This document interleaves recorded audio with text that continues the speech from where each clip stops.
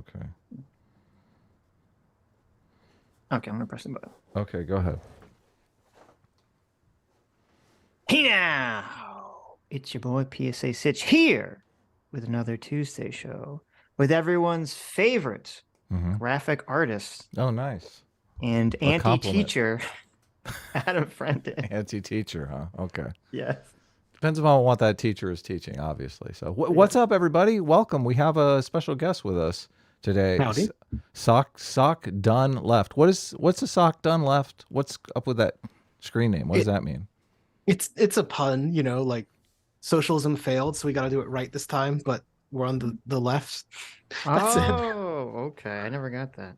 Oh, so Yeah. it's socialism done on the left. Yeah. Is that what it means? Though, Okay. kind of, yeah. Though, in retrospect, it was a really bad political choice because there's a strain of theory called ultra-leftists, which is what people think I am. So, which, What is ultra leftist? outside the context of the current conversation, not worth your time. Okay. Okay. I'm curious now though. What is it like? I'm thinking when I think ultra leftist, I think like super far anarchist, like Well, so like it's socialist usually anarchist. used as a negative term by other leftists. So lefties will be like, you're an ultra leftist, and the point is you're too far to the left because your ideals are so far out of reality that you're always Right. going to fail. So if you're like a guy who thinks that, you know, if you're like me, I get to call like revolutionary socialists who think that they're going to move the United States into a revolution. I get to call them ultra leftists because Oh, I see. they're on the impossible side of reality. But it has more formal meanings, and also there's something called left communism, which people also assume that I have, which is just like a sort of libertarian leaning Marxism. There's just it's a bad name, okay? It's why I choose SDL now. You're not a libertarian socialist, whatever that means. No. Okay. Well, I will likely be calling you Aiden because that's like a name, and I'm just, whatever. It's pretty easier. Sometimes I get tripped up on the acronym names. So, but thank you for joining us, Aiden. We didn't really talk about a time limit. A lot of times people come on and they say, I'm only going to stick around for an hour. And then they have so much fun talking to us. That's like 4 hours later and they're still here. So we stream for a long time. So, I mean, we can accommodate really anything. But I just want to make sure that, we have some questions for you. But if you have questions you want to ask us, I mean, you've got two self-described centrists here, which I know is like a big thing people like to attack a lot of times. So maybe you have questions for us that you'd like to ask. So let's work out, like, what's a time frame thing? I mean, I'm pretty unlimited on time for this evening, but Okay. yeah, I mean, I guess so originally the reason that we tried to schedule all this, I guess almost a month ago, was because what was it? Let me pull up the exact tweet. Yeah, there was some sort of Twitter beef or something that went down, right? Yeah, so And this was with you and Sitch, because Sitch is usually pretty tame on Twitter. I mean, Well, but so- Not a really. month It's not ago true. he was with. Okay, Not maybe true. he's not so tame on Twitter. So on April 1st, but not satirically, y'all beefed with my former partner Merrick. Oh yeah, okay.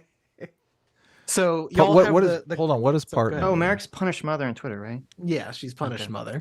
Business partner or what is partner? Former romantic partner, mean? current Okay, roommate, okay.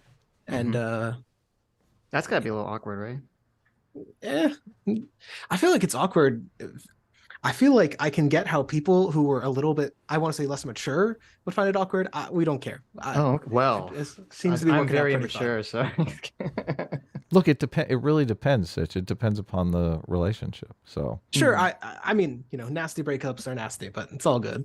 well, So I mean, if you're moving to, zeroing in on marriage, it could be uncomfortable. If you're friends with benefits, then who gives a fuck? well, no, I right? just mean like if you're in a relationship with someone and you break up, but you live together, and then like they're dating other people. I don't know. It's kind of like. Well, that's why I made the distinction between on the road to marriage or you're friends with benefits. So, Well, I mean, sure. look, let's not get sidetracked. Right, I know, we're relationships. getting off speaking of topic the here. things they said, so which is still based because temporary partner but eternally based Merrick pointed out that it's so out of touch to compare these things when Adam tweeted a comparison between the Ku Klux Klan and socialists. So you tweeted like a little comic, and I Look sent you a how. link if it Hold on a helps. second. How do I'm involved in this and I don't even know about it? What Yeah, the fuck you're like is two quote tweets down, dog. What the you fuck is see, happening? But you have to understand something, Aiden. Well, first of all, it's funny. CT for two Canadians says Aiden sounds different today. Must be the new mic, which I thought was pretty funny. So we've talked to Aiden Paladin. So Oh, okay. This is not Aiden Paladin. I get the joke. Yeah. Yes. But no, see, this is all your fault, Adam. See that comic that Adam tweeted out that blew up. Right. I made that. He stole it from me, and then tweeted it. And his tweet gets way more attention than mine did. Look, you got to tweet right. You got to got to type with the pinky finger, and that's how you get it out there. Okay. This is all just proof that intellectual property doesn't work. True. There you go. Sign me up for Look the at revolution. this. Look at the socialists coming out here. We need the copywriter tweets. Look, I gave you credit. Did you?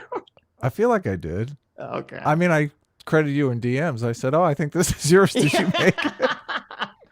Does that Did count? you rub it in my face afterwards? That wasn't. Look, that was just letting you know. I'm like, look, your thing blew up.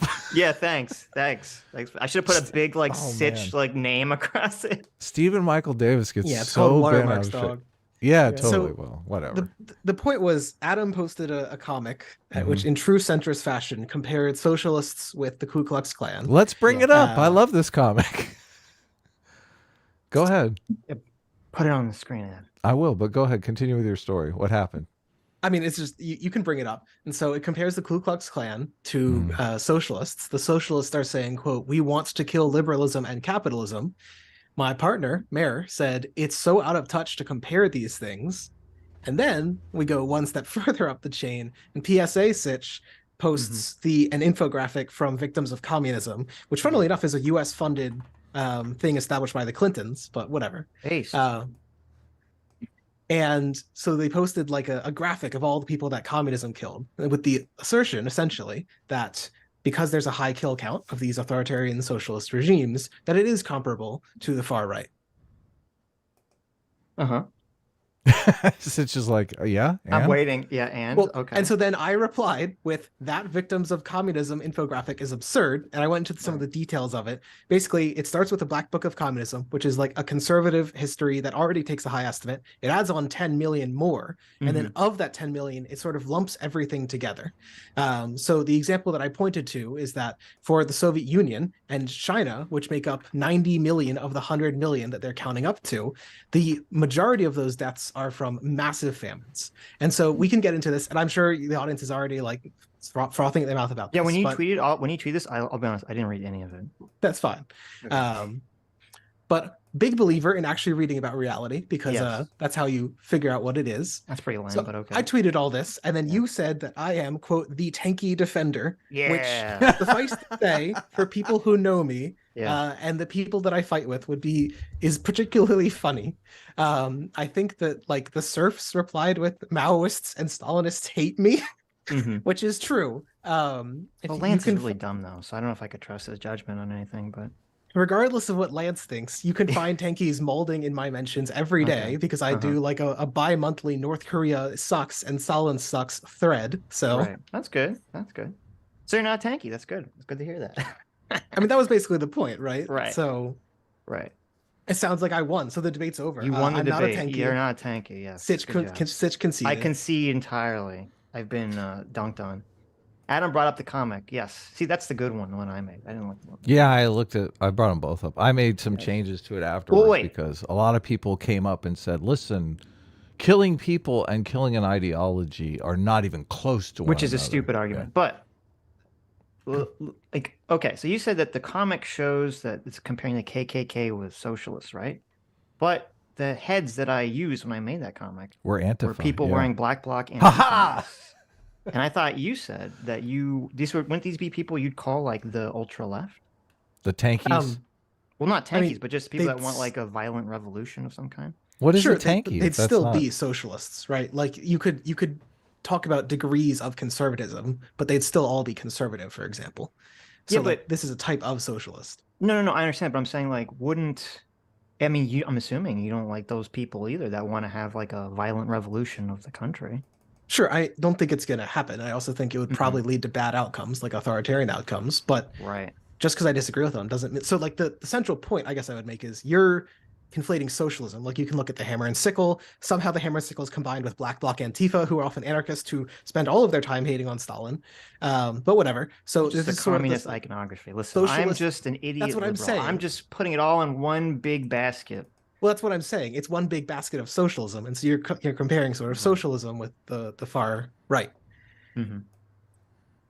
Yeah. Yeah, and so the reason that this is absurd to me is in part because like when you actually drill down to the details of say like, hey, what do far right regimes do when they get absolute power and go murdering? Like I mean, I don't know how much we want to go into those details, but they what's the straight difference up though? Wait, Because every communist regime has committed some type of like fucking yeah. ethnic So I mean, genocide. the 2 points that I want to make, if there's like two takeaways that I want people to come away from this, first is that like socialism is not in fact a monolith. Like where are the mass killings of democratic socialists in Europe, in the the United States, doesn't exist because in general socialists in developed democracies have pushed for more democracy, lower voting ages, like higher rates of enfranchisement, women's enfranchisement, stuff like that, and generally not the sort of authoritarian structure. And so the first argument would be something like the problem here is authoritarianism. It's not socialism. It's about democracy. It's about who controls power. So what you should want, if you don't want more killings, is more democracy, which in fact is an argument, in my opinion, in favor of democratic socialism. And I guess the second is that like the infographics you're using, like victims of communism, these are basically like nonsense propaganda. I'm not a tanky, but these are also just bullshit. But this is like what people would have been writing back in the 1980s before they opened up the Soviet archives. Look, the dose makes the medicine, though. You can't just say, more democracy is going to be infinitely better, because there comes a point when, alcohol is good for a night out, right? But there comes a point when you actually die. So sure, so that's possible. I guess the point I just point to countries that are fairly democratic, like some of the more participatory democracies, like the Nordic countries. Well, I agree there. The problem is a lot of socialists want democracy in the workplace, which would actually, I would say that that's where you're crossing the line, and you're actually introducing this idea that creates a sort of inefficiency that just completely destroys society. Sure, I mean we can get into the debates on that if you want. Well, actually no. I have something I think that's a little bit more important to this conversation. Okay, go ahead. Which is that I understand what bothered you with the infographic. It bothers you that you who identify as a flavor of socialist would get swept up in the broad brush of the comic that I put out there, right? That's what bothers you, because you're like, well, yeah, maybe some of these crazy people are like that, but I'm not like that. Other socialists aren't like that. It's a broad brush, right? That's what bothered you specifically? It's two things. One is that it's grouping all socialists together, including like this sort of authoritarian blend of socialism, which I would agree has led to a lot of bad outcomes. Though not. And then the second point is that a lot of the bad outcomes that you're pointing to were not, in fact, as bad as these type of like conservative pre-1980s type infographics suggest. Well, okay. I'm not talking about the graphic. I'm just talking about the comic. Right. Okay. So point one, right? If you acknowledge that, do you acknowledge how the comic that Merrick put out there, or that other she people... just replied with, "It's so out of touch to compare these things." Right, but in particular because do you acknowledge that the comic, the original comic, which shows that the KKK on one side and there's just the civil rights people on the other side, and it says compromise, that's supposed to be the center, that's supposed to be us. You understand that is an insane straw man, right? I mean, for like most centrists, it's probably a straw man. There are some so-called centrists who spend a lot of time equivocating between like the far right. Like, there's so many people who talk about like how all these far right people are being canceled and how like their voices are suppressed. They spend all their time platforming the far right and is sort of equating it with like very mainstream civil rights, sort of like center left sort of politics. Like the idea that this is the problem. The idea that right now in the culture war, there's one side of the culture war, which are the literal KKK in 2023 that just want to kill black people. And on the other side of the culture war is literally just innocent, minorities who just want equal rights. Like it's that black and white. And then you have those dirty centrists in the middle, like compromise between these two positions. Like that's a completely ridiculous stupid version of what's happening right now. Sure, any comic is like an over exaggeration. I'll totally agree with that, including the comic you posted. I get that, right? It's a political medium. You're simplifying to make a political point. Right. So I'll my agree. simplification But the is a point that I would make- simplification making fun of the original bullshit simplification. Well, sure, but I guess the point is you then defended this sort of simplification by saying they are in fact comparable, even in this simplified view, right? So you weren't just saying like, hey, this is hyperbole, and I know that in reality. No, I'm not making that argument. I'm just saying, to me, it's interesting. Does the original comic bother you at all? Or is it only the one that attacks socialism that bothers you? I mean, I think that the original one is silly, in part because like very few centrists are actually like that. If you in reality, most centrists are actually just sort of politically uninvolved people who haven't done a lot of research, and they tend to have a sort of like eclectic grab bag of various They left just and want right to grill. positions. They're just kind of moderate about that. It's not even So no, it's not that's that they like- want to grill. It's that they like randomly pick 12 positions from Oh, I left see and what you're right.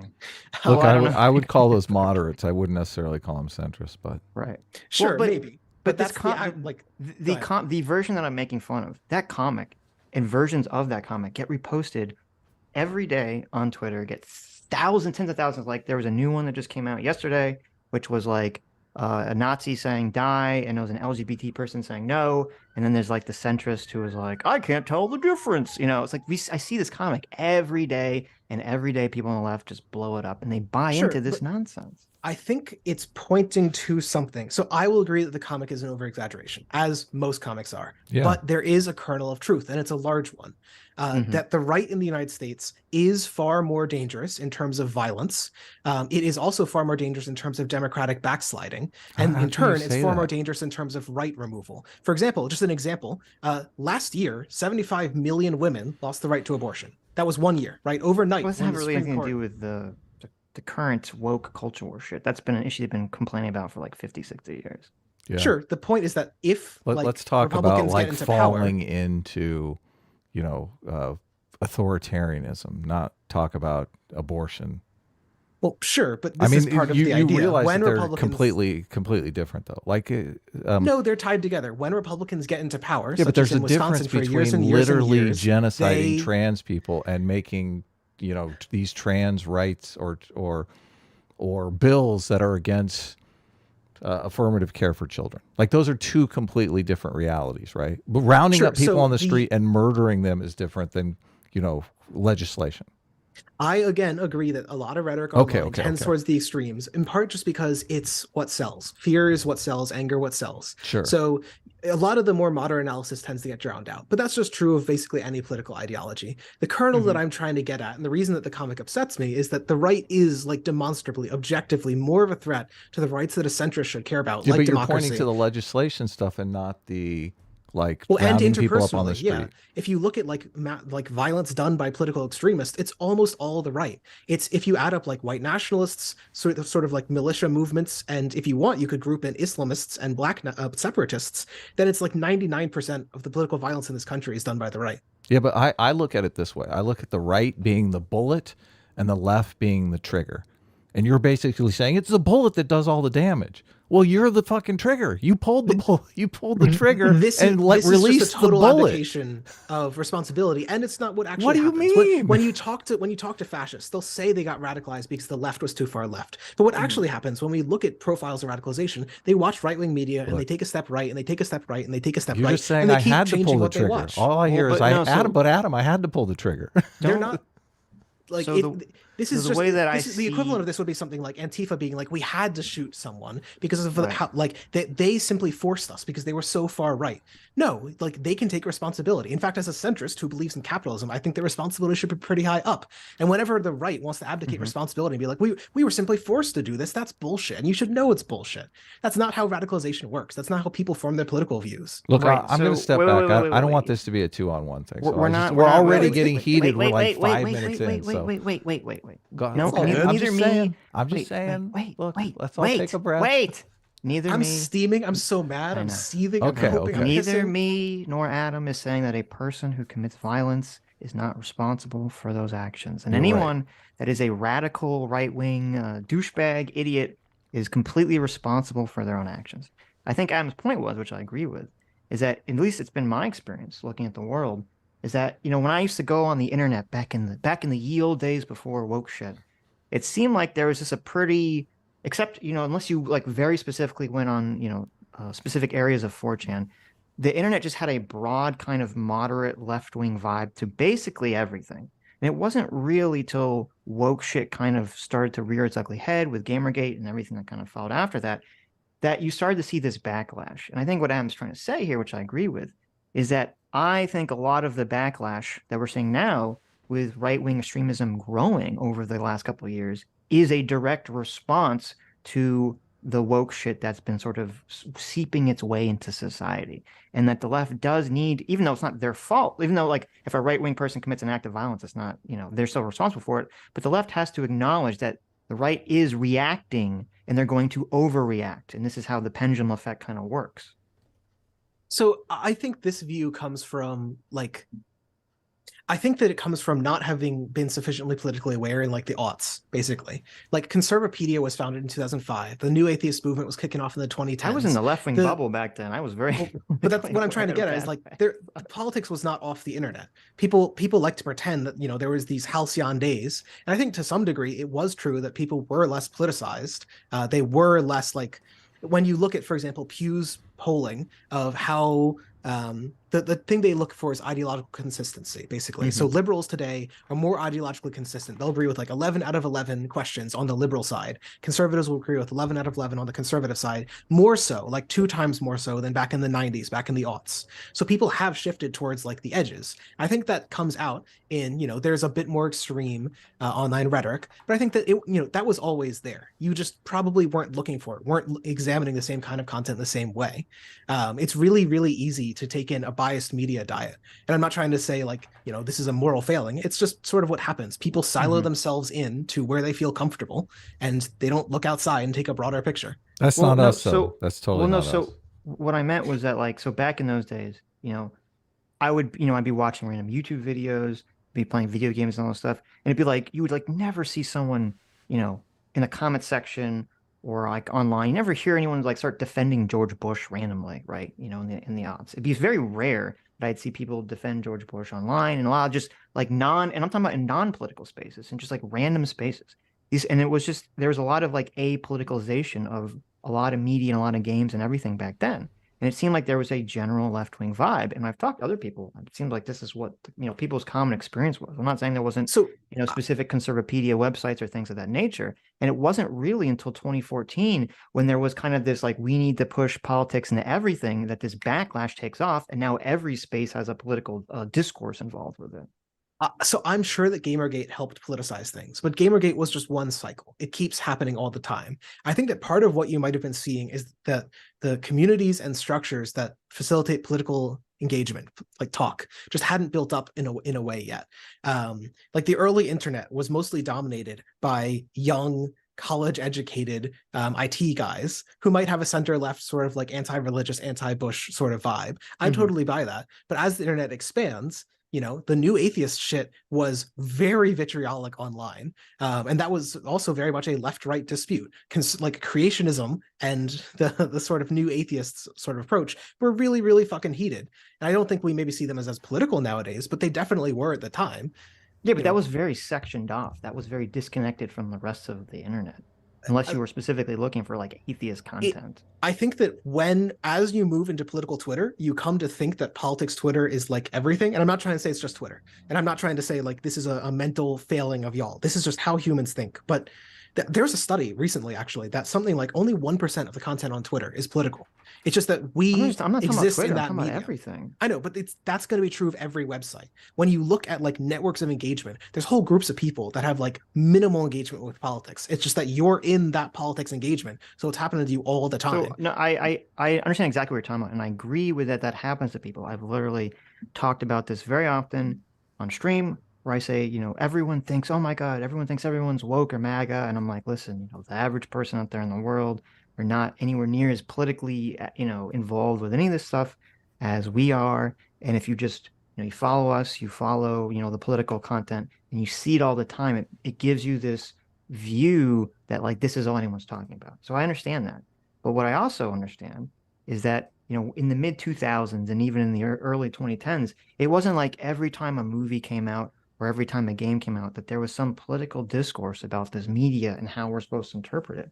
They're Sure, definitely but you have to acknowledge. You can say that like there's an No, so exaggeration effect I'm for our agreeing audience, but with you it. have to acknowledge that everything has become so much more politicized now than it ever used to be. I'm totally agree with it. I'm partly trying to say that it's partly effect of I'm partly trying to say it's a media bias effect of where you exist, but I would also try and push back on the argument that this is like the left's fault or Gamergate's fault. Go challenge, go to like the Daily Wire, any one of their pundits like Ben Shapiro, and look what he does. Ben Shapiro, lawyer, came from one of the top universities in the country, and what is he doing every day in, day out? TikTok reviews, movie reviews. He's looking at trailers. He's doing dumb culture war shit all the time. He's not forced to do that. His company makes millions of money. Why does he do that? Because that's what conservative audiences want to see. Just like liberal audiences want to have a 2-hour video essay on how Shrek is secretly a leftist like revolutionary film. It's like people love. I literally actually have a blog on this. The title is something like "Nobody Wants to Read Theory." And it goes back 100 years. This has always been the case. Literally in the 1890s, we have data from like unionized German workers, and guess what they weren't reading? Boring Marxist texts. They were checking out nonfiction. They were reading like Monte Cristo or Carlo or whatever. Like they were reading the fiction of the time, just like we are. 99% of people are just reading dumb fiction shit. And so what do politics people do? Well, we have to add on our politics to that. There's in short, we exist in, the term is a highly mediated environment. Everything you do is like media nowadays, and you have infinitely many choices. So if you're a political pundit, what do? Well, you've got to insert your politics into that. That's what Ben Shapiro does. It's what lefties do. And it's always been happening. Like it's always been trending that way. I remember the war on Christmas. I remember Jon Stewart. This has been going on for decades. Right. But that's kind of my point, is that, as you're pointing out, so many people are trying to add their politics to fiction, into media, to get people interested in it. And the problem is, like, if you don't have Ben Shapiro or whoever else who's criticizing the media or whatever, it's just you've been talking about kind of how you view the right as worse because the right seems to be winning in a lot of legislative victories in terms of passing not necessarily restrictive winning, just that their wins tend to destroy things I care about. Right, like they're pushing democracy. Okay, so they're pushing like anti-abortion, stuff. They're pushing anti-LGBT stuff in all these, states everywhere. And the thing is, it's like it seems like the right is better at kind of mobilizing in these state legislatures, but that's only because after like a decade, it seems like the left has kind of grabbed this stranglehold on so many institutions, including colleges and media. And the problem is that if you don't have your Ben Shapiro criticizing the media that comes out, it's basically like all this culture that's just being pumped out, that's pushing all these, lefty ideas, just goes unanswered and goes into the minds of everyone, and just kind of goes in, and everyone just kind of has to slurp it up. And so if Ben Shapiro just doesn't respond to it, if people on the right don't respond to it, then they view it as like the left is just winning. So they feel like they have to respond to it. Sure. So the first thing I'd point to is the idea that like the left, when they get into power, don't pass bills that are favorable to the left is wrong. And I think people don't follow it because we're all keyed into the culture war. But look at, say, like Minnesota. Dems got in with a 1-vote Senate majority, and they passed a bill in every major policy area, like weed legalization, union protection, abortion rights, everything that you would care about as a political content creator, whatever. They passed a law. Because they were really fucking dedicated, and they have progressives. One of the big reasons why Dem supermajorities don't lead to big policy changes is that Dem supermajorities are often like centrist type liberals, and they aren't very interested in pushing the politics the left is interested in, like welfare and school expansion, and like abortion rights. Yeah, we're used to talking to people who say that Democrats are not left because they're liberals. So the Democrats are a coalition. Do you want to get into the baseline questions before we get into the nitty-gritty policy debates? But I think this isn't what I'm saying is important about how if the left is pushing all these things through culture and the right doesn't respond, or no, it's like the left is pushing things through culture, and then when the right responds, you point to it and say, oh, the right they're so obsessed with these issues. It's like, well, no, they're just responding to these issues. Sure. And I think that this is like chicken and egg. Like, why is the right responding to these things? Well, because like it's an easy way to get their conservative audiences mad at a video because they can say it's woke. Yeah. Did you see all the coverage of the Super Mario Bros. Movie? Hold on. Did Why you do see you that, like, hold on, every hold political on, content hold on. creator- Stop a No, second. no, no, Why? no, no. I got it. Why You're do talking you? about, like, this is Why being do you? pushed. Why are you? Why are Go you ahead. saying that though? It doesn't the left do that just as much? Isn't their whole goal to get? I mean, I see these left wingers all the time. David Pacman, like Trump can't It's do anything without him running a David Pacman video. Isn't that because? Or David Pacman can't do yeah, anything? Or look, yeah. he No, I constantly is agree with a lot attacking of Trump. this. Isn't he attacking Trump to basically Hmm. say to you know get his audience upset, get his audience angry, and make money off of their Trump hatred? Like that's the same Well, exact thing. yeah. So this is all for-profit media. Is So, basically the but point. why are you What why are do you pointing content it out on the creators? right? Why are you saying that the right is doing I it pointed out wrongly, that but the the left left is doesn't. doing it? I mean, the honest answer is that a lot of rightist pundits who do the exact same thing do it really fucking dumb. So Are an you against example the would left be doing that? Super Are you Mario. against David Pacman making Trump videos every I think single David 5 Pacman is like minutes? 10 cuts above the average rightist pundit. So yeah, his content is probably Okay, better. so When you his look at his no, making let me his give you an making example. content that it makes his audience angry is okay. I would prefer. So I'm not a big fan of for-profit media in general because Just I think it answer the tends question. towards. Just answer the question, okay? Well, I would say ideally no, but this is the system we Okay, live okay, in, okay. and he can't So change it's that. but it's okay for him to do it, but for Ben Shapiro to do it, it's not okay. It's not that it's not okay. This is just Well, what why do you happens in a even bring it up? for-profit Look, media both system. sides do this shit. Yo, This I is didn't bring it up literally out the of both nowhere. sides Y'all shit. brought up that like a Gamergate made everything political, and I was trying to point out no, there's this Look, unbroken trend you're going making a all the way claim. back to the aughts with Fox You're News and like making the a War on claim. Christmas. You're making a claim that political pundits like to get their audience angry, Yeah. as if it only happens on the right. No, I explicitly pointed out that the left did this. I talked about a 2-hour like video essay of Okay, Trump being a okay. revolutionary. Yeah, I'm assuming and we've I know all that's seen hyperbole, this. but that's what lefties It's do. just, Like, it's just, We've look at all H Bomber. seen. No, real quick. it's Look at H silly. Bomber guy's It's videos. silly to Like, point to one side and say, "Oh, it's so terrible Right. when they do it." You know, you're going off on Ben Shapiro doing this. This is all Right. Ben Shapiro does when every we single can- person on the left does it as well. We So- can all agree. I assume we've all seen CGP Curry's video about Yes, how the outrage angry, sells. of Yes, we all course. okay. So I assume we all agree. Yes. Outrage sells. Okay. But let's not go on a 15-minute diatribe Okay. about So- Ben okay, Shapiro right, making his audience right. My angry only- when right, my everybody only does it. point- It's like my everybody only- does it. Right. My only point was that the right has to, or feels like they have to, respond to the culture stuff now that they feel like that the culture and media and all this stuff is so inculcated with left ideas. Now, does Sure, that but mean they've that the been right saying is that going to forever. swing at a lot of misses like they did with Super Mario Brothers, which you're bringing up? Yes, definitely. The right is not, the innocent angel in this situation. I just don't like that there's this attitude that the right is the one kind of creating this out of nothing Yes, when they're simply course. reacting to So- stuff. So if I had to give an argument, it would be Mhm. when you look at like content on the right, it tends to be a cut below in terms of intellectual analysis of like this Okay, we similar got to do content on the baseline, left. Sitch. We got to do Well- baseline because this is ridiculous. We're getting into ridiculous Well, territory. let Aiden finish his point. Go Sure. ahead, The Aiden. point was, if you look at someone like David Pacman, he cites studies. He makes specific claims. David When you- Pacman is a fucking idiot. I don't care. Look, I can bring up a can video disagree right with him. now that He David still Pacman makes the is a intellectual- fucking idiot. Okay. I mean, the last time Every that single we- person on I'm in sure- our audience can make analysis better than David Pacman. You were the one living in a bubble. I don't here. think Dave Pacman is like. that sounds insane. I don't think David Aiden Pacman is. Wait. easily cut above like what Ben Shapiro does. If To you look at you! average- To no. you! I want you to think about this in like a objective content Oh, analysis. Watch a Ben Shapiro- let's just hear let me- your let me finish objective this. analysis here. Yeah, watch a Ben Shapiro video of like a TikTok review. How often does he make a citation to an objective fact, and how often does he just go ha ha ha ha ha and move on as if I mean, I don't laughing, watch as a lot if of Ben mocking? Shapiro, so I can't answer that Look, question. Well, this the is point is, when look, you do, this is this is the hilarious. content you okay? get. Look, this is hilarious. This is Well, hilarious. wait. You're the one. Wait. Let's use some specific examples here, okay? Because the last time that we really looked at David Pacman's stuff, and because Look, I have a video right now. Look. Wait, let me finish. Okay, I used to watch David Pacman. I'm like, oh, he used to seem pretty moderate. He used to kind of, be kind of like, oh, okay, I disagree with him sometimes. I agree with him sometimes.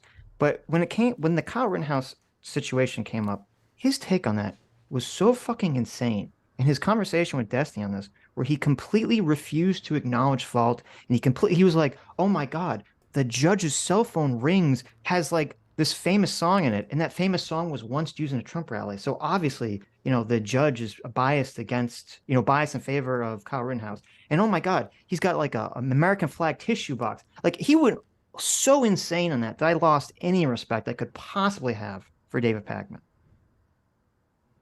Sure, I will happily agree that like every pundit makes big errors all the time, and that probably includes David Pakman.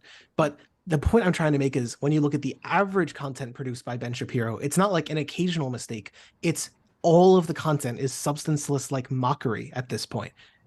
And he's one of the conservative intellectuals. That is your I feel perspective. like Pakman does that for just I mean, the if we want to laughs. do this, no, let's talk about like Jordan Peterson, easily one of the like highest conservative intellectuals. Kind of gone down a dark path recently, but sure, that's a good example. But if we want to go down to like this guy's a fucking I don't want to moron, defend Jordan Peterson. Jordan Peterson said that you can't get off of cigarettes without God. He said that is a complete straw man of what he said. Let's move. No, let's go back to the. Let's just move. He said that you can't. He literally said, "I can get you a verbatim." I know. No. I know, but he doesn't mean that you need to take religion to get off cigarettes. That wasn't his point. Yes, that's why. His point was that ironically he was citing a study at the time that he said that too. You know how many people were in that study? Look, you just said that they never cite studies. The example that you bring up is literally a guy citing a study. You know the fucking study. Like, what the fuck? Yeah, we're because off this the is like the charts here highest with level of inconsistency. conservative intellect. And you know what study he cites is a 14-person study where they took magic mushrooms and there was a slight difference in rate of quitting cigarettes. 14 people. And that's his proof that you can't quit cigarettes without God. Look, this is a conservative intellectual. All I'm saying is his analysis is broken. Look, a minute ago you said they never cite studies. You're literally saying that he cited a study. Never does. Okay. Yeah. Never is hyperbole. Hold on. Do you think that David Pakman still believes the do you think Dave Pakman still believes that the City Park Karen lady was in the wrong? Because I would bet you he does. I don't care. The average level of content analysis is what we're talking about. I'm sure Pakman has stupid views. The point is that like the average view that you get from someone on the right is garbage nowadays. I think that it's easy when we believe the politics of one person, it's very easy for us to sort of overlook the shitty takes and then look badly at the other takes of the person that we completely disagree with. So sure, I mean, go ahead and do like a Ben that's Shapiro like a very content analysis. No, wait. I assume you would acknowledge that that's like one of the most common errors in judgment that all humans make, right? Yeah, it's an error everyone makes in judgment, but that's why I'm trying to point to like objective facts about this, about the content. Well, as I said, there's a difference in Ben like, Shapiro regularly, so I'm not sure. But that's the point. It's not just Ben Shapiro. It's every Daily Wire person. Okay. And Daily Wire as a whole gets as many views as like Fox News. And Fox News does the exact same shit. Their daily programming is all the same kind of garbage where they'll show you like a guy fighting. They'll be like, wow, doesn't this outrage you?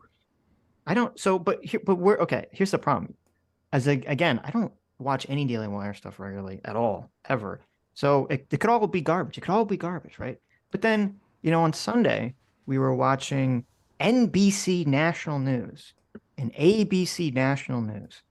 Okay, these are the big dogs here. And they're going around, they're spreading basically the wrong information about the city bike Karen situation. And not only that, but they're literally knocking on her neighbors' doors. They're trying to find neighbors that this lady has that are black and say, hey, did you know you're living next to a racist? Come watch this video of her. Look at this racist. What do you think about this? And like, this is the most despicable thing ever. So to me, it's laughable to try to draw like, oh, well, the left's analysis of things is so much better than the right's. Well, not only that, don't you think they were knocking on the doors to make people angry, Sitch? It seems like that's what they were doing. Right. So I'm not going to like, I wasn't coming in here to defend everything that every liberal has done, nor were you coming in here to defend everything that every conservative has done. No, but you're making, wait. I understand that. So the point you made is that the left is pushing. You want to argue that the left is the actor here and the right is merely reacting. But in terms of this is nonsense that happened. So the example I would give. Yes. Yeah, so I mean, like, talk about like this goes back to the war on Christmas. It's the easiest example from like the aughts. That's when it started. Was the left actually pushing the war on Christmas? Okay, or was the right fabricating? Yeah, the culture war started in the aughts. Just give me an answer. Wait. Okay.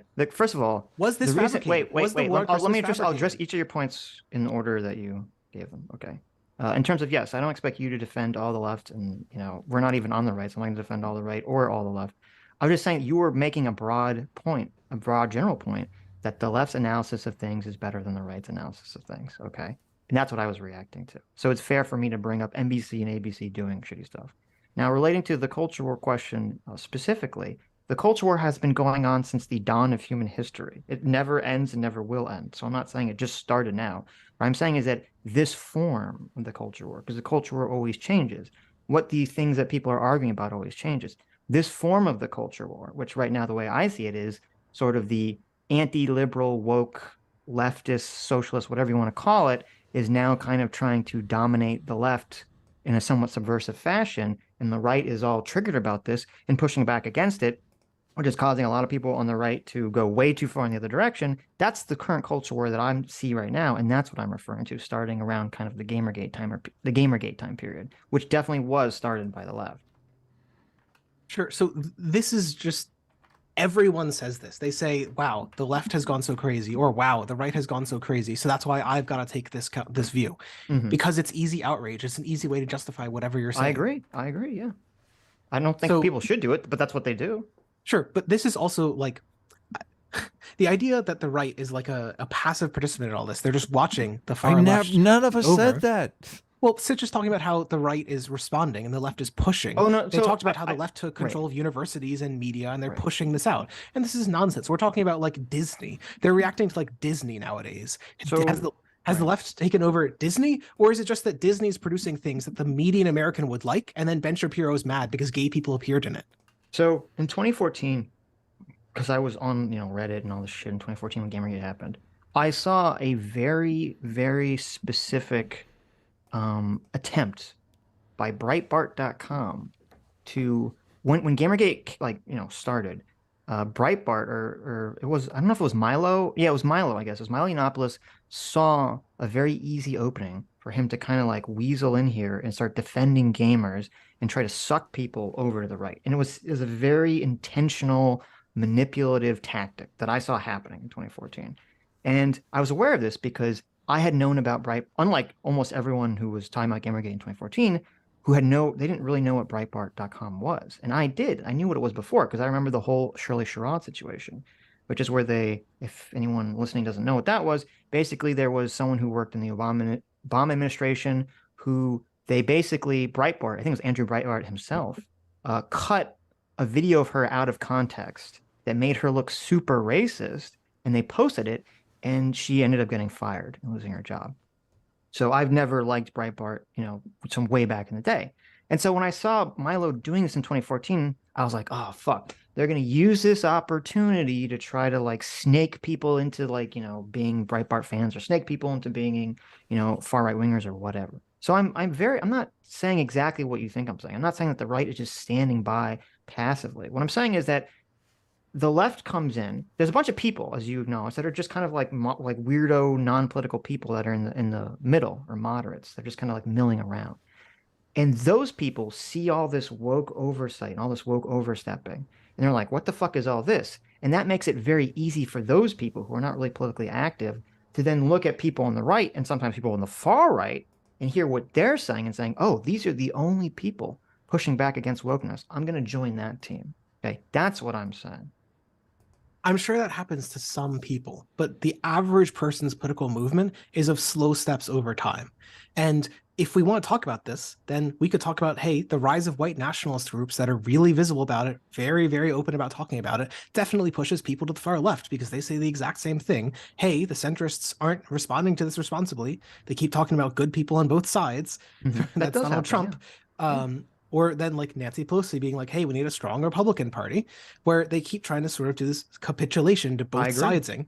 And so they say, hey, I'm going to go to the far left. So the point I'm trying to make is like, this isn't the idea of people being mad at people on the other political side is not something unique to the right or the left. So I don't know why you talk about the left having like control of media institutions. The point I'm just to bring it back to, like, you were talking about content that people create. The reason I bring up stuff like Ben Shapiro is Disney is not producing hyper woke videos. Disney is a profit seeking corporation that lives off of making as much money as they can, getting as many people to watch their movies. They put in like a tiny gay thing so that they could get positive news coverage from like the center left and more people would watch the movies.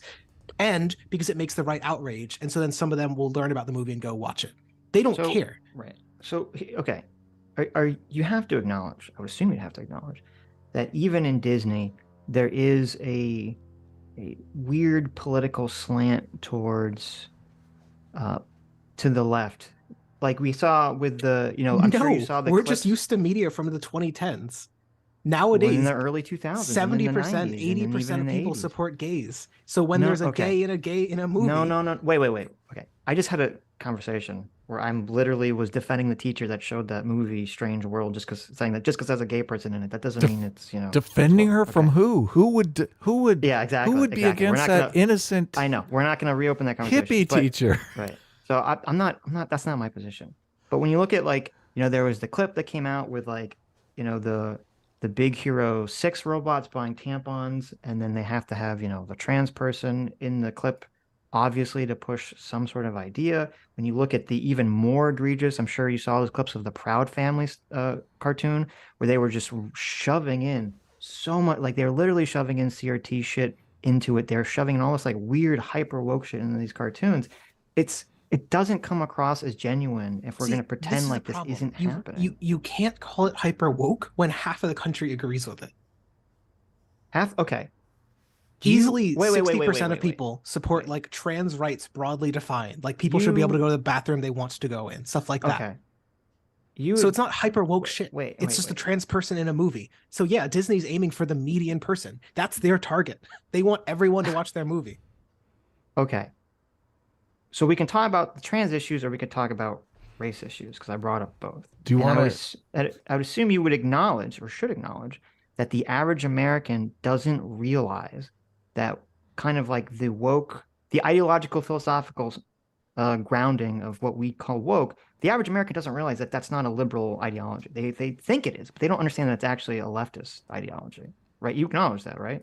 I think that woke nowadays just means like you were using it to describe trans person in a movie, right? I think it's totally meaningless. It's SJW.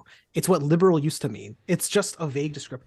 Okay, so you don't woke think doesn't mean CRT. That's nonsense. And CRT didn't even mean anything. People used it. Ron DeSantis used CRT.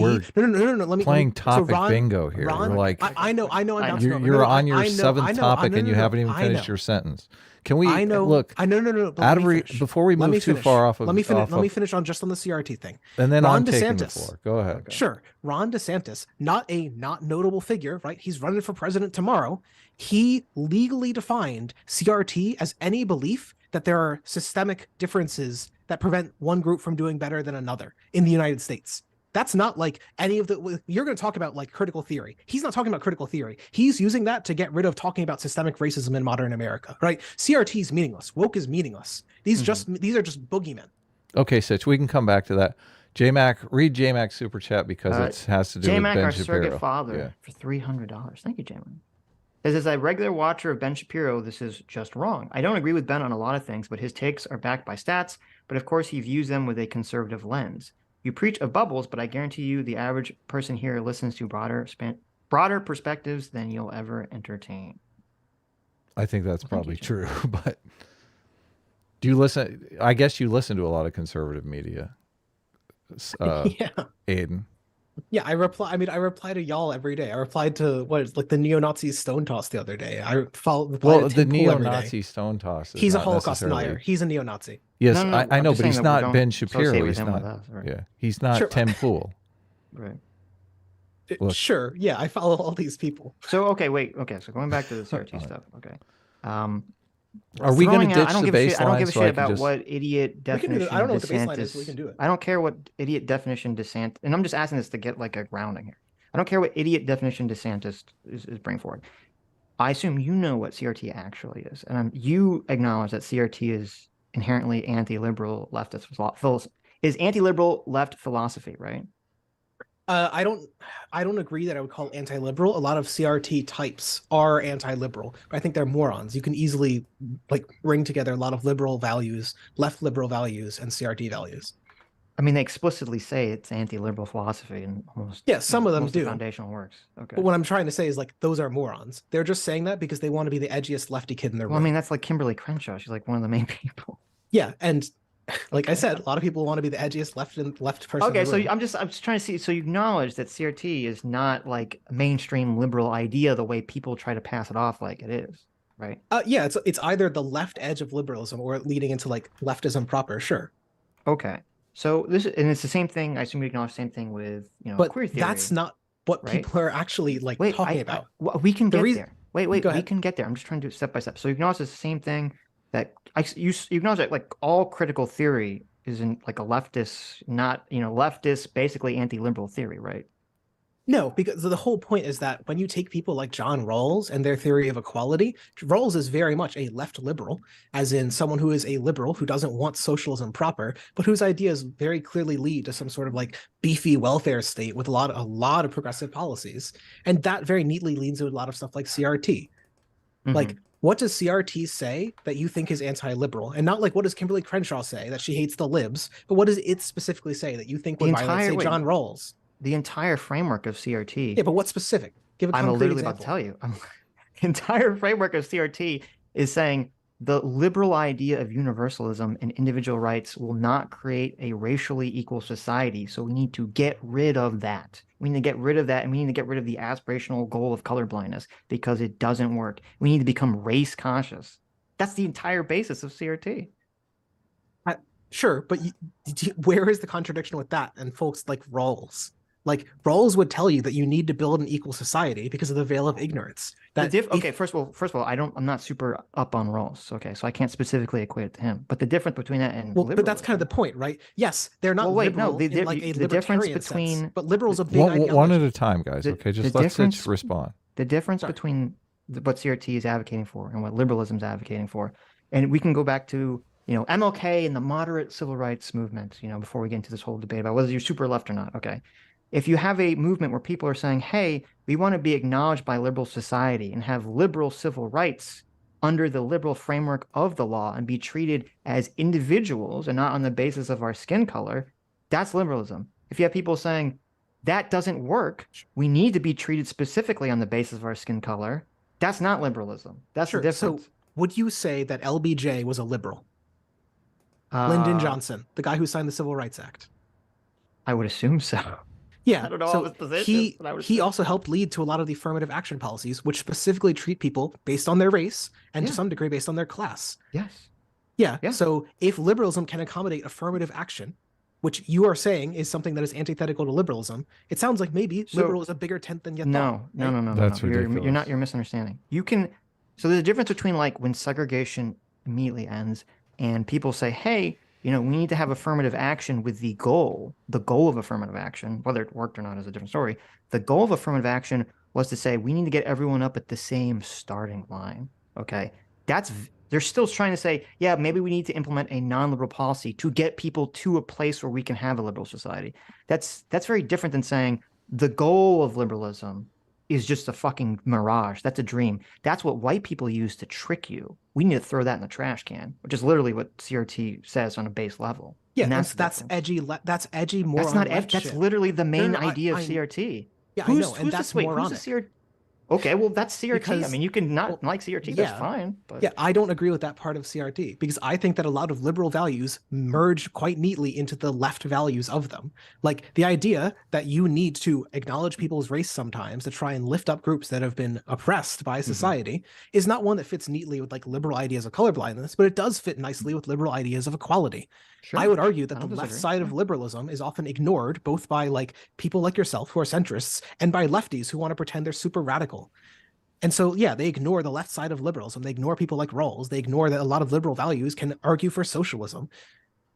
Well, I don't agree with that part, but I'm not ignoring that you can have in a liberal framework, you can acknowledge race. I'm not saying that you can't do that. Obviously, you can, and you should if it's relevant to the conversation.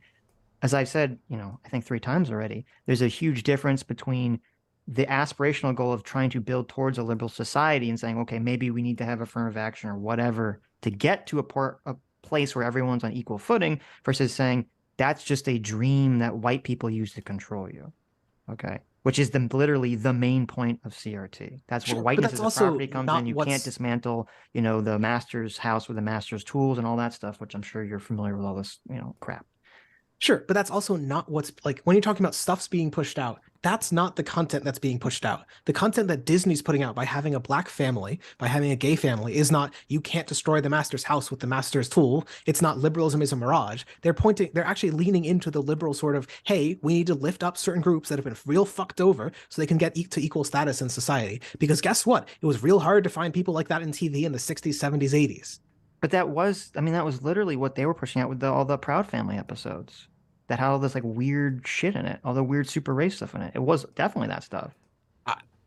I don't know about that specific example, but the average content, like the average content that's put out on like mainstream TV is mostly not going to be this shit. It's not going to lean in any direction. It's just going to lean towards like representation because that's where the average American is. So people are very sensitive to representation, which I agree with. Like literally, like one of my first videos I made a million fucking years ago was about how, because of sort of the culture wars, because of all this woke shit, now whenever anyone on the right sees anything that has anything to do with representation, it becomes so sensitive to it that they see it as being like a sign of wokeness, when that doesn't necessarily mean it was. Like for an example I used, a million years ago, this was kind of around the time that the all-female Ghostbusters movie came out, which was a fucking terrible movie. But if that movie had come out in like, the mid 2000s, people would have just been like, oh, this is a shitty movie. It wouldn't have like gained the sort of like political animus that it gained, because wasn't the context of the time period was so different. It would have been seen as like something, political statement. And the problem, again, right now is that because everything is so hyper politicized, because everything is sort of this fear of wokeness indoctrinating all of society through media, whenever someone sees any of these representations, it makes them hypersensitive to say, oh, it's another victory for the left, when it doesn't necessarily mean that it is. Sure, but this is the shit you see in conservative media. That's why you get the insane Mario Bros. Movie take, where half of them are calling it an anti-woke movie, which is why it'll succeed, and the other half are saying it's a woke movie, so it'll fail. Because they don't actually know what woke is. It's just a boogeyman, and even there, it's just an excuse to get mad about a new movie, right? And this happens over and over and over. If wokeness were a clearly definable thing, then we would see people have consistent takes. It's just conservatives being mad. So that's why I don't give it a lot of credence. Yeah, but the problem is, just because people, and I'm not defending all the shitty takes that people on the right do, because God knows that there's a lot of them, and I just criticized one on Twitter right before the stream started. Just because people use a concept incorrectly, and I'm sure you would agree with this, I'm sure you get really annoyed and you were annoyed in the beginning of this with me painting socialism with a broad brush, because it has all these like, various things involved with it. And just because people use these categories in broad ways, or are wrong about using the categories, doesn't mean that the category doesn't exist and there aren't people doing the actual bad thing that people don't like, right? So if I say, oh, there's this very specific thing that's happening in media and I don't like it, it's not, you can't just say, well, there's people complaining about other things wrongly, so that doesn't disprove what I'm complaining about. I mean, maybe, but the broader point you were It's not maybe, I mean, that's a yes. Socialism is meaningless because of the comic, Sitch, obviously.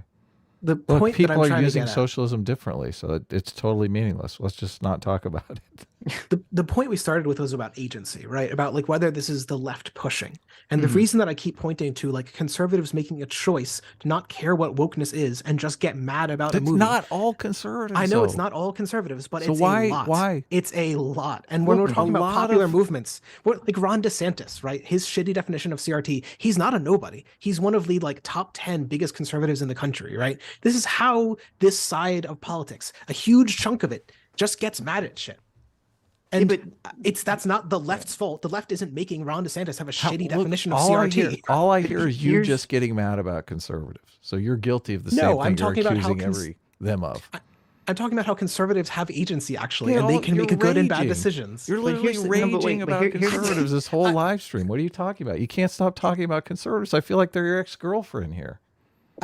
I've just been pointing out that conservatives make bad decisions sometimes. I'm not raging. I'm not going to disagree with that, but the issue, like, okay, let's look at the CRT. We can use the CRT example in Florida, right? The CRT ban.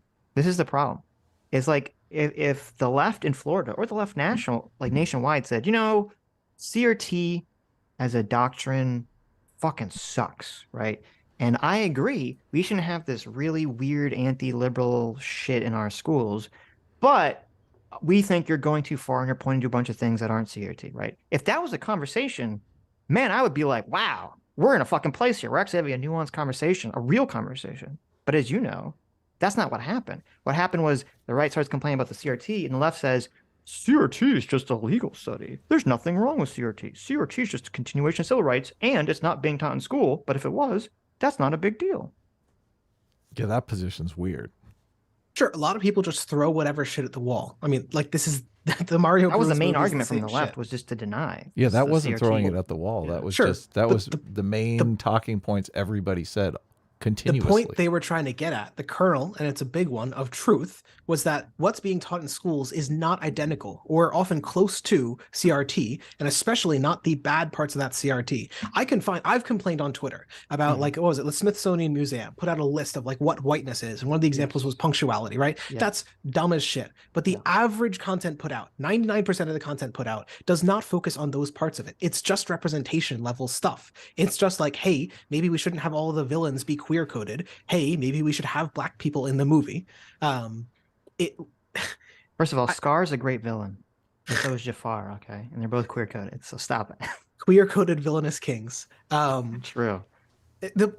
I would argue that a lot of the conversation that actually happens in politics is pointing out, on the left side of things, is pointing out overreaches of the definition of CRT and of like a wokeness, actually. So an example would be that's recently been very large on Twitter is there have been 2 or 3 large teachers' accounts highlighting examples of books which highlighted sexual content, but also, in doing so, helped kids realize they were being sexually abused. Because a lot of the stuff that you need to help a kid know that they're being sexually abused is to tell them what the fuck sex is. Because a lot of kids, and this maybe doesn't sound like it makes sense to people who haven't been abused, but if you don't know what sex is, if you don't know what a private part is, if you don't know what consent is, it's really hard to say, this is what's happening to me. Right. And report it. And so what do we find? There's studies of this. When we teach kids what sex is and how to report it and what consent is, they report like that they're being abused at like 2 times higher rates because they just didn't fucking know. They were being like, so the point is like conservatives have been banning books which teach kids, which specifically have taught specific kids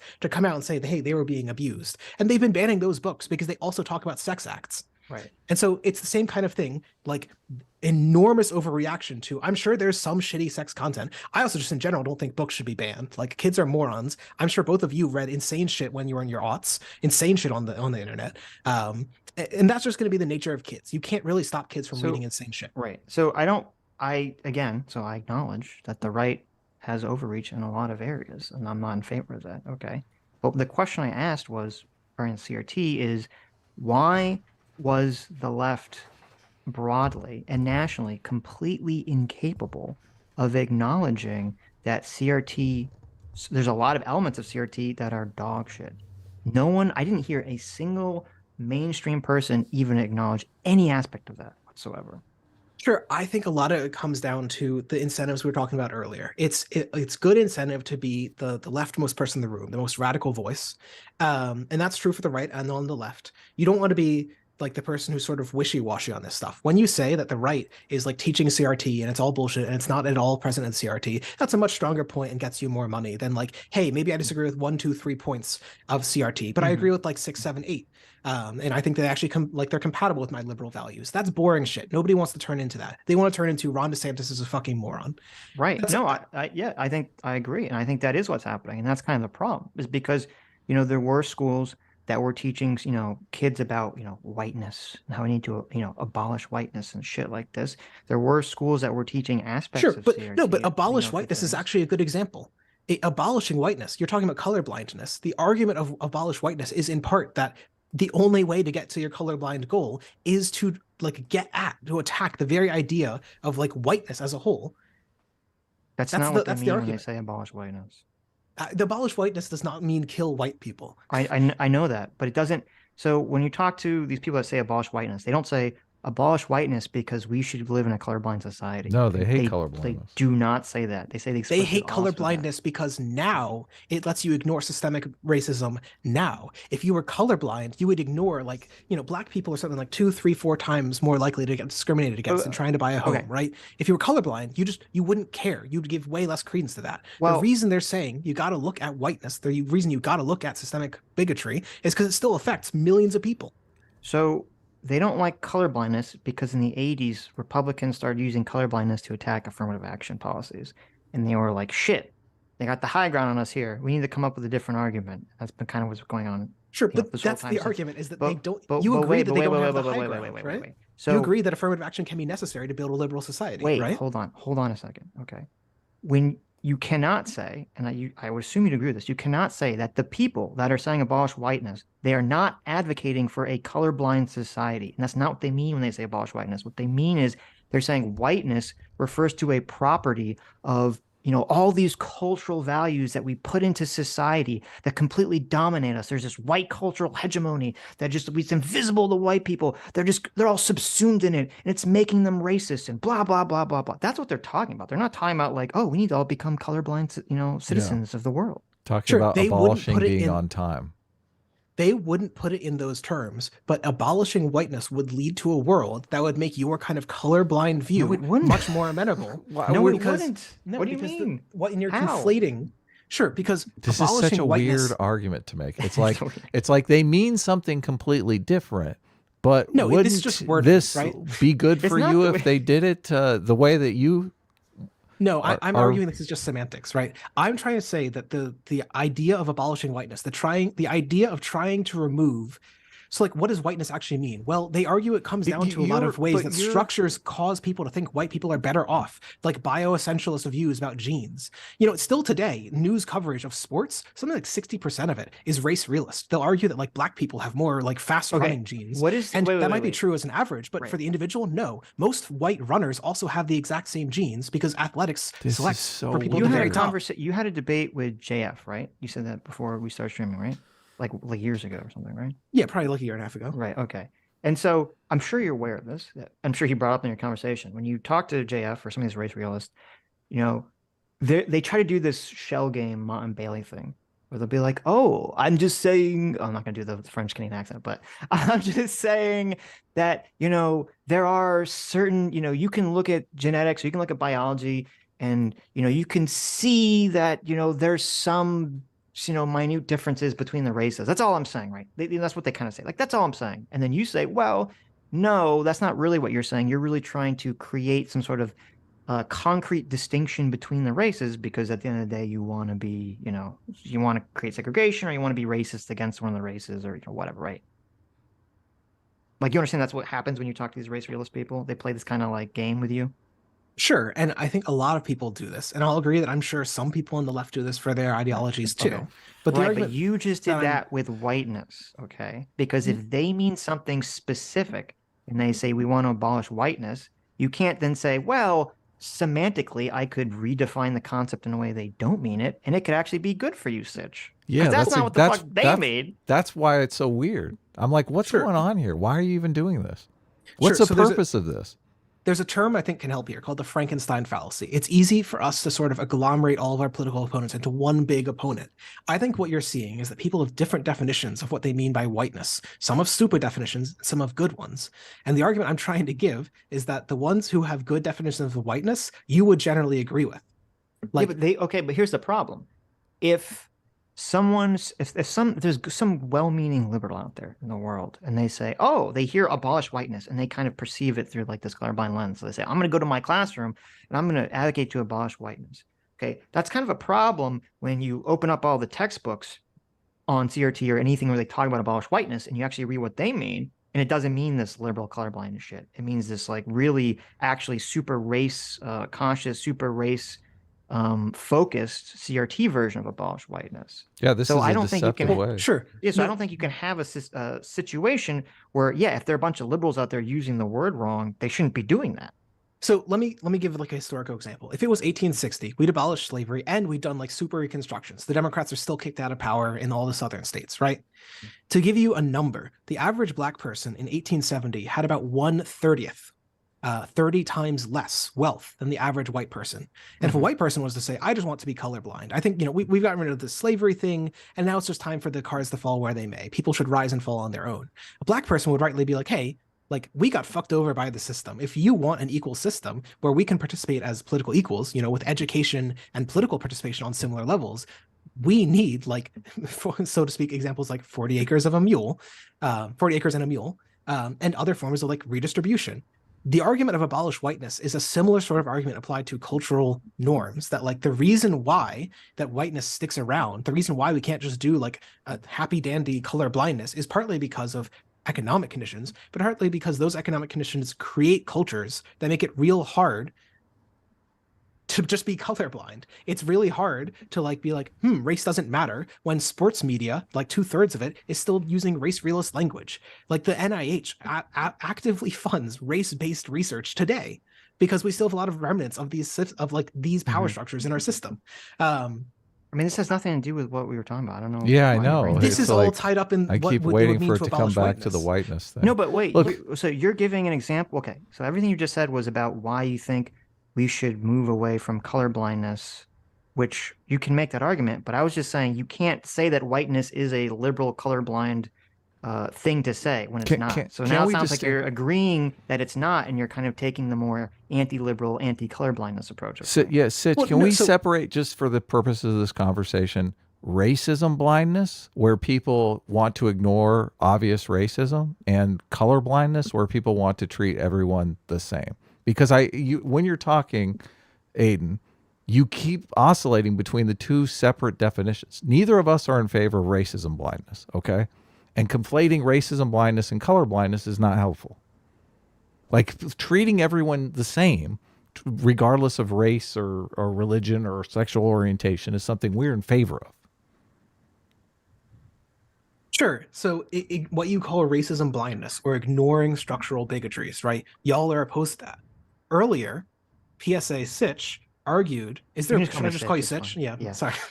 Sitch argued that affirmative action could make sense to building a liberal society. The argument I'm trying to make in is the past, I'm not in favor of race-based affirmative action now.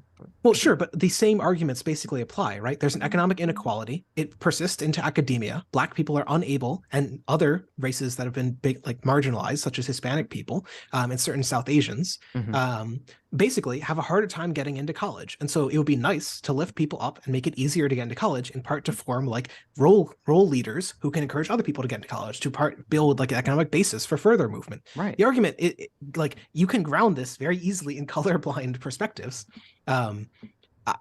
It's not, you gave the argument that I'm making. I'm just extending it a little bit further. This is the argument that I made, that a lot of liberal values can support like leftist and socialist policy.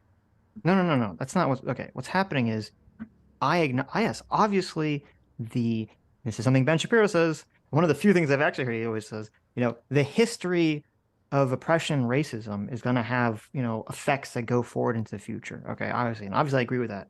And obviously I think that's why the, statistics, when you look at, Black wealth and things of that nature, are the way that they are now. It's because of this reverberation of history effects of racism. Okay. That's not what I'm talking about. What I was talking about is, and I don't understand why you're kind of doing this in the conversation. You acknowledge that the elements of CRT, or it seemed like you acknowledged earlier that there's a difference between saying we should have an aspirational goal towards a colorblind society versus colorblindness doesn't work and will never work and we should throw it away. That these are two very different concepts. And I was saying that when people talk about abolish whiteness, they're saying we need to throw away colorblindness. That's what the literature and the philosophy is saying. I don't care if there's some liberals out there that don't understand that and are preaching it. They're just useful idiots carrying water for something they don't understand. And I don't understand. So I don't understand why in this conversation, you're kind of like trying to throw this blanket over the abolish whiteness thing and kind of conflate the two things when they're very different. Sure. So the argument I'm trying to give is that, like, I'm sure some people who will say abolish whiteness will also say that that means you have to abandon this aspirational goal of a society that treats everyone equally, not just legally, but economically and socially as well. But my argument is that in practice, like, the actual effect of a lot of the things that abolish whiteness type people want to promote are stuff like anti-discrimination policy. They want to promote, DEI training is a fucking joke and it doesn't work, but they want to promote an effective version of DEI. They want to imagine an effective version and do it. And stuff like that should be fairly uncontroversial to someone who wants racial equality. Well, no, but it wouldn't be, because if the liberal version of DEI is going to look very different than the CRT version of DEI, right? DEI as it actually exists isn't any of these. Yes, people. I understand. I'm just saying in CRT. theory. I'm just saying theoretically, right? To some degree, yes. I'm sure this is true. No, to a massive. They have completely different end goals. So let's put it concretely then. What do you think the different end goal of, like, abolish whiteness? Let's say the whiteness types win. They get 80% of control over all of society. What does the world look like in 20 years that is different from, like, your goal in 20 years? So the world looks different. And, well, first of all, it depends. If we're going by CRT Gary Peller, who wants basically, Black people to be treated as a separate nation, we could have, pockets of Black nationalism allowed in this country on the more extreme end.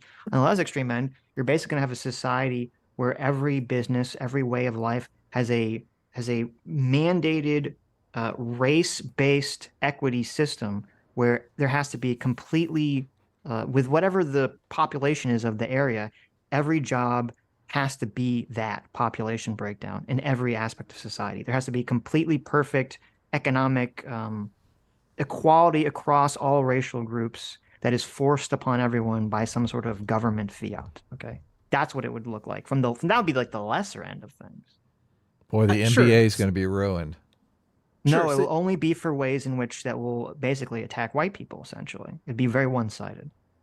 Sure. So what you're talking about is the argument that it wouldn't just be affirmative action, it'd be equality of outcome or something, that there'd be some Yes. government fiat to force this all. But when you look at the actual policies proposed by people on like the left side of politics, a lot of people who agree with these policies, they're not promoting like, hey, the government should come in and force your firm to have exactly like 1 in 10 employees is black, 1 in 10 employees is Hispanic. Mhm. Like, when you're talking about these things, what are they talking about? Like reparations, affirmative action in college, and affirmative action in jobs. And we've had affirmative action in jobs just weekly done for equality of opportunity for decades and decades and decades. Like it started under the LBJ type era. Okay, I didn't bring up what you're talking. I don't know what this has to do with anything. Well, the reason I'm trying to bring it up is that you're talking about this world to be fundamentally different. I'm sure that like some proponents of CRT would have this terrible idea of affirmative action, but the vast majority do not. And perhaps more importantly, like that's not what's taking power. Yeah, okay, wait. I assume you acknowledge that, like, say all the people theoretically that are teaching, because it sounds like this is your argument. You're saying, well, Sitch, why does it matter if a bunch of the people saying abolish whiteness have this kind of like crazy CRT worldview? Because at the end of the day, they're just advocating for moderate left-wing policies, right? It sounds kind of like the argument you're making to me. I mean, to some degree, yes. It's an extension of the values and policies you agree with, but stronger. Right. So the problem with this, okay, the problem with this is that if those people, first of all, and I'm sure you acknowledge this, when you have people that have extreme views, right, they generally know that they can't, the opening bid that they push for can't be the extreme view, right? They have to kind of incrementalize their way into society. They kind of have to slowly pull the Overton window in their direction. And so, yeah, you can have people that believe in, the race, equity, equality of outcome, hellscape, what was the name of that book? Bourgeron, where everyone has to wear weights and all that shit. You can have people that's their end goal in mind, but they're going to advocate for things that maybe seem a little bit reasonable along the way, but then they're going to embed the ideology into the teachings and into the legislation that gets people thinking that they should start moving in the more extreme directions. So that's why I don't necessarily agree with this framework you're laying out here. I mean, maybe, but if we're going to talk, so I just being for real, 1 in 10 students in this country goes to a private high school, private middle school and whatnot. If we want to talk about indoctrination and like your ideas being put into text and being put into children's minds, it's happening right now with Christian theocrats and creationism. And we never have these level of conversations about that. It's always about like, well, maybe this bad kind of CRT, maybe it's seeping into the children's books because I found like a shitty example here or a shitty example there. But the average content that's being put out is basically not doing this. It's like, this is not being embedded into people's minds. And you can see that in the policy that's actually being put out. Like when people have power, the radical stuff they're talking about is like reparations, which still fits within this sort of affirmative action framework that you've been talking about for a long time. So no, I don't think that this is a realistic threat. Right. And certainly if it is one, you should care very much about it from the right. Okay. So number one, you've moved off, you moved to a different point. That's fine. We could talk about a different point. But so in this point, in terms of, what is the bigger threat here? The reason people are talking about CRT is because they're talking about things that are happening in public schools generally. You're talking about things that are happening in private schools. Yeah, but can I lay out an important? Let me lay out an important distinction too, because it comes up with the words having dual meanings. Because there'll be one meaning for something like whiteness that's innocuous, and then there'll be another meaning for something like whiteness that's a little more nefarious. Once that gets into legislation, then either interpretation can be used by the courts. That's the purpose. A great point. Yeah. That's the purpose of making these words have dual meanings. So that's a problem. That's a giant problem. It's a dog whistle. Yeah, that's a good point. Sure, but are we seeing it play out in the courts that whiteness is somehow being used for some nefarious end? Like you're talking about this as a court thing, as a law thing. Well, Not yet, but you that's could the reason easily, you people are could, fighting against Sure, it. but it's been happening for like 40 years now. Surely we should have The some abolish concrete whiteness examples. movement is recent. I don't know. That's not well, that So you're talking about and this, CRT, right? and this that does fight not start over recently. this fight over the language, I think, is more recent. So obviously there's been fighting over language in like the abortion debate, whether or not it's pro-abortion or pro-choice. Obviously there's that debate. But I mean, when you're talking about the language wars that we're having now, it seems like people are more keen on this strategy to get the things that they want into legislation. They want something that's a little more, nefarious, a little more something people wouldn't necessarily vote for. So they build this narrative around this thing that it's just innocuous. White privilege is just an innocuous term that everybody understands, but it has this dual meaning to it. And then once it gets into legislation, they start interpreting it differently in the courts. That's a political strategy that's taking place. If we want to do this argument, then I would just point to CRT. At the beginning of this conversation, I pointed out that a shitty definition of CRT from Ron DeSantis let them ban books talking about modern like racial discrimination in systemic lens. So are we worried about the left doing this? Because the right is currently doing it. When they get into power, they are banning books right now. You keep talking about like this hypothetical possible world where maybe the language game pays off in 20 years. And to my mind, it's fucking not. The average person isn't adopting those views. Can you give us a definition of CRT that you were saying Ron DeSantis is using again? I can pull it up. 1 second. Because I'm pretty sure the bills that they're putting together use a liberal framework. The bill, the anti-CRT bill was fine, but in there was some case where they had some idiot give a shitty definition, which everyone kind of points to. Oh no! They ignore that the bill definition was much better. Well, sure. The bill doesn't name CRT by name, so it's a little bit different situation. All right. Do you want to go to the? Well, the problem I have with it's not a question of like, oh, this is what's going to happen in 20 years. It's it's happening right now. There's all this shit in schools right now. That's why people are reacting to it. I mean, there was that, I forget what state it was. There was a book that the teacher was teaching where it was like, you need to, you're signing a contract with whiteness. It literally said whiteness, and it had like, a contract and it said whiteness, and the contract has like devil horns and has like a white hand shaking out. And they're like, say no to whiteness. So it's not like this isn't happening. This is obviously happening. This is why we've been what's the context of that? Talking about it on Twitter. That's why we've been hearing all these people make all these arguments on YouTube. It's definitely in the culture. It's definitely in society. It's not like a phantom. Sure, but socialism has been in the culture and in society. It's not a phantom, and yet it also has very little power on the political lens. Like, I want it to have more in the long run, right? Well, yeah, until recently. But the reason it got power recently wasn't because of some language games. It's because Bernie ran and Trump won, and that made people move left. It's like very concrete. I can show you the membership stats for DSA, which is the largest socialist org. Yeah, no, I agree with it. I think that had a huge I think that and the housing crisis had a huge factor in all this stuff. Well, and so the argument I'm trying to give is that like the average person mostly is not affected, nor cares about, nor reads. So when I talked earlier, nobody reads theory.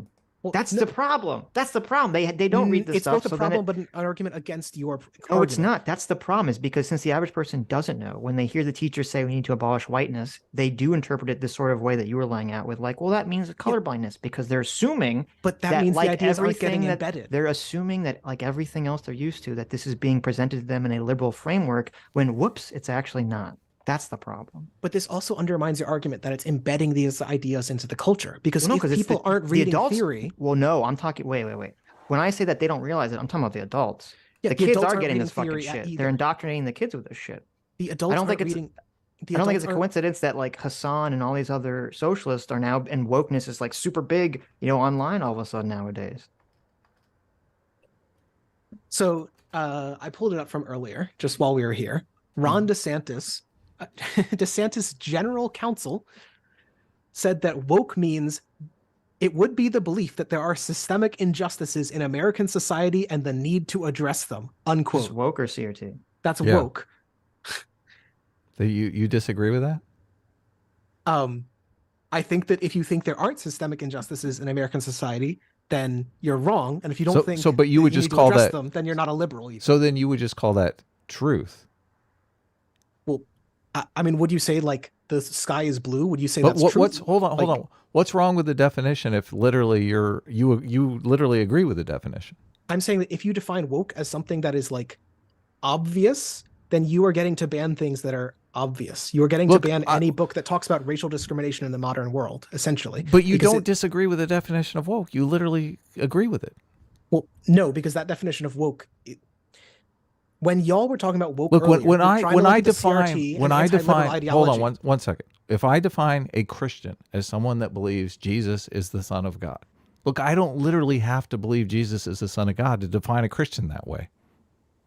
Yeah, I'm not trying to quibble about whether I agree with it or not. I'm trying to say You're just y'all saying, earlier. No, let me finish. Y'all earlier argued that wokeness and CRT are anti-liberal. Would you agree that, quote, there are systemic injustices in American society and we should address them, unquote, is an we anti-liberal value? shouldn't address them anti-liberally. That's the difference. Yeah, but that's not how they defined it. They didn't add on like yeah, I agree. It was defined. It was a not good definition. It didn't include something about anti-liberalism. Yes, but that's but it's not an untrue definition. I mean, that's when you're talking about a woke person. It's like half or quarter of a definition. Well, because you would go as you would label the woke person as someone who wants to solve the problem through illiberal means. But I think there are people who probably believe there are systemic injustice, but would not go as far as wanting to solve them through illiberal means. But I don't know that I would call those people. Well, those people aren't woke. Sure, but that's why the definition sucks, because it's saying anyone who believes there are systemic injustices in America and wants to fix them is woke. That's and wants to fix definition. Sitch, let's just add and wants to fix them through illiberal means. Then you're okay with the definition, right, Sitch? Yeah, I don't know why we're even talking about this. It's completely. Oh, it just came up earlier. Someone asked for I know, but I'm just saying, like, I'm not going to defend. Listen, I'm not going to defend DeSantis's counsels giving a bad definition of woke. Well, look, I think it was not a great definition of woke. I think it does need to include the illiberal aspect to it. I've said this multiple times across multiple streams. I'm just. So. It's interesting to me that he's saying this is like a whacked out definition when it literally is. I mean, this is like that's like a pretty good. Well, it's definition, part of it, so. it's part of a definition, but I don't. Okay, I understand. I understand the illiberal aspect of it is very, very important to you. I get that. Yes. Okay, let's move on to the CRT. Okay. Let's move on to the CRT kind of the conversation. Point, right? Well, I agree. If you're going to fight some systemic injustice without throwing liberalism in the garbage, if you're not going to use illiberal means, then we're having a completely different conversation here, obviously. So let's go to the CRT definition. Well, it's just my point, I guess, with you, Aiden, is that I mean, if you're saying, listen, I'm on the left, but I'm still, even though you're SocDem, I assume you're SocDem, that you're still like, well, we shouldn't abolish liberalism. There's still things about liberalism I want, okay, that's fine. But my problem is that you can't like pretend like there isn't this anti-liberal left-wing philosophical thing happening right now that's really big online that hasn't really been big in this country, at least for 50, 60 years almost. And that's what I'm responding to. And I don't like when people kind of try to pretend that it's not happening or it's not a big deal. Sure. So I'm a democratic socialist. I do want to like move beyond liberalism. The argument I've long given is that the values of liberalism, like liberty, equality, and brotherhood, essentially, as the French put it, and as often are embedded in the US Constitution, are better served by socialism. That so goes the argument. How do you define liberalism, just so we are all on the same page? I mean, there's a lot, but generally historical liberalism was something like a market-based economy with a focus on originally it was like bourgeois democracy, only property owners. And then the left side of liberalism pushed it to include all voters. And the argument I'd give is that if you look at that left side of liberalism, there's often socialists over there, one step to its left, trying to pull liberalism towards, hey, everyone gets to vote. Hey, everyone gets universal rights. I mean, over and over again, we see workers' movements. But you're looking at liberalism more as an economic philosophy than just. I mean, I would define liberalism differently. So, no, it's economic, political, and social, like all ideologies. And so, economically, it often includes like a market system. Yeah. So, as we've seen, liberalism can accommodate quite a bit of state rule. 1/3 of GDP goes to social programs in the U.S. What is the goal of liberalism? I mean, I think that aspirationally, like the French Revolution, for example, liberty, equality, fraternity. So that means something like people being able to pursue their own goals without interference from the state, equality, fairly simple, but usually means equality of opportunity. No one is like held back by the laws, held back by society. And brotherhood just usually, it's the vaguest of them. The lefties like to call it solidarity because it means that you value your fellow man. Mm-hmm. What do you think of maximizing individual rights? Well, the argument the left has long given is that you can't really maximize freedom without accounting for what we call positive freedom or positive liberty. If you're poor, so what for your free speech? You don't get as much actual speech as does Rupert Murdoch because he gets to buy Fox News. Right, Elon Musk gets to buy the largest platform. Without going too deep into positive and negative rights, so you do agree maximizing individual freedom. You would just include positive liberty in that maximizing of individual rights, correct? Well, and socialists would in fact argue that negative liberties all do require positive. Like there is no private property without the cops. It's a positive right that you are like safe to own property. Sure. We've argued that stuff before, and I don't want to get too deep into it. So the concept of maximizing individual rights, I think, is a aspect of liberalism that's important. So no, I don't think our definitions are very far apart. So.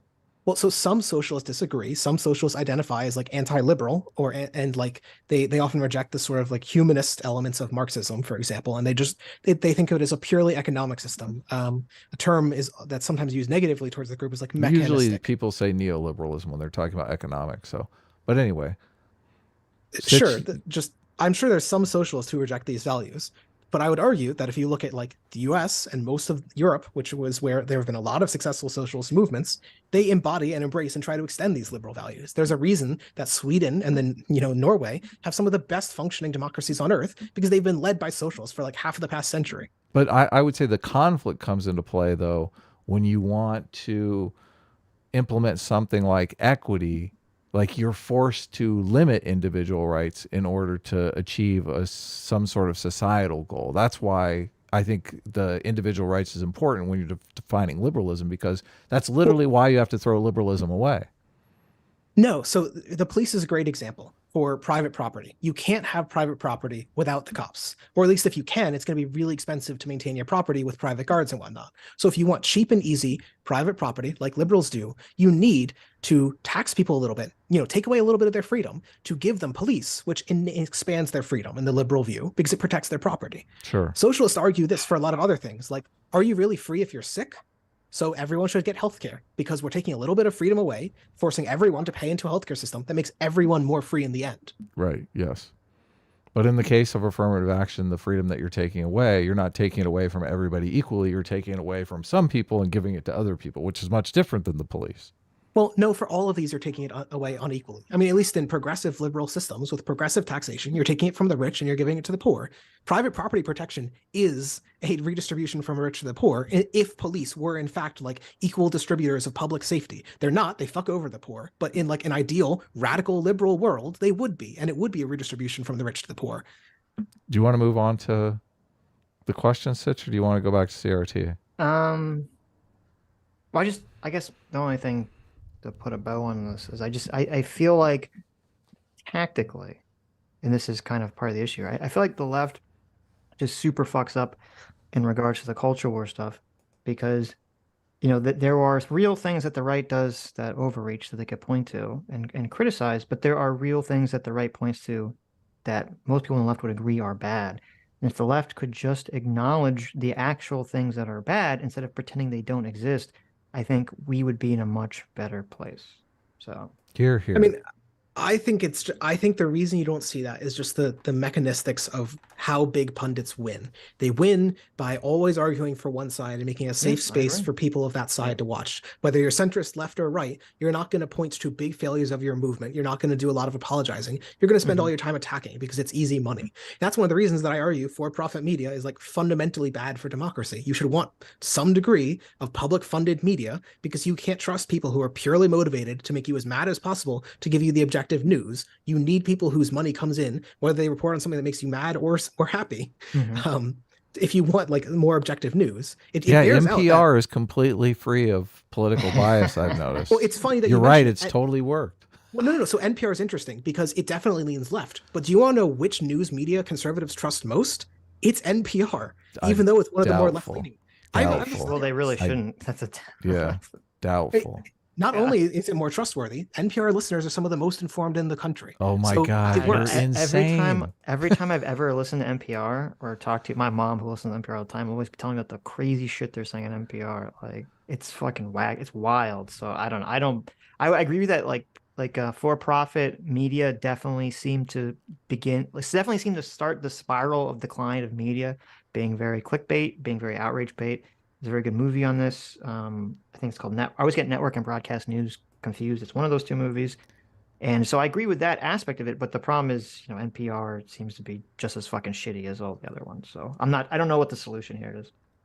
I mean, so this isn't this isn't a solved question, but the research generally seems to indicate that publicly funded media is more trusted by more people and generally provides higher quality news. I gave an example. It's just a survey from 2012 asking people about facts. It's like factual questions. Fox News viewers do shit, in fact, worse than people who don't watch the news. NPR viewers do the best. Over and over. Yeah, I know, but you shouldn't make a correlation argument on that one because it could be who's listening to NPR, right? Sure, I mean, it could be that conservatives are massive just selection bias in the first place. So, I mean, yeah, no, I'm sure NPR viewers tend more educated and whatnot, but like right. in general, I mean, let me get the NPR support from conservative ones, because that one's really interesting. We don't NPR is whatever I've heard NPR, whatever I heard my mom talk about NPR. It's fucking the most woke shit ever. So you're not going to convince me that NPR is actually a good source of information. So. Yeah. And maybe not, but apparently it's convinced more conservatives than any other liberal leaning news outlet. That's right? Totally meaningless. Yeah. Well, it's not meaningless. It suggests that the type of content they put out is like, it suggests that the type of content they put out isn't just meant to outrage people. It's not just like feeding outrage bait to liberals, which would make conservatives turn off. It's trying to do like objective news reporting, maybe from a progressive or left lens. Whenever I randomly turn on the station to NPR, which I started doing when my mom started talking about this, it'd always be someone complaining about Republicans making the world more racist. Peter Boghossian just did a series on NPR. I think he did 6 or 10 shows where they look at NPR stories that are so factually incorrect. It's insane.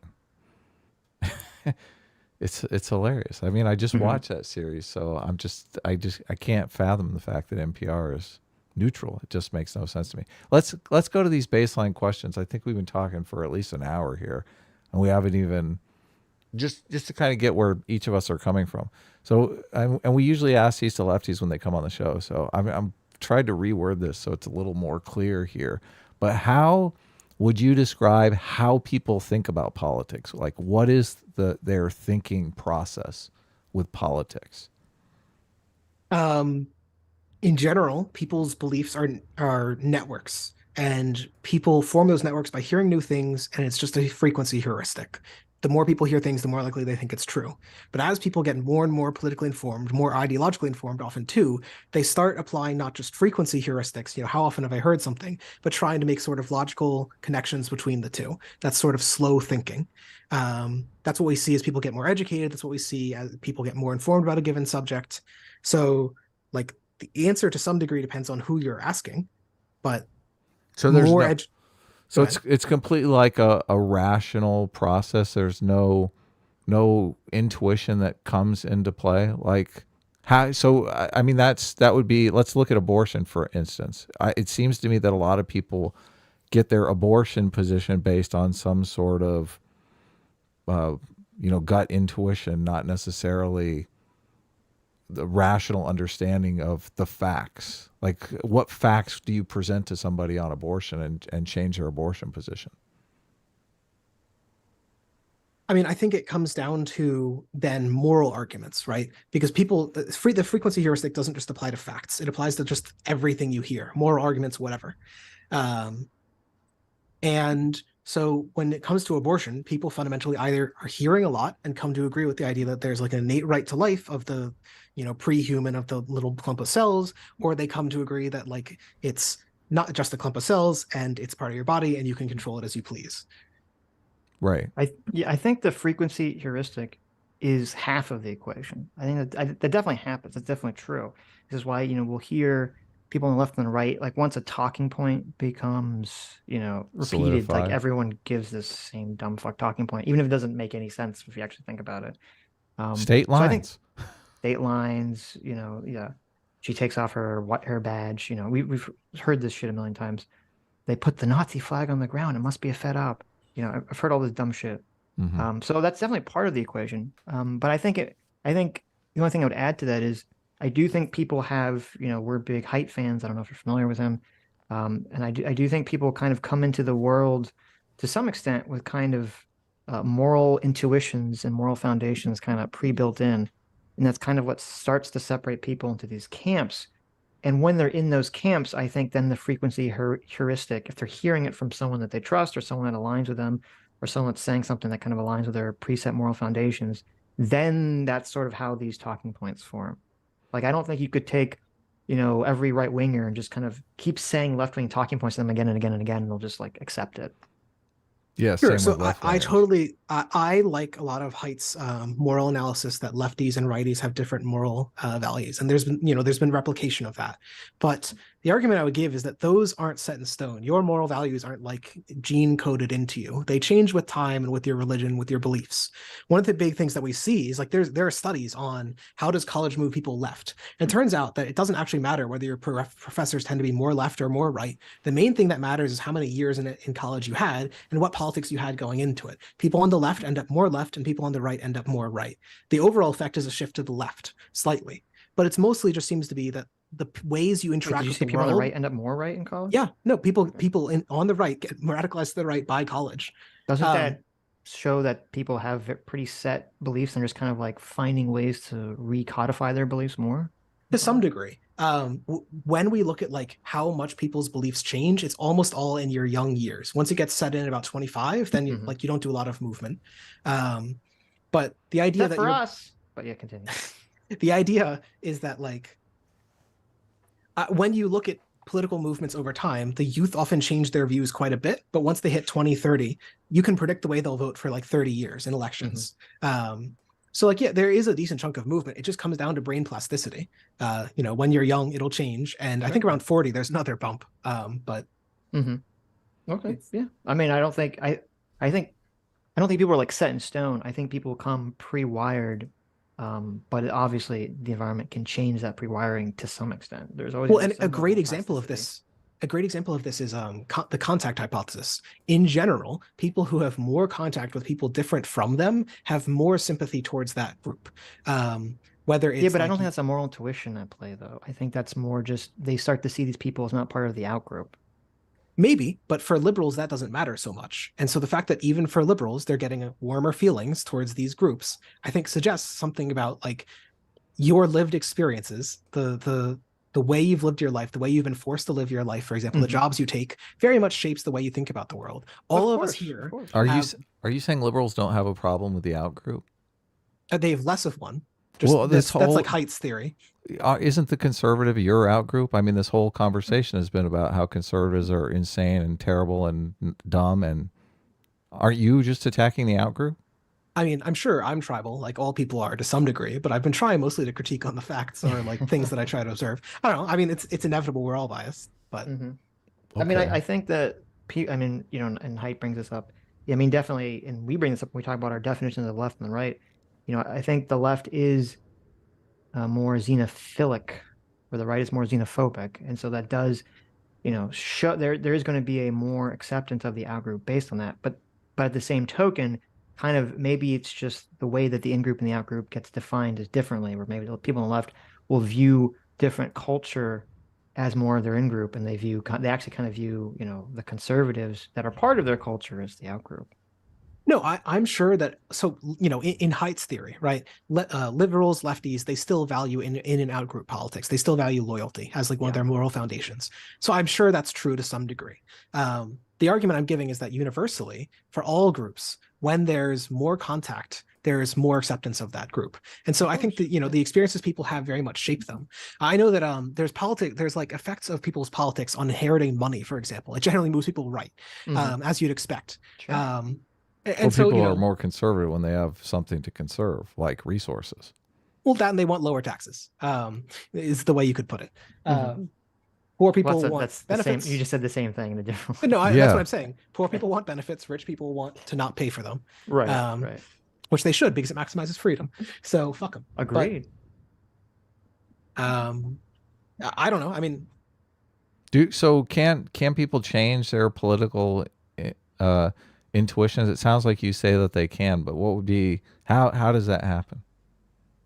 you see, so there's so many stories of people who say they were going down, they call it the alt-right pipeline, right? And one of the ways they get out is they start watching left content. They watch the ContraPoint. ContraPoint saved me from the alt-right pipeline. Sure. And a big part of that is quite literally just listening to people who disagree with you. So one of the reasons that I follow people from all over political spectrum on Twitter is, it reminds you that they're human. And even though I disagree with most of what they say and think they're morons, I think that's true of most lefties too.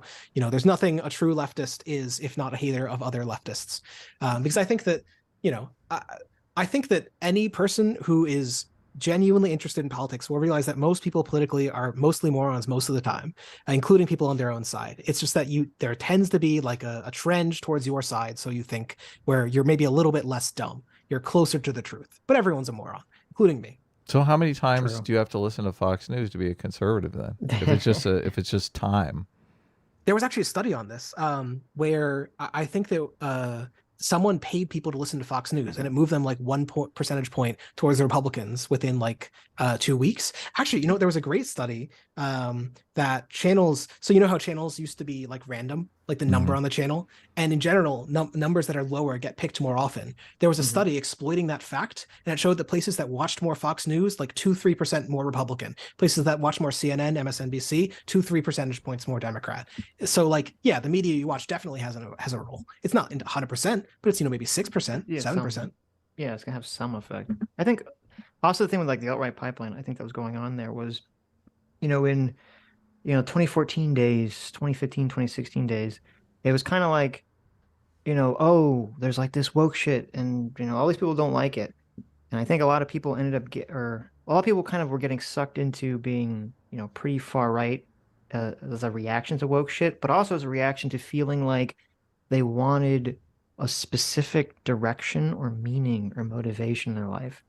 And there wasn't really an alternative being presented on the left until I think some of the more leftist content came out, which back in those days, and people forget this, ContraPoints used to be kind of anti-woke, even though it's just trans, obviously, but that has kind of changed over time. And I think that's kind of what, pulled a lot of people into being like leftists.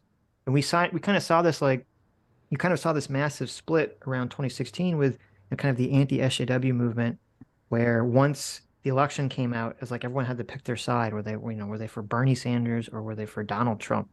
And that kind of seemed to cause this split in the movement and kind of this direction for a lot of people going to the left. So, sure, I think that there has been a decline of interest in socialism and a decline of interest in, to some degree, the far right, actually. With Trump out of office, there's been a sort of slow and partial shift towards the center. And so I think that partially that resulted in a lot of people on the left side of things moving towards more progressive values, which often mean like more social values, because the socialists were big on attacking capitalism. But as that's drained away, people have been arguing, what progressives have been arguing for the progressive side in the culture war. So I'm sure some of that's true, but I think that a lot of it's just more mechanistic. It's that without Trump in office, without Trump is enormously divisive. He had, like 40% approval ratings. Republicans loved him, Democrats hated him. And with him out of office, with Biden, who's substantially less divisive, gets a lot less coverage every day with saying insane shit, that it just moves people a little bit towards the center, a tiny bit. So I think that's part of what you're seeing. Okay, next question. What ideas define conservatism?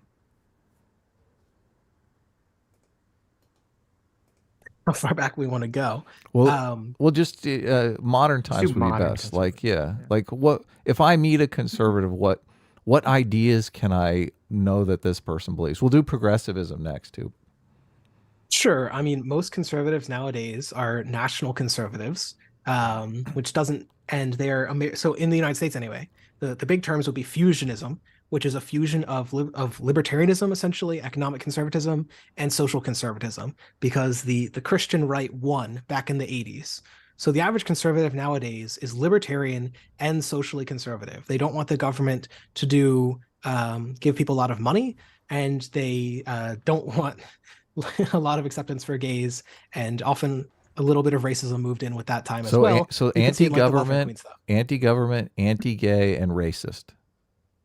No, I mean, the racist would be like a minority, but 5% of the Republican Party would be white nationalist. Yeah, Hold on. If just based on polls. if racism is a minority, you can't give me another feature that's in front of racism. Like you only picked 3 things, and racism was one of them. Why don't you give me the other things? Sure, like Christian nationalism is probably the dominant mode that the Republican Party is moving nowadays. Sort of like, I mean, this is what we're talking about at the very start of the conversation. When Republicans, mode? I don't. yeah, I mean, look at Ron DeSantis. He is like a living embodiment of the Christian nationalist movement in the United States and conservative politics. So they're Christian and nationalists. No, they're Christian nationalists. And anti-gay. Christian nationalism Christianity into the wall. No, Christian nationalism is, a combined term, and it means that broadly, when you listen to Christian nationalists, they're not big fans of democracy. That's one of the reasons that when Republicans have been taking power, they've generally been stripping powers away from democratic impulses, like stripping the ability of plebiscites and petitions. So they're anti-democracy we've got on the table here? Yeah, I mean, I can give you a study. It's called Laboratories of Democratic Backsliding. When Republicans take trifecta power, they take the governor and both state houses. They actively work to gerrymander and make their state less democratic. It's what Orban did. I have an understanding of conservatism that you haven't even mentioned yet. You've thrown a lot of stuff out.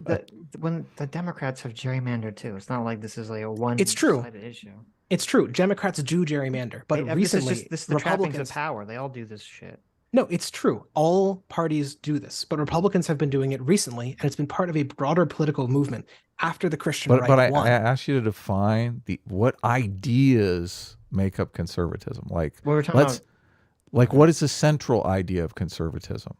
I mean, the aspirational goals of conservatism would probably be broadly like, they would say something like strong family values, which partially means the rejection of like sort of queer and liberal notions of the family. We've seen some Republicans, for example, talking about making it harder to divorce your wife. So stuff like that, strong sort of forced family values. There's definitely a big focus too on like fertility. You can see over and over again. Tim Pool's doing this all the time. He's talking about how liberals aren't having enough kids.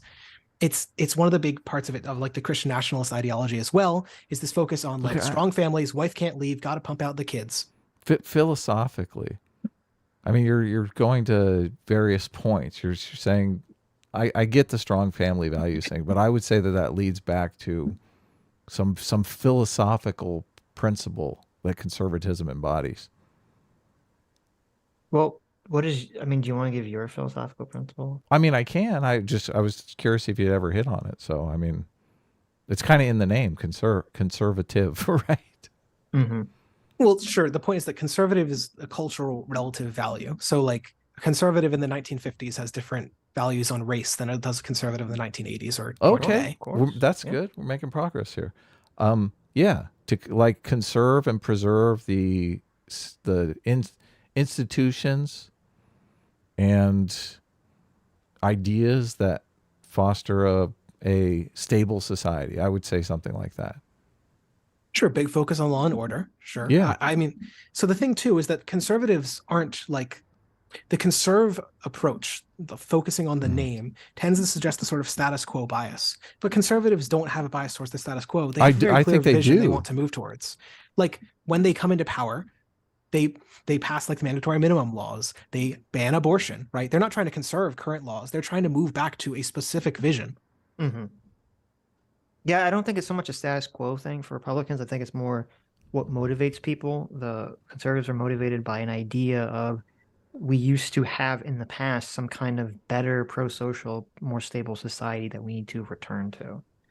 Not necessarily like, and obviously they don't agree that the status quo is that, because then you wouldn't, you would just maintain, you wouldn't necessarily be advocating to change stuff. Well, I would say that they would be arguing that progressives have destroyed some institution that was working well, and now it no longer works. Like in the Prohibition era, when we made alcohol illegal, and then we moved back from that, they were arguing kind of the same thing. Like we had this institution that there was a change to that made society worse, and we should go back to before the change took place. I think they're constantly arguing that. No, of course, of course, right. And they obviously, the right now, which is very big on populism, views that the institutions have all basically become corrupted, which is why they want to destroy them all, which would normally seem to be an right wing. Conservative position. Yeah, exactly. Yeah, exactly. So what ideas define progressivism? I mean, again, if you want to go back to the 1920s racism, um, if you want to talk about modern progressivism, it generally just means someone who's a little bit left of liberals. Mhm. And progressive in America mostly equates to like social democrat in Europe. It just means that you want social progressive policies, which generally means like, very pro-gay, very pro-trans. It often too means that like the type of family values that you want to promote as a progressive are you want to empower people to have families, not by locking them in, by banning abortion, by making it harder to divorce people. You want to make it easier to raise children by, for example, giving everyone a universal child tax benefit, which only one Republican supported, which shows you the type of family values they care about, right? It's the lock people in type of family value. Same reason that Jordan. You're obsessed with conservatives. You are. It's I mean, so it's what obvious. they're doing. It's what they're saying. Jordan Peterson talks about this, like that for an ideal relationship, in his view, you've got to be locked in. You can't mention anything without immediately following it up with how the conservatives fucked that up. Like, I mean, nothing. You can't say anything without saying, but the conservatives. It's interesting. It's totally fascinating. You're obsessed with conservatives. I think I was just trying to contrast it because it was the question before. So yeah, like progressives want family values. Even when we weren't talking about the conservatives versus the progressives, you were doing this. You've been doing this entire conversation. I mean, it did literally start with, hey, here's the progressives or the socialists versus the conservatives or the white nationalists. So I think the whole thing has been a comparison. Just making an observation. Go ahead, continue. I mean, so like, yeah, when you look at progressive family values, they generally want to promote the ability of individuals to raise families, and they don't want to have it in this sort of forced family union. When you want to look at like, economic policy, they generally want to redistribute from the rich to the poor, not so much as the socialists do. But when you look at like, what happens in Wisconsin when the progressives get power there, well, they get rid of right to work, which means that it's easier to form unions. I mean, they just did it. They try and reduce the ability of the state to incarcerate people. They move back on the war on drugs. Now you're not even talking about progressives. You're talking about conservatives again. What? No, this is Wisconsin. Okay. But I asked you to define the ideas that define progressivism. I mean, sure. So the thing is that all three of these, conservatism, liberalism, progressivism, and I would argue even socialism, could all argue that they're trying to do liberty, equality, fraternity, just of different kinds in different ways. Okay. Like the conservative argues that you can't have true liberty without, like, say, a strong protective force that maintains order. You can't have freedom without the ability to be free from crime. And they say without, our type of protection, you're going to be endemic with crime, stuff like that. Right. So I think that the moral values here are like going to be all over the place. People come to these philosophies from very different moral values. Well, so that's what I'm trying to answer concretely. Well, no, I would say that the moral values are a product of how they perceive the actual world, the objective world. I think conservatives have a very different understanding of the objective world than the progressives. So I would say it's more their understanding, their belief of how the world exists that defines their philosophy. And I'm just talking philosophy. It sounds like you accept that both progressives and conservatives want to foster a healthy, productive society. That's something that they're both trying to achieve. They just have different ideas on how to do that. Correct? I mean, basically everyone thinks they're doing that. No one thinks they're building like a disordered, dysfunctional society, except like, I don't know, certain types of like primitivists. Well, some people do believe though that conservatives just hate people and hate society, and they're just greedy sons of bitches, and they do want to foster a terrible, horrible society. I mean, I don't like conservative prescriptions because I think they lead to a worse society. But I think conservatives don't think that. It's fairly obvious, right? Okay, everyone thinks their ideology works. Well, you say that, but a lot of people think that the other side actually is, malevolent and evil in their intentions, as opposed to just having a different view on how to get to the same spot. Yeah, totally. I mean, there is also a different spot that like, so when we're talking about like productive society, basically very few people don't want like more production. There's like certain types of degrowth movement on the right and the left, but in terms of, like material well-being, about 99% of politics is about more material well-being. The left, the center, the right, conservatives, whatever, they all think they're getting more material well-being for everyone. So, but there are certain things like social setups, which are very different. Like I was talking with the family setup, conservatives want a different, more restrictive kind of right. family I'm just setup, right. I was just, you said that, and I agree with this, that, everyone wants, the max, they want liberty, and however they define liberty, they're trying to create what they think is a better society. So I'm glad that you Yeah, it's great. acknowledge that it's not like the conservatives are not just Machiavellian, evil, behind a room somewhere. Like, how do we, hate the gays and blacks, right? Well, sure. And conversely, I would just try and say that's true of any like virtually any CRT person you're talking to, any socialist you're talking Well, the to. CRT want to actually. Some of them do. They want to get to a society they think is like equitable, but they want to destroy liberalism. So to get there. Well, sure, but so plenty of people, like in conservatives, would de facto want to destroy liberalism. Like, there's a reason that the we don't live in a democracy, we live in a republic talking point has gotten so popular. It's partially to justify moving away from democratic initiatives in the United States. I thought they were doing it because they were trying to just maintain and justify the Electoral College. I mean, that's one. It's one reason to maintain it. But also, I think that was the big reason. I mean, there definitely is an increase, which I do not like, in the anti-democratic right that has been forming. We were kind of talking about, Marvin Yarvin before the stream started. So. Well, and you're also seeing moving back on a lot of the rights that were once the mainstream, like abortion rights. So the point is just I would argue that is a movement away from liberalism. That's an anti-liberal position. And so yeah, they are destroying liberalism in their own way. I don't know if abortion stuff is, because that's more of this, if they define, I mean, I'm pro-choice, but if a conservative defines that life begins at conception, they're saying that fetus has the right of life and protection in a liberal society that the way a human would, any other human would. So they're not making inherently an anti-liberal argument in that situation.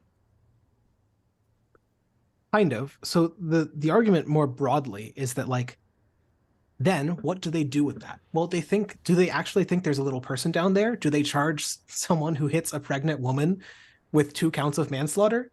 Do they give child benefits to pregnant? They do that. What do you mean? I'm pretty Some sure that's do. the way. I'm sure that's the law in most states. But they would want that for everything, and yet they don't. Do they give child benefits to pregnant women? No, they fight against those things. Well, wait. That has nothing to do with the art. You can say that a person that definitely not giving child benefits to the person that aligns with their view of positive and negative rights. That's not an anti-liberal idea on its face. No, every state has child benefits. They just don't give them to pregnant women.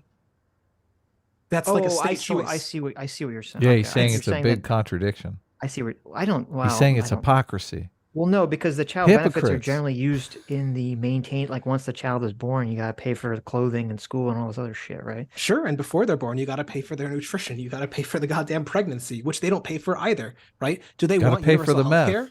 I don't know, a lot of states. I'm not super up on this. I assume states do have benefits for pregnant women. Look, I got one more question before we get into the weeds, and then we can go back to democracy in the workplace. Hans loved child support, just responding to chat so much that not a single one of them voted for the child tax credit. That's how much they love it. 0 out of 50. Well, they have money to pay for their kids. Why do they want to pay for other people's kids? We hear this a lot. When we talked to I'm Really Important, I think it was him. He was saying kind of the same thing, and it's kind of a pet peeve of mine. I'm pro-choice, but you have to acknowledge that the right, when they're making their pro-life argument, it's within a liberal framework. They're not making an anti-liberal argument. It's only anti-liberal if you adopt the left-wing framing that, well, it's a woman's right to control her body, and that's the sole issue, which from the right's perspective, that's not the issue. They're talking about what about the right of life of the fetus, which they define as a person or having the rights to live. I mean, sure. So abortion, we could say there's a definitional debate, but we can extend this to lots of other arguments, like say adult trans people have been seeing their healthcare options being restricted by the state. Liberals generally don't give a shit what adults do. Liberals don't ban cults. Liberals have not banned Christian Science, right?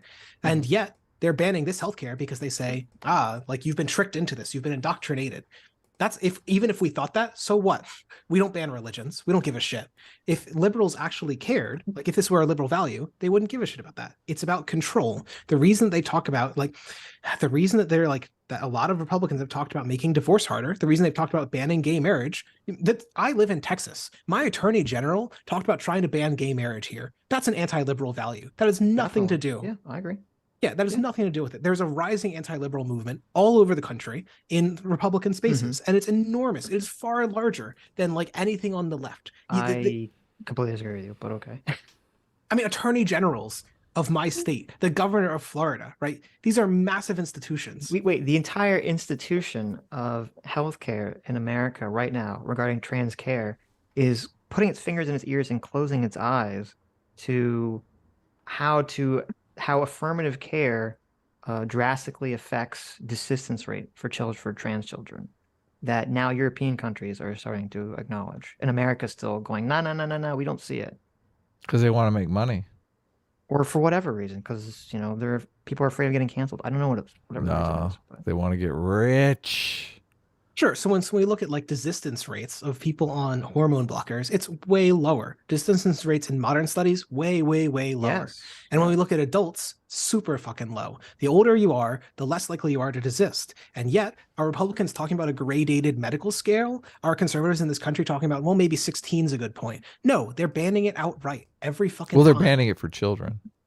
Yeah, for everyone under 18. You know what else? Yeah, and you know what? Kids. That is a gradated scale. It's gradated not at all. There's a 1 or a 0. Well, if you pick 16, yours is a 1 and a 0 too. Well, sure. How's it not?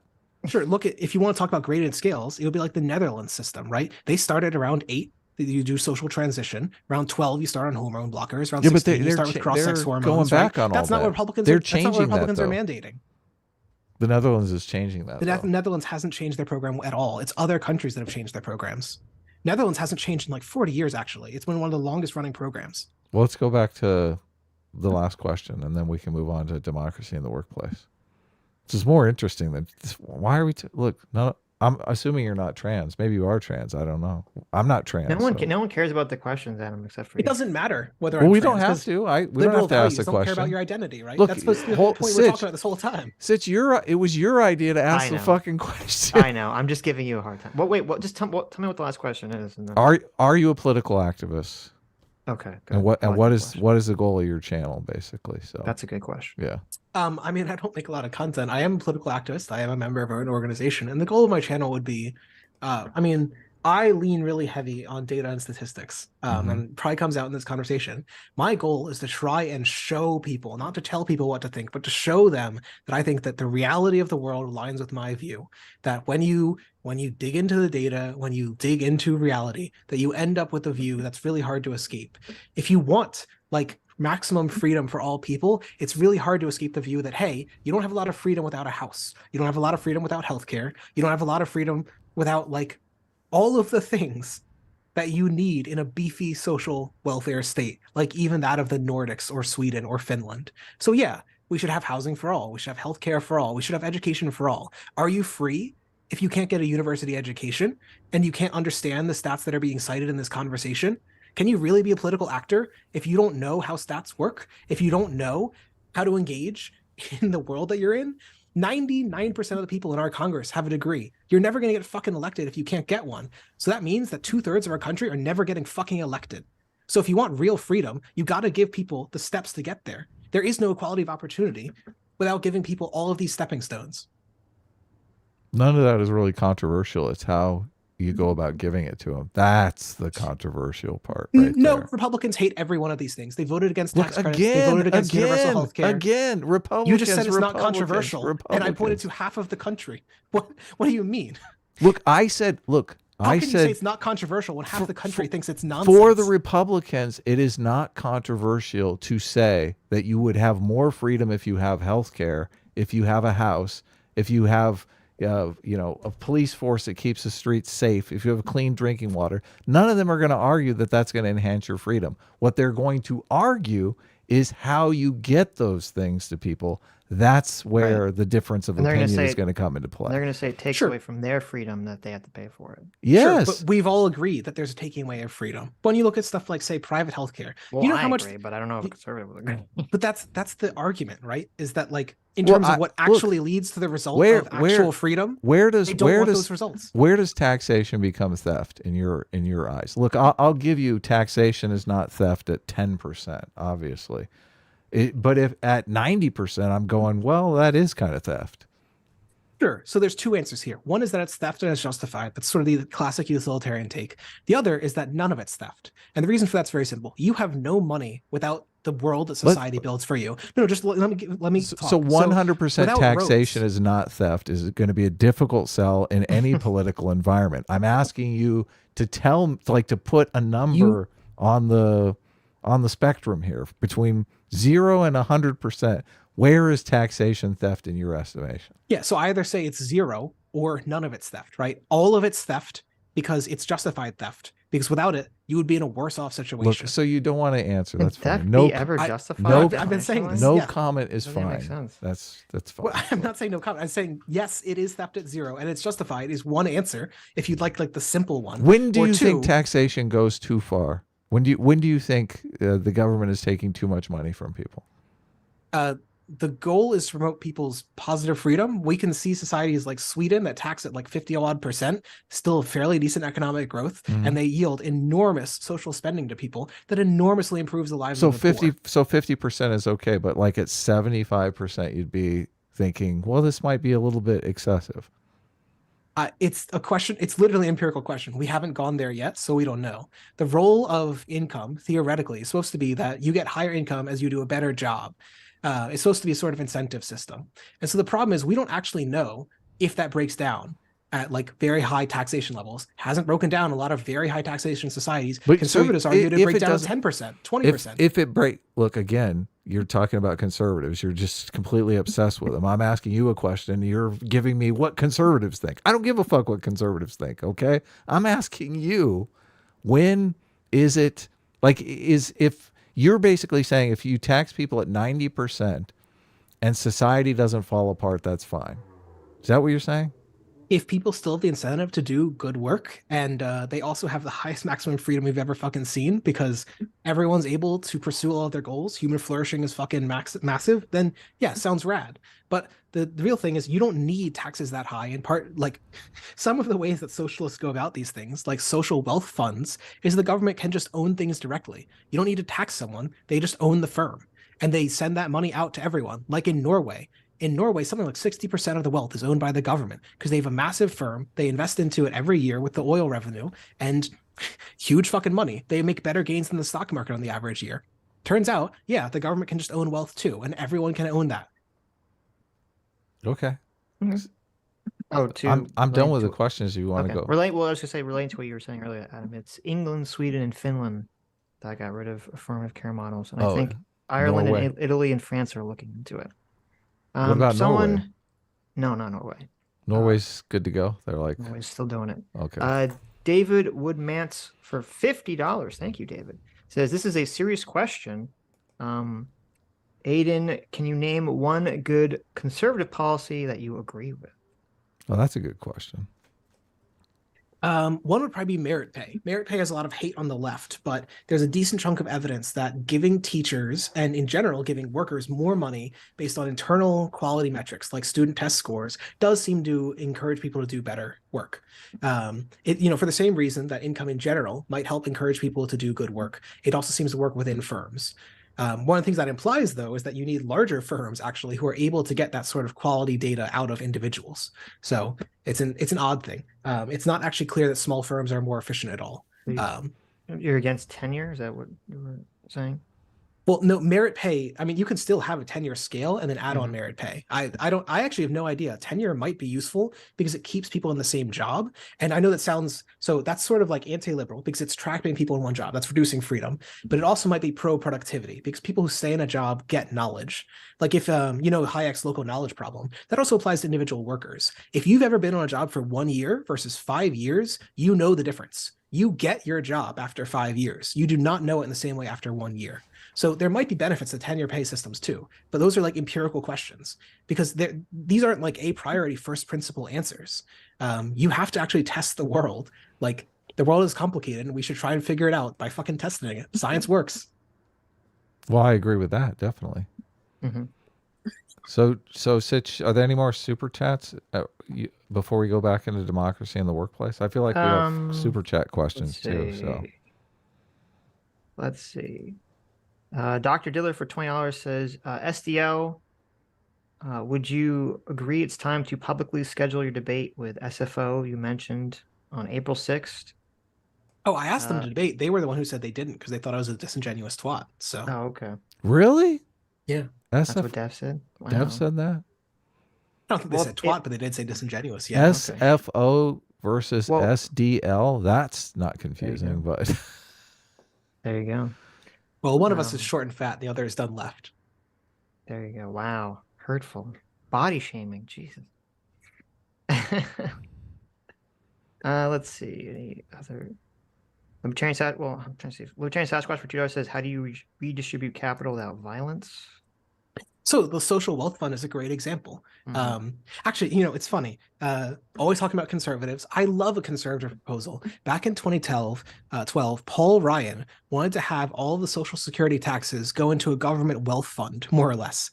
And at the rate that we pay into social security, it would have led to the US owning like 60% of wealth by 2040. So yeah, we should just do that, but from the left. sovereign wealth funds. Who's that economist that you like, Sitch? He always talks Mark about those. Ledwidge. Yeah. He always talks about that. Yeah. No, not Mark. Yeah, I'm not opposed to it. It's not Ledwidge, but It's probably not Mark Ledwidge. It would be Matt Brunig, would be the big SWF fan, social It wealth is Mark fund. Ledwidge. What do you mean? Does he? I thought Ledwidge was a libertarian, not a libertarian, liberal. it's not. It's the guy that wrote the austerity book, but I can't remember his name off the top of my head. It's not Led. Wait, what's? It's he's like Irish or Scottish or something. Yeah, that's him. It's not Mark Ledwidge. Ledwidge is a guy we've had on. Oh, What Yeah. the fuck am I thinking of?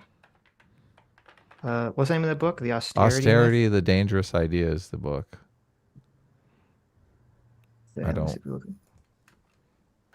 Well, you see if you can figure it out. I'll figure it out. You look at the Okay. super chats. Sam Josh says, please ask your guest about the causes and the death toll of the Holodomor. He sounds like he's one breath away from saying the Kulaks deserved it. I'm assuming that's not what you're saying. Oh, sure. So I take an interesting view. I take the view that it was mostly. Wait, I'm sorry. Let me interrupt. Mark Blythe. Thank you, Chad. Yes, Mark Blythe. that's it. Yeah. Yeah. Okay. Continue. I take the view that it's more of a blemish on socialism or leftism if the Holodomor was a policy failure, which is the view that I have. The evidence for ethnic targeting is really, really weak. There's a quote from Wheatcroft, one of the best scholars on this. He's written like a 13-part series on the Soviet Union, going like 3 years by 3 years through its economic history. And there just doesn't exist a single document of ethnic targeting by Stalin. It was just a really, really, really, really bad agricultural policy, and it led to about 6 million deaths overall, 3.5 million of which in Ukraine. And again, I think this is a better argument against socialism. Because if someone says it's a genocide, they can say Stalin was just a racist and we just won't do racist socialism this time. But it turns out that, even socialists, surprise, surprise, can pick really fucking bad policy and put all of their eggs in one basket and try and collectivize the entire fucking country, even though they didn't have the tractors to replace the horses they were killing. They didn't have the economic statistical systems set up to actually monitor this shit. Mm-hmm. So being told that the USSR had actual quotas on the amount of ethnic minorities they needed to liquidate every month. In what? The only example would be the Great Purge, and the Great Purge was local tribunals arresting random people they were mad at. I think it was related to when they were trying to get rid of the kulaks. The kulaks, there was a quota system, but that one, because kulaks is another great example of shitty security state shit. Anyone could just report someone to be a kulak. And so people just reported neighbors they hated. They reported the rich guy who had the better house. It was like an evil system. Yeah, okay. Toxic Mix for $20 makes a great point here that I thought of as soon as Aiden brought it up. Regular watcher of sports and sports-related news here. 60% of coverage related to race realist discussion is not remotely true. No idea what network he's watching coverage on or where that data comes from. Yeah, that was kind of a weird thing. Wait, you said there. 60% of news coverage was race realist? Wait, no. So first, I probably misstated that. I believe the stat was, and I think this was back from the aughts. So it definitely has changed, right? So like sport, everything has moved towards a more progressive view. I think Rush Limbaugh made some case like this and was immediately fired. Like Rush Limbaugh was hired by ESPN for like a week and then he said something that was very strange about like slavery and breeding or something. And everyone was like, what the fuck? And they Well, fired his ass immediately. And that was so I like think 20 years ago. So Yeah, so I think the study here looked at news articles, which might be very different than like sports jocks. I bet that a lot of sport jock media is fairly neutral, like ESPN type stuff. But in like news coverage of it, when the coverage mentions race, back in the aughts, I think the study found that it was like 2/3 or 50%. When they mentioned race, they made sure to mention that African people, like, and they'll usually say it as the whole group, African people have a higher ratio of like high speed twitch fibers. And in reality, when you peer into the stats, there's a great book on this by a geneticist named Adam Rutherford called How to Argue with a Racist. And I promise the book itself is not very confrontational. It's mostly just walking you through the stats. It's that, you know, athletics selects for the people who are the top of the top. It really doesn't matter whether like average black person is slightly more likely to have this or that gene, because white people have that gene too. It's like 40% of white people and like 50% of black people or something have That's the a fast twitch. terrible fucking argument. That's a shockingly terrible argument. Mine? That the author you're quoting. The Rutherford? Yeah, because if you have a 10% difference in a distribution, a normal distribution, at the top end, it's going to be heavily skewed But it's towards not a that difference. 10%. That's the thing. mathematically. You're thinking about this as a normal distribution. This is a binary. It's literally like 50% of white people and like 60% of black people, for example, have this one fast twitch muscle fiber. No, but So- not everyone that has it's going to go into sports. Well, sure. And so there might be like a slight bias towards a given No, group. there should be a massive bias in favor of it. No, because you're thinking about this as like an additive model. The point is that a lot of the genes that they point to are literal binaries. So what do? You just get the people. No. This is This is the same argument when people say like, why are there so many Jews that get so many Nobel prizes, and they point to like higher IQs on average for Jew scores, for Jews being, or for Ashkenazi Jews being like 5 or 10 points above. But then when you take it to the extreme levels, those little differences will start to multiply, substantially, right? We see this with violent crime with men, why there's so many men that, are, committing violent crime according to women. Like, this is just true for everything mathematically. I don't understand this argument. Well, because you're talking about adding together lots and lots of these. The problem is that overall, we don't have reason to believe there's like any overall racial differences. The reason we talked about like an individual gene for something like this is because when we talk about an individual gene, it's not so clear that, hey, like one gene and half the population has like the faster one in one population and 60% has it in the other. That would lead to a difference at very high level sports performance, because very high level sports performance is already selecting for people with really good athletic genes. And sure, in but additional, but that's a different argument. That's a no, different argument. The argument that Completely. it's like it's combined together. One of the things that people don't know often is that really, really high athletic performance in like two African populations, like Kenyans, Ethiopians, and so on, it doesn't even just come from like Africa or whatever. It comes from quite literally like specific villages, because those villages have specialized and built training camps and built up like a whole culture. Yeah, yes, I know. There's that some specific place where, some African village has like super good ability to the run marathon runners. marathon distances, and there's some different, I think it was like Jamaica or some other island, like people are really good at running short distances very quickly. And so the point is, a lot of this it actually goes back to culture. I guess one of the big takes is like culture is way more impactful than a lot of people are willing to give it credit for. Like an odd example in the United States, arguments. So white people in the United States, just among white people, nothing to do with race. White Northerners are 2 times less likely to be shot and killed as a result of a fight because of an argument. In the South, it's 2 times more likely. There's this whole culture of honor in the South, and it leads to people escalating a disagreement into a killing. And so like that, it's a tiny example, but broad cultural has a really big impact. And so we see that play out in sports, right? Do black people dominate tennis? No, because it's not part of like the culture of sports, like excellence in black culture as a whole. Okay, but anyway, well, before, we don't need to go down the race realism route, because I don't know how we got off on this topic, but I just, you could be, I've never looked into like the fast twitch muscle fibers of black people versus white people, because it's not something I give a shit about. So that could all be true in terms of that maybe it's not really breaks down specifically. I'm just saying that I wouldn't make that argument. The first argument made is a bad argument, because that's not true. If there was hypothetically a 10% biological increase in black people for some specific sport, over white people, that's going to mean on the high end, there's going to be way more black people on that Well, through self-selection methods. And we see this sure. repeated in every mathematic distribution. So I just wouldn't make that argument. No. So to extend it a bit, the reason that we bring up that is the difference you'd expect would be something like 55% should be black in that example.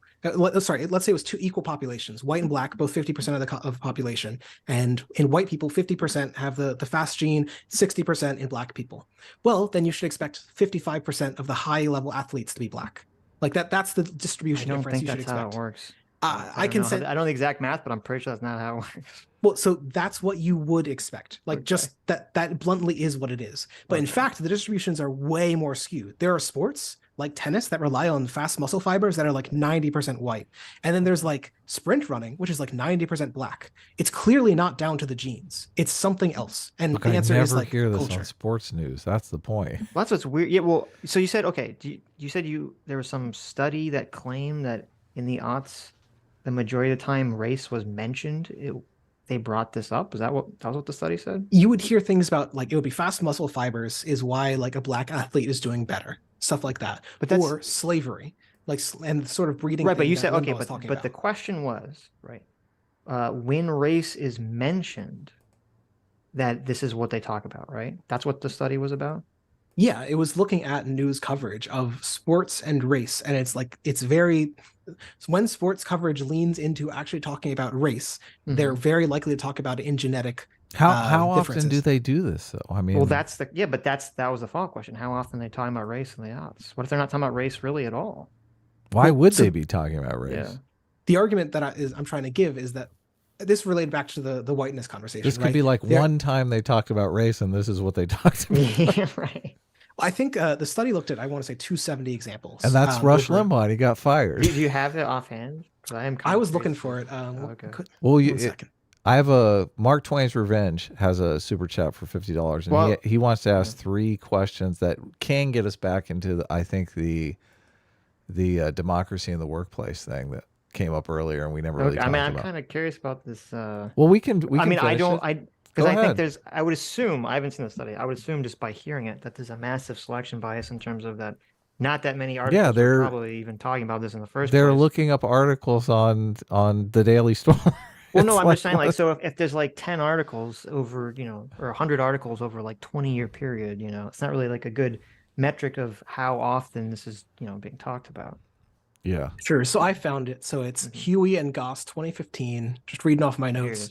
In a sample of 326 articles discussing race and athletic performance in English language newspapers, 203 or 62% supported racialist views for athlete success, 72 or 22% supported environmental views, and just 16% supported social constructivist views on race. And how many articles was it again? It was 326. This was- 326 articles. over a 10-year period, right? I thought this was back in the aughts, but it's a little more recent. So I'm not sure. 2015. From He said. 2003 to 2014. yeah, 2003 to 2014. Yep, it was in fact a decade. Yep. Okay, so like 11 years. Interesting. Okay, dig in. Should I Okay, go to I'm this? curious to look. Yes. Mark Twain's Revenge. Let's ask this dude some nuts and bolts socialism questions. So there's 3 questions here. I'll read them all. You can. I'll read them again if you, just to make sure you don't have to remember them off the bat. But the first question is, what specific industries would you nationalize? How would companies or people be compensated for what was taken? And 3, would you introduce centrally planned economic policies? So Sure. So which nationalized is partly an empirical question. The short answer for obvious ones are like healthcare, single payer, single provider healthcare, like the system in the UK and in the Nordic countries, often called the beverage system, and in the Soviet Union called the Smashko system, were broadly effective. When you give them money, they're pretty good. Generally very low administration costs because you have one provider, and not only one provider for health insurance, but one provider for doctors. It turns out, like in terms of health quality, these systems perform about as well as the other systems. have you heard the counter argument to that though, that these other nations can do that because they're basically benefiting from our more capitalistic healthcare system, where we develop the innovation and then they adopt the innovation once it's successful, but without that sort of capitalist incentive structure, those innovations wouldn't necessarily be developed in the world. Sure. So this argument is both true and totally wrong about how science works. It is true that the US is bankrolling pharmaceutical innovation in particular for the rest of the world. The reason for that is not because of like our uniquely innovative capitalism. It's because we have way, way, way, way higher costs for pharmaceutical drugs. Well, but that's the incentive. I know, though. no, I know. But the argument goes, when you look back at really successful pharmaceuticals, most of them have their roots in public research universities. The US also really funds its public research universities. The obvious question is, why do we have to fund it through individual purchases of drugs? Which, as an aside, I just want to note, people do very bad competition in healthcare. Like, people do not shop around for drugs very often. I've looked around for different drugs. People are very slow and very bad about it. And it's really hard to compare like to like. Competition works I would best. argue that the healthcare system is obfuscating that kind of stuff from us, which I'm not in favor of, obviously. So, Sure, the argument more broadly is just that competition in healthcare is really weak, and there's not a lot of evidence that when it exists, it's very effective because people aren't often very good at picking between different options. It just healthcare is too complicated, and people have a hard time judging their own healthcare to figure it out easily. well, people do pick generics all the time, though. I mean, they're picking Sure, based on price, obviously. So, yeah, but they're picking based on price, but not based on like it's not between generic A and generic B and winnowing out the correct pill that gets them the perfect like headache relief. It's generally just like a very simple calculation of can I. I do disagree with this. I do think people do pick based on their preferences when they can, obviously. So there's a study on this I can go pull up. I want to say it came up in the LASIK discussions where something like 97% of people will get one appraisal from a doctor. There is the vast majority of people do not shop around. And you can say, maybe this is obfuscated. Maybe we could bump that up to like 5% if we made it super transparent. But I tend to think, no, people just don't want to put in the effort and they think this service is good enough for me. I can fit it in my pocketbook. And so this is, more broadly to answer your question, this is like post-Keynesian economics. People are not rational consumers. They are creatures of habit. Yeah, okay. Well, I don't think just because people don't shop around doesn't mean like we should make it so people can't shop around. I think part of the problem in healthcare right now is that people can't shop around. So, well, so I guess to speak to that, I do like the idea of a single provider, single operator system where, so some of the things you would need is like doctor reviews and also the ability to choose between different doctors. Those are really attractive elements. Okay, so you want some sort of incentive structure involved, even if you do nationalize healthcare. That's good. So like a term for a lot of where I come from is market socialism. And market socialist theorists are really big on trying to merge socialist ideals with sort of like 1980s, 1990s economic advances, like behavioral economics. And so like, yeah, merit pay does seem to work. It is good to have like patient ratings on doctors that let you know how well the patients think the doctors are doing. And then you can try and figure out who to pay based on that. That's solving it's called like principal agent problems. You're solving principal agent problems through stuff like that. And in general, go ahead. So how would companies and people be compensated? Once you nationalize healthcare, how would the companies that you're taking it out of their hands be compensated? I think the answer probably looks something like, so nationalization in a lot of countries involved you can buy the companies out for their fair market value, but that will be reduced very sharply once traders realize that their companies are going to be bought. So it's sort of not giving them fair market value. I tend to think that how it would look like in a country like the United States would probably be a public provider of healthcare slowly grows over time, like Medicare or Medicaid gets expanded upwards to more people in terms of income or downwards to more people in terms of age. And so the market will just grow smaller and smaller, and the ones that survive will be there at the end, and we can buy them out and they'll be fairly cheap. So nobody gets compensated, it sounds like. Well, they're getting compensated right now, and then slowly they will lose out to the public option. Okay. And would you introduce centrally planned economic policies? So the term market socialist is indicative planning. They don't. So the idea of central planning, like the way the Soviet Union did it, it sucked. It really sucked. The Soviet Union, if you talk to a socialist who supports central planning and they know their shit, they'll tell you that places like the Soviet Union were the old line is like not socialist and not planned.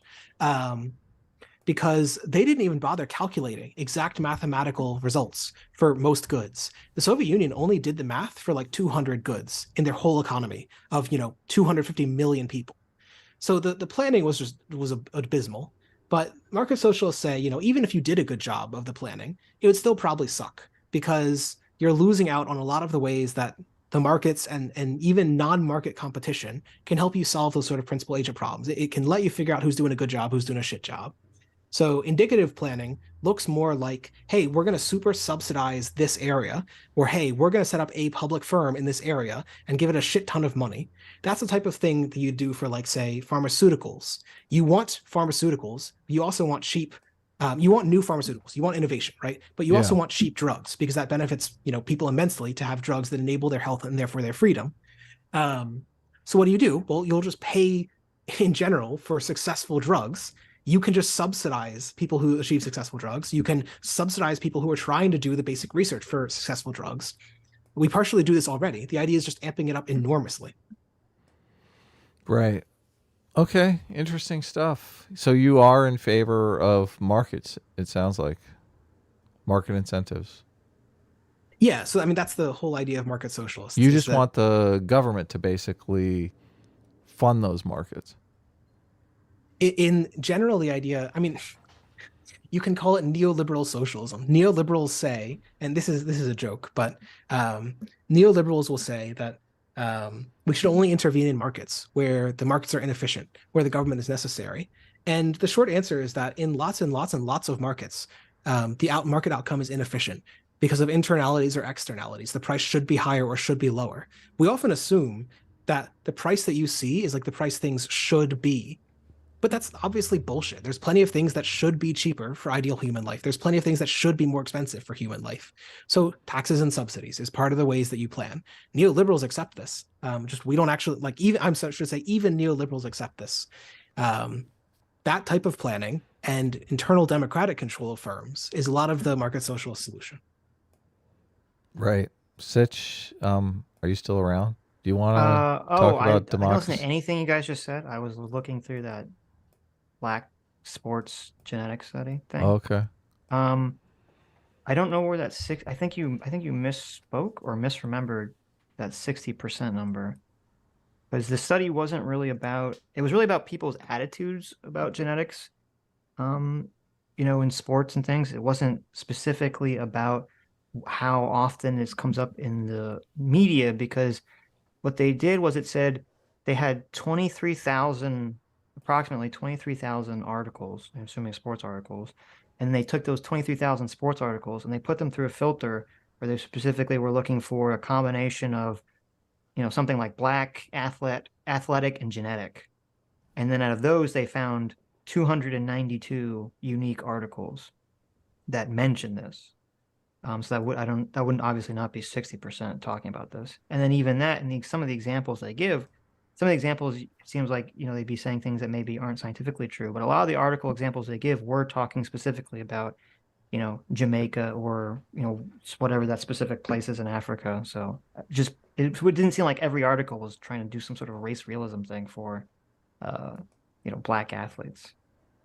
Sure, it wasn't every article. It's just that when media discusses like race and genes, it still has a really strong tendency in sports in particular to attribute the differences between like this or that group because of those genes. Well, no, but what I'm saying is like, okay, so if we acknowledge that there's some, for whatever reason, Jamaica specifically was able to produce very fast sprinters, okay, which I thought was like something that's true, okay, or at least I've heard this to be true.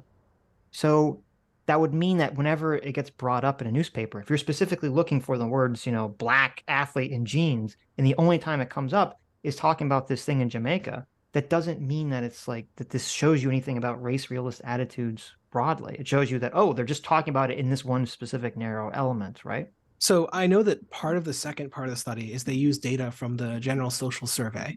And the way I summarized it was respondents to the 2004 General Social Survey were significantly more likely to attribute Black athletic performance to genetics than they were for white athletic performance. If you ask like someone, hey, is this white athlete succeeding or failing because of their genes? People are way less likely than if you pointed them, hey, here's this black athlete. Is he succeeding or failing because of his genes? And so, like that's what we see in the news coverage as well. And so that's part of why people Well, okay, believe I'm that. just saying that there's two different things. It may be that people have an attitude about something, right? I'm just saying it's not fair to categorize the news or the sports news specifically in this way because they could not be doing this specific thing, right? They could be doing it completely responsibly and correctly, and people just interpret it for whatever reason in some completely different way, right? I think there's yes, everything's up to interpretation, but generally media can bias you one way or the other. I mean, that's what we were talking about for an hour earlier. And so like the point is that in general, when sports media talks about genes and race, it talks about it in a race realist way. Well, but you understand it's a massive selection bias because why else would they bring up race and genes in the same time unless they're going to say something about there being some genetic advantage that a certain group of people have in sports? That's the only time that would ever come up. So my understanding of the article was that they were just subsetting to articles discussing race No, and they athletic specifically performance. look for race and genes. Well, I could be wrong. If you look at just scroll past it.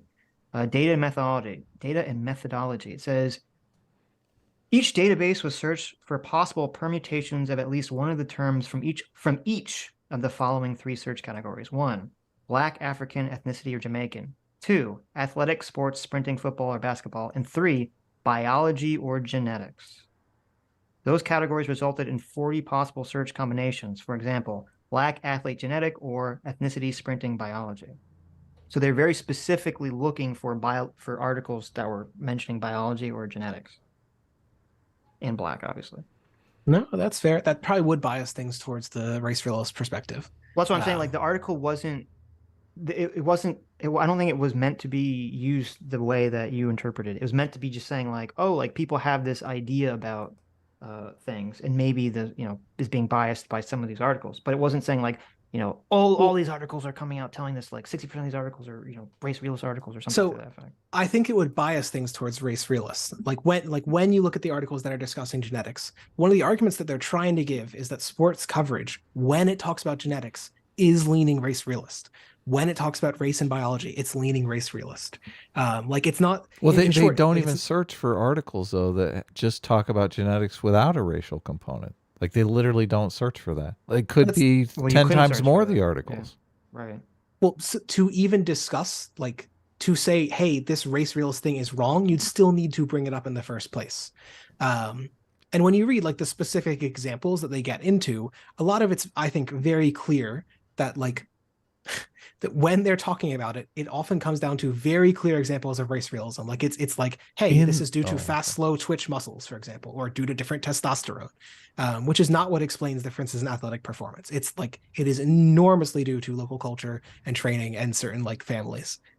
Yeah, but what I'm saying is like, okay, so if they say there's 292 articles that talk about like race and genetics in sports, and 90% of those articles are talking about the very narrow cases that it's true, right? Then it wouldn't necessarily mean that like, oh, well, this is race, some sort of race realism narrative framework is like, permeating through sports, right? Well, and they could be talking about genetics in thousands of articles that don't make the study because they don't talk about race. They just talk about genetics. Right. That's true. The point more broadly, I mean, probably, I bet if you looked at a lot of articles mentioning genes, a lot of them would still end up being gene essentialist. They would be saying, hey, the reason that these people are performing well is fundamentally down to their genes. And athletics is always going to be selecting. Athletics is always going to be selecting for people who have like a generally good balance of genes. But when you look at like where people succeed, it's mostly not due to like their specific genetic conditions. Do you think people in the NBA are tall because they put in a lot of effort being tall, or because they actually have genes that make them tall? You've already selected for like the people who have those genes, but the people who make it into the very, very high levels, like Olympic levels, for example, they've already checked off 90% of your good genes, some random assortment of 90%. It's within those. Why do people succeed? It's like fundamentally down to culture and training. That's what we see over and over again. They engage in the culture of basketball because they're 6'8". They're like, geez, I can totally dominate in this culture. Like the Fun guy fact. who is 5'4", and exists, the 5'4" black guy that exists where everyone's playing basketball, he doesn't go to the court. Why would he? Sure. I mean, so I guess the first thing I just note, fun fact, the average black person in the United States is shorter than the average white person. And second fun fact, Jewish people in New York invented and dominated sports of basketball so severely that back in those days, people argued that basketball was like an innately pro-Jewish sport. I have quotes from local race realists arguing that like their sneaky and conniving minds let them win at basketball. Like people always find these dumb bioessentialist reasons why XYZ group that's just dominating a sports game is actually doing it because of their innate genes. No, the reason that Jewish people dominate that is because all the shulls had a basketball court. But I guess you're saying that culture is more important than genetics. Is that what you're saying? In this case, in a lot of cases, yeah. Well, but it's both. You got to admit it's both. I'm sure genetics has some role, but what we're talking about here is like who gets into like in the medium high level athletics. I'm sure genetics has a lot to do with that. But who gets in like from that into a very high level? Like we're saying you've already picked the genetically lucky, right? And the rates of genetically lucky might be like very slightly different by race. It's not just one gene you're picking for. It's like 50, it's 60. To give an idea, humans have about 20,000 genes. I don't care about the number of genes. It's just whether or not it's biological or whether or not it's cultural, I think is the important separation people make. Like the number of genes is really superfluous to the argument. Well, no, if it's a lot of genes, one of the big things that we'd want to see is like, hey, between groups, is there evidence for selection for this, that, or the other gene? And for most genes that have socially important roles, there isn't evidence for selection. Evidence for differential selection between groups. So like genes for height, genes for intelligence or educational years. There's no strong evidence of differential selection between different European groups or between African groups and European groups. And that's what you'd need to see for there to be these big differences on average between. Look, you're going into this whole like race realist argument, debate, whatever. We're not race realists. I don't know what the point of breaking things down that way is other than to be racist. So just the reason I'm bringing it up you fighting against it is basically you wanting to fight against people who are breaking it down that way for racist reasons because you want to fight against the racists, I guess. To some degree, but it's also just getting back to like that biological essentialism is often bunk. Like Sitch talked earlier about Jewish people being very intelligent. And a lot of that comes back down to like the social history of Jewish people in Europe. Jewish people were hyper urban because basically their religion. Because we're the chosen people. I'm very offended by this. I mean, like I actually took a course on this, like Jews in the city, and why were Jews so much in the city in every part of Europe except Poland? Well, because they were banned. They were often literally like expropriated from their land and forced to live in cities only. But in Poland, they weren't, and those Jews didn't dominate like They didn't dominate local intellectual traditions. What do you mean by biological? They were peasants. They were morons, like all the other peasants. I don't want to get off on the whole Jewish IQ thing. My only point was that with this article or the study that you brought up is that if it's intentionally selecting for race and genes, and I'm looking at it, it says 191 of the 290 articles were about fast twitch muscle fibers, and if the majority of that's about some Jamaican, they said they studied Jamaicans and 70% of Jamaican athletes had some kind of magical fast twitch muscle gene which other athletes didn't have. Assuming that's true, I think it's fine to talk about that in a newspaper, and I don't think you can draw like a broader cultural idea from that. Yeah, that they're racist. You can't accuse them of racism, is what you're saying. So there's a difference between like race realism or racialism and racism proper. Like it is very hard to be a racist and not also be a race realist. But there are plenty. The argument goes essentially that a lot of race realist stuff is in our culture just sort of passively. We might not be thinking about it or actively promoting racist outcomes, but it's there, and it's part of the reason that, like, say, whiteness persists. That's the reason I was bringing this up. So the reason why, like, talking about fast twitch muscle fibers is mostly irrelevant. I was trying to bring up the PSA Sitch, and maybe I didn't do a good job. What do you mean by whiteness persists? What do you mean by that? Whiteness meaning like broadly a combination of like biological essentialism and the view that white cult. Whiteness here meaning something like the combination of biological essentialism, that like there's genes that cause innate differences between people, and then two, that like the cultural differences therein are inevitable, that there's an innate difference between groups of people. This kind of whiteness. A person who possesses whiteness is a biological essentialist. Is that what you're saying? No, I'm saying like this type of whiteness is related to like the easiest way to think about it is merit. Like this way of grounding whiteness is that black people are worse and white people are better, and it's in their genes and it's in our genes and there's no way to change it. And that type of view is embellished by, it's supported by these types of like accidental, in my view, racist articles in a lot of newspapers. That's a racist view, and you've hunted down this sports paper to make the argument that society's racist. That's why you have this paper. Well, so it's not that the argument that society is racist is much simpler. You look at like discrimination in job hirings. That's easy. The reason I'm talking about this is okay. So regarding like, okay, let's just be very specific. Okay, let's say assuming, and I don't know because I haven't looked deeply into this, but when I like Google it, there's like a million fucking papers debating this shit. If, say, hypothetically, it's true that not black people generally, but Jamaicans specifically have some kind of genetic advantage for sprinting specifically, okay? Do you think that that shouldn't be a thing that people talk about because it will lead people down the pathway of other race realist attitudes? So I'm very strong on like, I think freedom of speech is fine for whatever. And even if it leads to some bad outcomes sometimes, it's usually fine. I don't care. The argument I'm trying to give is that in reality, it is not in fact true. Like it is not in fact the reason for athletic differences.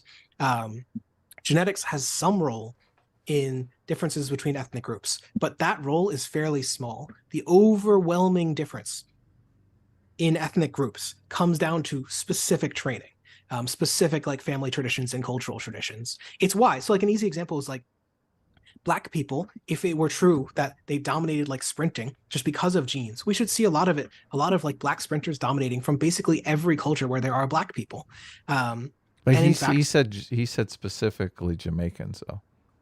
Well, and then what I said is like it's fine to discuss reality. I'm fine with reality. The argument I'm giving is that it is not in fact reality. Like race realism is wrong, and so when we discuss this, when you argue for de facto a race realist view, that embellishes whiteness. Don't you think genetics plays a role in athletics just broadly, though?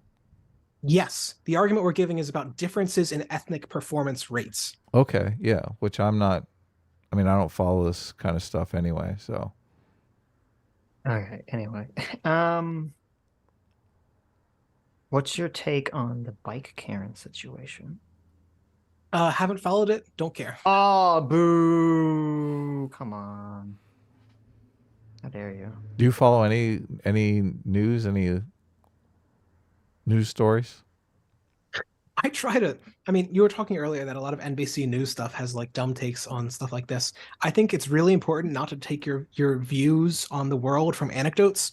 And a lot of news is just dumb fuck outrage over anecdotes. Like that's why I was getting mad about Ben Shapiro way long ago. Because when you look at his channel, a shit ton of the content there is someone has a dumb view on TikTok. I'm gonna get mad at it for 3 minutes. That's okay. I mean, I don't care. That's really not. That's not a accurate representation of Ben Shapiro's content. Ben Shapiro does a daily show where he talks about politics.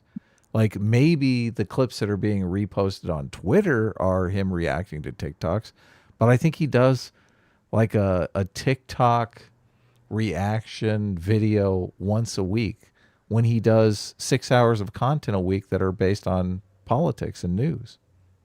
So how can you say the majority of his content is reaction to TikToks? I mean, y'all shout on like David Pakman. He does like hour-long shows as well. When you look at the meat of the content, especially the content they clip out and post, the reason the reason I shit on David Pakman was because his entire hour-long program every day is retarded stuff on politics, which is just, terrible. When you watch the Ben Shapiro shows, and especially the clips that they want to show to everyone, like what they clip out, what the editors think people actually want to see, It's all shit like this. It's all dumb outrage over TikTok. Outrage sells. We all acknowledge outrage. Yeah, like sells. Well, I'm not trying to say it's some uniquely bad thing for Ben Shapiro. It's just if you're talking about outrage because Biden is not tackling inflation properly, we're having a conversation, but you're literally saying that it's all about raging over TikTok progressives. Well, when that's not true. That's factually incorrect. I think sure. there's. What's the last like study or academic issue that Ben Shapiro has talked about in detail, to your knowledge? I don't fucking know. I'm asking Adam, I guess. Adam doesn't watch Ben Shapiro. Well, I mean, probably the trans stuff. I mean, he's always talking about the different studies when he talks about trans stuff. Sure. I'm sure he's citing studies on that one. That's fair. But you want to know why is because that's the only issue where they have to cite studies because the public is so against them on the morality and because every single academic institution says when they're bullshit. Wait. People cite studies when they think it supports them. It's not because the morality of the public is. And how do you cite a study when you're talking about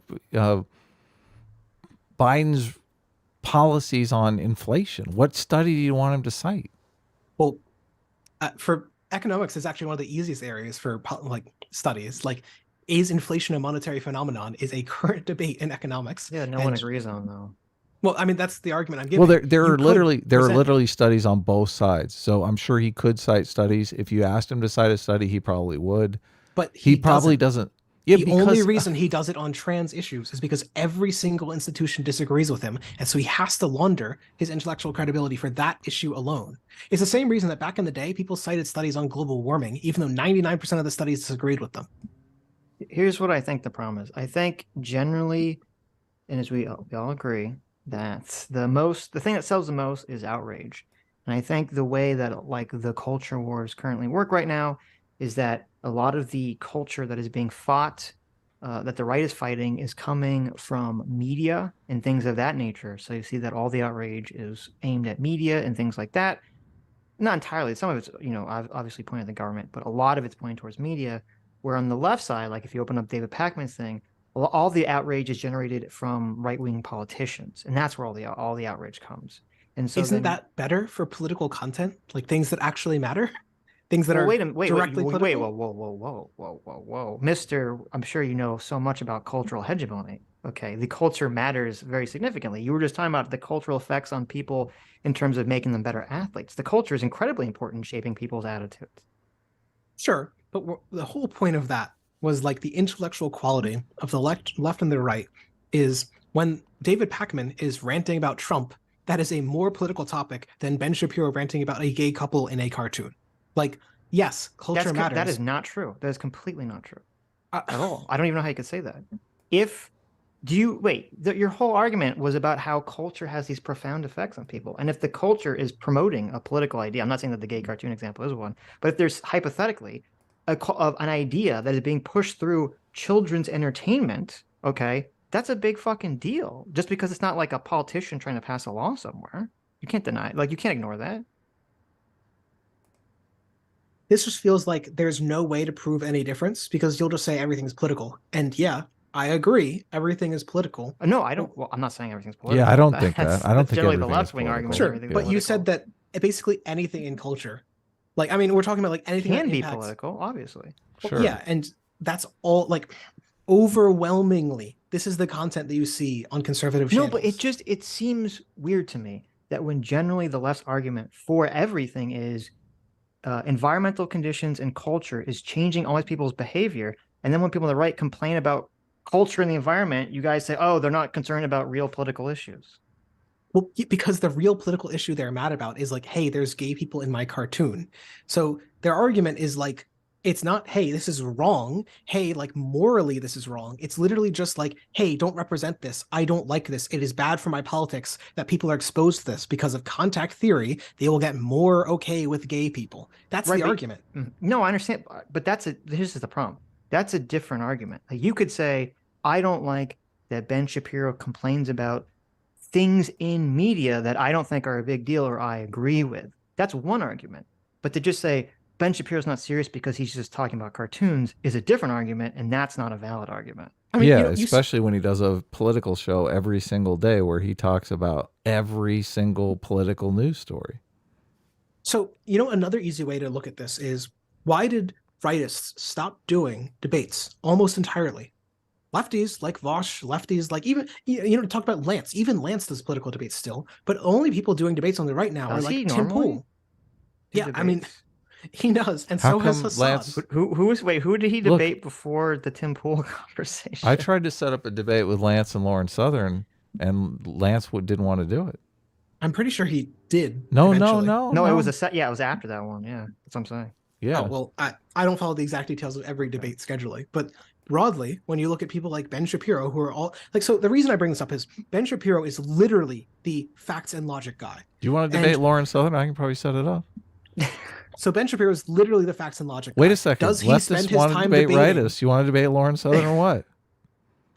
Sure, but regardless, Ben Shapiro is like the Yeah. facts and logic guy. Does he Right. spend his time debating facts and logic guys on the left? Does he is he debating Noam Chomsky even? Is he debating like serious leftist I'm academics? sure he would No, debate okay. Noam Chomsky if he What is had it- the wait, opportunity. But he's not. He I'm always certain he chooses would. to debate Okay. unprepared college kids. Like, What is- that's Look, the this always is- preferred format. Wait. What is? This okay. is such a stereotype I'm here. so confused here because the original thing I was addressing was that you were saying Ben Shapiro is not serious because he's talking about not serious things, which then we sort of broke down saying, well, they could be serious things if you disagreed with them politically. Like, for example, if there was Nazi propaganda and race realist propaganda being inserted in Disney cartoons, you would care about it. And if someone who was in favor of that was saying, why are you spending all this time complaining about cartoons? You would think that's a ridiculous argument. Okay. So my only point was, if you want to criticize him for spending time on issues that you agree with, that's fine. But you can't say like, well, caring about media or culture is not a big deal because you acknowledge that that is a big deal. It's a two-part thing. The first is that so much of conservative content nowadays is just cultural analysis.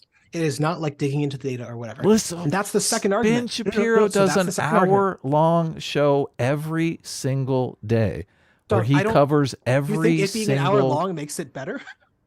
No, I'm saying every single political news story that comes out every day, Ben Shapiro addresses and covers on his daily show. Like, and does he respond with like, hey, here's a study. Hey, here's what reality is. No. Yes. He's just going to mock every issue need a study.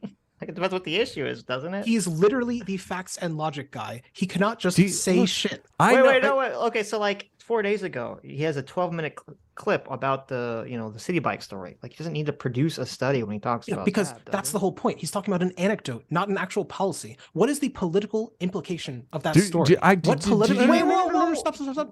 political advocacy did he make? What change in society does he want? That's so simple. Okay. People shouldn't be looking at these videos where you see people just like having a bad argument or something and then projecting all their racial biases onto this, saying, oh, there's a white person crying and there's black people that are innocent. So therefore the white person is wrong and racist and they need to be fired and their life needs to be fucking destroyed. That's a super important topic to talk about right now. Yeah, so his political proposal you're talking about there is like this meta commentary on what types of videos people should choose. It's not about, hey, this is a policy change I want. This is some actual change in the world. It's not fucking happening in government. It's happening through culture. Yeah, culture. If culture is pushing people down a direction, you have to attack it culturally. You're not, unless you're saying that like he should be advocating for the government to step in and say we need to start mandating people's cancel culture behavior online. But Ben Shapiro does cover all the stuff in government as well. Like if he does cover, I believe he covers. But I'm just saying in terms of this, what like is the number one policy he's been advocating last month? I don't fucking know. But this is a pet peeve of mine. You can't name it because he doesn't talk. I can't name it because I don't fucking watch Ben Shapiro. Okay, but this is a pet peeve of mine. I hear this constantly from people on the left. Is that, oh my God, the right only cares about like fucking fake issues and shit. It's like, well, no, a lot of the culture war stuff is coming from the left, not specifically from government, but coming from culture, from online attitudes. And it's totally fine to talk about that and push against that. Just because you're not advocating for a specific government policy doesn't mean you're not a serious person. Well, he isn't. He wants to cut government spending. You want to pretend this is all the left pushing and all the right just reacting. And you know that's bullshit. And we basically agreed on this. Do you agree that so much of the right's reaction mill is just taking basically representation, standard centrist shit and getting super fucking mad at it? Do you agree? I said that's happened sometimes. And what happened? So, okay, how Of course, often it does happens need to sometimes. happen? I don't have a specific number I can give you and say like, well, 30% of the time I agree with it, and 70% of the time I don't. I Okay, don't have a so number like that. we could do like the Bud Light thing. How many weeks ago was that? I don't know, but the Dylan Mulvaney thing, right? Yeah, and then now it's like the Transformers thing. Oh, my pronouns are they, them. How mad did they get? How mad did people get about like a trans person existing talking about their pronouns in a show? That shouldn't be in the fucking show. I'm Oh, fine why with not? people talking about that. Why not? Because, well, first of all, I don't agree with non-binary pronouns in the first place, so that would be my Why? argument. Those are 500 years old. Shakespeare used them. What do I you, don't give a shit. What does that mean? Does that have to do with anything? they've always been here. Cannibalism and slavery was 500 years old. So They've what? all, yeah, you don't disagree with them. They're part of language. Do you want to get rid of them? Wait. I said I don't agree with people using non-binary pronouns. That's nothing to do with people being referring to groups as people as they or them or something to that effect. Or referring to someone that you're just kind of say like, oh, like that person over there. That's not a non-binary pronoun. Non-binary is saying that, oh, people should be identifying as neither male nor female. Okay, that's what I disagree with. I think the last time I Sure, watched Ben why? Shapiro was Because I it watched his. reinforces sexist stereotypes. That's why. How does identifying as non-binary reinforce stereotypes? Now we're on a different topic here. We're well, like 'cause I we're thought we jumping were around a million topics. I know, but Look, Ben Shapiro does this sometimes. Like the night last time I watched Ben Shapiro was after the Trump town hall, the CNN town hall, because I wanted to get his perspective on what happened. So, I mean, that's not. Is he supposed to cite a study on his reaction to the CNN town hall? I think that, honest to God, if you're a conservative intellectual, there are better things to do than cover like He's not pop supposed media to. shit. He's not supposed to cover that. Well, wait a second. I watched him because I wanted to hear his reaction to politics. I want to know if Trump stands a shot of winning the Republican primary. That's why I watched it. See, I don't What know does how that to get have? this First of all, across. what does that have to do with culture? That's directly about politics. You're saying Yeah. political commentators should talk about politics. Ben Shapiro talks about politics every single day. I mean, that's his main show. So the reason I'm trying to get at this is you keep wanting to talk about it's totally cool that conservatives spend all their time talking about nebulous cultural concepts because No, they have hold a on. dog in the nebulous cultural concept. I am And then challenging we the talk about claim. Trump. Look, you made a claim that all Ben Shapiro talks about is TikTok videos. And I said that is factually incorrect. You must live in a bubble Yeah, and he's if also you going to think talk about that's correct. CNN getting owned by Trump. That's what the entire content that was, wasn't it? It was, wow, look at CNN getting owned. Did he ever talk about policy? Did he say, hey, Trump supports this policy, and I really like that? Yes. Yes. What policy then? Which one? They talked about abortion. They talked about Ukraine. They talked about So he everything. talked about an abortion ban, They right? Oh my God! What you keep moving the goalposts here? No. So did he talk about an abortion ban and support it? Is it that Ben Shapiro never talks about political policy and that he only covers TikTok videos and outrage antics, or is it that he It's not only a talks binary. about political politics from a conservative perspective? Obviously, he only talks about politics from a conservative perspective. He's a conservative. See, you want to deflate this down to a binary. Either it's one or the other. You And are if- the one since that it's the keeps other- trying to do the binary No, thing. I'm talking about how he does it way fucking more than he should. And this is true of that is every just fucking that is conservative. just factually incorrect. You need to update your operating system. And there's many different metrics that we can look at. We can look at the hours of content produced. We can look at the number of videos produced. Like any metric that you want to look at this from, Ben Shapiro covers politics far more than he covers TikTok videos. All right, you want me to read off some titles? The woke Disney Empire Well, Strikes so Back. now, Don't you dare interrupt me. Now Give me you're 10 going to start seconds doing. again. Look, now you're going to start I'm reading going you his antidotes. titles. But it's an This is antidote. I'm reading all of them. You were anti-antidote a second ago. I said if you want to add them up and do some sort of study of how much Ben Shapiro covers these things, I guarantee you he covers politics more than he covers TikTok videos. Okay, so we have the woke Disney Empire Strikes Back. Okay, Do you so- think this is going to be substantive discussion of policy, or do you think it's going to be him mad about representation of gay people? First of all, that is his hour-long show. Yeah. So I'm sure he covers all sorts of political stories in that show if you wanted to look at it. Well, also Sure. So let's look at the subtitles. Wait, We do you have agree that Disney. No, there no, no, could no, no, be no. We have a substantive political disagreement about how to handle LGBT or trans issues? Because it sounds like you're saying that either, like anyone who's talking about it is just hating gays, right? I mean, pretty much, yeah. Do you think Ben Shapiro is having a substantive discussion about any of this stuff? And if yes, what? Of course. You keep trying to give me an argument he makes that you like. You asked me this earlier. Like, give a good conservative policy. Give me a Ben Shapiro argument you totally agree with. 100%. Okay. Just one that you totally agree with. Apparently, you watch his whole show. Let me. So what's one argument he makes? Besides watching the CNN coverage, you can't do it. Ben Shapiro. Let me ask Adam a question here. Besides you watching Ben Shapiro after the CNN town hall thing that we covered, when was the last time? Do you watch Ben Shapiro regularly, Adam? No. Yeah. Look, Okay. if something happens in politics, like especially with the election stuff, because I want to I don't know how conservatives feel about Trump. Look, we covered the Trump thing. I want to hear from conservatives how they feel about Trump. Right. So Okay. I listen to Ben Shapiro. I listen to the hour-long show. So, But I've listened to a dozen of his hour-long shows. I know the format well, okay? He talks about every single news story that is current. He talks about. Okay, This is David Pakman's hour show is the same exact thing. Right. Fine. Okay. That's fine. So as someone so neither of us avid fucking Ben Shapiro watchers. That's why I'm trying to move the conversation away from, I'm not fucking defend Ben Shapiro here and give you a statistical analysis of how much he talks about every topic, because I don't fucking know and I really don't fucking care. That's why I'm trying to talk about the more general argument that you're making, which I think is a BS argument, which is that the right is not allowed, or that every time the right complains about a broader cultural issue, you say, well, they're not serious then.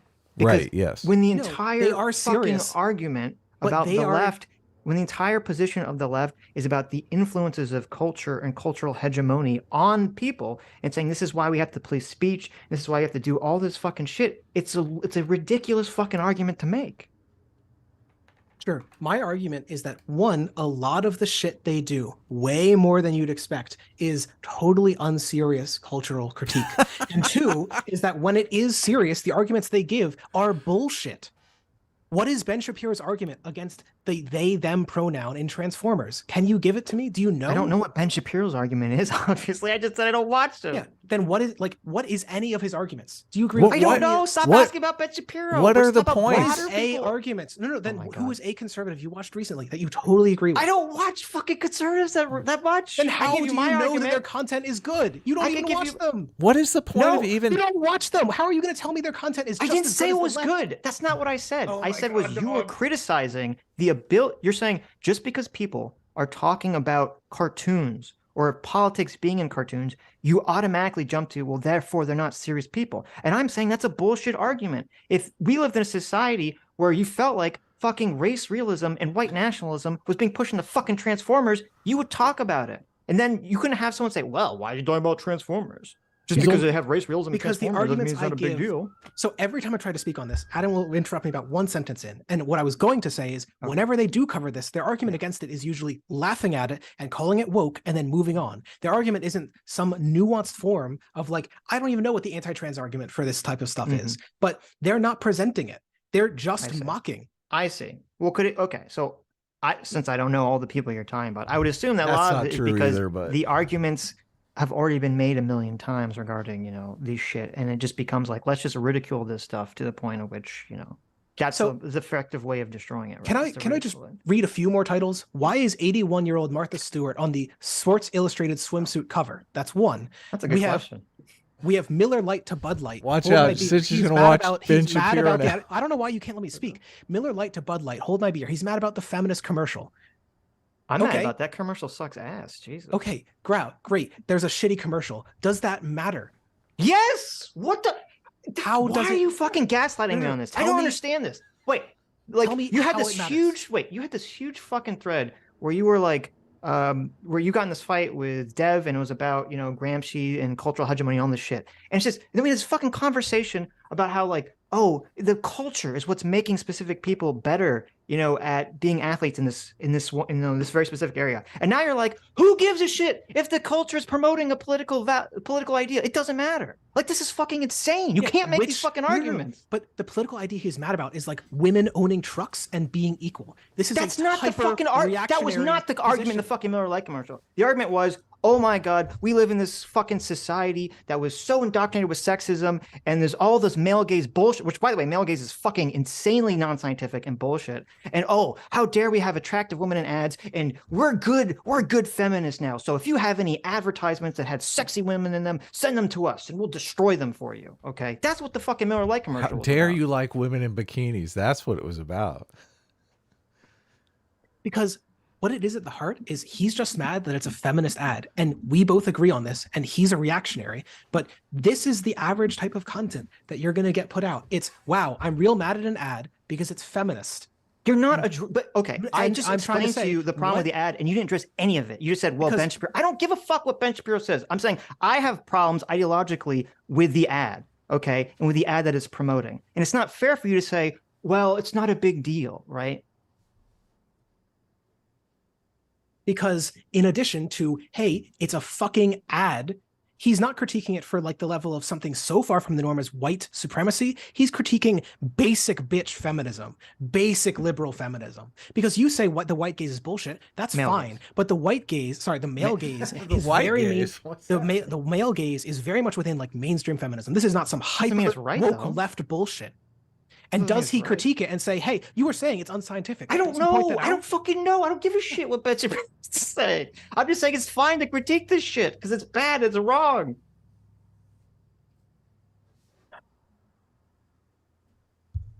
We can critique when there's leftist shit or shit we disagree with that's in commercials or is in fucking media. No one's There's telling nothing you that wrong you with can't. that.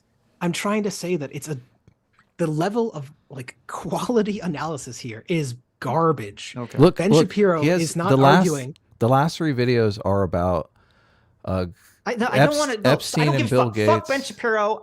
Stop. Let's stop talking Okay. about Ben Shapiro. This is not the Ben Shapiro defense hour. Okay. I don't give a shit about Ben Shapiro. I'm just saying people are allowed to criticize these things. And I don't give a shit if every single person on the right is criticizing it, at least not good me. or not. There's shit tons of people on the left that criticize shit tons of things in the dumbest fucking ways imaginable. Okay, Well, that's irrelevant to the conversation about whether it can be criticized or not. That's his claim though is his But claim. PSA, you are doing the retreat. You're saying, are we allowed to I'm not criticize doing it? the fucking retreat. You're saying, are we allowed to criticize it? I never gave a shit about who's allowed to. I'm saying this is dumb shit critique, and this is what you get from every goddamn you conservative. specifically said both. Non-serious. He said unserious. You specifically said both because you were equating it to David Pakman's talking about policy and government, and he's complaining about politicians, and Ben Shapiro's complaining all about the serious stuff. David Okay. Pakman is very, very serious, and Ben Shapiro, all he cares about is TikTok videos.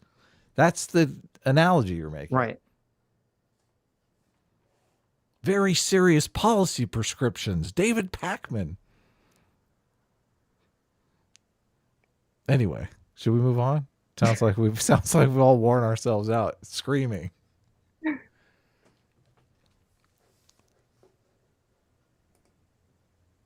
He's still there, Aiden. Maybe you had to go to the bathroom. Okay. Do you look? Do you want to? Have you talked about everything you want to talk about? No, but I feel like it's fine.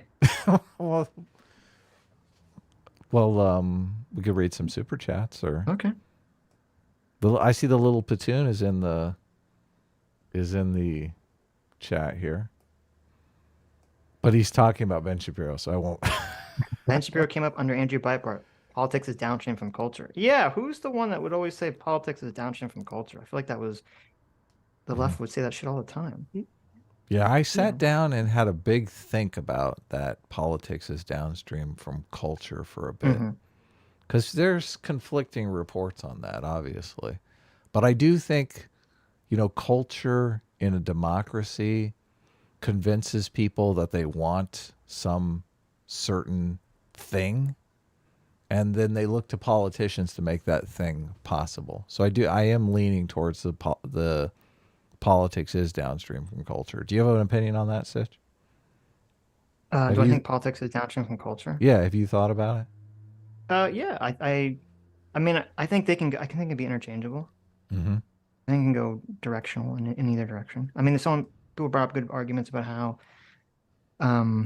forcing civil rights legislation to some extent kind of like force culture to change in specific ways in the past. But Cool. So that's a yes, right? I think it can go in either direction. Right. I think they Okay. influence each other, obviously. I wouldn't say like one is. I don't think it's unidirectional. That's all I'm saying.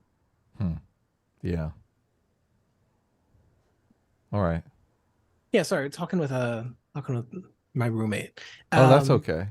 yeah, No worries. we started this whole thing out with like a comparison between the right and the left. And y'all thought it was okay to compare socialists in America who are not doing mass violence, right? Who are not destroying state governments with the right. Wait, who actually are. What? Hold on. What about Portland and stuff like that? Not doing mass violence seems that's like a heavy claim. Yeah, they're like statistically, no. 99% of the violence in this country is done by the far right. What about like burning down buildings and shit like that for the Black Lives Matter protests? Those weren't far right. Yeah, and in fact, they often weren't ideologically motivated at all. It was just people burning shit. So When we talk about politically motivated ideological the Black violence, Lives, the it is George 99% Floyd protests right-wing. were not politically motivated. The overall protests were, but you're trying to conflate that with the people doing the violence in particular. Okay. So you're saying that the people were just using the political protests as cover to do wild and crazy shit. Yeah, they do that. Everyone does. Well, I'm just look. People on the Yes. face of it will think that that's incorrect. Obviously, they will think that the reason people were burning buildings down was because there is systemic injustice in policing, and even you had articles coming out saying, "Oh, it's okay to burn things down because that is." You know how what those get articles change. actually said? It was the exact same thing MLK said 60 odd years ago. Well, And it he is- said it's the okay. language of people who are unheard. And yeah, sometimes as part of these movements, people who are just really fucking mad will do property damage. So And you know then what MLK also said is it's not effective for the movement, but it also it's what you expect if you put people in places where they feel like they're getting fucked over all the time. So then it is political, though. To the degree that everything is political, yes. But when we're talking about specific, like pre-planned ideological violence, that's the right's domain. Pre-planned ideological violence. So, but Sure, what is like what? the mass shooter in Allen hold the on. other week? Hold on. What is Guy with the swastika. what is right? the Well, on his pre-planning? profile. Look, you made a claim. You said the right conducts far more violence than the left. This was in relation to the comic, okay, which was brought up in the beginning, which was, how dare we compare the KKK to Antifa or broadly the socialist idea? How right? many lynchings has Antifa done? And you're going to say what, the bike lock guy? How many lynchings has Antifa actually I don't done? care. That's completely irrelevant. That's a fucking red herring. Doesn't matter. No, political violence is not something where like one side doing 99%, 95%, whatever doesn't fucking matter. Wait. Whoa. It's our country, okay, obviously, has a history of racial violence, right? We had slavery built into the into the founding of the country, then we had segregation and all this stuff. So all that shit is way more like in the culture and acceptation, and acceptance of like certain movements and stuff, where socialism and far left ideas was not, right? We all agree with this, okay? The far left shit is a lot more recent. So there's obviously going to be a lot more of these sorts of things that you're talking about. This is a complete red herring, though, because the entire fucking thing that I was relating to when I made that comic, or when I altered that comic, is that comic, as you acknowledge, is a bullshit straw man where it's saying one side of the current political debate is evil KKK racist, and the other side are just innocent people that want rights for black people. When we all know that's not what the fuck is going on right now in the culture war. And that's not the thing that I was talking about. I was saying that there's a far left out there, which is anti-liberal, and there's a far right out there that is race realist. And I'm in the middle, like, fuck both these people. And that was the point of the comic, okay? So it doesn't have anything to do with what you're talking about. Sure, but it's partially that equivocation, which is the bullshit that I'm pointing to. The right in this country is the one that's tearing apart democracy when they get into trifecta power. Okay. No, I just or do you think Orban is a dictator? Viktor Orban. I don't know enough about Victor. I don't know anything about Viktor Orban. Okay. Okay. I literally know nothing about Viktor Orban. Sure. Well, he is a dictator, Okay. or at least as close to one as you're going to get, who's rigged his democracy to elect him over and over. Right. He was Pulled up elected Same to with speak. Putin. Well, sure. He follows more or less the same model as Putin, and both of them describe their systems as illiberal democracies. Right. He, an open illiberal Democrat, was invited to CPAC, and he spoke there. And he spoke in favor of the type of policies that he was pushing. What does that tell you about the Republican Party? That they're not just, this isn't like even just some CRT academic is speaking. This would be like if a CRT person took power, destroyed democracy, and then the Democrats invited them over. You know, I really fucking wish right now that the Democrats and that the broad left in this country could take all this anti-liberal woke dog shit and throw in the trash can so that I could stand up there and say, oh my God, the left is pro-democracy. The left is pro-liberalism. They're the defenders of freedom. But unfortunately, they're not fucking doing that. Okay. They're putting their lot in with this toxic garbage ideology that is anti-liberal. You know what else they're doing? Here. And it's totally fine for me to point to it and say, hey, stop fucking doing that. I don't like if the right's doing it. I don't fucking like if the left's doing it. It does. No, this is bullshit equivocation. Because it's not a There's a bullshit. difference Because between if you're going to some fucking point to academics who are Orban, I just get to say, well, let's just point to all the fucking socialist and communist countries all throughout fucking Earth's history that have caused all the fucking problems and genocide and all the fucking shit in the world. Okay? This is a ridiculous fucking argument yet you're making. Yeah, except that the socialists in well-developed democracies ain't doing that shit. The socialists in America are fighting for a restoration of the Voting Rights Act, the one that the Republicans gutted. Yeah. That's all. That's where they're going to stop, right? Once they get the Voters' Rights Act, they're like, well, socialism accomplished. We're done there. Pack it in, boys. No, they want more broadly participatory democracy, like say one where everyone's vote is equal. Do you think, as liberals do, that everyone's vote should be equal? No, I think only property owners should vote. Tell him that's a joke, otherwise he won't know. That's a joke. Yes. No, I got it. But everyone's vote should be equal. But you know what it isn't in the current system? Goddamn equal. You know, when we talked earlier about the democracy versus republic thing, there's a reason that the Republicans defend the view that votes shouldn't be equal because they want a system that benefits them electorally. And so do the Democrats. Yeah, do you it's honestly so think obvious. All do you political honestly- parties do to some degree, but Republicans do ideologically. There's a reason they invited Viktor Orban. There's a reason that in North Carolina, the Supreme Court ruled that they targeted black people to disenfranchise with, quote, surgical precision, unquote. They know what they're doing. Okay. Do you think, well, we have to address the black thing. Do you think, honestly, that if the situation was different, so that with the Electoral College, if the Electoral College helped the Democrats or the Republicans, do you honestly think that everyone wouldn't just be flipped on this exact issue? Yeah, I know they would flip. Because, okay, so then I don't understand the argument. Because you know what blue states have done? Passed the National Popular Vote Interstate Compact, or NPVIC. If you're in chat, just Google NPVIC.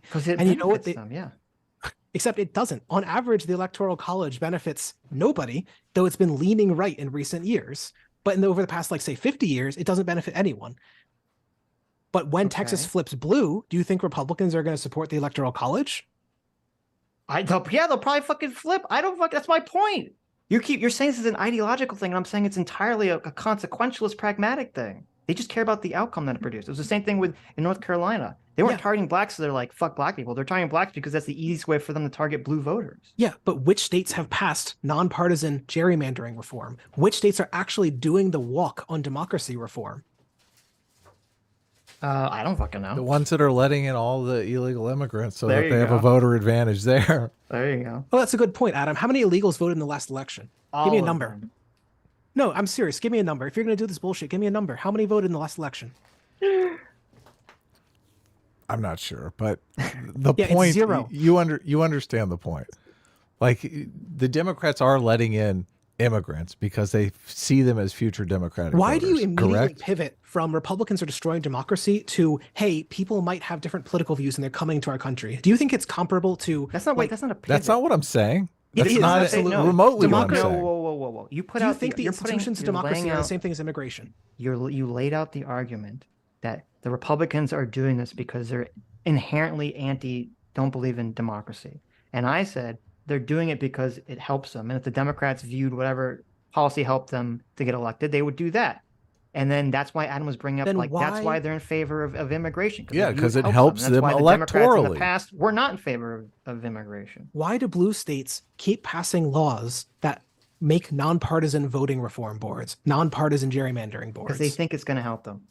You think that moving from, have you seen how good the Democrats got at gerrymandering? No, the nonpartisan There boards was are an worse than article what I the just pulled Democrats up were from doing Vox. before. Let's see. Vox article, Vox, the right-wing publication. Democrats learn to stop worrying and love gerrymandering. And it's all about how the Democrats did a much better job gerrymandering in the last couple of years than the Republicans did. So I don't buy this ideological argument you're making.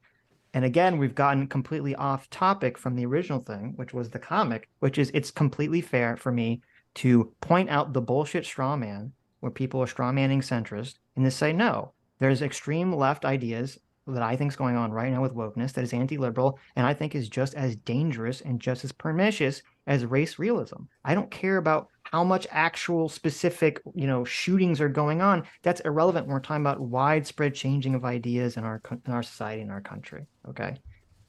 Hey, just out of curiosity, how many illegal immigrants voted in the last election? There you go. Basically zero. No, if you're glad How do you asked. hold on? How do you I'm know glad that? you asked. How do you because know there was that? I'm glad you asked, Adam, because this is a sincere answer to a sincere political question. The AP did investigations in every goddamn state for every single incident of voter fraud that was reported. And you don't want to know what? Every single voting district in this goddamn country has one Republican and one Democrat sitting there. So you better think they're reporting illegal immigrants coming in and voting against the rules. There were less than 300 voter fraud alleged incidents in this country. And on net, the effect would have been zero because half of them were Republican. So that's your goddamn answer, as close to zero as matters. So stop doing this bullshit about illegal immigrants coming in and voting. Stop doing it. This is rightist disinformation. You should be embarrassed. It's not reality. Well, first of all, I never make that argument. Okay, I only Yeah, made you that were just argument. gesturing towards it. So true, King. I think he was just trying to trigger you. It worked too. That's true. Bullshit right-wing straw men do trigger me just a little bit. That's fair. Sitch can testify. He's been on the show with me for thousands of hours. Yeah. Sitch, how many times have I brought up illegal immigrants voting? I think this might be the first. But Anyway. I only brought it up because, in the idea of, widening the electorate to people who will vote for the party, both sides Yeah. do that, obviously. The Republicans are trying to narrow the electorate down to the people that are going to vote for them, and the Democrats are trying to open it up to the people that are going to vote for them, obviously. Those are the two forces in play. Yeah, I think like with, the Democrats supporting lowering the voting age or trying to restore voting rights to prisoners and things of that nature, I don't think these are ideological considerations. I think these are purely cold political calculations. I'm sure they support them because it benefits them, but they're also on the side of expanding democracy most of the time. We'll see, I guess. I would never be in favor You don't of need to just expanding wait the and vote. see. Yeah. Well, but the problem is when we start getting into the realms of the woke shit, which is anti-liberal, that isn't really expanding democracy. So that's why I said we'll see. When we start judging people by according to their race, and we say, okay, we need to deconstruct whiteness and white privilege, and we live in a white supremacist society and all this stuff. That's not really, in my mind, that's not really going to be expanding democracy or anything to that. Hey, where was that study done of the 300 people? Because it's kind of surprising that it's as high as Whole 300 country, people. the AP. What do you mean the whole? How did they? AP looked at every state, whole country. Okay, and they could What are we only talking about? find 300 people in the entire nation. An Associated Press review of every potential voter fraud in the 6 battleground states disputed by former President Donald Trump, so I was wrong, found fewer than 475, a number that would have made no difference in the 2020 election. Also, they basically were net zero regardless because roughly half were Republican, roughly half were Democrat. There you go. That was 475 in one county, right? Or it wasn't In 6 states. Every single so state it wasn't that the could whole have United swung. States. It was only 6 states out of 50. Yeah, so only Well, like 15% of everything the is population. changing.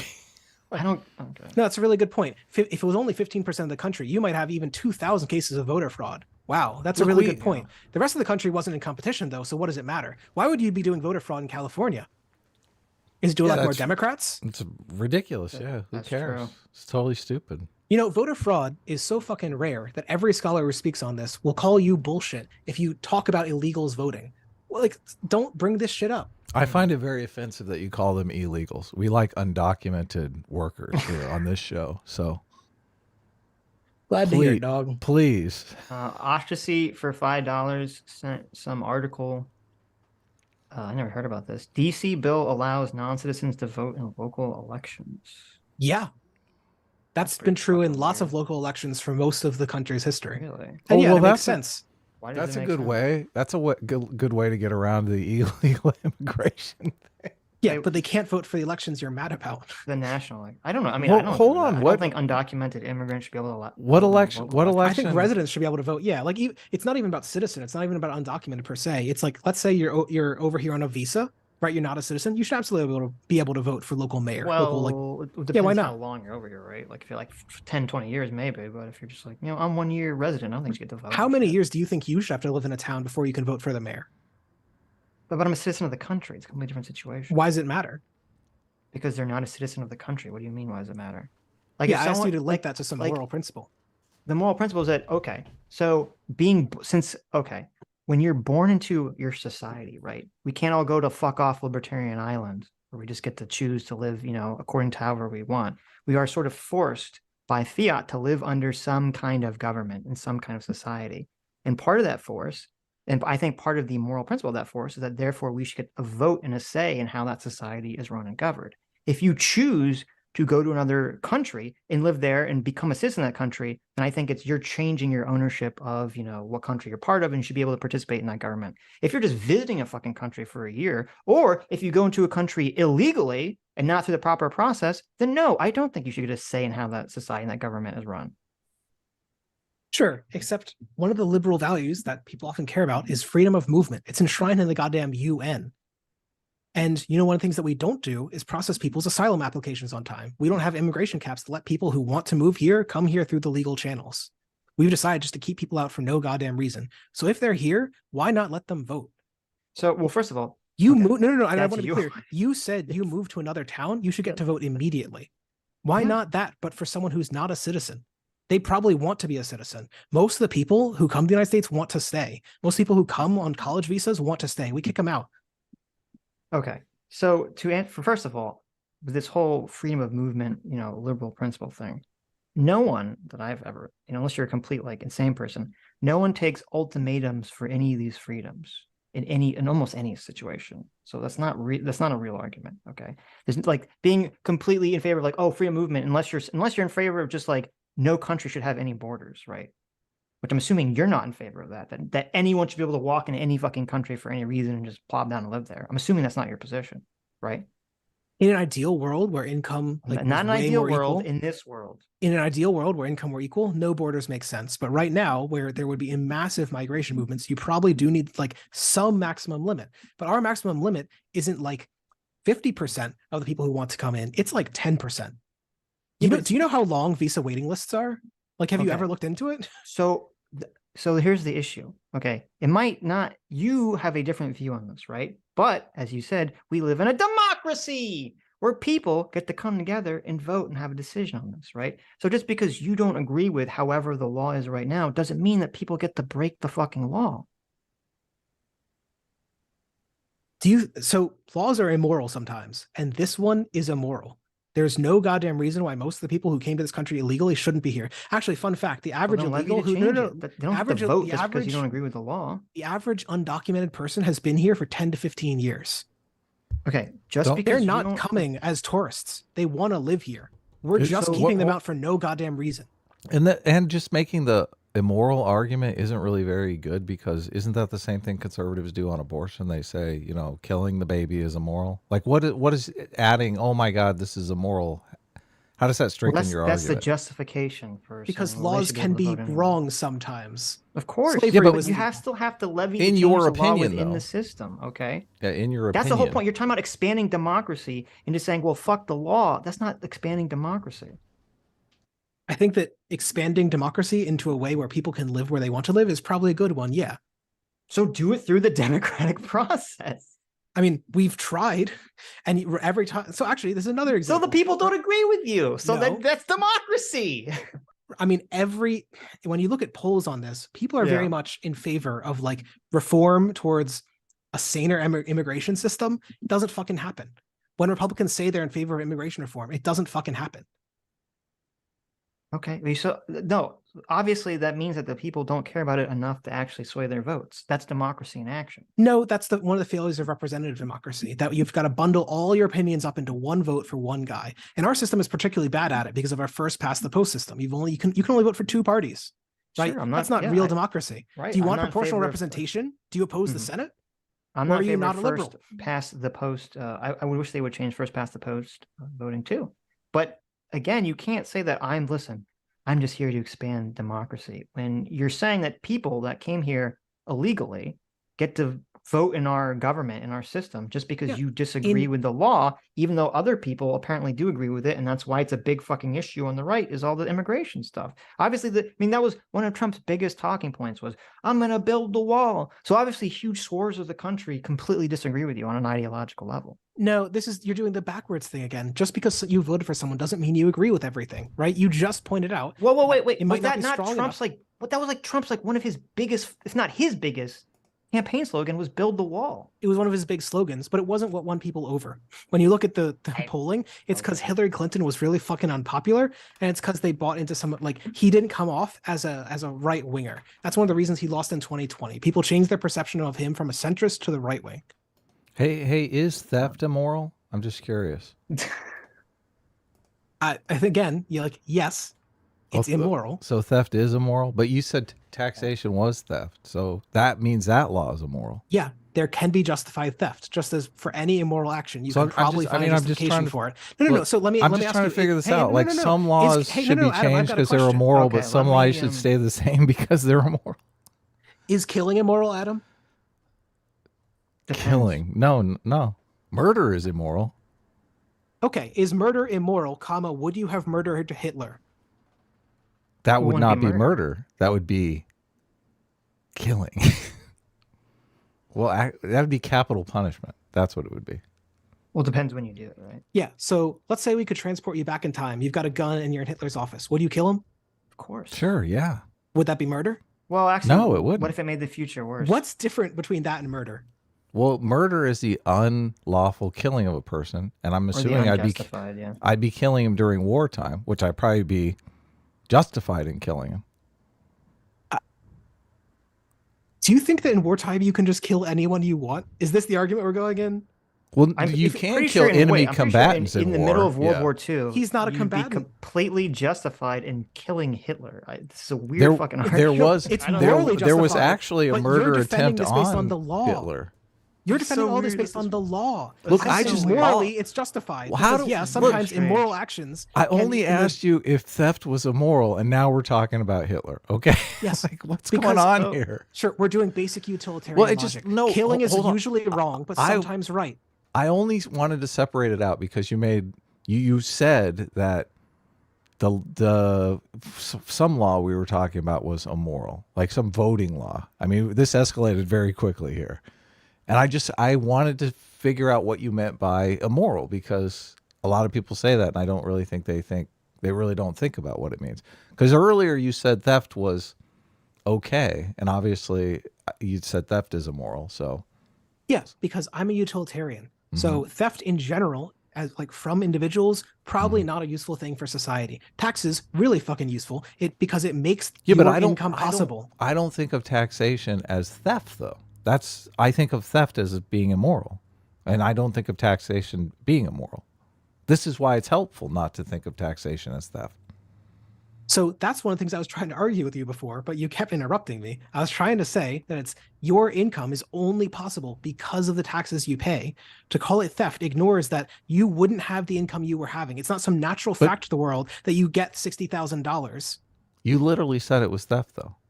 I said the short and simple, I kept trying to say this, the short and simple is it's theft and it's justified. The long answer is it's not theft because society enables you to have this income. Okay, well, I'm glad I let you clarify that. Okay. So I brought up Gallup, done a bunch of poll on immigration. It says the last poll, 2022, it says, think about immigrants, that is people who come from other countries to live here. In your view, should immigration be kept at present levels, increased or decreased? So in 2022, 31% said it should be the same level it is now. 27% said increase, and 38% said decrease. Is that for taxes? What was that? This is for immigration. Immigration. Okay. Right. So I don't. The big problem with this is that people way overestimate the amount of immigration. That's fine. I don't give a fuck. They probably do. I'm saying my only point was that you were saying it's not a big issue that people on the right care about. No, and I'm saying fuck it is. The polling doesn't work for simply, do you think it should be increased or decreased? Because when you ask the average American, they think like 25% people are gay. Like people. Wait. What you're saying makes my argument. I don't know why you think this counters my argument. That sometimes polls are misleading. No, when you ask people about quantitative data. No, you said people drastically overestimate the amount of immigration, right? That was your argument you just made. Yeah. Okay. That's fine. I don't give a fuck if they do that. My argument is that they care about it. They might care about it for the wrong reasons. They could be caring about it for reasons that are not actually true, but they fucking care about it. That's my only point. You were saying that the right doesn't give a shit about immigration, and I'm saying that's not true. That's why Trump ran so bigly on build the wall. Trump did a little bit better because he won over like 2% of people. That's it. He persuaded like a tiny margin of the country. Overwhelmingly, Republicans voted Republican, Democrats voted Democrat. And you know what? He lost in 2020. So should we therefore conclude that people want more immigration because Build the Wall lost after it was in power for 4 years? Maybe you could say that more people were not afraid of immigration at that point.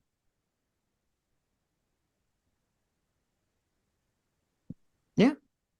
I don't know why. I feel like this argument doesn't make any sense. Obviously, people on the right care about immigration and generally want to lessen it. And that's also short fat otaku's in chat. I said he called me a twat and didn't want to debate me because he said I was a bad faith. And now he's saying that he was waiting for this appearance to see whether I was good faith. So that's great. Can't wait for the follow-up debate. Oh, okay. Can we do it on our channel, please? David Woodman C for $100. Thank you. Says, yeah, very, very generous super chat says, that BS needs a citation! Exclamation point, exclamation. There's like 15 exclamation points. Right. It's patently false. David. Sure, look, you have that was the AP's citation. Okay, good. You remember, I was like, David, why didn't you put it in your super chat? What needs a citation? Was this a sports thing or was it the... Might have been the sports thing. Posted that one too. Or was it? It might have been the Ben Shapiro thing, though. I think it was about. I don't know. There's lots of people calling for lots of citations about one. I know, David. You gave us $100. You could have put what it was. I think it was about violence or something. Anyway, if you wanna include it in the regular chat here, I've got eyes on chat. I can ask him. So. Okay, anyway. so you short fat otaku. Like, there's a debate going to happen between you guys, right? What is the beef? It's, Aiden. Oh, I mean, he wants to argue that the left is maliciously doing a long march through the institutions as part of a conspiracy to take over the culture and run the cultural hegemony. And the argument I've long given is that this is conspiracy brain bullshit. Yeah. This is conspiracy brain bullshit because in as much as it happens, it's mostly just happening by people fairly openly trying to promote their political views. This whole debate, Sitch has been arguing that's totally fine for Ben Shapiro to get super mad about culture and to promote his views there. Mm-hmm. By this logic, who gives a shit if some professor has views on culture? The academia is no less political than the YouTube channel. Because I think I'm assuming, I don't know Dev's argument specifically. My argument in response to that would be, I'd have much less of a problem. I still wouldn't like it, but I have a much less problem if regarding like all this woke shit, if people broadly in the mainstream understood what it was. And that's my promise, that they don't. And it seems like there's this intentional kind of hiding the ball on the left to sort of say, oh, this isn't anti-liberal, this isn't socialist, this is just the continuation of civil rights. And that's my problem with all this stuff. Yeah. And what I tried to point out is, hey, if people don't know what the actual details are, that's probably not seeping into their brains. CRT, at like the academic theory and all of its specifically anti-liberal beliefs that you super hate, that's not getting into popular consciousness. That's not what people talk about. That's not what anyone cares about. Just because they're saying the word out there doesn't mean it's getting into people's brains. Well, when people start saying deconstruct whiteness, white privilege, when I saw so many people repeating, you can't be racist against white people because P plus P equals R, this stuff is seeping into their brains. I don't know how you could say it's not. Yeah, prejudice plus politics is so famous Power. that it's got into prejudice plus power is so famous that it gets into people's brains. Yeah. That's because people are fucking saying it. But Yeah, they and that's an aren't incredibly anti-liberal idea. sure. The thing they're trying to point out there, and the big kernel of truth to it, is the exact same logic as you saying you might need affirmative action to build a anti-racist or race-neutral society. But That's- people use a kernel of truth though to make their propaganda digestible. Though. Yeah, so many things, so many bad ideas have kernels of truth in it. Just because there's a kernel of truth in it doesn't mean that the idea is fine broadly as a whole. Sure. And as you know, that's not the way people were using P plus P equals R. They were using it to excuse away racism against white people. Sure. And I have critiqued this part of the left for a long goddamn time. In fact, you can search it on my Twitter, a specific critique of this specific phrase. Good. But you know what? It mostly doesn't fucking, like, when we're talking about things that actually fucking matter, I can point you to Republicans taking away people's rights. I can point you to policy that's fucking happening. And what y'all have done. What rights are they taking away? Abortion. Easy. Half the country. So moving on. One of the things that keeps happening for the right is they keep saying, y'all will take over academia and then some bad thing will happen and then a bad thing will happen and then a bad thing will happen. But this is what people said about the SJWs. It's what they said about the CRT. It's what they said about wokes. Aren't they just expanding the rights of the unborn? Okay. So the issue here, okay, like, again, we can go back to the city bike Karen situation. This was a perfect example of that in action. People looked at the situation, they assumed racism was at play, and that made everyone basically be racist against a white woman. And it was just broadly accepted to just be racist against white people. And I'm sorry, but I don't think the broad acceptance of racism against white people in our media or in our culture is going to lead to positive outcomes down the road. And I don't think people are saying that once the left takes over institutions is going to lead to a problem. I think they're saying they did and the problems are here. Sure. And the problems are like isolated media examples. When I can point you to like massive concrete problems caused by the right, like overwhelming amounts of political violence, rights being taken away. Some guy asked, is it half the country? Yeah. Go to guttmacher.org and it's in the abortion map for after Roe. Yeah, it's half the country. And, you know, the only red states that haven't started the crackdown on abortion are the ones where it's constitutionally protected and the voters overwhelmingly voted in favor of it. Every time. Kansas. Yeah. Well, I think the issue is that, you know, you're swimming in your ocean of politics. And so that stuff is just not as a big deal to you, where the right-wing stuff is obviously a much bigger deal to you. So I think that's what's just happening here. Sure, but the reason we're bringing this up is you are so opposed to this part of the left having any power that you are willing to say you are a centrist between it and people who are actively sidling up to dictators. Like, that's the point I'm trying to get at. You're equating wokeism being so bad as like Orban being on the national stage, like right next to Trump. I mean, we have socialists in Congress, actually in Congress, not being invited to speak at the Democratic National Convention. Like, they are actual Congress people. Yeah, and they're all voting in favor of expanding voting rights. They're all voting in favor of expanding democracy broadly. Mm-hmm. Look, actual justice warrior, you mentioned that nobody on the right will debate anymore. Only Vosh on the left is debating, which I find that to be fundamentally incorrect. Actual justice warrior is definitely on the right, far more on the right than me, and he will debate anyone. So, but he has a super chat. He's saying I have to read. Actual Justice Warrior for $10. Thank you so much. Says, that Disney video is about Disney versus DeSantis. 90% of Ben's show is headline news and presidential politics, immigration lately. But he has a cultural segment and an eye-catching titles. How dare he? So he's sounds like Actual Justice Warrior is making the same argument as me, that most of his stuff is politics and not really TikTok videos. So sure. I mean, we've done that one to death. Yeah, we have. If anyone wants to debate Actual Justice Warrior, I'm sure he'll debate it. I'm sure Actual Justice I mean, Warrior sure, has debated he will Vosh. happily accept the definition of woke as systemic racism exists because he believes that it doesn't exist, and he thinks that actually all of the reasons Black people are succeeding is because of genetics. He won't say it, but it's what he actually believes. You think he did it on actual debate stage. hold on. You think Actual Justice Warrior thinks? Yep. It's more or less what he said Is- on stage. He said you stereotype think accuracy is true, look, that's and therefore not- Black people aren't as well That's not off as white correct. people. That's not Okay, ask him correct. what he thinks Yeah. about stereotype accuracy.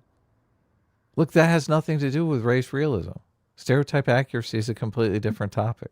Wow, that's interesting. People have stereotypes about race, and he thinks they're accurate. You have stereotypes all the about time. conservatives, that all conservatives are racist gay haters. Okay? Stereotypes are bad. I hate them. Sure, he doesn't. That's the whole point. He thinks the stereotypes are accurate, and that's why Black people are worse. I don't think that's an accurate representation of his position. Okay, so. ask him about stereotype accuracy. Look, Dom. I don't want to argue with the chat. Like, if you want me to send him the link, I'll invite him on. You can ask him yourself, but I'm not sure. Or you could set up a conversation with him at some point in the future. Yeah. I guess. Look, I feel obligated to say, as another content creator, I don't think you're accurately representing his position. Okay, we don't. Well, we maybe don't he have shouldn't to. have said that at what was it, DebateCon like a year ago? Tragic. Look, I don't know what he said, so I don't. Would know. you be okay? Would you be interested in talking to him in some future time, in some kind of debate setting? Sure. Okay. Okay, There you go, cool. Sean. If you want to reach out to SDL, you guys can have a conversation about stereotypes or whatever the fuck. you wanna Yeah. talk about. Also, we've got a lot of people in your chat saying that it would be based if he did believe that. So just There you figured, go. just you were Well, wondering. listen, all those people, shut the fuck up. You guys know how I feel about stereotypes. Why are you doing that? I know. Come on, we're trying to stop them from falling down the alt-right pipeline. There you okay, look, we're a backstop against that. True. I don't see that many people. I don't see anyone saying it's based, but Oh, really? Shortfat Taku for 11 Canadian says, "Hi SDL, why did you claim that we had a date set and then I backed out? LOL. I never set a date. I was waiting to see if you were good faith first. I'm 3 hours behind on the VOD, so I guess I will see." Look, I mean, that's obviously I don't think I said they had a subjective. debate set. Y'all agree? I don't think I said that we had a debate.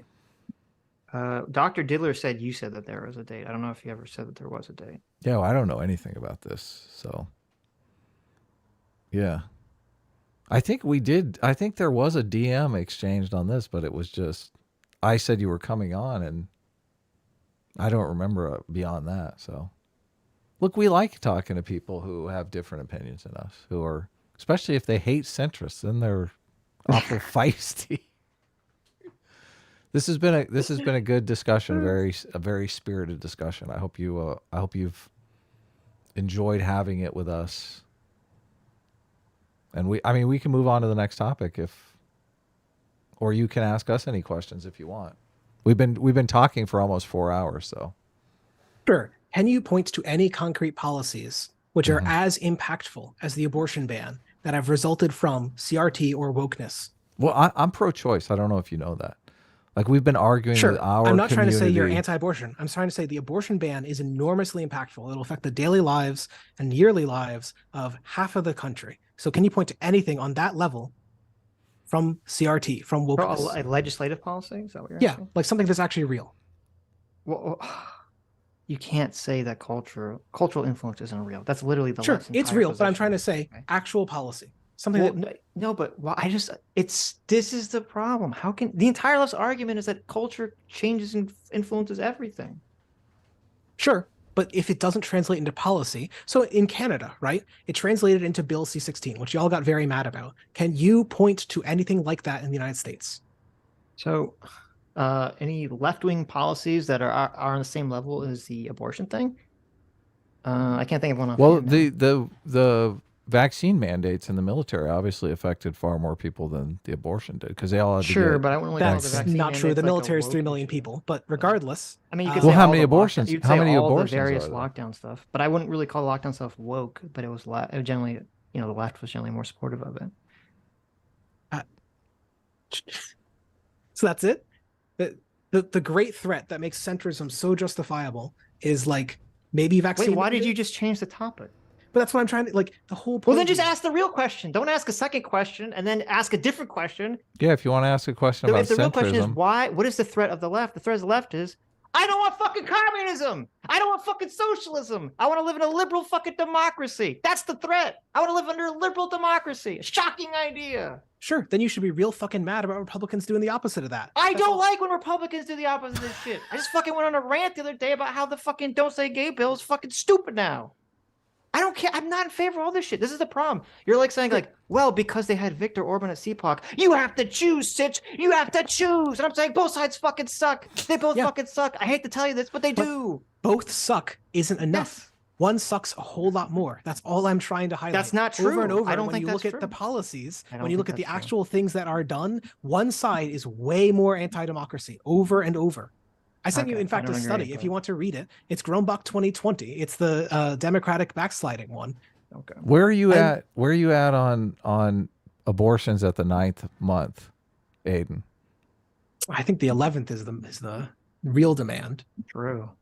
Oh yeah, that would be great, but after they're born, it's a little difficult. So Short Fat Otaku says affirmative action policies. Yes, affirmative action policies definitely only resulted from critical race theory. The timeline for that one definitely lines up. Do not look up when affirmative action Stop started. debating Short Fat Otaku in our chat. You can debate him on his channel when it's his time.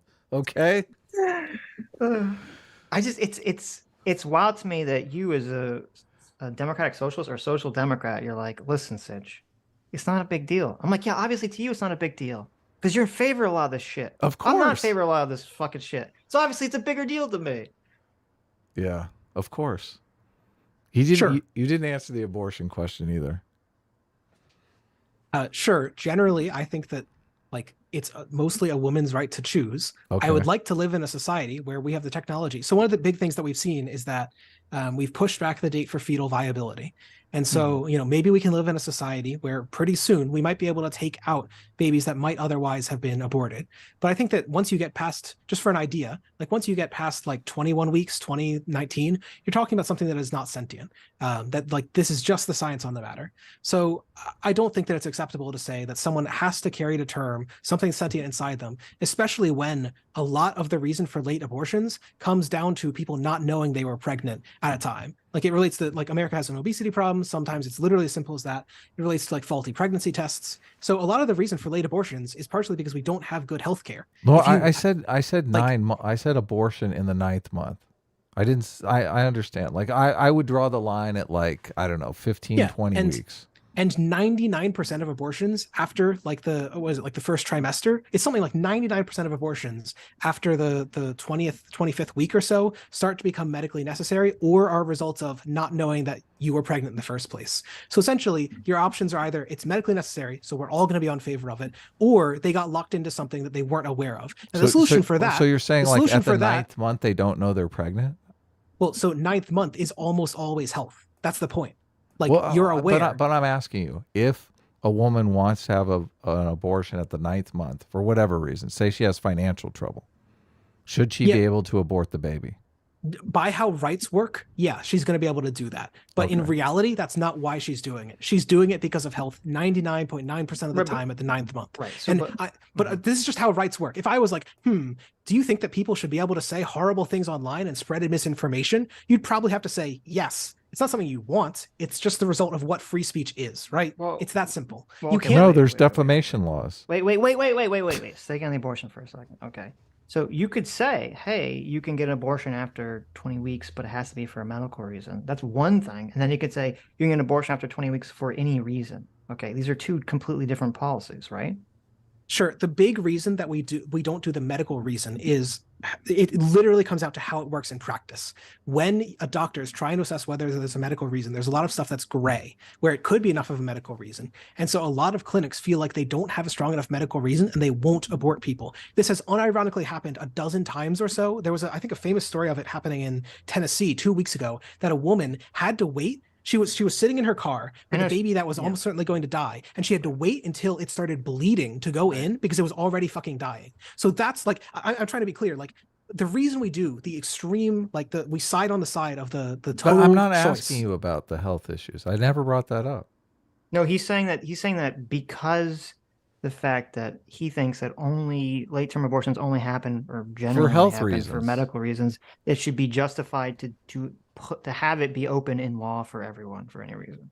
Well, and again, that mostly comes down to the vast majority are going to be for health reasons. But what if it's a gray thing? Often doctors will refuse to do it because then they would be doing an illegal action. And this, so like this is not a hypothetical. It is literally happening right now. In the Yeah, United I get States. that position. But here's I the get- problem, because I remember this came up when we were covering Lance on Tim Pool, and when I didn't do a super deep dive in it, but when I did kind of a cursory search in it, there actually it's mostly guesswork. There actually isn't really good data on how many people are getting late-term abortions for whatever reason, because that's not really tracked. So we actually don't know the answer to that question. This is true, but you want to know the reason why is because they are so rare that it's almost impossible to study. So to give you that would make it easier to study because it's such a low number.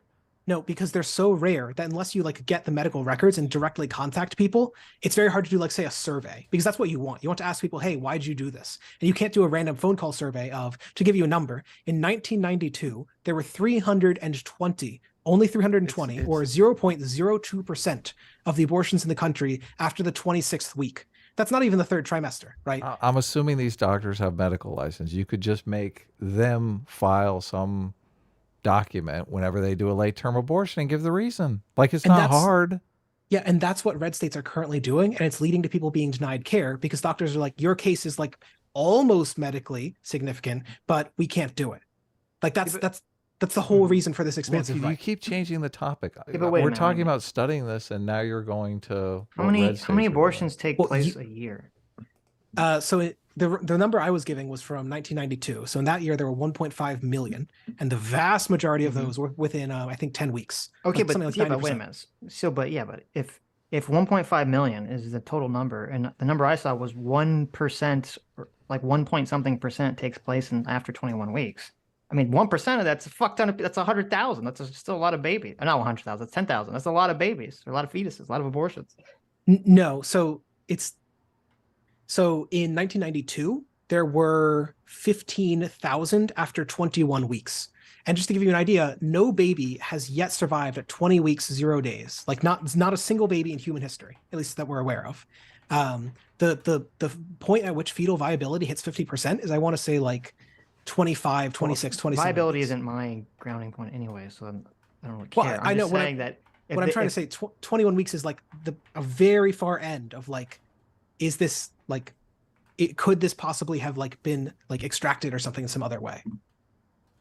No, okay, but I'm just saying, if you have something that affects 15,000 people, right? It's weird to me to say, like, well, that's such a low number that we don't care about it, right? That we don't care about it happening because it only affects 15,000 people. Like, I don't think that's a good argument.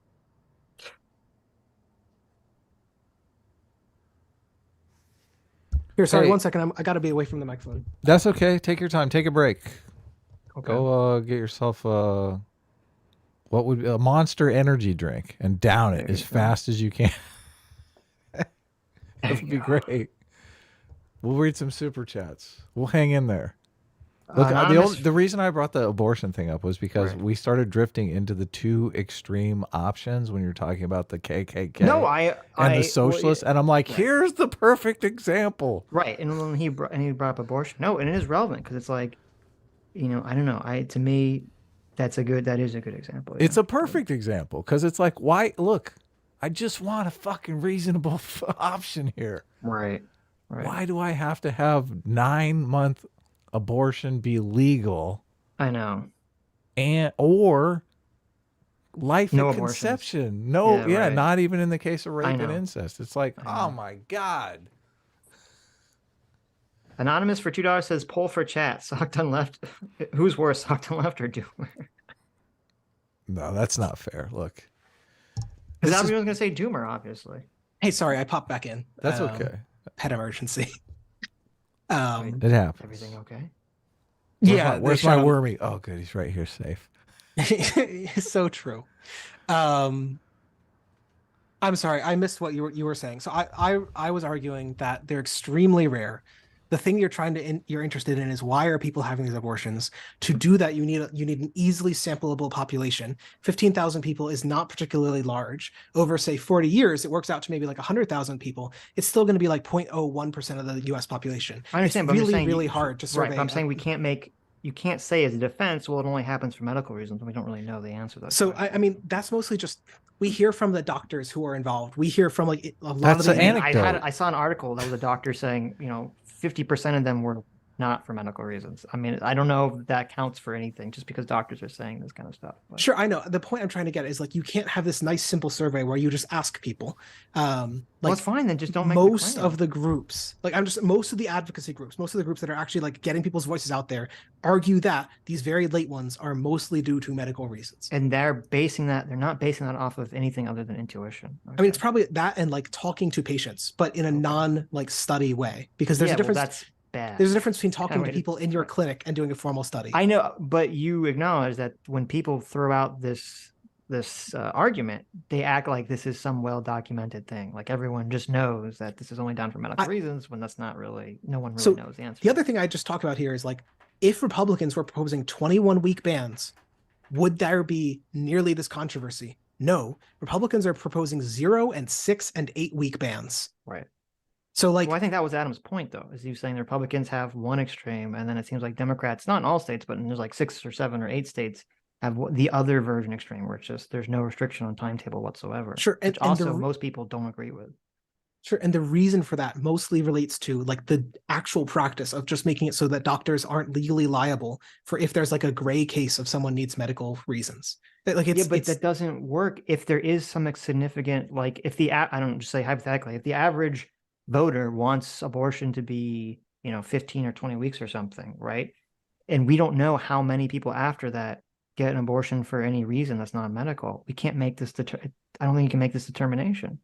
I guess the point I would just try and say is like in a liberal society, when you're talking about an infinitesimally small number of people, 15,000 isn't an infinitesimally number. No, but that's 15,000. That's 15, we're talking about trans people again. No. So it's infinitesimally small after. So 21 weeks is 15,000, but after 23 weeks, it's 5,000. After 25 weeks, it's 850. After 26 weeks, it's 320. It's like a halving each time. No, I said after 21 weeks I know, but 21 weeks isn't 21 weeks isn't even the ban they're proposing.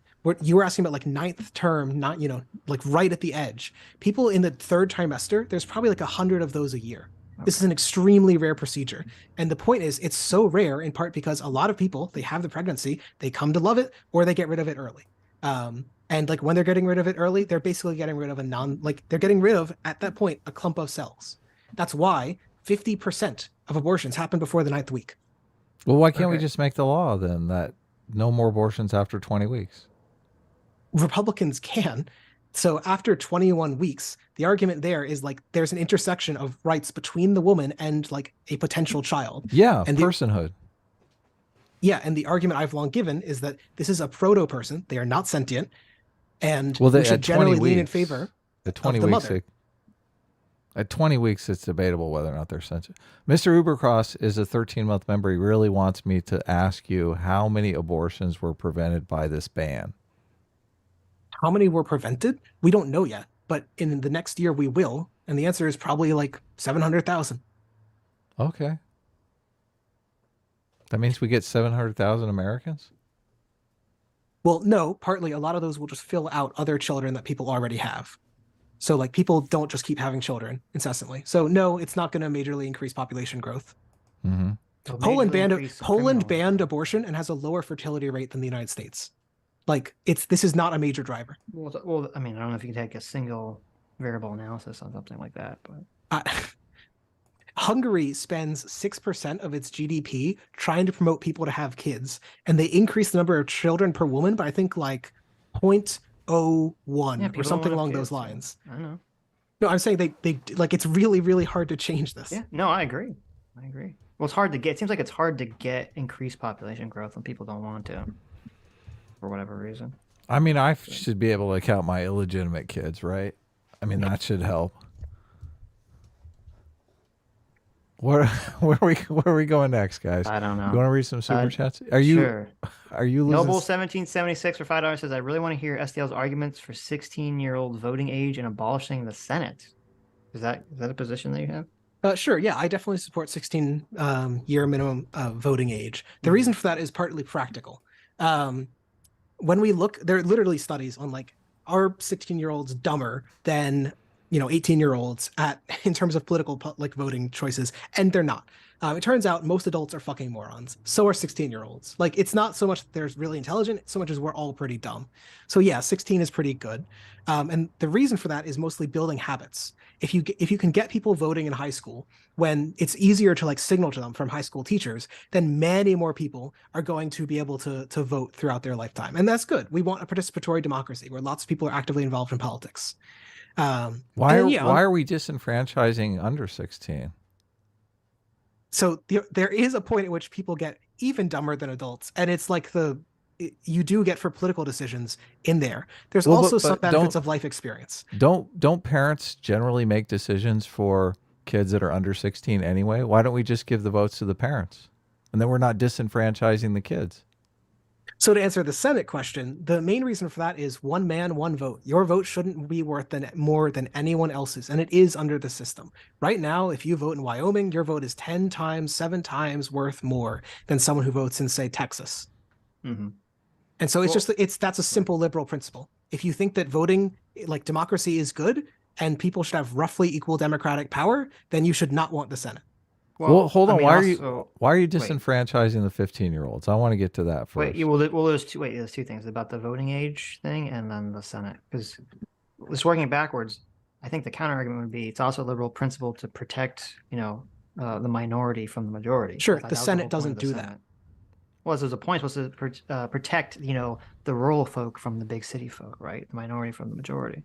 Sure, but then you could just do a proportional Senate. If you want to do this, just argue that you should do a proportional Senate and then bump up the votes of rural voters. Because what you're really arguing is that rural voters can't win unless their votes are up-powered. Yeah. And the thing is, of course, we don't do this at the state level. Like, rural areas don't get more votes within states because we know that this isn't necessary to give rural people a fairly decent life. In democratic states, like, rural people aren't doing like enormously worse than in Republican states. In fact, in Democratic states, they're often doing better. Right. So just because of welfare. I'm assuming what you're saying is something that I've advocated for, which is that, we can keep the electoral college system, but it shouldn't be winner takes all for the electoral votes. It should be based on, if 50% vote one way and 40% vote the other way, the electoral vote should be broken down along those lines, right? I think the simplest solution for the Electoral College is the National Popular Vote Interstate Compact, NPVIC, which is just give it to whoever wins, the majority. Regarding the voting age thing, going back to that, you're in favor of democracy, right? What are 10-year-olds people? And so we talk. First off, people do get smarter as they age. Second off, people gain experience. And so 16 is when a lot of people start. Yeah, but the parents already have the experience. Why don't you just give the 10-year-olds vote to the parents and stop disenfranchising the 10-year-old? We know this is trolling, right? The reason I am not trolling at all. Why are we disenfranchising 10-year-old Americans? Why are we disenfranchising 5-year-old Americans? You said you were in favor of expanding the vote. I'm in favor of expanding the vote to all Americans. Sure, because people below a certain age do not have the experience or the intelligence. But their parents do. Their parents make decisions for them until they're 18 already. Yeah, except that so often parents make bad decisions and it gets overridden. Yeah, but There's no reason we should give absolute control of voting to parents. What benefit does it serve? He's saying until they turn 18. Until they turn 18, obviously. Yeah. Once they turn 18, they can vote for themselves. Because you're disenfranchising everyone that's under 18 years old. Yeah, but you're not enfranchising them by giving their partner, yes, you are. You are literally whoever a vote. How is it not enfranchising them? Their parent is voting in their stead. They don't get to choose. That's what voting is. But you yourself said that they shouldn't be able to choose because they're not smart enough. So the options are don't choose or don't choose. Are you in favor of giving some sort of like economic benefits to people that are under 18? We already do. That's public education, one of the best programs in human history. Sure. So I just don't understand why we can't enfranchise them. Sure. I think that, again, this is just at the trolling level. This is totally not trolling. This is a legitimate public policy. It's been offered previously. Oh my God. Why are you laughing, Sitch? Sitch is laughing. I don't agree with Adam's fucking Sitch is laughing voting take either. Look, Sitch is laughing because he disagrees with it. No, this actually, is, But this wha- is, on- this is on a literally Adam's position. This is not a troll. Look, I think on vehemently on a, disagree I with think- him, but on this a is the real public position he on a advocates for, public. okay? Do you think? Well, I am under the opinion that people who don't vote, normally the costly externalities of society tend to get foisted onto the people who don't have a say. Do you disagree with that? To some degree, yes. Like- and like that's I- why I- universal voting is good and results in I better I would argue societies. maybe one of the reasons why public school is generally shit is because the people who benefit from public school don't get a say in that. Correct? I mean, the public school being shit thing is mostly bunk. When you look at international comparisons, America is like slightly below average, but mostly that's due to our poor math scores. And that relates partly to how we teach math. The average American likes their So school. They just think the average school public is shit. school is And the great. reason that they Okay. think that is because the private school industry and Republicans have been telling them for years and years and years and years that all the public schools are terrible and they need to get their kids out as soon as possible. Do you think public schools would be better if every single child in the public school got a vote that their parents placed in favor of more funding for public schools? Because I then don't you would think- have, there's how many parents in a public school, but there's how many kids.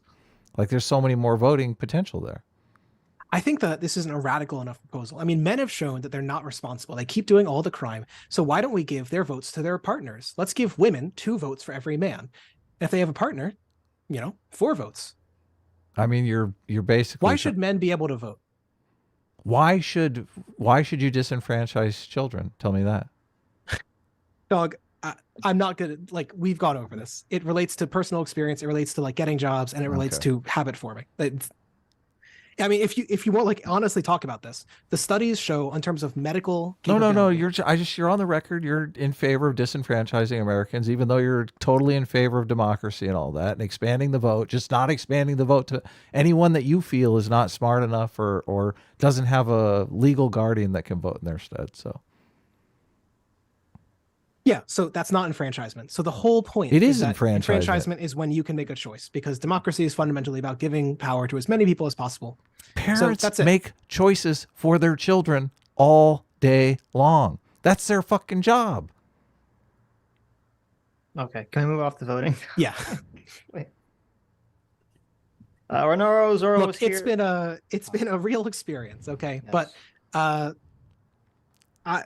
I would probably like to head out. It's been what, 3-4 hours? Yeah, So, you've been very 20 generous with your minutes. time, and this has been very entertaining and interesting. So I mean, I just want to leave it open to y'all that men should not be able to vote. And Okay.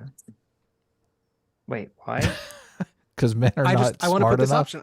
I mean, I think the 19th Amendment wasn't radical enough. We need to get rid of the right of men to vote. Men keep making mistakes, and it's Mhm. time to fix that. I Take mean, away men's right to vote. Right. I would be careful to link crime into voting, because that's not going to go in a direction that you're probably going to want to entertain, even as a troll. But thanks for coming on this. Yeah. Do you have anything you want to shout out before you go? Channel, Twitter or something? Sure. If you want to hear me talk about data and stats even more, especially by being able to show you the actual study instead of just rambling about it in an ongoing 14-topic conversation, you can check me out at SocialismDoneLeft on Twitter, on YouTube, wherever. I'm going to be streaming again this summer. Nice. Well, there you go. Sweet. Thanks for coming on. Have a great afternoon. You too. Well, great night for me, but thank you. Take care, man. Thanks. You too. Okay. All right. Let me start from the beginning. I know there's a lot of questions and super chats we didn't get to, but Tried to get to most A lot of of- them. Yeah. a lot of topic jumping around, so we had to try to get what we could get to. Okay. Yeah, I saw everyone in the chat when he started talking about male crime. I saw you on the chat. What were they saying? What was where does that lead?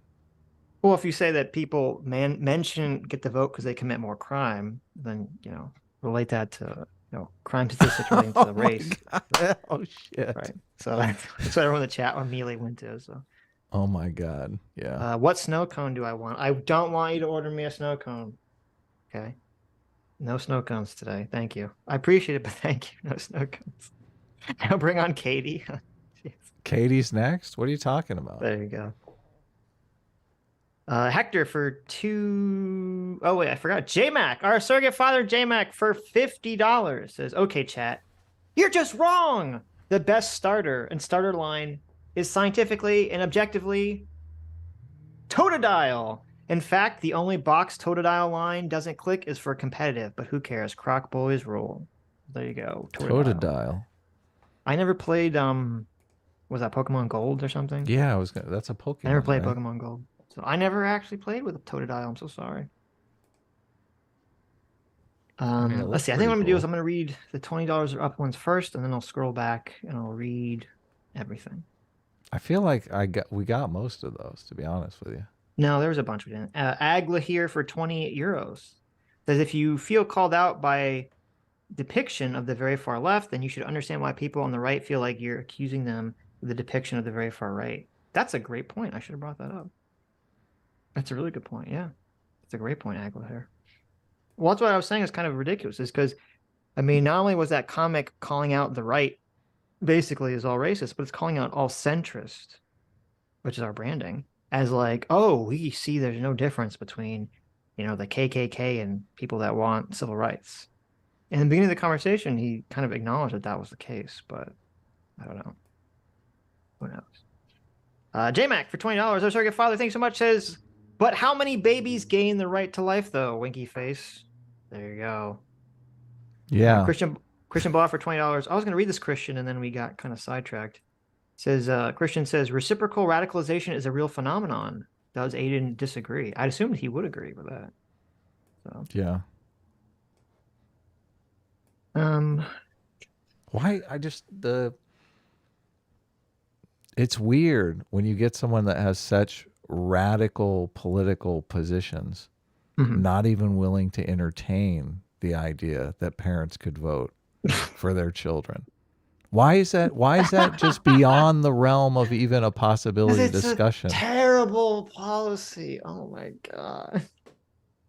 There was a time when they thought letting people, you know, making people give up their slaves was a terrible policy. There was a time when they thought letting women vote was a terrible policy. Like in order to make a policy happen, you have to have a conversation about it. It's like people do often dismiss things out of hand because they don't think about it. Okay. I mean, you're right. Most people don't think about giving children the power to vote and giving it to them through their parents. That's true. Most people don't even conceive of that idea. What's the matter? You're literally disenfranchising millions of Americans. I mean, there was a time when people thought that the earth was flat. Totally. Yeah. I honestly don't think it's that radical a policy position. It's funny to me that you think it is. I think it's a pretty radical you're the guy. You're the guy that wants, Brokeback Mountain played in public schools, but yet you think like the idea of parents voting for their children is like crazy. Listen, Adam, that is a straw man. It is a straw man. I don't want Brokeback Mountain played on TV for schools. I want it reenacted, showing the sex scene in its entirety in each class. Look, okay. Do they in show fourth grade? I'm under the impression they don't show penetration in Brokeback Mountain, but I've never seen Brokeback Mountain. I don't remember. I don't know. You know what's funny? I fucking did see Brokeback Mountain in school. What the fuck? Didn't I? Wait. Did you really? I think I did. What the fuck class was that for? Look, nobody. That doesn't make any sense. Nobody wants to expand voting rights. No, it was in college. It was in one of my film classes. Oh, that does make sense. Okay. It was in my film school college class. Because I literally took a film class on queer movies. So that does make sense. Never mind. I take it back. It wasn't in like grade school or something. You saw it in college? Yeah. That's the only time because I never saw it until then. I was like, it's a really fucking boring movie. It's a horribly boring movie. Jeez. If that movie wasn't about the gays, no one would have given a fuck about it. It's so boring. Oh, holy shit. That's pretty typical. Oh, it's terrible. I tried to watch that Harvey Milk movie because it got an Academy Award. And as soon as I started watching it, I was like, this is the boringest fucking movie of all time. No wonder it got an Academy Award. I mean, I saw Milk once. It wasn't as boring as Brokeback Mountain. At least it was about like politics. Like shit was at least happening there. Okay, sure. It wasn't about like two gay cowboys just like looking at each other for like an hour and a half, like, are we gay? I don't know. Are we? Are you gay? Am I gay? Like, anyway. Yeah. Anyway, we're going to $20 super. Mark chats. Twain's Revenge. Thanks so much, Mark Twain, our surrogate uncle, for $50. Says, let's ask this dude some nuts and bolts questions. I asked that. What are you talking What about? specific industries would you nationalize? Yeah. We had a whole talk I must about have not been paying attention then. it. That was probably when I was reading. You were reading the study, yeah. The study, which he used incorrectly. So okay. I'm glad we got to the bottom of why he wanted that study, though. Yes. He wants that study to say all of society is racist. Yes, but culture doesn't matter, though, Adam. Right. Oh, that was driving me crazy too. I'm so glad you were getting angry, because then it meant I didn't have to get angry. Well, I'm glad someone super chatted that. I missed when he brought up this study. I totally missed whenever that came up in the conference. I don't even know what the context was of that study. So completely missed that part when he said it.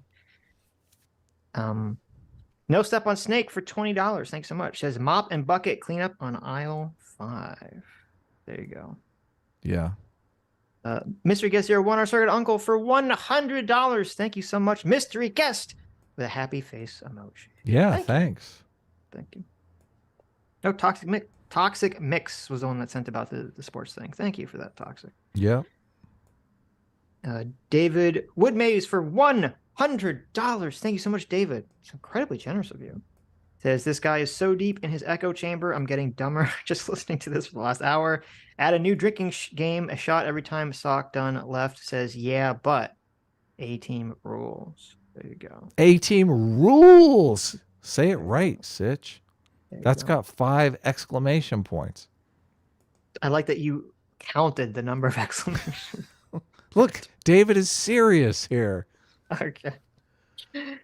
David had another super chat, but we read it during it. Was yes. I'm glad we got to the bottom of why it was the citation. So thank you so much. Very generous today. Crap Spackle for $20 says it started with third wave feminism and the fall of atheism with atheism plus. Yeah, that's probably accurate too. But there were so many things to jump in on that. Like there's 5 different really competing factions in atheism that are important to the atheism plus thing, but he really only narrowed it down to 1. Right. Yeah. Stackin' Canoe Day for $20. Thank you. Says if Sitch's ideas about small differences concentrating in tails, that's how I should have said. I was like, why does Jordan Peterson always say small differences concentrating in tails? Thank you. Concentrating in tails is wrong. Name 5 starting white quarterbacks in the NFL. If you like soy milk, I will allow you to use Google. There you go. Joe, I didn't know we were going to be talking about like fucking fast twitch muscle fibers or anything like that. Joe the Mig for $20 says our higher pharma costs are literally a form of subsidization of other nations with price controls. I brought that up. That is true. That is true to some extent. Yeah. Mr. M6 for 500 Kazark says it amuses me when these socialists, in quotes, speak about how things were in the Soviet Union or a socialist state. I grew up in one, and the healthcare was so dysfunctional and utterly corrupt that bribing doctors was required just for getting an appointment. That's fucking crazy. Yeah, I've been watching that China show. Is it Serpentine or? But their show, they talk about the Chinese healthcare system, and it sounds awful. Oh my God, it sounds so much worse in America. Right. If you can fathom such a thing. Right. But he'll just say, he's not advocating for that system. He's advocating for some kind of, European Nordic model system, right? Short Fat Otaku was streaming at the same time. Is that true? Short Fat Otaku, did he stream snipe us? That's hilarious. Oh, that's fine. I was like, Short Fat Otaku was like, sent me a bunch of DMs. I know. Super chat, I guess. He super chatted us, DM'd us. He was in the chat the whole time, and he's streaming. Wow, that's pretty funny. That is hilarious. It's funny, Dev, because if you're listening, I was gonna bring up a lot of the stuff about Gramsci and the Long March to the Institutions, but we didn't even have an opportunity to get into any of that stuff. So, but I took good notes on that video. That was a great video, by the way, Dev. Everyone should watch that video that Dev made on Gramsci and the Long March to the Institutions. It's a fantastic video. One of Dev's best videos. Blackout for $20 says, for shame, Adam. Muggsy Bose was 5'3". Oh, really? Well, that's The good. basketball player. I Remember do think Muggsy? wouldn't it be fun to have a short league, like under 6 foot league? He was in Space Jam, right? Didn't one of the aliens steal his basketball powers? I don't know. People are saying Dr. Joe Dev's says Dev wasn't editors. streaming, his editor was. Oh, okay. Thank you, Dr. Joe. I thought a thing popped up that said, welcome Dev's fans to the chat or something. Yeah, maybe he was streaming on Dev's channel. Oh, okay. Gotcha. Cool. Welcome. Bob Van Gogh for $20 says, quote, I won't believe you until you produce a study by my left-dominated university system, which is overwrought with Marxism, feminism, and gender ideology. There you go. He was not budging on that Ben Shapiro stuff. Like, he has an idea in his head of Ben Shapiro. I don't give a fuck about Ben Shapiro. Oh, my God. Ben Shapiro can't be taken seriously. All he does, it was like every single stereotype of Ben Shapiro that the left says. Right. I listen to Ben Shapiro from time to time, just like I said, because I want his perspective on politics, because I want to know what how the conservatives think about this particular policy or that particular policy. So I really only listen when I'm interested in something. Right. Yeah. Yeah, but that's why I was trying to bring it to, we have to get off. I know people in the chat who are Ben Shapiro fans wants to defend fucking Ben Shapiro. I don't give a shit about Ben Shapiro. The more important argument is, which is the argument that he said, which I've heard constantly from people on the left, is to just say, oh, people on the right don't care about real issues because they're only complaining about they, them pronouns and Transformers, or, depictions of things in media, which is a ridiculous argument when that has been like the left's position about everything, is how they need to control culture. The culture, because of, cultural hegemony and all this, and social contagion for anything that's not trans and everything of that nature. So it's a completely ridiculous argument, but a fun argument though, nonetheless. There you go. Mitchell Line for $20 says, SocDoneLeft is a perfect example. The right doesn't debate the left as much anymore. They just call all conservative opinions, such as abortion bans, irrelevant and or extreme in an appeal to popularity. Did that happen? Well, to me, it was super weird. It was super weird that he was saying that people on the right don't care about immigration. Because I was like, I don't know what the fuck that came from. That's factually not true at all. I mean, Trump, I'm not a big Trump fan, as everyone in our audience knows, but there's a reason he globbed on to build the wall. Trump was able to identify what issues was kind of motivating people's animus. So, well, people have economic issues, and it's easy to scapegoat immigrants. Well, I mean, when we talk about our definitions of left and right, if the left thinks that every problem is caused by our society and solutions exist outward, and if the right thinks all of our problems come from outward and our solutions are inward, it would make sense that whenever anything gets bad or anyone perceives any sort of threat, people want to lock down. If you're on the right, you want to lock down the borders, right? Yeah, it'd be like your first intuition to do for anything. So. Yeah. There's a lot of different lines of reasoning that kind of hone in on the same idea. I mean, some people talk about like the disgust response in conservatives is higher, and that disgust response is helpful when you're talking about pathogens moving around from place to place. Right. Which is kind of the same thing. Yeah. JMac for $20 says, I watched, oh, you read this one. This was about Bench, right? I watch Ben Shapiro regularly. This guy's wrong. I would be happy to go over whatever venue he wants and tell him why. I don't even agree with Ben Shapiro on a lot. I'm not a conservative, but this man is just wrong or lying. There you go. Yeah. Yeah. I mean, Ben Shapiro does an hour-long show like every single day. Right. I don't even watch his I'm not interested in his response to TikTok videos. Like, I'm going to Ben Shapiro because I want to hear his political analysis. I think that's where he's the most intelligent. When he's going off about the gold standard, I tune out, man. It's like that's not for Ben me. Shapiro's in favor of the gold standard? Of course he is. Of Oh. course he is. What are you saying, of course, you anti-Semite? Well, no, most people on the most conservatives I know, I'm just want a gold standard. right. Yeah, Is it's that not. true? A, I it's don't not feel a. like that's It's true. not a Jewish thing. It's I a. think that's like most kind of like libertarian-y conservatives want that. I They don't think most all. conservatives want gold standard. They all have Noble Gold as their sponsor. Every single Oh, one of yeah. them. They have a financial Every conflict. single one of them has That's the Noble problem. Gold as their If we were on the gold standard, sound would that, money. I guess that would increase gold prices, right? If we went on back on the gold standard. Oh, probably. Yeah. So, I don't okay. know. Does America have to buy a bunch of gold then? Auction seat for $20 says this is why it's becoming important to say America is not a democracy, because STL will use democracy to remove everything that makes America America: the Senate, the Electoral College, etc. Direct democracy in coming. Yeah. I mean, that's a good point. It is. That's kind of falls into the dual meaning of words thing, which Right. can be dangerous.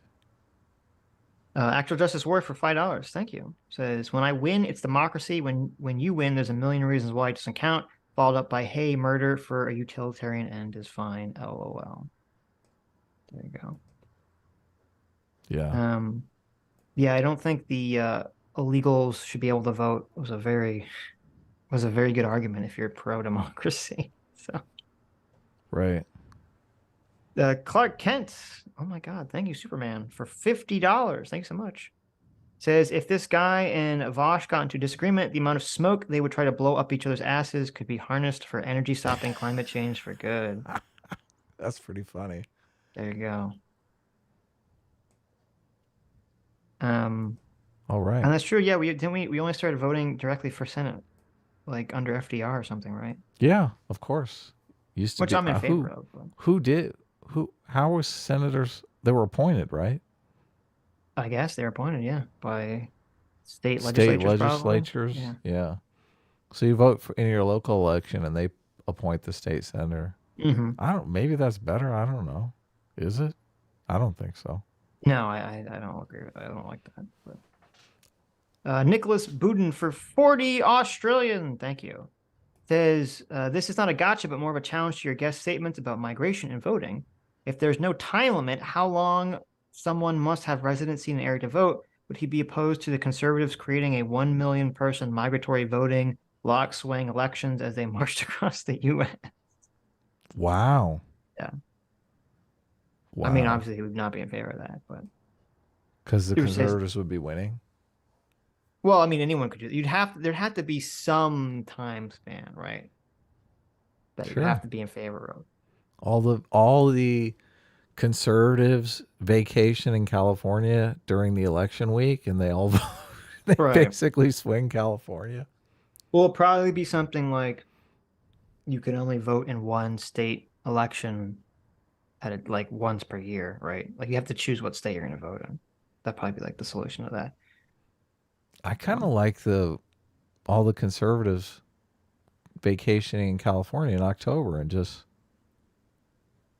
I mean, every conservative that's in a solidly blue state, what do they got to lose? Right. Take a trip to Disneyland. Right. But then all the, all the blueies in the red state would go vacation in Texas in October. Right? But that would be good for economic development. That would be there good. you go. Texas and California should support this idea. That'd be great for tourism for both of us. I like it. Gotta think outside the box, Sitch. Okay. Think about it. Okay. Voting for kids. You just gotta meditate on it. Oh, fucking hell. I don't know. Why do you get so triggered? Thought you were trolling him. I love that. Why do you get so triggered? Look, I hate that fucking because it's a conversation. First of all, I disagree with it, but I'm tired of that conversation. That's why it's a perfect conversation for someone that wants to expand voting rights. So all of a sudden, I mean, you're like, not wrong. I'm not wrong. All of a sudden, look, he's in favor of illegal immigrants voting. True, but he's not in favor of American 15-year-olds voting. Look, I'll take an American 15-year-old any day over somebody who doesn't even speak the language. I agree. I agree with that. Okay. But I'm the one that's trolling here. Okay. Sure. America. Look, I could have started voting when I was 10. I was ready to go. Don't get me a snow cone. I hope you didn't actually order me a snow cone. I got some videos we can watch. I No. picked a video that'll No. trigger the shit out of you. No, we don't need any extra videos. Why are we doing this? This is what happened last time. I know. It was fun last time, Oh too. my god, it wasn't. Usually, Hector- you're the one that wants to go late. We'll see. Let me read the super chats first. Okay. Hector Forturo says, "Have you ever read Why Nations Fail?" That's a good question. Hell yes. I've Well, read he it meant- multiple times. I know. I'm assuming he meant, did STL ever read that? He's read Height. That's true. I mean, I'm I'm going to make surprised. this is probably going to be controversial, but I feel like STL is smart, but kind of ideologically possessed. Like he seems much smarter than, say, Lance. Oh yeah, I don't think Yeah. he's stupid. I just think he's very ideologically in one direction, and it's Yeah. kind of blinding him to see certain things. So Yes. Certain very obvious things. right. See, Bryant Centrist chat for $5 says you should have mentioned defund the police and the 35 unarmed deaths a year when he brought up the small number of late-term abortions. There you go. That's true. I did make point. one little joke, and Sitch heard it when I said, "Oh, we're talking about trans people again." When he's like, "These are very small numbers." These I know. totally- I was. I did it. The topic got changed, and it's like whenever in this conversation, I'm like, do I want to bring it back or not? Because I was going to be like, well, the rate of trans people was like 0.0025% of the population, which is very tiny amount of people. So I I guess it know. doesn't matter. Sometimes it's better just to make a joke and move on. Right. Cuddy Flam for $5 says, "Is Destiny a cuck for allowing ABBA to dance with Melina?" I'm sorry to deviate from the video topic, but I want to know what you two think. Well, Did you see listen, that- I got a video. One of the videos that I picked out is Greg's response to Destiny watching ABBA dance with his wife. Who's Greg? The black conservative. God, I want to get Oh. I want to get Greg, the black conservative perspective is his channel. I want to get a debate between him and FD Signifier because I feel like, oh my God, that's the dream. Wouldn't it be? That You got would work be on- the dream. Work on FD and I'll work on Greg Okay. because I don't know Greg, but I'm sure somebody Right. like maybe I'll talk to people and see if someone has a relationship with him. But Greg did a response video to that, Mhm. and oh my God, it's so gold. It's so gold because Right. the perspective he comes to it from is just, I mean, it's kind of the everyman perspective, and it's just, oh, it's so golden. It's so golden. Right. Well, let me Did you? answer the question. Okay. Well, first of all, it's not the question doesn't really apply in the context of Destiny, because if he lets her fuck other people, Mm-hmm. like so obviously, like to me, I'm not on board with being in open relationships like that. But if they're both fucking other people, then obviously he's not gonna give a shit if they're dancing with other people. Did you see the clip? I did see the clip. Okay. It's funny because I heard about the clip before I saw the clip, and I assumed from like the way people were talking about it before I saw the clip, I assumed I was gonna see a clip of like Melania like grinding her ass on ABBA, like the way people were talking about this in the Mhm. background, and I was gonna be like, wow, that's really weird. Like, why would they do that? Like, is it like a joke? Are they just trying to fuck with Destiny? They're doing the booty dance. Right. I was like, what the fuck? And then I see the clip and I'm like, what the fuck? They're doing like some kind of like formal ballroom dancing in the background. And it felt kind of surreal. I'm like, what am I looking at here? So, I mean, I think it's kind of strange. I don't think it's like weird cuck behavior that they're, ballroom dancing behind Destiny as he's streaming. But But what is his your his- take in this? well, Destiny, his body language is very tense about this situation. It really is. Mhm.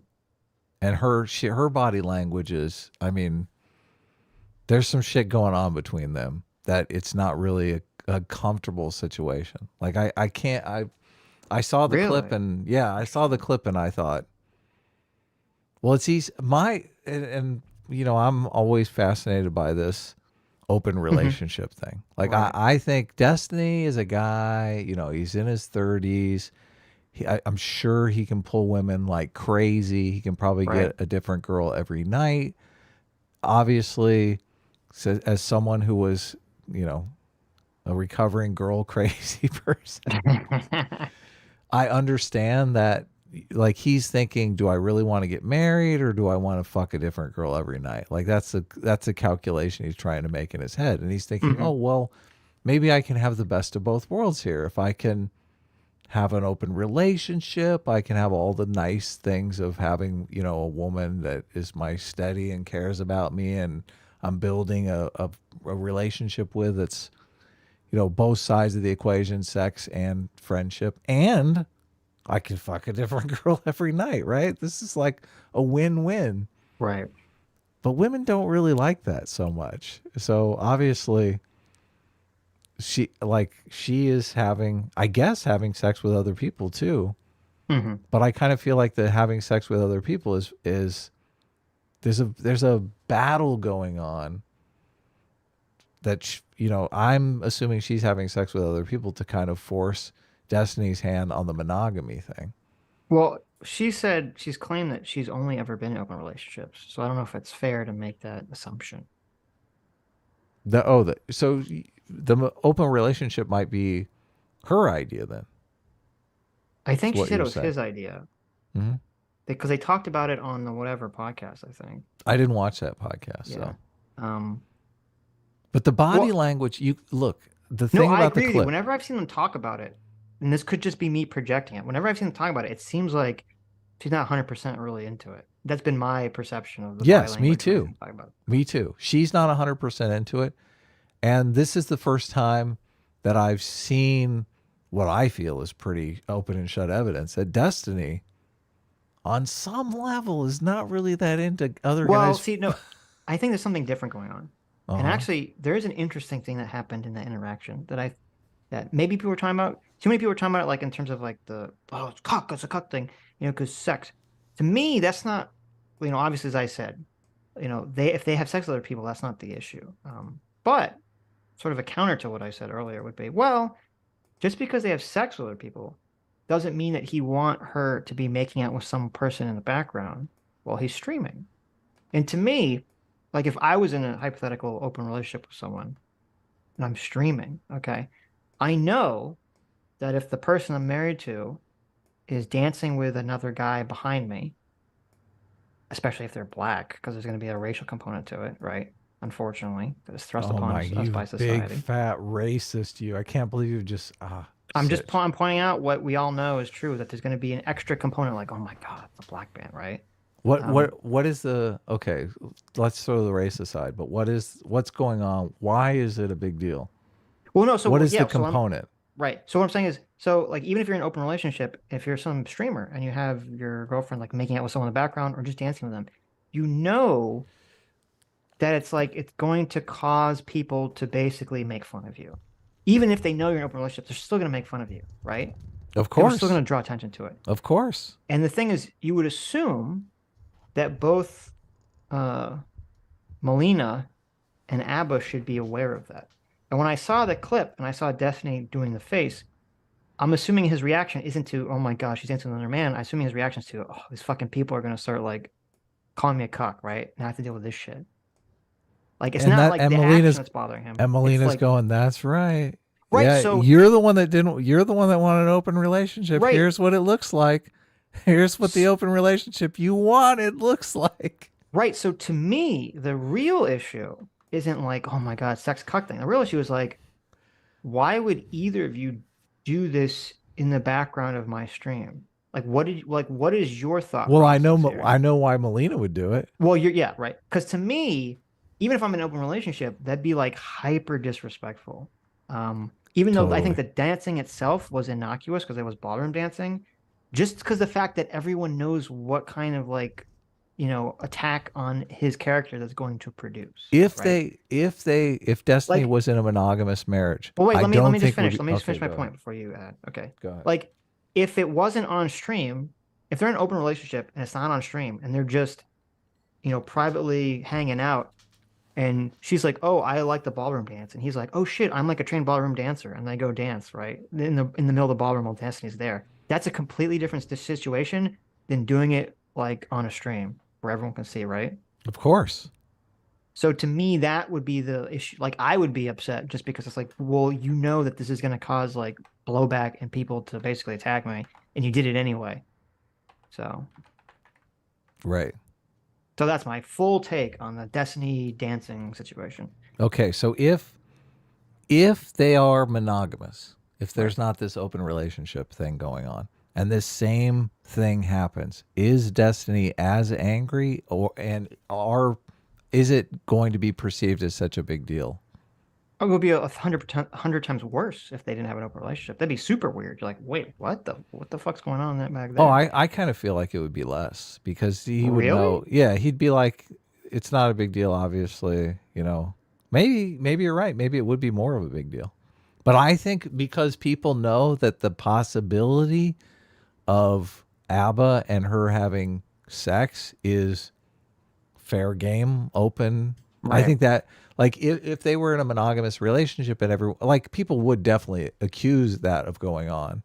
But I think there would be less of it. There you go. A CT said, see, this would have been a good way to diffuse the situation. Destiny should have danced with ABBA. He should have got up and cut Melina and started dancing with ABBA. That'd be a funny way to sort of diffuse the situation without calling, negative attention to it too much. Well, the interesting thing about it is Destiny always pitches it as, oh, it's not a big deal. It's no big deal. And we got a window into what I thought was jealousy. I mean, I think I saw some jealousy. But we have to be careful. We had this whole conversation about this on Sunday. To be very careful with reading body language because that's what everyone was doing with the city bike lady, right? Right. She's fake crying. She immediately stops crying the second, the white guy shows up, blah, blah, blah, blah, blah. So that's what I'm saying. When I look at that situation, we don't know if that's either Destiny's resting face, if he's upset that it's happening because he's jealous, or he's upset that it's happening because he can see that his chat is like, oh my God, right? Like there's like a million reasons that you could have that reaction. So, but there's one little, like she reaches out and touches Destiny in a way like she's reading what's on his face as jealousy, though. That's the little thing that I'm going, okay. It seems like she's confirming my intuitions when that happens. She's like, "Oh, everything's okay." You're reading into that she's obviously doing this for some reason to sort of be like, "Oh, you want to be open because she doesn't want to be open." We're reading so much into this, which I don't know if any of this is fucking true. Right? Look, you guys wanted cat content, okay? I can't help it if he's got to clean himself. Right. Wormy jumped up and started licking his nuts. Listen, they're cat nuts. It's acceptable on YouTube, okay? Oh my God, that's hilarious. So I'm just saying, I don't know. We don't know the full context of the relationship. I'm just saying, if we remove the context of the relationship, or like us guessing about everyone's motivations, which I don't want to do because I don't know. I'm just saying, looking at it from an external point of view, I don't think either her or ABBA should have engaged in the behavior, just knowing that people would then make fun of Destiny for the behavior, even if he would be fine with them doing it in private, right? That's my take on it. They shouldn't have done it. Well, I think, ABBA initiated it, so it is kind of ABBA's. And she, when ABBA first brought it up, she tries to be like, "Nah, let's not do this." But ABBA was insistent, and she's like, "Okay, I guess we have." Well, to see, do that this to me is weird because it's like, I thought you were my friend. Why are you fucking with me like this, right? Look, are there really friends in this crazy? I mean, they world talk all the time. I'm assuming they're friends. Well, then maybe he's at his house. Look, a lot of guys. I think a lot of guys would go, "Wait, I thought you were cool with it because you were in an open relationship. I didn't know I wasn't supposed to have sex with your wife."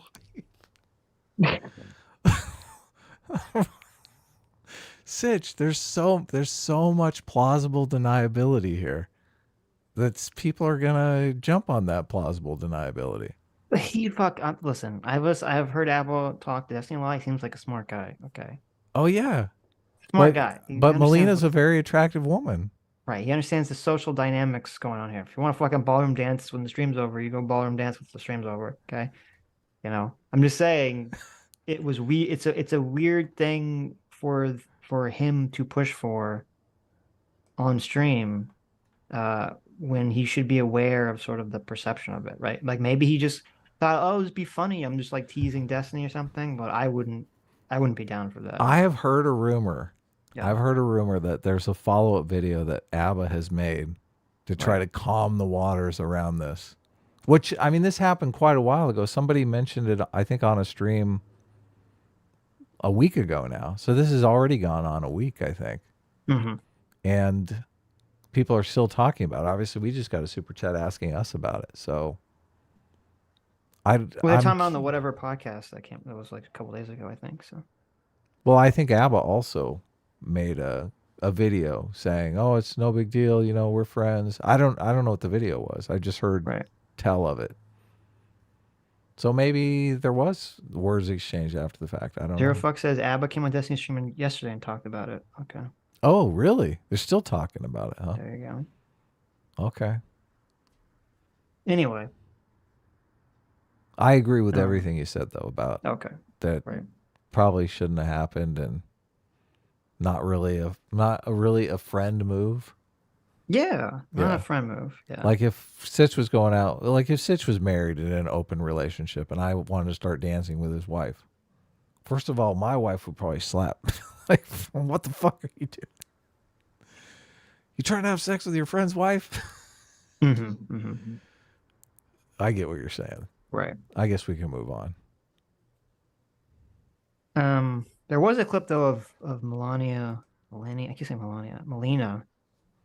Was it on whatever podcast where she like fucking annihilated that guy from orbit? Yes. Yeah, I Where saw she was that too. like, what was it? Was something like, oh, should a woman divorce her husband if he's physically like beating her? And they're all like, no, she should just like power Yeah, through. she should suck it up and just Right. take it. And then she's like, well, what if she cheats on him? And they're They like, oh, the men should divorce 100% divorce. immediately. Yeah. Immediately. Drop her. Yes. Drop her I like was a like, hot rock. this is the whole most fucking dumb shit takes I've heard in my life. Oh my God. Yeah, having sex with someone else, that's definitely Right. but actually physically beating someone. Right. Yeah. Fondue for Joe says ABBA is a dancer though. I figured ABBA didn't see it. Dancing with friends equals sex. You all weird. It's not a question that I'm not saying that the action itself is wrong. I'm saying that they should be aware. ABBA should have been aware, and Milan and Melina should have been aware. Maybe she probably was. Everyone in that situation should have been aware that just doing the action, regardless of whether it's something you're in favor of or not, or think is innocent or not, would cause a bunch of people to just be able to attack Destiny over the action Right. for no reason, right? It's not like I have to take a principled position on like a political stance. I don't care if people attack me. It's just something that's like, why? Like, what is the point of doing that? Doing this thing if you know it's just going to get a bunch of people to pile on Destiny and make fun of them. Like that's how I would, if I was Destiny, that's how I would perceive the situation. And we could be wrongly perceiving Destiny's anger at the fact that he knows a bunch of people are going to give him a hard time as jealousy. Like the Right. look on his face could be, oh, fuck, now I have to deal with my audience, and not, Right. oh, I'm worried about this guy having sex with my wife. He could, Right. maybe he doesn't care about that. That was edited wrongly. The dude posted a full video and they said it's both wrong. Yeah, but did they say, well, I mean, I didn't see the full podcast. I only saw the first hour and I don't think they got to that part yet. Well, they could say that beating your wife is wrong, but that wasn't the clip. The clip was he was saying that the woman shouldn't divorce her husband over spousal abuse. And that they were saying the husband should divorce her for being unfaithful, right? Not that they're not both wrong. Obviously, they say both actions are wrong, right? So. Right, but one's worthy of divorce, and the other one is suck it up and take it. Right. I got to run to the bathroom. I'll be right back. Okay, you were on the bathroom. Okay. Jack Spades for 13 months. Thanks so much. Says I only have 2 days left to use this free message, but I have nothing witty to say except that S class is the best class. Thank you. They clarified beforehand that abuse and infidelity was grounds for divorce. Really? So I mean, was the whole clip just a like lie then? Then I'm confused. Is the whole clip just dishonest editing? I don't know. I'll have to go back and watch that part of the full stream then to see. But because that would be pretty bad if that clip was dishonestly edited. That'd be pretty bad if that's the case. EqualShadox for 12 months. Thanks so much for being a 1 year free will seeker. 1 year free will seeker. EqualShadox says 1 full year. I remain staunchly conservative, but you all are my go-to political talk show. Thanks for keeping me non-tribal and laughing. S class is best class. And 18 muscle reign supreme. Thank you. Sketch for 10 months. Thanks, Sketch. Says, you know, the comic is effective when the socialist is big mad over it. True. Spencer for 8 months says, what book does the guest recommend to support his ideas? To be fair in evaluating the arguments, as always, S class is best class. Sorry, we didn't get to that. Boo. I'm back I again. read that one. I feel woozy, like I am actually going to get sick, which oh yeah, I forgot. You were going to be sick, but you made it. We timed this perfectly, yeah. Yeah, good job. You can always take off, and I'll just read the super chats if you know. No, I'll power lay through. down. Look, you still have your thing where you can lay under your desk. I'm not coughing yet, but I do feel like it's pretty bizarre. We heard my wife coughing in the background on Sunday, and yeah, I was thinking, is it just a cold? Yeah. Okay. But I was like, not my COVID wife or something. Right? If so, I'll talk to you in a month. People still getting COVID? I don't know. They're still getting COVID, right? Look, the pandemic's over. It's just obviously now. the pandemic's over, but I might have a COVID test lying around. Maybe I'll do it just to see. Here, Fox says I DM'd you the timestamp link to ABBA on Desktop. I'm not sure we're gonna watch that on stream, but I'll check it out after the stream. Thank you, Zero Fox. Dr. Diller for $2 says I had no idea the BLM riots were right-wing psyops. True. There was a lot of. Yeah. It's so annoying. The right commits all this violence, and then we just had the George Floyd riots. What the heck? No. Those don't count? Well, there was, and if you remember they were saying, oh, Brick Man is a Fed. Brick Man is a Fed. Why is there a pile of bricks here? Who would ever leave a pile of bricks outside? Oh, I do remember that. Yeah. You know, it's like, well, when they're building shit that have bricks on it, they just leave it around because they don't expect people to fucking take bricks, So, though, here you go. I'm going to shit on the right. I'm going to shit on the right a little bit. Okay. This picture of CT made. Right is doing this thing now. So we talked about framing on Sunday, about how framing changes everyone's minds about everything. If you come into it with a certain frame, it completely changes how everyone views the situation. And the right is kind of falling down this pathway so the left has fallen down the framing pathway where they say, oh my God, everyone in the world is racist, right? Whenever there's a white person and a black person in a dispute, the white person must be racist, right? Like that's the left framing. And unfortunately, a lot of people on the right have just kind of adopted the counter framing where it's like, oh, whenever there's a racist person, it's not real. It's a Fed op, Adam. It's a glow. They're glowies. It's all a Fed op. It's the secret federal operation. There's no actual racists committing crimes out there in the world. Yeah, it's kind of weird, huh? And so there was this weird, stupid situation where someone drove a U-Haul into some sort of checkpoint near the White House. Yeah, I saw that. Right.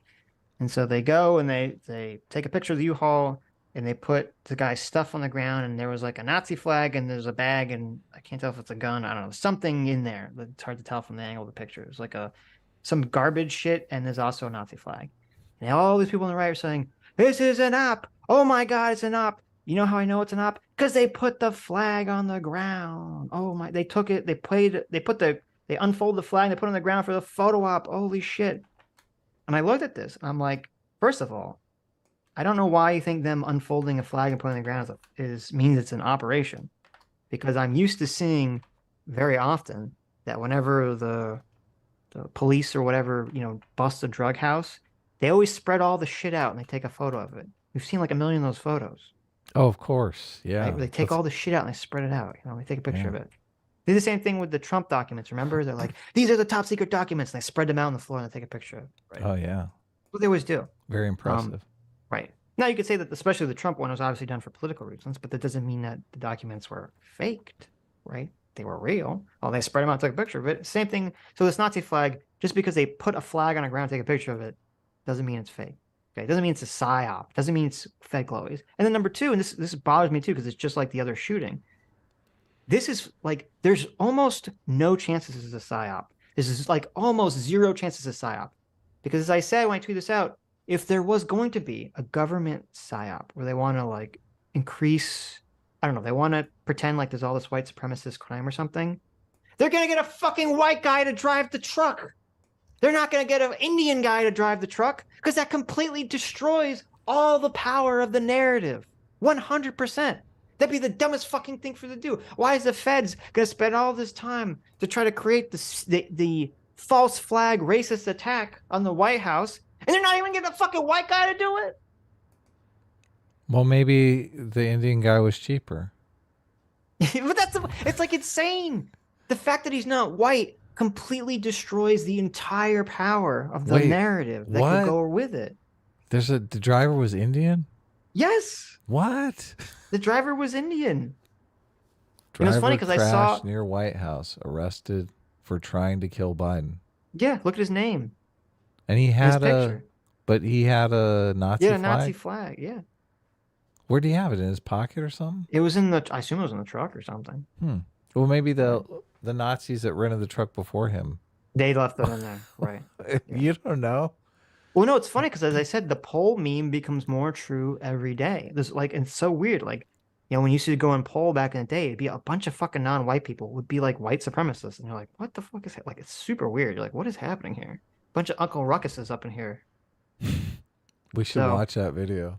Yeah, we should. But no, so it's just, it annoys me because I'm seeing like people on the right just fall down this like, the same rabbit hole people on the left are just like, oh my God, they must be feds. It must be glowing. I'm like, there's no fucking way this is feds or glowers. If it was feds, they get a fucking white guy. It would actually be able to do something that would produce some kind of narrative that they'd want to do. Okay. So please, everybody, just stop. Just stop. Right. It's the same thing with like the shooting where the person had like the Tim Pool videos, people like, oh, this is an op, it's fed. I'm like, no. If this was a deep state op, they would have had the guy would have had nothing but fucking Trump videos on his social media, and he would have been in his fucking he would have had some like statement where he talked about how like we need to build the wall and we need Trump in 2024 and blah blah blah blah blah. Like that's who the deep state wants to go after. They don't give a shit about fucking Tim Pool. They want to go after Trump. And it's just, it annoys me because people just automatically assume that like everything's a glow up today. Yeah, I'm super tired of the feds, everything stuff. Anyway, there's my rant on the topic. That's it? No one said it was a good psyop. That's true. If it was a psyop, it's the worst psyop they've ever done. You know what? If this was a government psyop, the government really needs to step it up because they're really shitty at psyops, if that's the case. Did you see your favorite Florida teacher released a new video? No, what did she say? Is that one of the videos you want to watch? I put it in the CT Sitch group chat.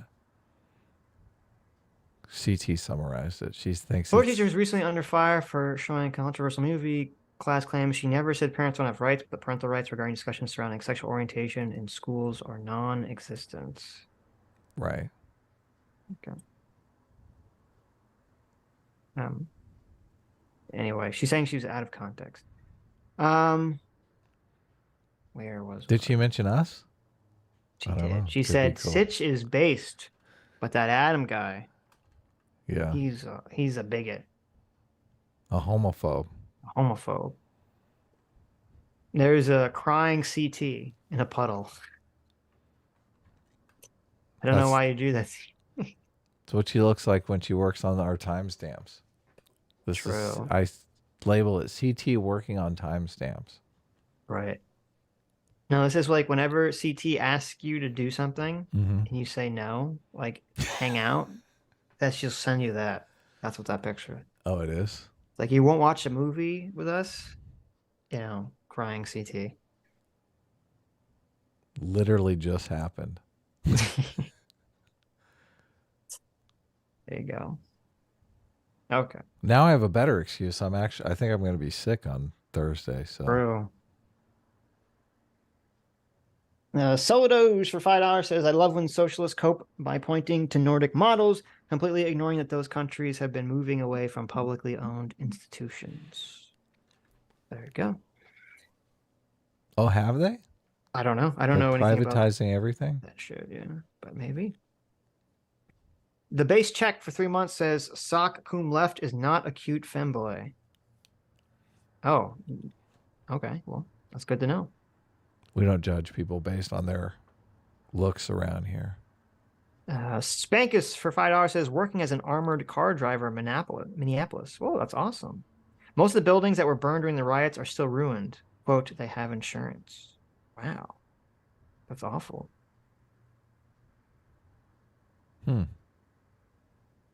Libertarian Sasquatch for $10 says mainstream left politicians have pushed the narrative that white uneducated Americans are inherently privileged because of skin color. The attitude has fostered the resentment we see today. Very true. Very true. Michael for $5 says, just looked it up. According to the NIH, there's no difference between right and left-wing violence in the U.S. Dale's numbers are biased. Is that true? NIH left versus right-wing violence. Let's see. A comparison of political violence by the left, right wing, and Islamic extremists in the United States.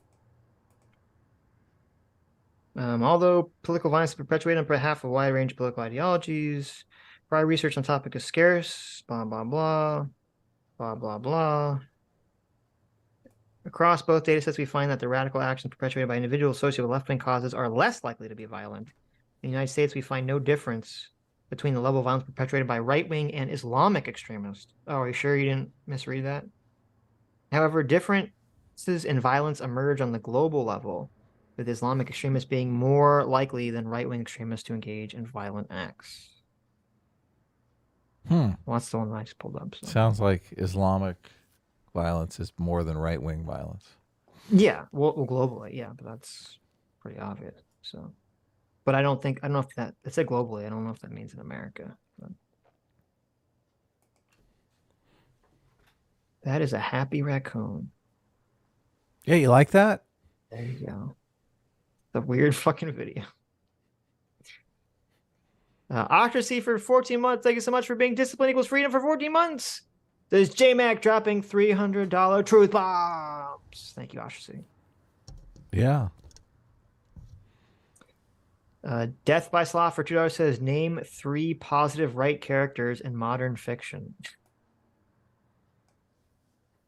I'm not even sure I understand what's a positive right character? What does that mean? I think he means right-wing character. He's challenging him to name a character that's right wing. That's I thought you meant positive rights. Yeah. Yes, name 3 positive right-wing characters. Yeah, that would have been a good question for him. Wish we could have got to that. It just annoys me because it's this whole kind of like game of culture matters so much, except when the left controls it. Then it doesn't matter at all. So.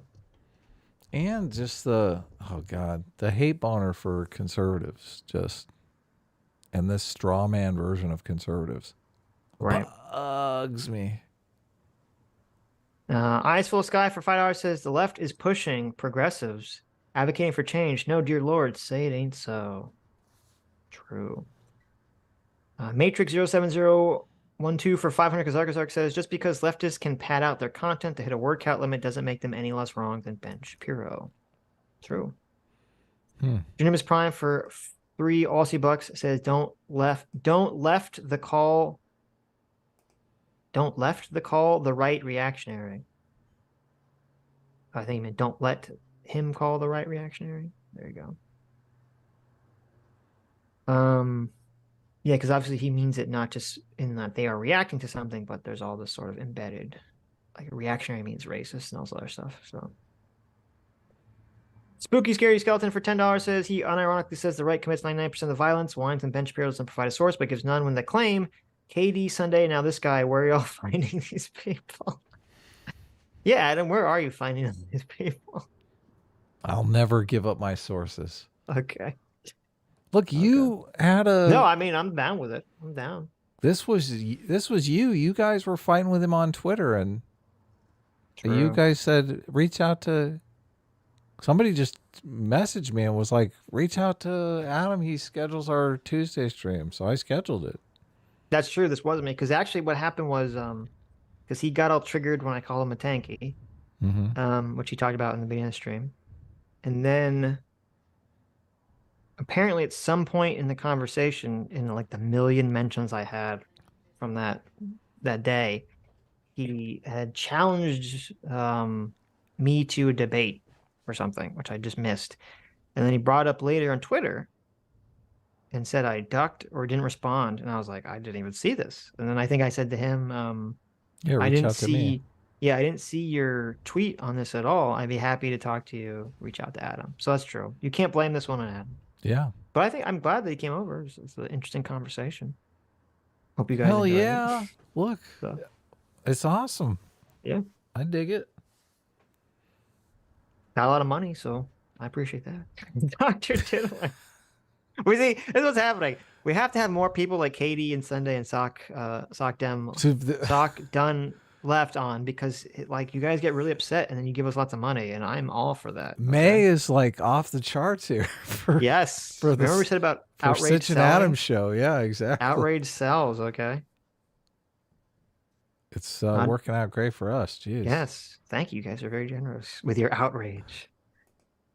Dr. Diller for $2 says it didn't happen and it didn't happen, and if it did, it wasn't as bad as people say, and if it was as bad as people say, it's a good thing.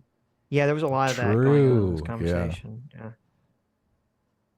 Yeah. The most dope for $2 says leftists always dodge the quote wanting a deadly violent revolution line by saying it wouldn't work, lead to bad outcomes because it would fail. If it would work, would you still want it though? That's what matters.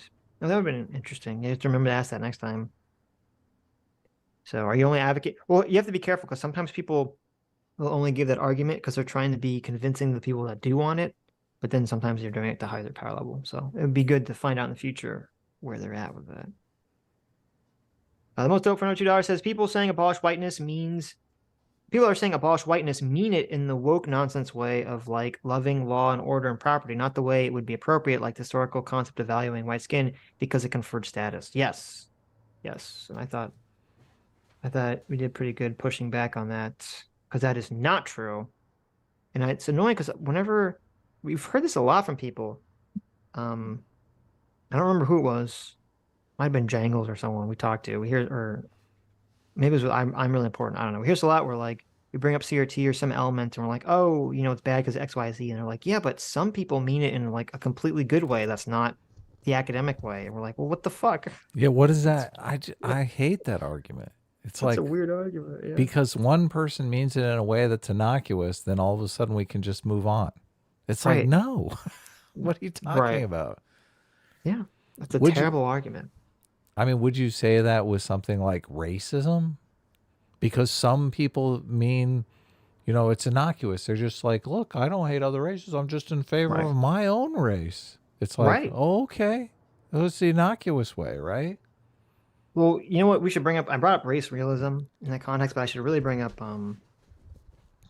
what was it with Brooks? White nationalism. Oh yeah. It just means white national. Just means that you're a white person who's a nationalist, right? That's all it means. It's totally fine. Yeah, that's a good one. Yeah. Yeah. So look, there's this innocuous definition that some people mean. So so you're fine with white nationalism, right? Right. Crack Rock Steady, our favorite neutral supervillain for 14 months of discipline equals freedom. Thank you so much. Says getting to this conversation hour in, but the mere fact that he can't admit that CRT is anti-liberal while blaming people who admit that it is are dumb sure sounds like one hell of a no true Scotsman. Yeah, it was weird because he was kind of saying that like elements of it were anti-liberal, but he thought it didn't have to be. But I'm like, well, okay, but that's irrelevant because the people that are promoting it are these edgy leftist anti-liberal people. So I don't know what you want from me. That's what they're doing. I don't know what to tell you. Stug for $5 says, number one, affirmative action is obviously anti-liberal. Number two, a person president may be largely liberal, but not wholly liberal. So LBJ can do both. Yeah, well, as I said, I mean, affirmative action, you can have a policy that's an anti-liberal policy in terms of the strictest sense, but is still trying to obtain a liberal goal, right? Or a liberal outcome. Because you would say like, well, slavery obviously was an anti-liberal policy, right? And segregation was obviously an anti-liberal policy. So you could say, well, maybe you need to have some form of anti-liberal policy to sort of address that until it gets, fixed. So that would be the argument that someone could give for that, which I think was the argument they gave back in those days. I mean, obviously, I don't think it worked, right? But that doesn't to equate that to people saying, well, I want to advocate for an anti-liberal policy because I want an anti-liberal outcome. Like, that's obviously a bullshit comparison. Obviously a bullshit comparison. So, Oh, Fondue. What do you say?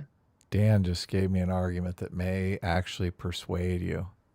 For what? On the children voting thing. Dan Irish says, Yeah. giving children the right to vote via their parents is unironically such a great idea that I've agreed with it for years. Mhm. Besides the fact that it would enfranchise millions, studies show that those with more children are more moderate, with a seemingly looming threat of extremists giving more power to moderates, which would be a side effect of this policy, would be a good thing. A team reigns supreme. Right. So, Well, what about that? That's an argument that okay, may be my argument. persuasive for you. Well, no, it's not really persuasive because my argument wasn't based on like the consequentialist outcome of it. The principle of it doesn't make sense to me. So, But I mean, so you're saying that it would go against your principles? well, I'm just like, okay, like if I had a crystal ball and you said, hey, You told me if we you were a did- pragmatist.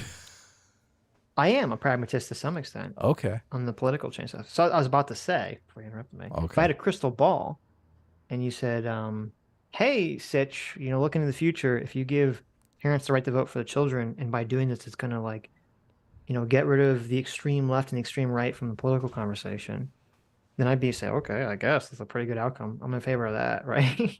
Okay, But so I'm not, you're but being I'm not sure that persuaded. that's right. But that's not an argument that's based on like the principle. Like whenever we have a conversation about it, it's always been based upon the principle of like the actual mechanism of should children do it, not on like what kind of outcome it would produce. Well, I'm basing it on the principle. Like I've modified my position because I think there is merit to the not letting children vote.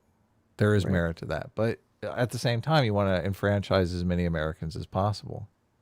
So the updated policy, I think, achieves both those goals. It does. Okay. And this I'm is skeptical. this is a third thing that Dan brings up. The moderating factor.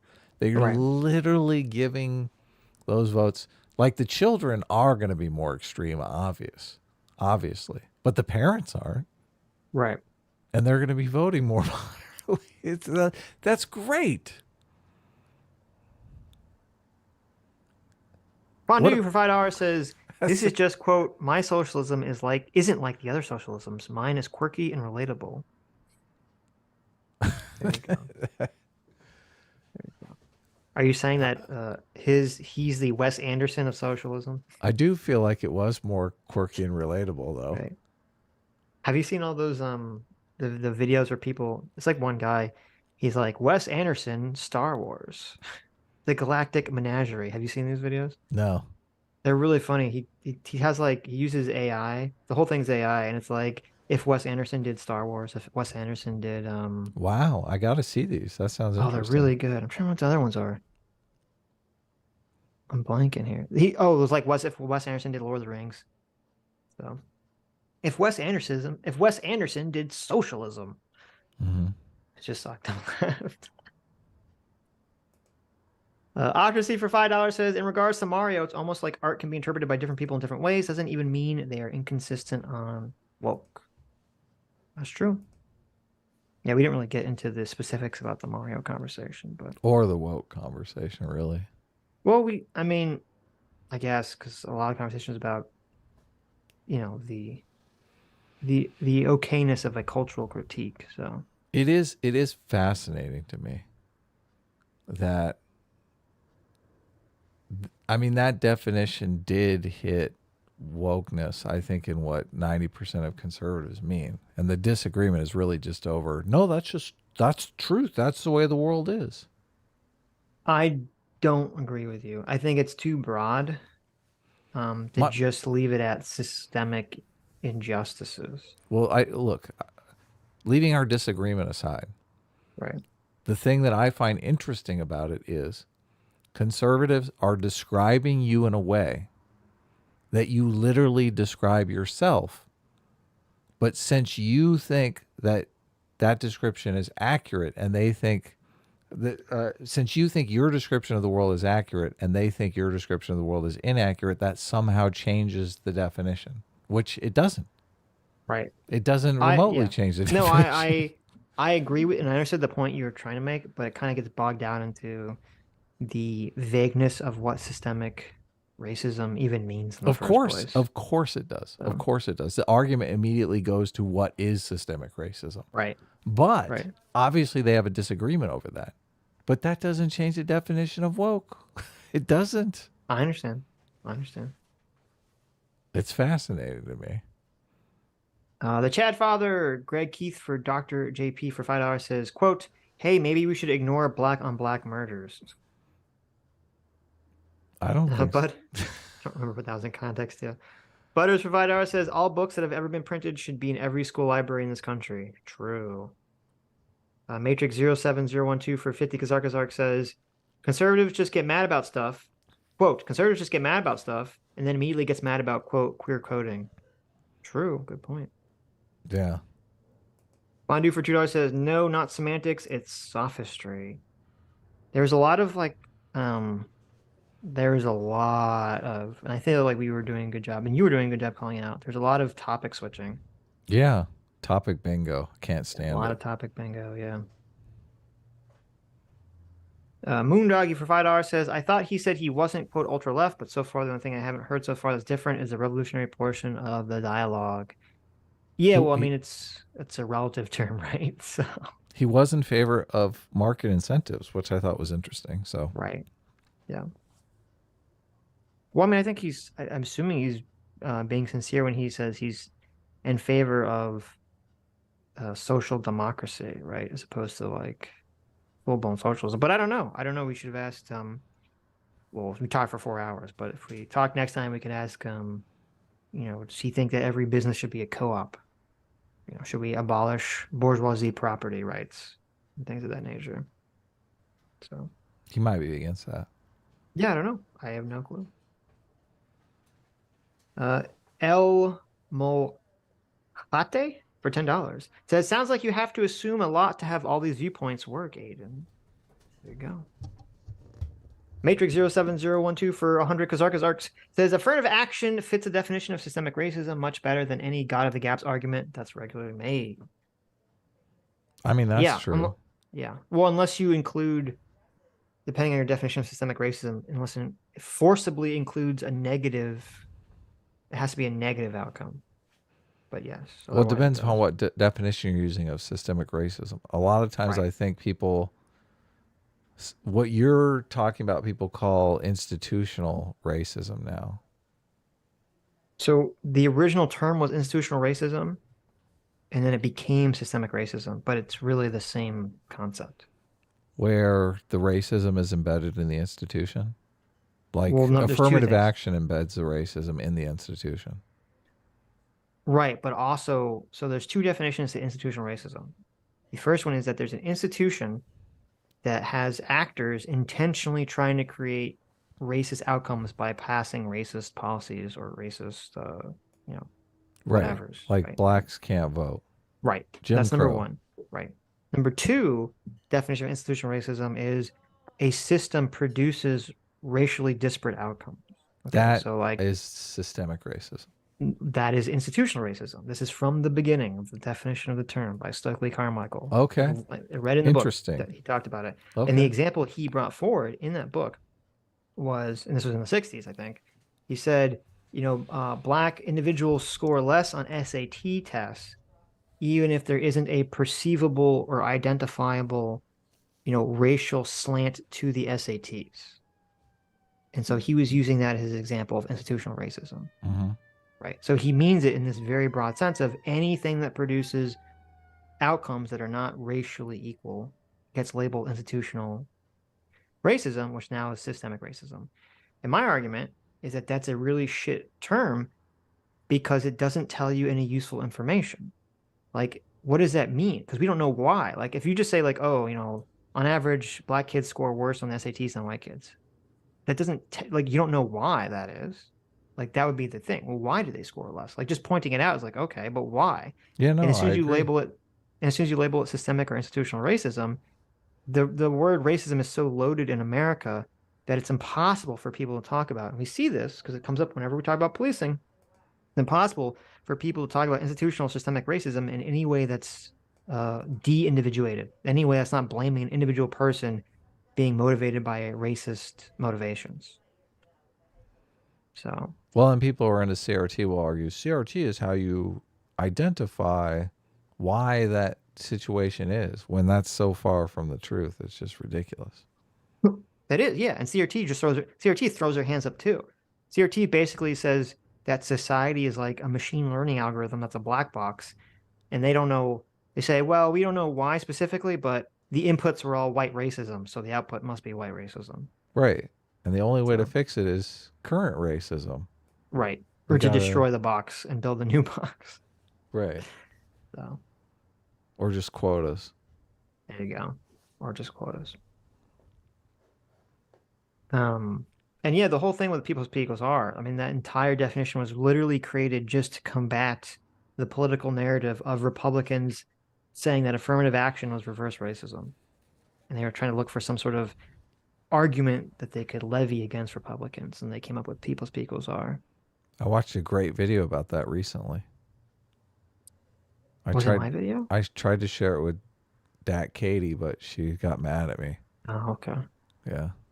Yes, it was your video. Thank you. Sog Provider says the left has been actively banning books and media for years now, including To Kill a Mockingbird, for example. They have also begun to edit them. Yeah, it's funny because there was a time period kind of before all the trans stuff popped up where like the left was the one banning To Kill a Mockingbird and Huckleberry Finn because it has the N-word in it and stuff like that. So Now they just changed it. Yep. That's so Well, weird. it's annoying because it's kind of like there's like a very dishonest thing because when we talk about like the books and stuff, like you had a bunch of books that obviously had very left-wing ideological slants to them that teachers and basically advocacy groups were trying to shove into curriculum and into libraries. And then when they get pulled out, they're like, you're banning books. Like, well, you shoved this shit in here in the first place. Like, what the fuck? Stug for $2 says, at least insofar as the institutions are concerned. True. Fondue for $5 says, after this conversation, how can we take this guy seriously when he describes himself as anything other than a communist? Yeah, I don't know. We didn't even get to property rights questions. So I guess we'll save that for next time. Well, we got a little bit in the tax stuff. Yeah, that was... It's hard to tell like how much is just like debate mode. Like what's real.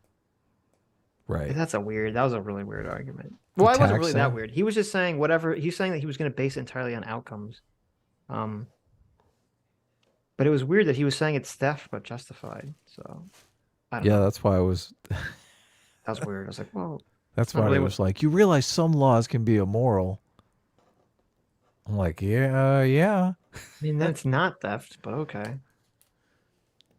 I feel like what happened there is he's just used to arguing with libertarians about that he just threw up his hand. He just throws up his hand and says, yes, it's theft, but it's justified. So that's kind of my read on that argument. But... Oh, okay. Oh, okay. That's the way to win that one? I don't think it is, but I think that's the path he chose. I made my feelings very clear on that. I just feel like it's not a good argument. I agree with you. I don't think it is a good. I think it's a terrible argument. Solos for $5 says modern police weren't introduced in America until 1840, yet we managed to have private property for over 200 years prior. This guy is a liar. Did he say that the whole police exist? What did he say? I missed it.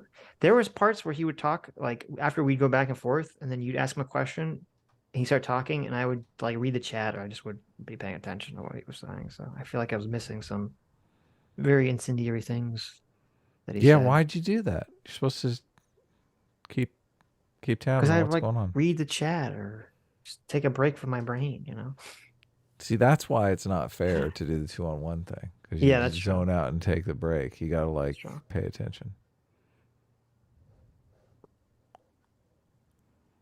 Stock for $2 says social programs are not socialism. True. WT1A1A for $5 says SDL question. Why don't you give your money away and be broken like others? Why don't you practice what you preach? Go. Fondue for $5. Thank you, Fondue. You gave me a bunch of money today. Says, but the opposition has no problem pointing at your team's failures. You can only ignore your team's bad arguments if you are in an echo chamber. Yes. Very true. There was a lot of that going on in the conversation. Yes. Was I wrong to call out the? I feel like everything we embarked on always ended up at conservative is bad. This is the conservatives' fault. True. So I was reading that correctly. Well, it seemed like every part of the conversation, and I don't know if it's because of the comic or just because of his framing or because he's talking to centrist, but it seemed like every part of the conversation was, I have to relate this to how the right wing is worse somehow. But that's why I was saying, well, you're just swimming in your own ocean of ideology, so you're blind, or you're not as offended by left wing shit as you are right wing shit. So, Right.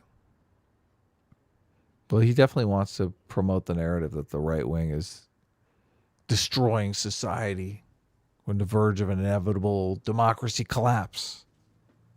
right. Well, I mean, you can push that, but don't try to tell me that like there aren't massive ideological differences on the left that have grabbed hold of the left, or at least grabbed hold of the left's vocal institutional apparatuses that I as a centrist would disagree with. Mm-hmm. Dr. Dealer says he said police were the only way to have private property without having expensive security guards. Missed that entirely. Well, there you go. Dark Souls stuff for 4 months says we all live in our own little world, don't we? And mine, S class, is best class. And A team reigns supreme at the same time. Woo! Libertarian Sasquatch for $2 says you think Chinese media has super unbiased news? I can't believe that where was that? Did he poll? say that? No, but he said the fucking NPR is I was like, what the fuck are you? What? NPR is not biased. You haven't watched Peter Boghossian's NPR videos? Oh, you gotta watch those. They're so good. I saw that they existed, but I never actually watched them. But no, I was like, fucking, that's an absurd argument. Okay, everyone knows NPR is like so horribly biased. So I'd be curious because he was saying that Republicans trust NPR. Okay, well, I guess I should look at the chart he sent me. So the chart he sent me, I mean, Republicans still score NPR in the negative trustworthy zone. They just think it's more trustworthy than like MSNBC or something. And this is from 2017. I'm curious if that would change now. I am curious how that would change. 2017? That's an eternity ago. Or 2018, yeah. No, the poll was in 2017. I am super curious if they did that polling now, because I feel like NPR is way more biased than NBC and ABC. And I think NPR is like basically in the same realms as MSNBC. So do I. And stuff like that. So His videos were a play on All Things Considered, but I'm trying to find them. That series of videos is great. Why am I not? I guess I just not. His poll, this picture is actually pretty funny if you want to bring it up. It's actually very interesting. Here, I'll send it to you. This is from 2017 because it really shows you some of the issue here Sure. with people's worldview. So you can cut off the top part, just have the Democrats and Republicans to see the difference.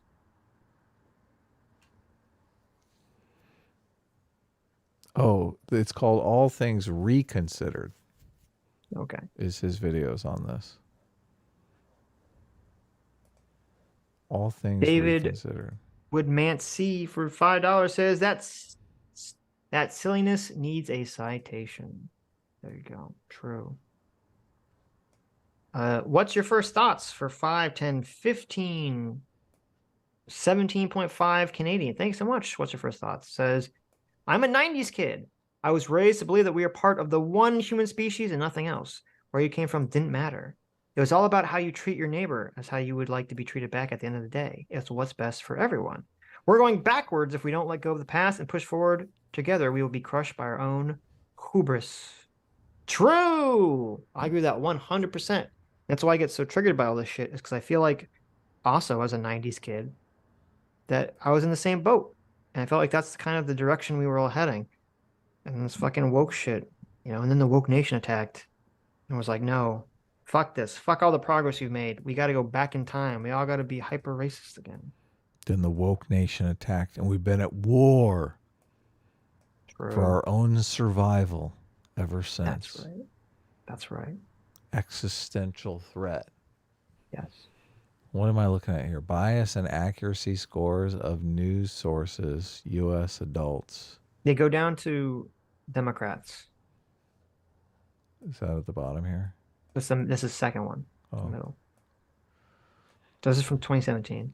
It's kind of interesting. So if you look at the Democrats, look at how they score accuracy and unbiased. So they have like PBS at the top for unbiased and accurate. They have NPR, pretty accurate, like very accurate, very unbiased. New York Times right next to it. Washington Post right next to it. Yeah, look at this. Though they give the Wall Street Journal pretty accurate, but they say it's, still saying it's unbiased, which is interesting. And the Wall Street Journal does lean right. Then biased and inaccurate is all Fox News and Breitbart. Yes. So it's interesting. They acknowledge in the polling, MSNBC, even though they give it a mostly accurate rating, it's on 0 in terms of bias. Well, because they're saying, of course it's biased. It's biased just like Fox News, but it's not inaccurate. Well, they're not even saying it's biased because it's at 0, meaning it's neutral. Oh, it is? Yeah, because bias is the downward y-axis. And Yeah. unbiased is the up. So it's still rated low. It's 0, but it's still they're saying MSNBC is neutral. Oh, it's not. Oh, yeah, it's not biased or unbiased. Yeah. Huh. Yeah. Interesting. Which is hilarious, right? Yeah. Mother Jones is only at the 20 towards bias. And none of the media gets into the inaccurate realm. Right.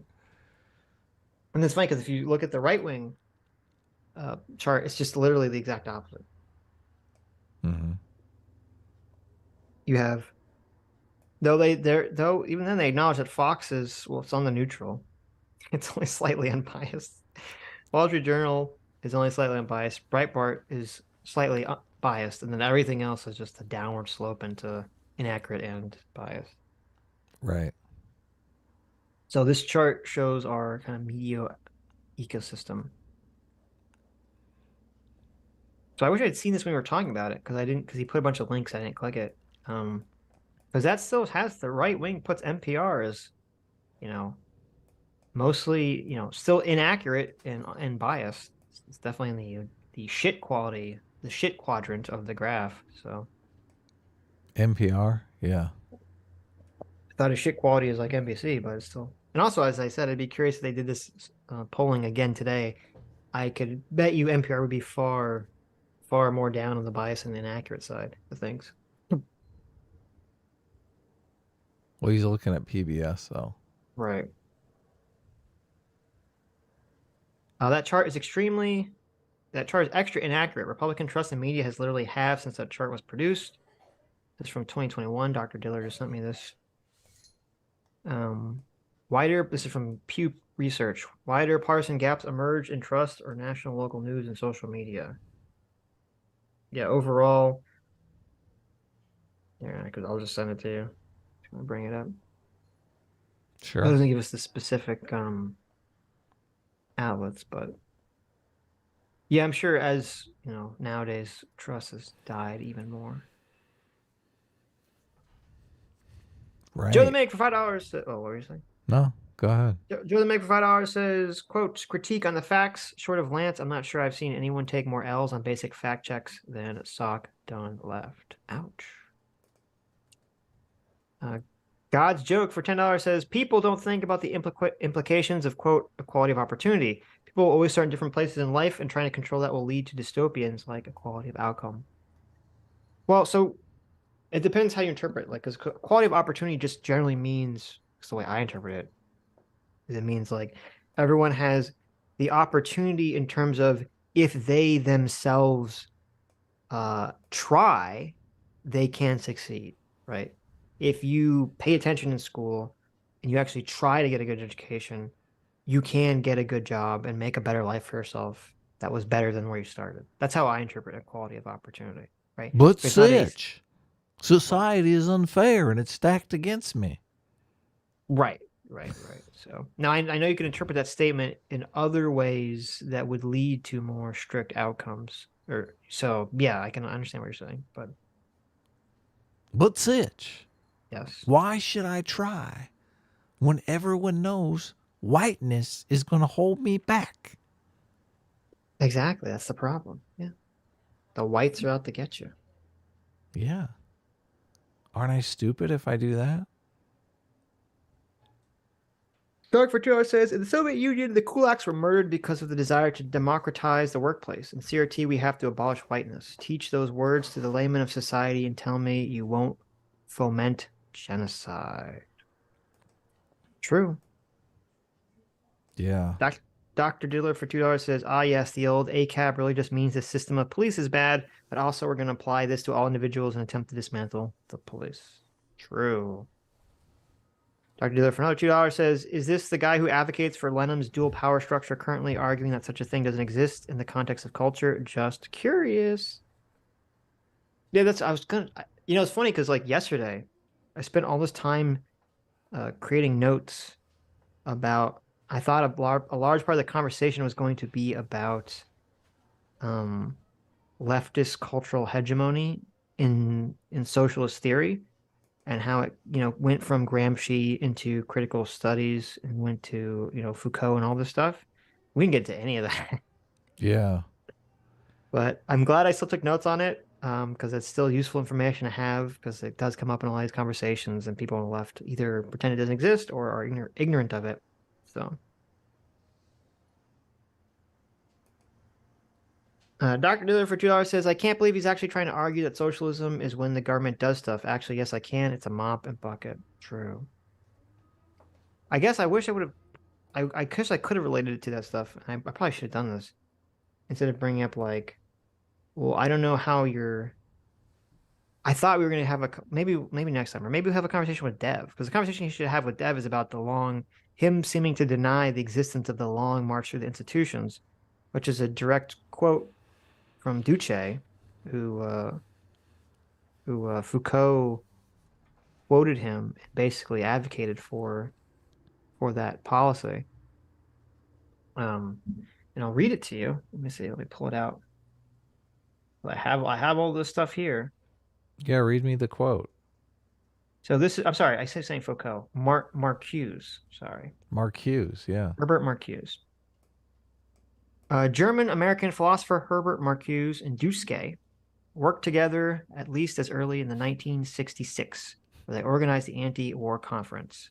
In his book, in Marcuse's book, The Counter-Revolution Revolt, he wrote, to extend the base of the student movement, Rudy Duce has proposed a strategy of the long march through the institutions, working against the established institutions while working within them. not simply by boring from within, rather by doing the job of learning how to program and read, how to teach at all levels of education, how to use the mass media, how to organize production, how to recognize and eschew planned obsolescence, how to design, etc. And all at the same time preserving one's own consciousness and working with others. That Consciousness there critical being, consciousness, right? yes, critical consciousness, right? The Long March includes the concerted effort to build up counter institutions. They have long been an aim of the movement, but they lack the funds. But the lack of funds was greatly responsible for their weakness and their inferior quality. They must be made competitive. This is especially important for the development of radical, quote, free media. The fact that the radical left has no equal access to the great chains of information and indoctrination is largely responsible for its isolation. Now, obviously, nowadays with the internet and with leftist YouTubers and Twitch streamers, that's not the case anymore, right? Of course, yeah. And then They this got is their another important, propaganda everywhere. yes. And this is another important part right after this part. Marcuse says, the time of the wholesale rejection of the, quote, liberals has passed or has not yet come. Radicalism has much to gain from the, quote, legitimate protest against the war, inflation, and unemployment from the defense of civil rights, even perhaps from a lesser evil in local elections. The ground for the building of the United Front is shifting and sometimes dirty, but it is there. I have stressed the key role which the universities play in the present period that can still function as institutions for the training of counter cadres. The restructuring necessary for the attainment of this goal means more than decisive student participation and non-authoritarian learning. So there's Marcuse saying pretty directly, as he says, the rejection of liberals has not yet come. So he's saying that radicalism has much to gain from legitimate protest. So he's saying that the leftist radicals need to kind of hide their power level, couch what they're doing in legitimate, according to the Overton window, legitimate protest that is acceptable by today until you can kind of create these counter hegemonies of information to kind of pull society in the direction you want to pull it. So I like Ovaltine. there you go. And then Dev pulled up a quote that I read on stream, which is a great quote from our good friend Kimberly Crenshaw. Oh, yeah. Who says, and she cites Gramsci specifically, saying, this vision is consistent with the views forwarded by blah, blah, blah, Gramsci and other people. They observe that oppressed people sometimes advance by creating ideological and political crises, but that the form of the crisis-producing challenge must reflect the institutional logic of the system. So what that means is that's Kimberly Crenshaw saying that the oppressed people have to produce their complaint in a way in which the current ideological framework of society will accept. So, for example, she's saying, even if you want to promote leftism, you still have to complain about whatever you're complaining about within the liberal framework, because society as a whole won't accept society as a whole won't accept an open rejection of liberalism, right in its face. That makes sense. She You says, got to have a rationale that's acceptable. right, exactly. She says, the use of rights rhetoric during the civil rights movement created such a crisis by presenting and manipulating the dominant ideology in a new and transformative way. So she's calling that the civil rights movement, framing their argument in a liberal context, she's framing that as manipulating the dominant ideology. Challenges Isn't and demands. liberalism the dominant ideology, though? Of course it is. What do you mean? Okay. How's it manipulative then? Well, she's saying it like the radical leftists, right? Okay. Well, actually, no, because she would be saying because she thinks liberalism automatically produces racially unequal outcomes. Probably. Okay. I'm assuming that's what she would be saying. Yeah? She says challenges and demands made from outside the institutional logic would have accomplished little because blacks as a subordinate other were already perceived as outside the mainstream. So she's saying that black people definitely couldn't raise any challenges to the dominant liberal ideology. Mm-hmm. And then she goes to directly quote Gramsci's war of position. and basically continues the same idea about how the left needs to basically hide its power level until the time is right. So Scary. yep. Anyway.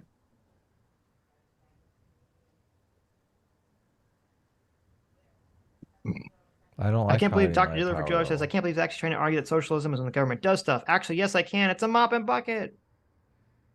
True. Jack H for $2 says, I listen to NPR's Up First every morning. It's a 15-minute, fairly left-leaning brief of the morning news, but I also listen to Daily Wire's Morning Wire, which is basically the same thing from a conservative lens. Any other suggestion? You have any? I don't have any suggestions. So I mean, at least you're listening to both sides of the spectrum. yeah, I think that's pretty good. That's pretty good. It's a pretty good move to do. Listen to NPR and listen to Daily Wire. Do you listen to daily news? I never, that's not how I consume news. I'll see what people are talking about and then I'll look into the specific individual story. Or actually, the only thing I listen to daily, regularly, is Scott Adams, which is interesting because then I'll see kind of like where the right is at sometimes. He is such a So bad lens, though. he is a bad lens. No, he's a fucking terrible lens. And he gets so many stories totally wrong. And he doesn't give the context of the story or anything. Yes. Half the time I'm listening to him, I'm like, what the fuck is he even talking about? Right. But I can, but he's good at pointing out what people are talking about. And I kind of will then look into certain things often based off that. But usually what I'll do is I see what people are talking about on Twitter. And I say, okay, what stories are people talking about on Twitter today? Right. Yeah, I do that too. So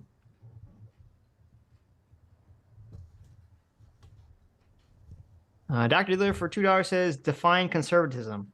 Okay, well, I guess there's strong family values, which means bigotry. I'm no conservative, but this is insane. Can't name a value without trying to explain how it's bad. That was pretty funny. That was a good question that you had. Gets them every time. Yeah. Dr. Diller for another $2 says, this is, quote, they don't love the poor, they hate the rich, but for every issue. Every issue has to be framed around hating conservatives. Yeah, that was weird. I'm glad you called that out multiple times. That was pretty Just strange. insane. Can't we talk about your views without talking about how they're different than conservatives? Right. Right. WTF 1A for $5 says, as a native Vermonter, only people who like Bernie Sanders are Flatlander or people who sniff his farts. Bernie did not work and preyed on government support. I think some of that context of the conservative hating was because we were centrist, and a lot of it was, let me try to convince these guys why they should hate conservatives too. Right. What's the response to the Bernie thing? He was saying only people that sniff their own farts and Flatlanders like Bernie. Oh, but I voted for Bernie. There you go. Well, and he's saying in Vermont. Oh, okay. Well, I mean, there was the whole thing, there's a story about Bernie was on the co-op and they asked him to leave because he was spending too much time talking and not working. So Hilarious. it was distracting people. Don't make me bring up the bird picture, the bird gift. He Come was on. chosen by Disney. Okay. He's the chosen one. Yeah. The bird landed on the podium. I had to vote for him. That's funny. Doomer Media, look at that. Thank you so much, Doomer Media, for the $2. Doomer says Aiden greater than Sitch. There you go. Thank you, Doomer. Butters for $5 says in all caps, he literally can't do it. I'm assuming that was relating to talk about his positions without bringing up Republicans bad or right wing bad. Joe the Meg for $5 says describing progressives like social democrats in Europe is a totally insane mop and bucket. The bird was a psyop. Was a psyop. Doug for $5 says, oh my God, abortion rights were never, quote, the mainstream. The Supreme Court literally just overstepped with a bad legal decision and nobody could change it. There you go. And Stuck for $2 says, SDL conflated desist with detransition. I don't think he did. He said the right he said the right desistance numbers. So if he did, I missed it.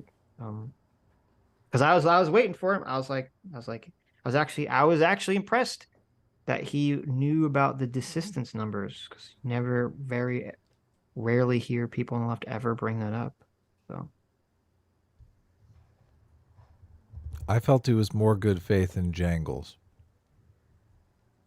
he's definitely a lot more knowledgeable than Jangles is. Jangles, when we have a conversation with him, his knowledge is like what mainstream media articles talk about. That's like the extent of Jangles' knowledge on a lot of these topics. Very true. No. Ostracy for $5 says, as someone without a university education, it's good to know I have no freedom. True. Raymond Fields for $5 says, taking away from someone does not grant real freedom. That's laughable. Well, that's why I was like, and I think we said that. I think I said that. I said, you understand that their counter argument is, you're talking about one thing, extending people's freedom, this positive rights things, but the other the reason they disagree with you is they say, well, in order to do that, you have to force someone else, you have to take their money away through taxation, or you have to force someone else to do something. So it's infringement on their freedom. So, I mean, you can still be in favor of it. It's weird to kind of frame it like in this, oh, one of these things is pro-freedom and one of these things is anti-freedom. Well, he would say, you're only taking away what they can afford to give. Right. And you can make that argument, but I'm just saying you can't frame it like, well, I'm actually the more pro-freedom person. Well, it's like, well, no, you just have a different, you just think certain things are more important than freedom. Right. Right. So, which is fine, but you got to frame it correctly, in my opinion. Joe the Meg for $5 says, Stat Oil is a success and a wealth-generating entity because it operates like a capitalist organization. Oh, that must be the sovereign wealth fund, Stat Oil. Right. Stat Oil is a Norwegian state-owned multinational energy corporation. Yeah. I don't know anything about any of that stuff, but I'll take your word for it. Pirate Chan for $5 says, do you pay more in taxes? You can always give the government more. Nothing is stopping you from giving them 75% of your income if you think taxes work. Is that true? Can you just give the government extra money? Of course you can. Write a check right now and send it off to the Treasury. Watch what happens. Okay. I thought that's how they, like, when they give you the tax rebates, because you paid too much. Is it only because you paid too much without realizing it? Let's send him a Sitch and Adam check for $6.66 and write fuck you in the memo. Okay. And let's see what happens. Now, here's the trick. Let's see if they cash it. We're going to figure out the question that the MMT people want to know, okay? We're going to mail a check to the Treasury, and we're going to put a tracker on the check. So we can track where the check goes. Of GPS geolocation to figure out where the fuck that check ends up. Look, there's an address on the package we're going to send it. Yeah, but we got to see exactly where it goes. But so there you go. And then we'll somehow embed high tech into the check where they type in that number. It'll use some kind of magic technology that we can then track on the computer where that money goes. Okay. Magic technology? Yes. I love it. Magic technology. This is a solution for everything. It's like with, we'll use Dogecoin. That's not how track where the money goes. That's how that stuff works. We'll right? send That's them how Bitcoin. that's how the chain works, right? You can just track anything.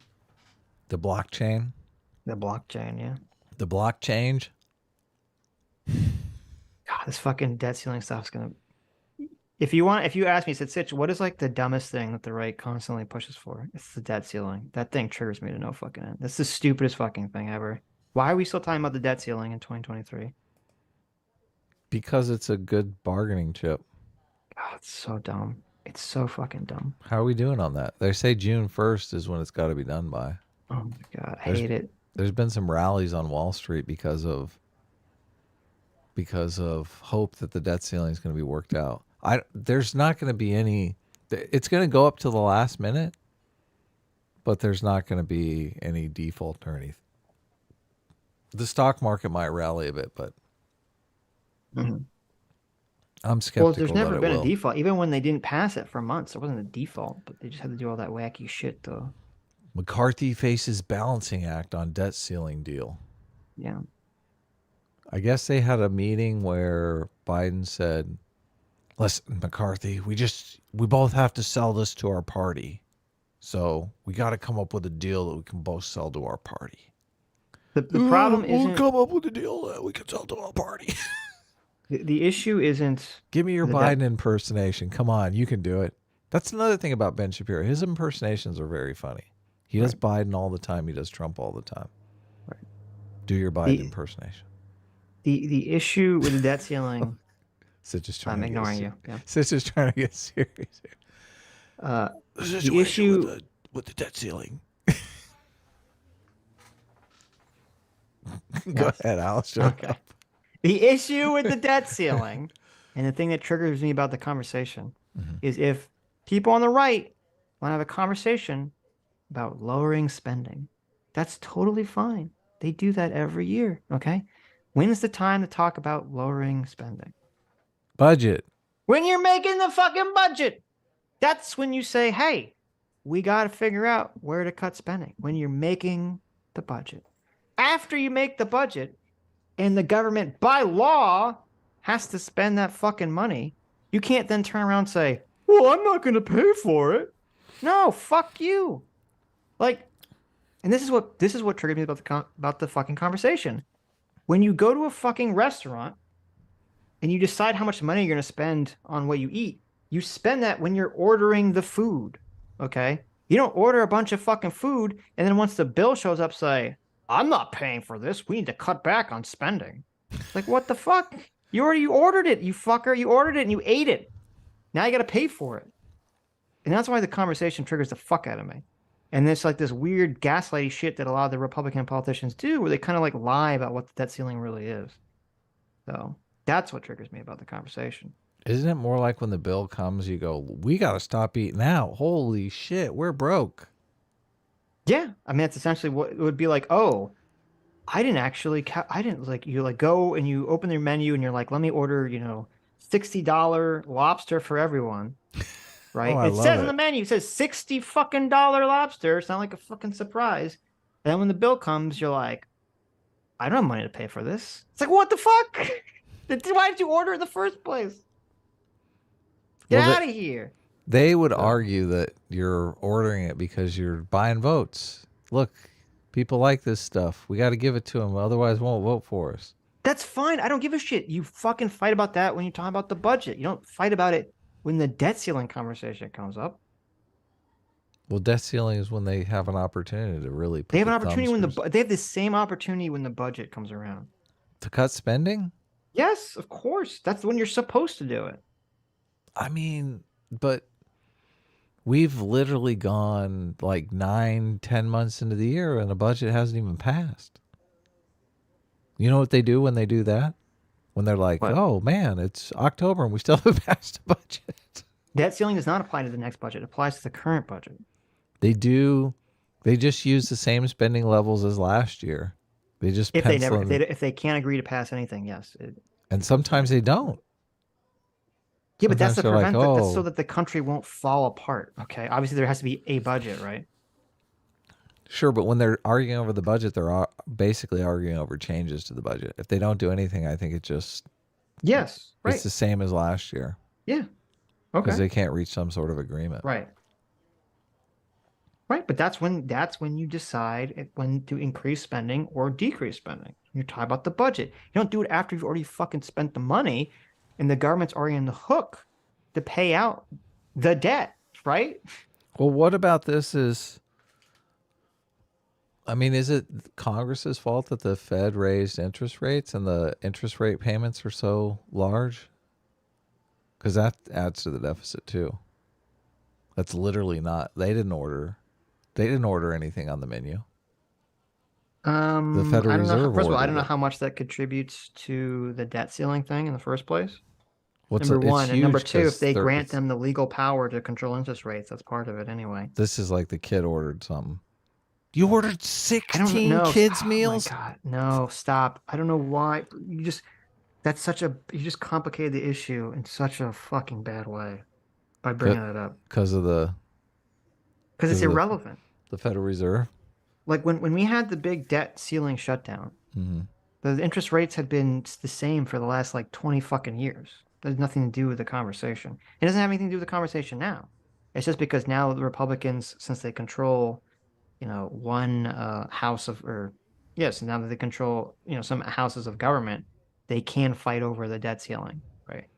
But I do think raising interest rates causes debt limits to be hit sooner, obviously. Yeah, it might to some extent, sure.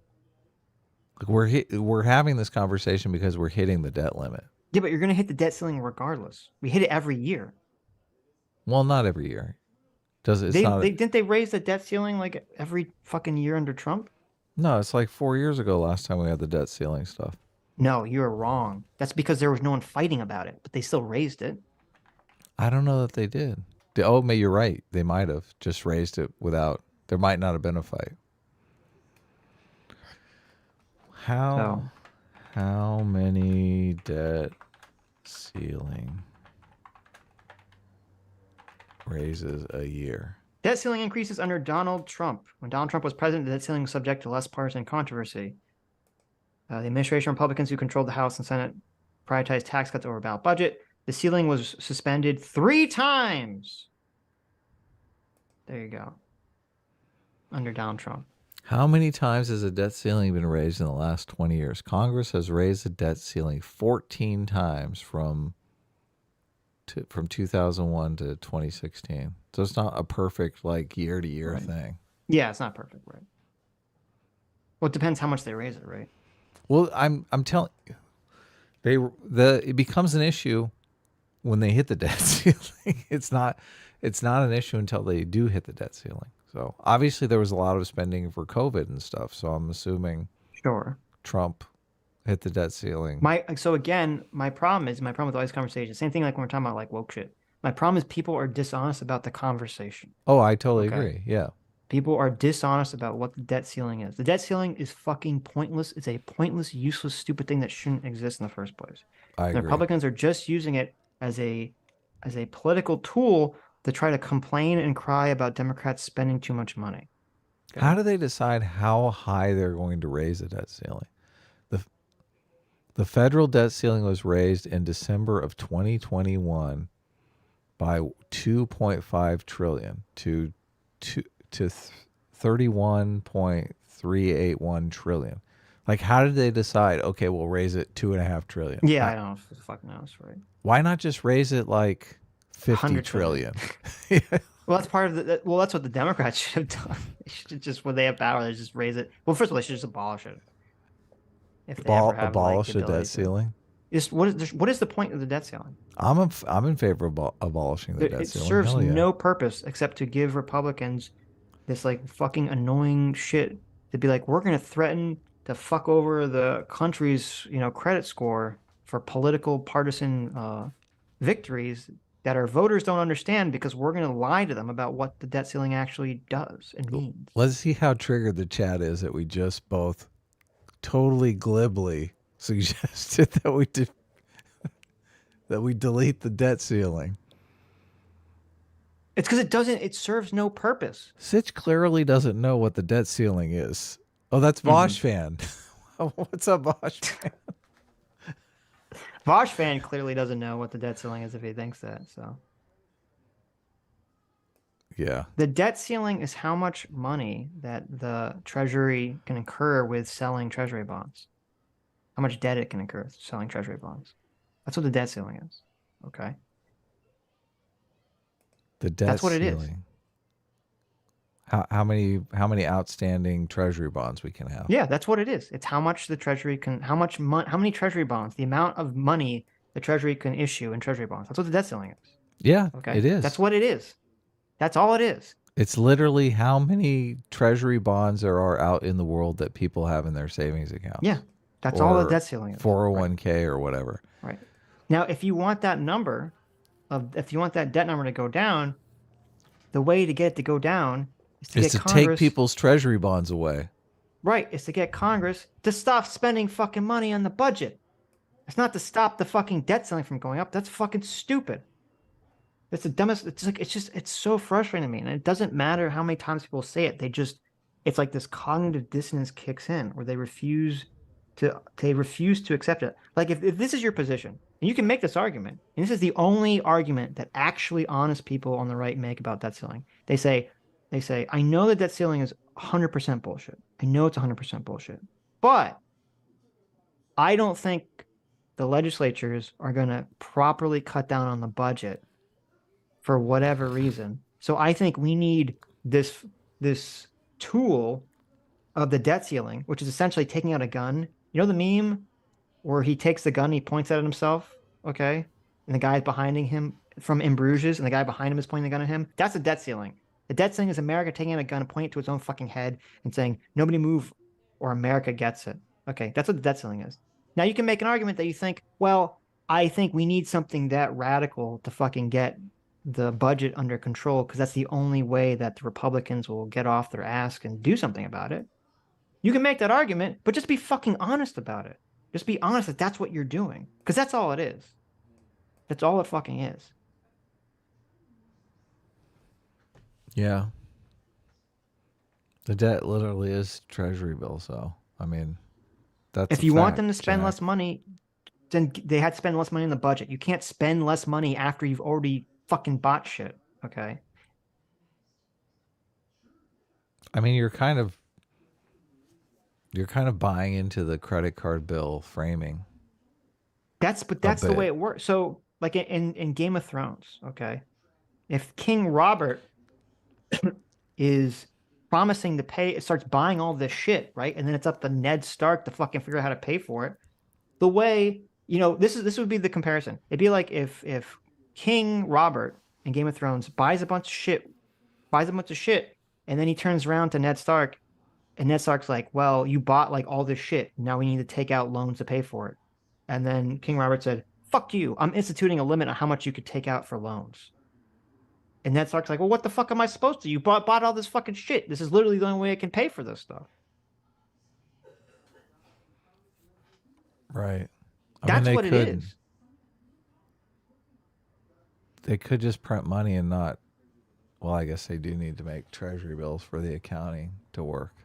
Yeah, well, they'd have to change the law to allow them to print money without doing that, which doesn't exist. And no one's really advocated for anything like that. And that would probably lead to pretty widespread inflation. So it's probably a bad idea to do that. I'm not sure I think that's a good idea. Yeah. So. Anyway, nobody knows about this shit anyway. Nobody so fucking cares. Yeah. They just want government spending to go down. And it is a good rationale, even though it's completely bogus. Right. It's like complaining about the debt monster, even though the debt monster doesn't exist. Well, okay. Even if you think the debt monster exists and it bothers you, that's fine. But the debt ceiling has nothing to do with it. People refuse to accept that. Even fucking Scott Adams, who's supposed to have a degree in economics, was fucking saying this bullshit. And I was like fucking floored. I was like, oh, Jesus really? Christ. Yeah. So yeah, he doesn't know anything about economics. I mean, he has a degree in economics, and I was like, he's just giving this like partisan, insane take on it. And I was like, fucking hell. Anyway. Let's see. Doomer Media for $2 says SDL is bludgeoning them. Oh my God, they're co-spiraling. Thank you, Doomer. Ban Doomer from the chat. Doomer co-spiraling about the fact that he created the term co-spiraling. I know. So, there you go. It's like Inception. Right.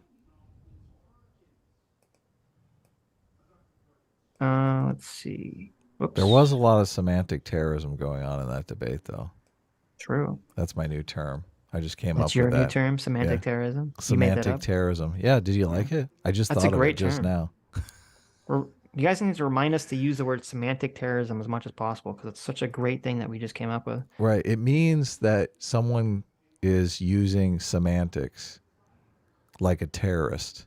Yes. And just making the argument super complicated when it doesn't need to be.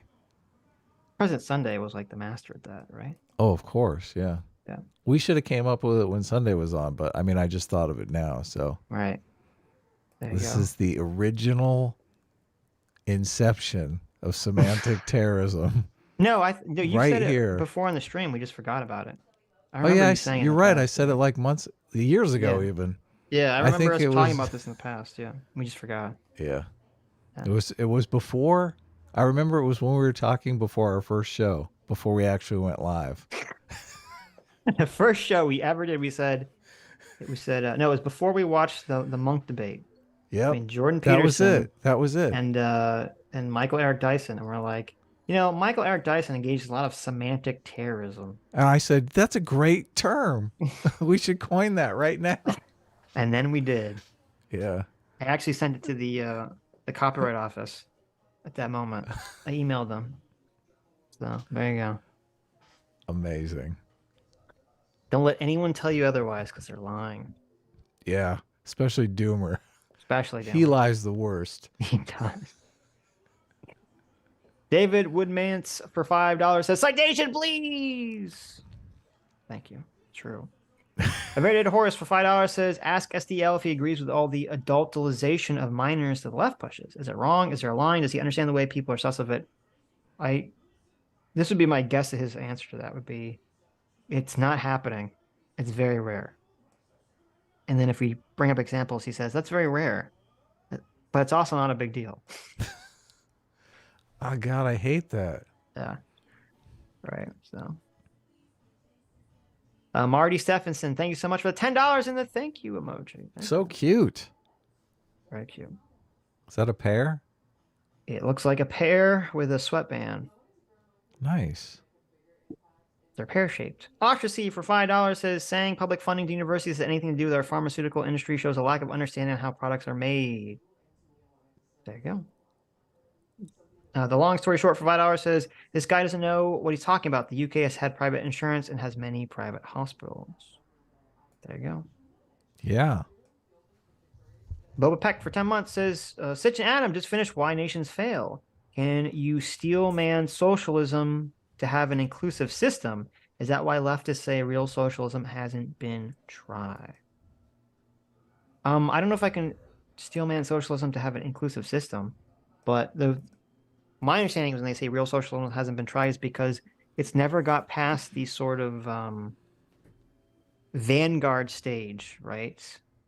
Where you have to, because the end goal for socialism is originally, I thought, it's a stateless society, right? It's supposed to be entirely stateless. Yeah. And so, with Lenin and I guess Mao to a different extent, it's like, oh, we have some authoritarian dictator who kind of has to come in and basically force everyone down this pathway. And then once everyone's on that pathway, the government dissolves itself, right? And there's your stateless society. And so that's why they say, oh, it's never tried because we've never got to the fucking utopia yet, which is obviously an insanely ludicrous position. So. Well, no, they make the distinction between socialism and state capitalism because the state can own the means of production, but the workers don't own the means of production. So they say, state capitalism is when the state owns it and doesn't give it to the workers. Well, that's another element. Theoretically, nationalized systems are supposed to be owned by the people anyway. But right, yeah, right. Well, that's another element to this. Real socialism hasn't been tried yet either, is because there's socialism is like Baskin Robbins. There's many flavors, yeah. And so each socialist that has their own specific, very peculiar flavor of socialism, they say, well, my very specific brand of socialism has never been tried, so therefore, Yeah, socialism's never been tried. Right. Yeah. Paul Sansui for 5 Canadian says, unrelated, Adam is a parent that finds interracial marriages gross allowed to protest movies with mixed race couples in school. Let's see. Sure, I mean they can protest anything they want. Yeah, sure. But you don't think the school should take it out, right? Mixed race couples? Yeah. I mean, obviously it depends upon the context, I think. I don't know. What's the context? Well, I don't understand. Do you need a mixed race couple? I guess this is what they're doing. What activists are doing is they're making math problems that have to do with like mixed race couples and stuff like that to like shoehorn their Right, ideology that's a into the different issue. classroom. That's a different issue. Okay. Mm-hmm. Right. So say someone, we'll bring it back to the gay conversation that they're obviously alluding to. Okay. If some parent doesn't like interracial couples because they're a racist, should a teacher not be allowed to play a PG-rated movie just because it has an interracial couple in it in the classroom? Look, I don't care what the teacher plays. Like, I'm not going to be offended by an interracial couple in front of my kids in school. Okay. I understand what you're saying. You're saying, look, should we be able to tell this one person that has a problem with it to fuck off? Right. Should we say, I don't give a fuck what your beliefs are. Fuck you. Right. That's what I have the problem with. Like, I'm not sure that you should be able to tell that person to fuck off. I feel like we can come up with a scholastic plan that accommodates everybody. I feel like that's not a difficult thing to do. That is impossible. That's literally impossible. It's impossible when you have activists trying to put 1619 Project into public schools. It's impossible when you have intelligent design activists trying to put intelligent design into biology class. It's impossible. Right, yeah, exactly. But as soon as you get the activists out of the equation, I don't feel like it's impossible. Like, what makes it impossible is people trying to force their own personal beliefs onto everybody else.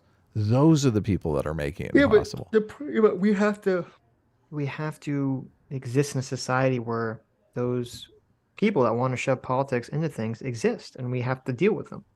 Yeah, so there's going to be the people trying to put... Why can't we tell those people to fuck off? Why do we have to tell the person? Why do we have to tell this particular person to fuck off? But we have to bow down and bend over to the activists. Because I'm not. I'm saying you literally in are. my mind. You literally are. Yeah, in my mind, the person who's like, you should put the 1619 Project, in my classroom, would be the same as the person saying you shouldn't be allowed to have a movie that has interracial marriage in my classroom. Like, that to me is the same level of, you're trying to put your shit level politics into a situation, right? Hold on. The people who want to put the 1619 Project into schools are activists. The people who want to put support interracial marriage in public schools are activists. What is the difference between the interracial marriage politics and the 1619 because Project? Interracial marriage is supporting the liberal framework of our society. Okay. That's the difference. And the 1619 Project isn't supporting... It's anti-liberal, yeah. How's it anti-liberal? Because it's promoting the idea that liberalism creates a society where whites always dominate black people. So as long as the activism is towards liberalism, you're cool with that? You understand that, well, maybe you don't, because we talked about this. School, so much of school is indoctrination towards the values that your country supports. It's impossible to just teach, unless you're just teaching math, right? Mm-hmm. Anything outside the realms of math is going to have some level of political indoctrination in it. Okay. Why do you think we stand up and we do the Pledge of Allegiance class, right? What's the point of that? I know. There's people that are against that. Yeah. And those people are stupid because there's always going to be, and there should be. This is the entire point of culture and society. The entire point of culture and society is to indoctrinate people into becoming good pro-social citizens of the country. But generally, we try to mix. Like, we understand that there are other forms of indoctrination that parents like to indoctrinate their kids with, and we try to make our public indoctrination acceptable to all other secondary indoctrination. I understand that, and that's why I've said in the past that we should at least be striving for, when it comes to school, we should be striving for to try to make the type of political indoctrination that we put in our schools should be as politically neutral as we can. Well, I Okay, think as this we can. this Okay. conversation is making me against public school, to be honest with you. Well, it's okay. I don't know. It's a whatever. Look, I the don't idea, doesn't make any sense to me. well, it's completely, fundamentally, I am against people forcing their beliefs on others. And if the public That's school society, baby. if the public school is really the place that people want to force their beliefs on others, I'm against public school. I think public schools should okay. be abolished, and I think that they should. I think there should be a school voucher program. You know, Do you people think? there should only be private schools, Okay, and let's people can pause. Let's select pause. whatever indoctrination they feel is appropriate No, for this them. is a terrible fucking idea. Well, Do you think? this is the solution. No, it's not. Do you think that it's wrong for a public school in America to teach that slavery is immoral? Do I think a public school should teach slavery is immoral? Right. I think yes. I think myself slavery is immoral, and Okay, so it that's should be you taught in understand that's public a schools. form of political indoctrination, right? There's a political opinion that slavery is wrong that we're Yes. pushing out in school. Okay. Yes. So you can't just say you're blanketly against political indoctrination because you're not, right? Well, yeah, of course. Okay, so that's why I'm trying to say we're all in favor of I have some my- level of political indoctrination. I have The my question is, my where's the personal line I have that my we're- personal form of political indoctrination, and you have your personal form of political indoctrination. And the further those two things get from one another, the less I want to be a part of your I understand form of that. political indoctrination. I understand that, right? Right. But I still think we should live in a society where we have fucking public schools where broadly there are things like slavery bad, racism bad, that can be indoctrinated into children. Right, but there are edge cases that Yes. other people are in favor of, like Yes. intelligent design, Yes, right. like 1619 project. Right. So right? okay. So And that's people why are obviously in favor of their edge cases, but not in favor of other people's edge I cases. understand. So that's why my point is So should we can't keep have- the edge cases out? That's why my point is, since we all agree, seems like, that some level of indoctrination is acceptable, and we're really having a conversation about these edge cases. Right. We have a conversation about what to allow in school, what not to allow in school. We shouldn't, if we're trying to remain consistent, we shouldn't throw up our hands and say, well, I don't think anyone should indoctrinate anyone that doesn't, that goes against a parent's wishes. Because that's not the argument that's really being discussed. Because we all think that should be happening to some level.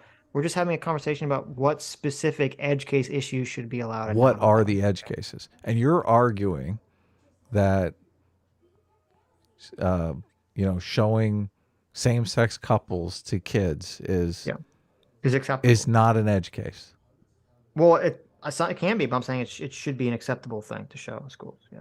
Well, I don't think that's been settled yet.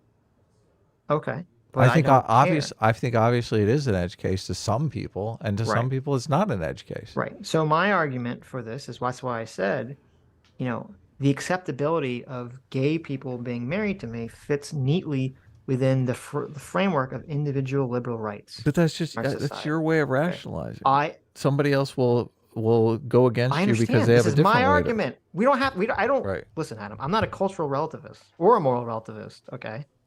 So I don't give a fuck. I'm sick of giving you my argument. If someone else has a dumb fuck argument Mhm. about why they don't think that, I don't give a shit.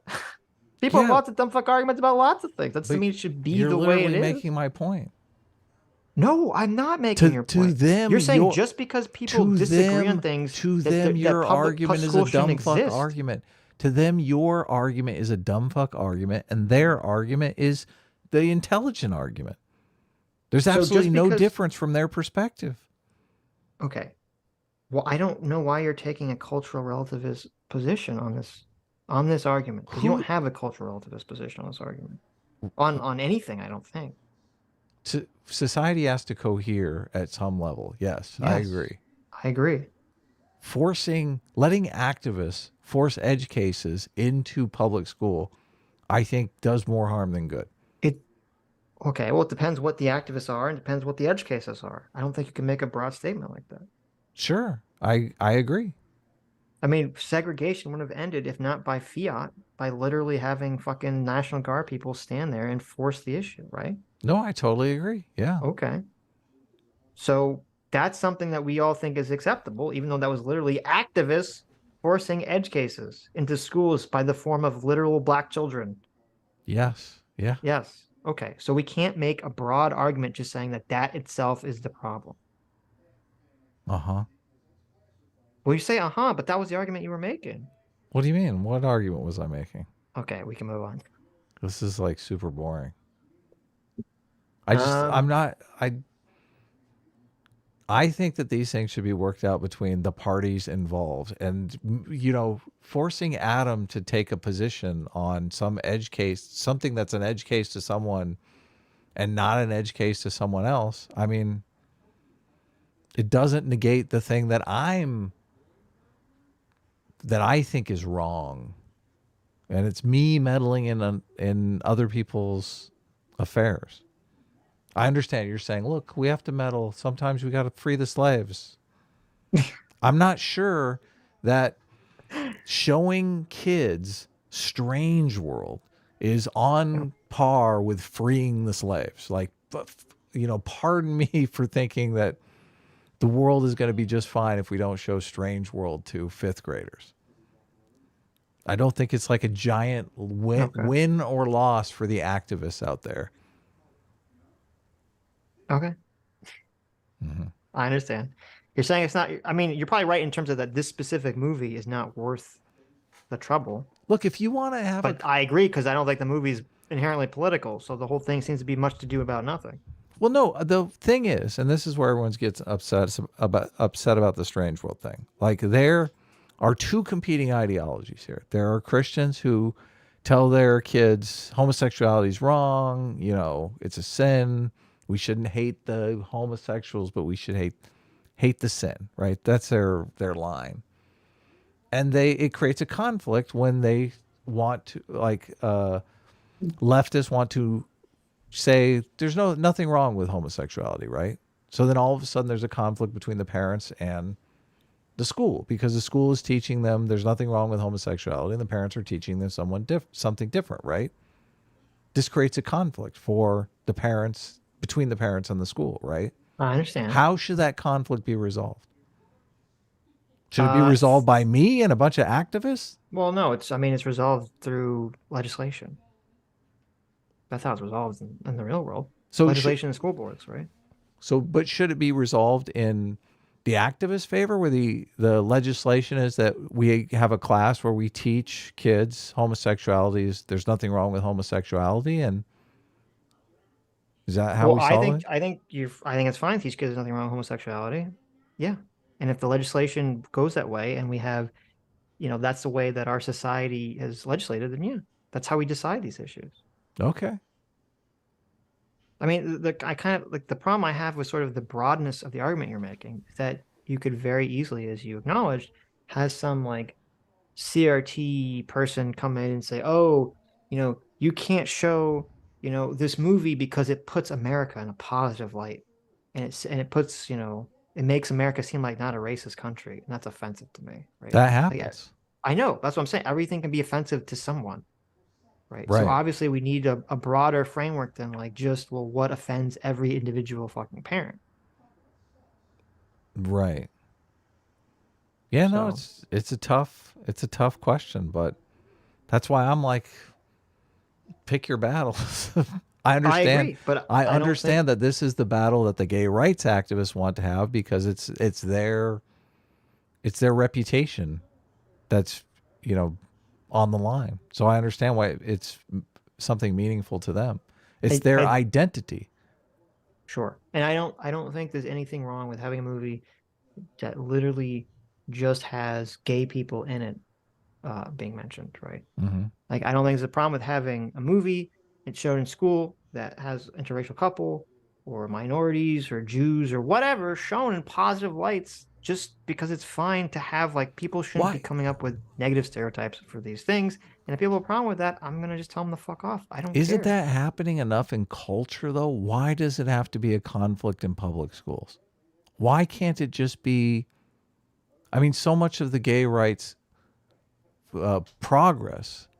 I mean, gay marriage, did the progress towards gay marriage happen in public schools? I don't think it did.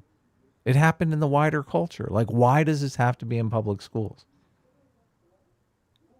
So again, it depends on how, like, it depends on how this is being implemented. As I agreed in the past, I don't think teachers should be slamming pride flags all over the classroom and just saying like, "Oh my God, the gays are under attack." You need to talk about how the gays are under attack, right?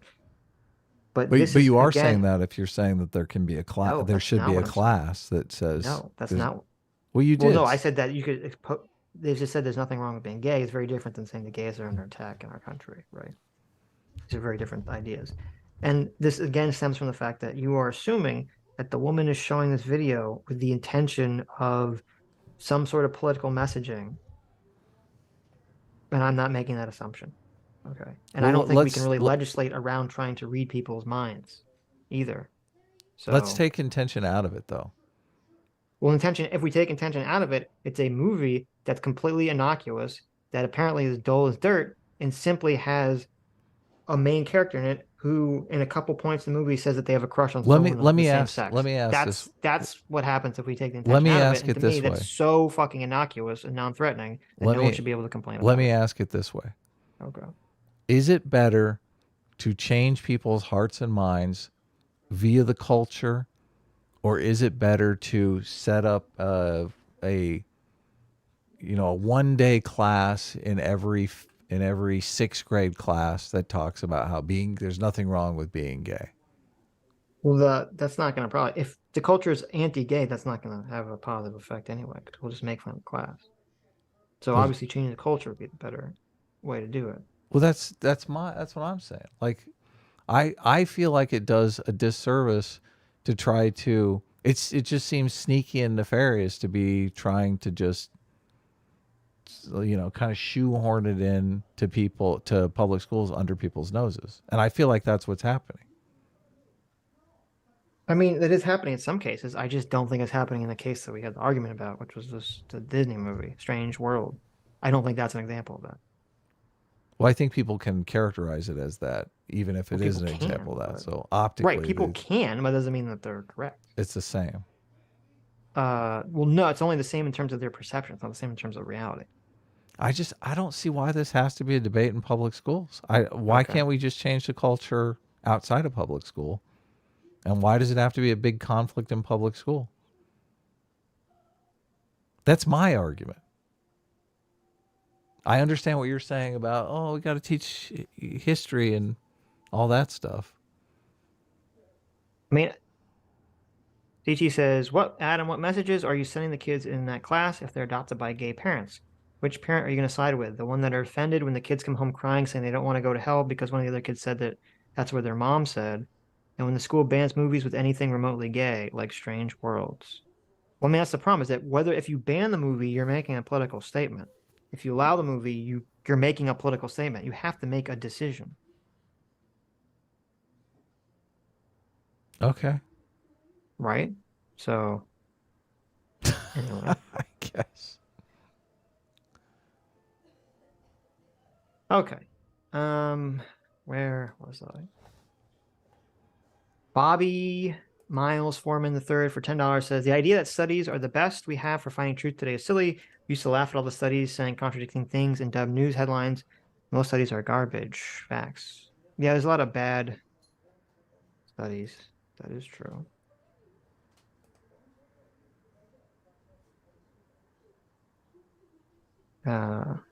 Check the Twitter second message. Isn't that one I read, CT? Yeah, of course. Yes. I see it. Yeah, no, I think that's a good point, CT. You are always sending a message one way or the other. So you have to choose to some extent what message that is. Yeah, it is a good point. Obviously, you'd have to look at harm reduction. Right. Gene the Angry Payment for $5 says, J-Mac, go paint your minis. Do it. End the shame. J-Mac has a bunch of 40K minis. Mm-hmm. Unpainted. Wow. 40K minis. Are they 40K or are they Warhammer? Isn't Warhammer 40K the same There's thing? Warhammer and there's Warhammer 40K. Really? No. See, it's funny because I didn't know that, and then Carl got all mad at me because apparently he likes Warhammer but doesn't really like 40K or something. So I was like, oh, because like I think one is like the Okay. future and one is medieval, I believe. So Okay. Because it's like year 40K. I don't know where the 40K comes from. I mean, One I'm is just like Space guessing. Marines and one is like knights and shit, I guess. And So which one does he like? Carl likes the medieval one. Okay, so Space Marines is probably 40K. It's 40K probably is the Space Marines. 40,000 years in the future or something. I'm assuming it's not 40,000 years in the future. It's so long in the future. But Is it? chat, why is it? What does the 40K stand for in Warhammer 40K? Warhammer's fantasy and 40K is space. Yeah, that's what I thought. Fantasy versus sci-fi. Let's see. Oh, you're right. Okay, never mind. It's the year four. No, it's not the. It's not. It's the year 41. It's the 40th millennium. So not 40,000 years in the future, but it's the year. Or no, is it 41? All I I don't heard know. was Whatever. Adam was right. So Okay, no, you're right. It's 40,000 years in the future. Okay, that seems the technology shouldn't the technology be so much better if it's 40,000 years in the future? Like, what kind of fucking insane technology are we gonna have then?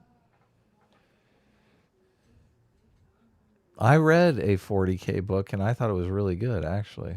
One I No, I just read feel that like was good, and the other one I read was kind of boring. So Oh, okay. yeah. I feel like technology should be like fucking like insane. Like, I can't even imagine what 40,000 years in the future technology would be. Right? There's a lot of space religion.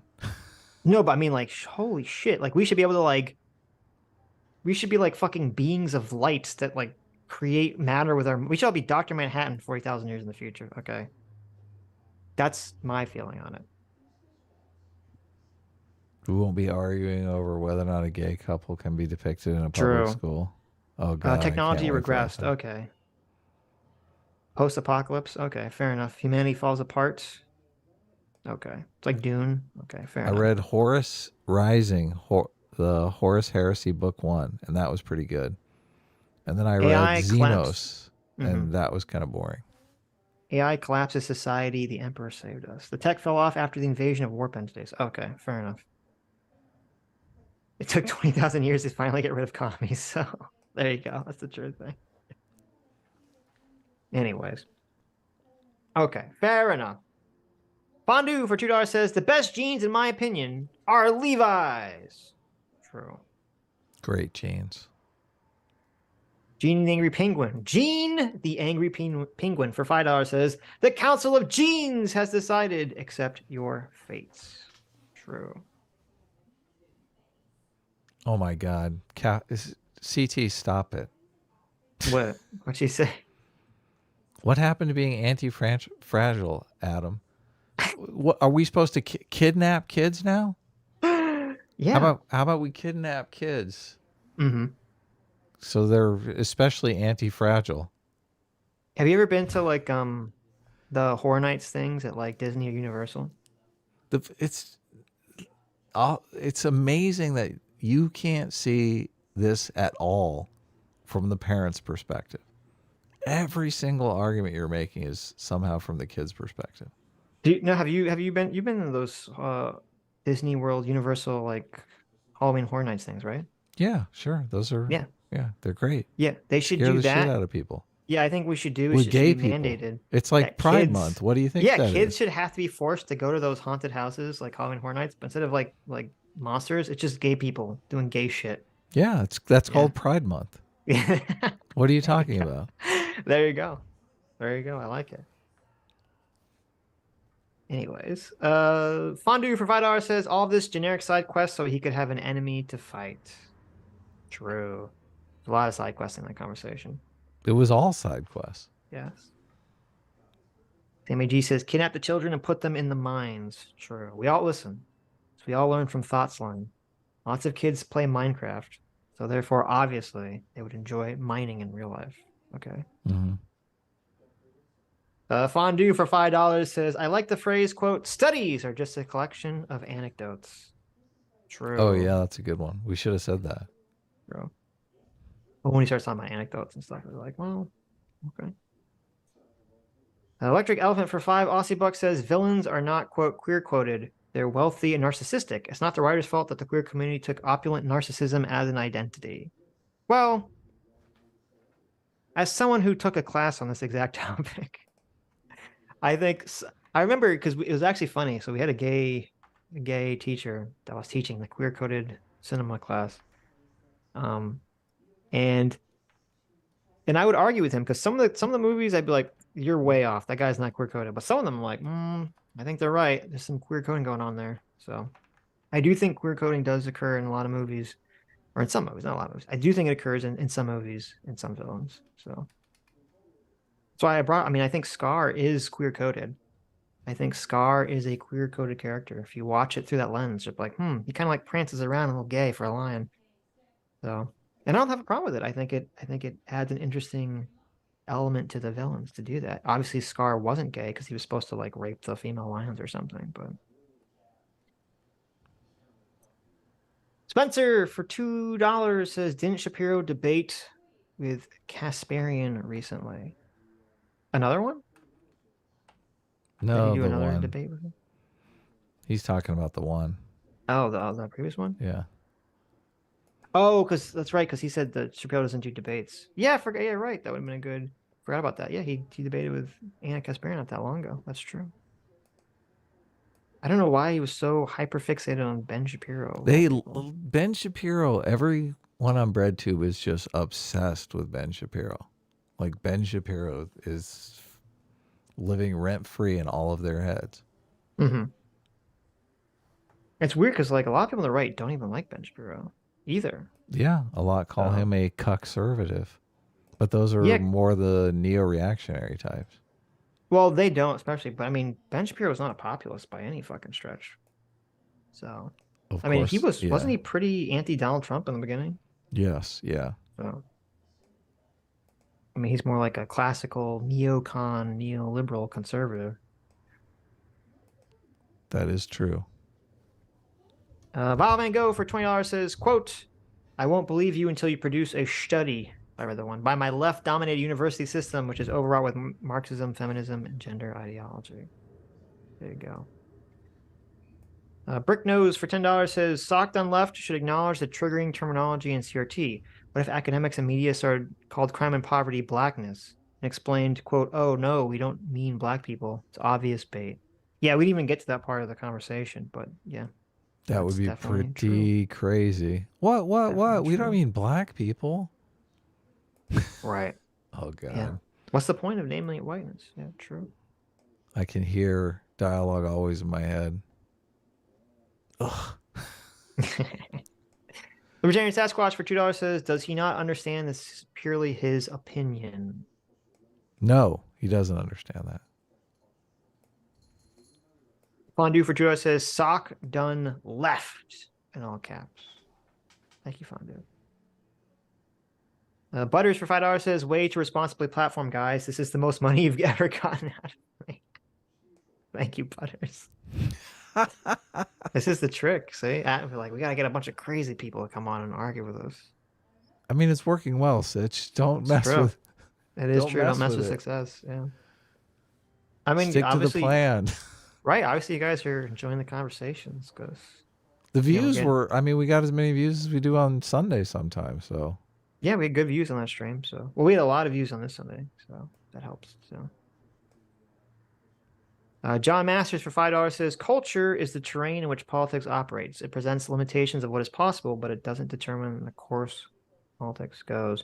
Yeah, you're definitely right. And I wish in that conversation I should have tried to bring up specifically the March through Institutions, Marcuse, and Gramsci and all this stuff. Because it's so wild to me when leftists try to claim that all the right cares about is culture and culture is irrelevant. It's like... that's literally your entire fucking worldview is how important culture is and how culture needs to change. He wasn't saying all they care about is culture when he was talking about how every time they get into power, they pass a bunch of bills. I mean, that's not culture. That's literally legislation. No. He's saying like all the right has to complain about from the left is culture, not legislation. Oh, okay. Right. Yeah. And so what I now looking back, should have said like, well, listen, like, this is kind of the thing that kind of preceded the conversation was I mean, the whole point is that culture is so powerful. Supposedly, it's the thing that's preventing the socialist revolution from happening. So you can't pretend like culture isn't an important thing that we're talking about here. So The right was complaining pretty hard about vaccine mandates and lockdowns, true, which was legislation. right? And I said that, yeah, Yeah. put that up, but yeah. But it's just annoying because people are like, well, they keep wanting us. It is annoying when we talk to leftists, like they're like, you guys need to fucking defend everything on the right, give all the right wing arguments, and we're like, we're not right wingers. Like, what the fuck? Yeah. You know, it's not my job to do that. Fondue for $5 says, I remember every Democrat raising their hand to allow immigrants to vote. I do remember that. We talked about how that was like yes. the worst, stupidest fucking optical position to take. It wasn't everyone. I think it was most of them, but it wasn't. There were a couple lower Democrats, I think, that didn't do that. No, I think it was all of them. I do think it was all of them. It was in the Democratic primary. No, because it was, remember, it was on 2 nights. They had to ask, there's so many people, they had 2 nights, remember? Yeah, They asked the and on question the second twice, and night, did they ask it on the second night? they I thought did, they and didn't. I think they did. I'm pretty sure. I think on one night everyone raised their hand, and on one night it was mixed, but it was people that were unimportant. All the big candidates raised their hand. There was Right. like a couple of smaller candidates that didn't, I think. Because I think wasn't Tulsi vote on the Democratic primary back then? Yeah, maybe you're right. I can't She imagine didn't. her I don't think raising she her raised her hand. hand for that. Yeah. But yeah, no, I remember. I forgot that happened, Fondue, but that was fucking crazy. I remember being like, I can't fucking believe that. That was insane. Well, and his argument was completely inconsistent too for that too. But you know, what do you expect? I mean, I don't think that would be his position if the immigrants were all voting Republican, When or if they that was a are, perception. when So. they, we'll have to have them back on when they do start voting Republican. Yeah, right. Evan Samus for 12 months says, how about checking out the headline on Kotaku or Polygon, where all the idiot leftist media critiques that has dominated the internet for a decade? True. Yeah, that's a good point. And I mean, Pac-Man's kind of an easy thing because Pac-Man does try to specifically talk a lot more about like legislation, far more than most other people on the left. So The video, yeah, he does. The video I saw of him, he was talking about Tim Scott getting in the race. Mhm. And I was like, oh, this will be interesting. I wonder if he'll get that, Tim Scott is running for vice president. Right. And in the video, I'm like, he's getting closer to it. Is he going to say it? And then he says, I have no idea why people who have no chance of winning run for president. And I Pac-Man was says just like, this? yeah. I was like, Pac-Man, you're a fucking idiot. That's really hilarious. You're a total idiot. Yeah. Like, how does he not know that a lot of times one of the candidates is picked as a vice presidential pick? Well, there's that, yes. There's also candidates I think they can pull conversations and issues in specific ways by running. Yes, that. And there's also a man, I don't know if you've ever heard of him, there's a little known candidate who, when he entered the race, no one thought he could win and was seen as like a completely ridiculous person to run for president. Was that Hussein? It was a little man that you might have heard of. This was a while ago, so you might have forgot it. This little man named Donald Trump. Oh, I thought you were talking, because it was the same thing with Barack Obama. I know. It was the same thing with both of them. When they both ran, no one thought Obama or Trump had a chance. Yeah. They were both running against. Hillary is the Yep. ordained candidate. There's no way Obama could win. Yep. It's so funny because Obama was running against Hillary, the establishment choice, Right. and Trump was running against Bush. Jeb Bush. Yep. Yeah. And remember, everyone thought 2016. Oh my God, it's going to be Hillary versus Bush, right? Mm-hmm. We're gonna have Clinton Bush again, right? That's what every single person was saying. Oh my God, we're gonna have Clinton Bush again. Mm-hmm. Nope. Yeah. So I don't know. To me, it's really stupid for someone to say like, I don't know why people have no shot run for president. It's like, well, you say that, but okay. Let's see. Dr. Diller for $2 says democracy is when I get what I want. True. Yeah, unfortunately, that is the case.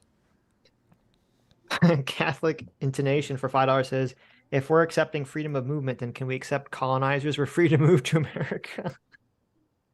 That's funny.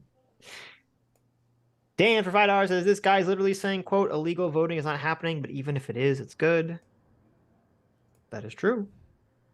Chad for $5 says, quote of the show, Hitler was not a combatant. Yeah, what was that? What was that about? That was a fucking weird argument. That was we were stuck in some sort of debate brain moment at that point, because Of course. That's when we're all getting debate brain. I don't think we were debate brained in this. Yeah, we would be fine killing Hitler.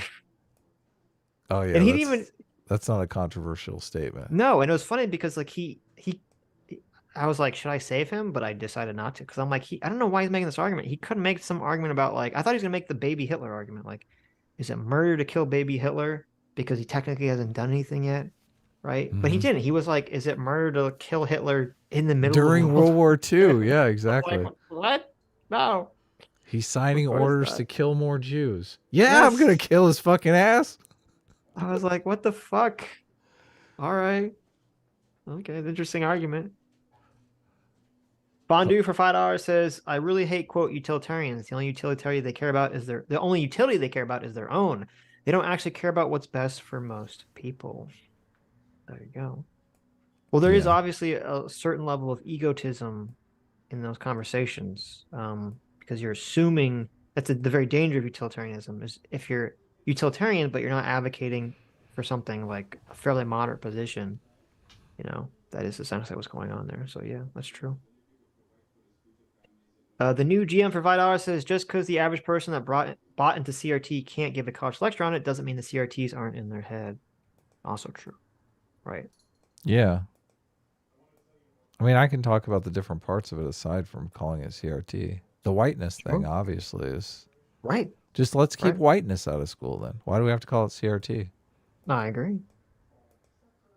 Well, that's why, it's with this, and we could have gone into this more, like with the Florida and all the other states' CRT bans, none of them even mention CRT. They just go over specific ideas. Yes. So,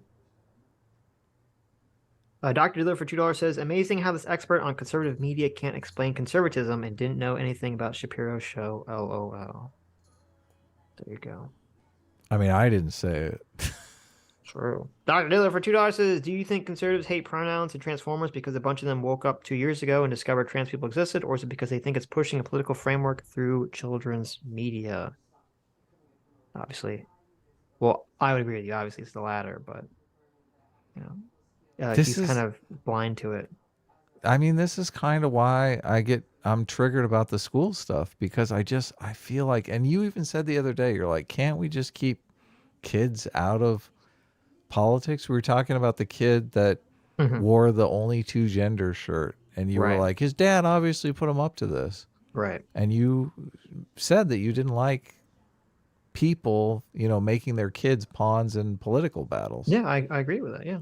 Well, I feel like the whole public school thing is just that on steroids. Well, it can be. That's why I'm saying it depends. So again, as I said, we can't create a universal framework here, but we have to talk about specific issues. And the specific issue we're talking about was having a movie where a kid is just by happenstance gay in it, and it comes up, very rarely in terms of them talking about having a crush. And to me, I think that's totally acceptable and fine. Right. But you got to admit, it's not essential to any sort of school curriculum. Well, it's just a Disney movie, so it's obviously not essential to anything. Right. So it's superfluous, basically. Right. So that's my thing. It's like, why? Look, let's have our battles in cases where it's not superfluous. Like, obviously, we can't change history because it's necessary. It's necessary to have a truthful understanding of history. Why can't we just knock out all of these edge cases where it's like we can do education without having this stupid battle? Okay. We're just going to repeat the argument that we already made again. Go ahead. Let's not do that. It'd be not fun. Yeah. Dr. Liv for 2 hours says, I wonder if he ponders why people keep voting against socialism. Could it be that people with what democracy they have don't want what he's selling? Yes, of course. Yes. Garo Cero Doom Patrol for $5 says, Not only did Doomer introduce the term cope spiral on episode 155, but he also showed you a clip of him introducing the term for you guys in episode 158. No way. Look at this. Is this actually Girosero, or is Doomer created a fake Girosero name on Streamlabs? Really? Doomer. You sunk. Look, now you're impersonating fans of the show. I know. Sunk to new low. God. Girosero. Now the next one says Girosero X Doom Patrol. For $5. Says, that being said, his behavior is completely unsolicited. His fake crying over cope spiral is an attempt to turn your audience against you. How would the cops, lawyers, ex-Marines, or Vinny in chat respond to the info? There you go. There you go. I kind of like now that there's this whole thing about that we stole a cope spiral from Doomer. I know. Shh. Don't say Good. That's the thing. Good. Good. Chad, yes. Yeah, we stole it. Fuck you. Deal with it. It's ours now. We're saying we made it. That's my bike, punk. That's right. We came up, of course we came up with cope spiral. Of course we came up with semantic terrorism. Yeah, Listen, semantic terrorism. I mean, I can barely remember, but yes, that term. Exactly. Listen, I saw cope spiral on Twitter in 2020 from a random Pepe account. I just put it in my brain. Okay. It's always been there. Dr. Diddler for $2 says, prides himself on his use of statistics to bolster his arguments, names one study and accurately represents it. Boy, I definitely trust his media literacy now. Yeah. Was that the voting study? No, it was the Oh. black athlete sports study thing. Well, you got the voting study wrong too, because you said it was like 300. It turned out to be 470. He said it was all of the United States. It turned out to be 6 states out of 50. Like, you got that one all wrong too. What? What? The illegal immigrants voting. Yeah. Yeah. Well, and also the people not caring about immigration stat was like, wait, I have no clue where he drew that from. But I don't even. That's just weird to me. But okay. Dr. Diddler for $2 says, I don't know if it's because of the Twitter DM I sent Adam, but when he mentioned the BLM riots in response to him saying that 99% of political violence was on the right, you cannot imagine the vindication. Who said that? Dr. Diddler. Oh, yeah, I So, didn't see the DM, yeah. but Well, I mean that it's was so obvious. very obvious, right? It's like, what? I heard the entire chat yelling it in my head as soon as he said it. I was like, No, yeah, we all did. As soon as he said that, I was like, BLM, it's gonna come off.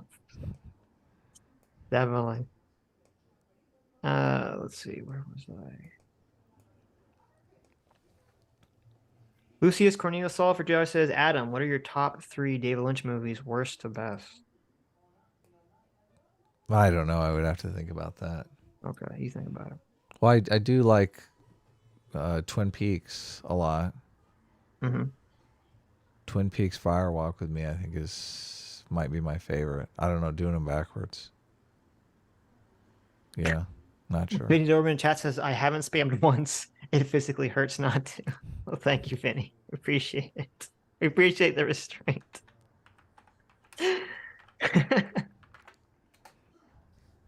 Mr. Ubercross for 13 months. Thank you, Mr. Ubercross.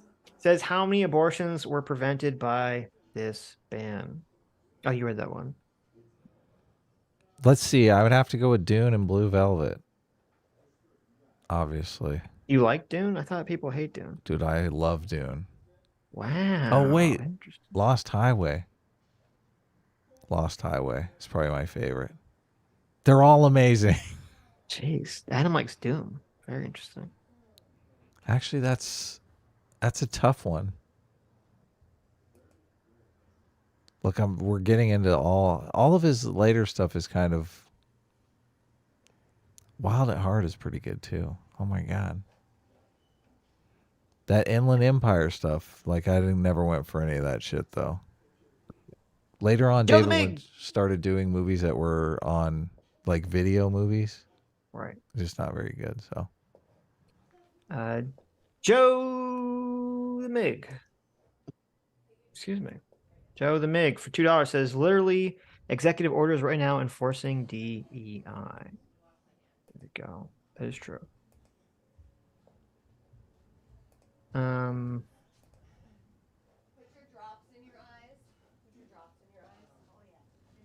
What's happening? Blue 566 for 6 months says for discipline equals freedom. Thank you.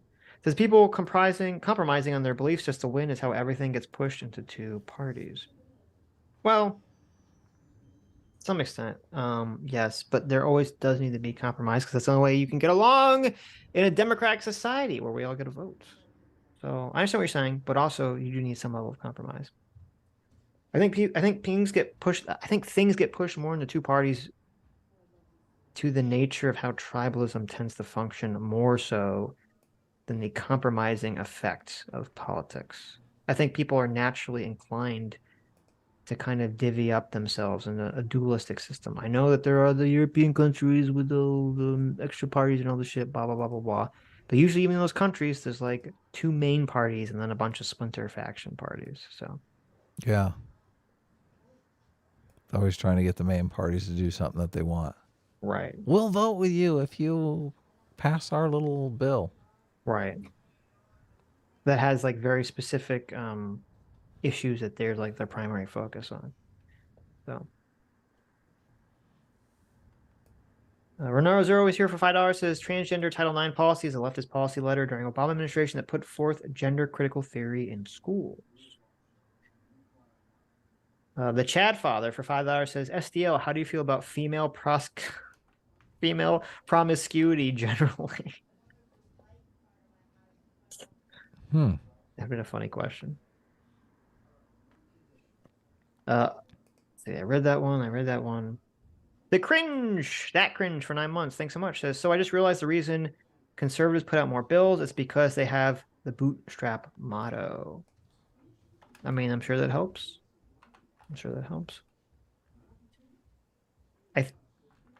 I think it's because like I think most of the institutional capture, there definitely is like leftist institutional capture in politics, but I think it's primarily coming from a cultural position as opposed to a legislative position. So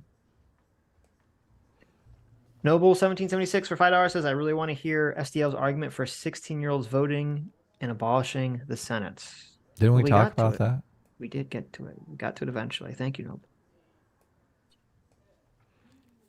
Joe the Maker for $5 says, Jesus fucking Christ, that's the entire point of the Senate. Absolute majority rule never works.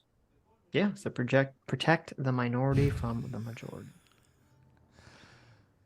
What are you laughing about? The next super chat.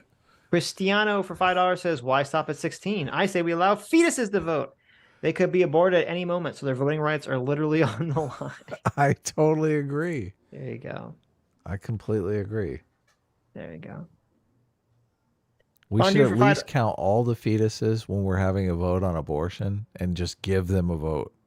How about this? Against it. Why don't we give the fetuses 3/5 a vote? Why does everyone do that? Everyone always does that. It's the easy joke. That's why. But the 3/5 compromise had nothing to do with voting. I know it had to do with figuring out representation in the House. Yes. Yeah, I know. Fondue for $5 says, okay, SDL gets 1 win by ignoring Adam's kid voting take. Look, I didn't let him ignore it for long. God. Noble 1776 for $5 says the Senate represents the states. That's its purpose, and the senators were never directly elected by the population until the 1900s. It's true. Oh my God. Why do you not want me to bring up kids voting? It always produces a wealth of super chats, Sitch. I guess. What, you don't like money? Come on, Sitch. There you go. Lucius Cornelius Sala for $5 says, Adam, which parent gets to vote for their kids? What if the parents are split politically? Look, let the parents work it out. Family values. What the hell? The mother gets the vote because she carried that baby in her womb. Look, I say you let them work it out. Okay. A lot of people don't even vote. Like a lot of parents won't vote themselves and they won't vote for their kids. How about this? The parents have to play rock, paper, scissors if they disagree on any political thing. That okay. That's fair. The winner gets the 2 out of 3. Winner gets the vote. Fair. I didn't What- get a chance to bring it up because I kind of wanted to move off the topic because I hate talking about it. But his argument against the kids' votes was not really great either because he kept saying kids are stupid. And I was like, well, you don't give people votes based on their IQ or their stupidity. So, Oh, I know. That was completely right. and I don't buy into his it's funny that he's a democracy person when that's not really how democracy works, but Right. I I don't think want that's to why go there I either. think he realized that. I'm sure people in the chat were saying that because he tried to move. He stopped saying that after a couple rounds and moved on to trying to say other arguments about why 16-year-olds shouldn't vote. So, Right. CT for 2 Canadians says, we wish he was trolling about voting too, SDL. God, it's just because it's not like I'm alone in this position. Other people have this position. I don't Okay. There are Look. people are cannibals, Adam. Some people want to normalize pedophilia too. I know, I'm yeah. not one of those fucking people. I know. Okay, look, this is not normalizing pedophilia. Okay? No, I This just is meant in terms something of like completely just because different. other people agree with you doesn't justify the argument. Yes, yeah, Or I mean, it's a good argument. but it's not. It's not like. It is It's an not unusual like argument. it's not like socialism or something. No, but it's not like something crazy that could cause the downfall of Western society. right. I don't So like. right. I agree that children voting or giving the parents the ability to vote for their kids is significantly less extreme than socialism. I agree with that. Yes. It's an argument that we don't hear very often, so it makes it seem extra weird.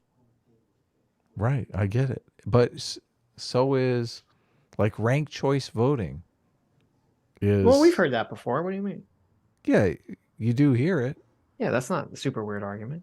It's not a super weird argument logically or even in terms of frequency. Do you think ranked choice voting would have a bigger impact on our political system than letting parents vote for their kids? I don't know the answer to that question. Well, I don't know. It could or could not. I'm not sure. Why is that like an acceptable idea? Ranked choice voting, like it's so far from the way that we do things now, and that's somehow an acceptable proposal. But Well, the intuitive logic to ranked choice voting is intuitively fair. So even if it has a greater impact, people still it seems that's a more good intuitively point. fair. That's a good point. Yeah. So, The kid thing doesn't seem intuitively fair because we kick around kids all the time. right. Take stuff away from them. Fuck you. Go to Right. bed. You don't Right. get anything. Joe the Meg for $5 says it's really quite difficult to describe just how wrong he is about the research behind the genetic differences that drive athletic performance. Yeah, I feel like Yeah, that study was I agree. completely cherry picked to make the argument that we live in a white supremacist nation and everybody talking about sports is a race realist. Right. It's like, what? That's crazy. That is, it's pretty bonkers. Yeah, well, so I'm glad I looked at it because, like, if they're obviously intentionally they were selecting for those articles, number one, and then number two, if most of those articles were speaking specifically about genetic differences in not black people, but a specific group of black people that everyone agrees is true, that's not racist. No, not at all. So There is I don't know what it is, but the marathon runners, they have some extreme advantage in processing oxygen or something like that, which they say is genetic. I mean, there's been tons of studies on that. yeah, right. And if there's some group of people, They're like in some Somalian specific, or something. Yeah. right, and if some Somalians somewhere, have a genetic advantage in that case, obviously it's going to help. And what he said, we didn't really get into it. It's like when this conversation, there's like a million things to get into.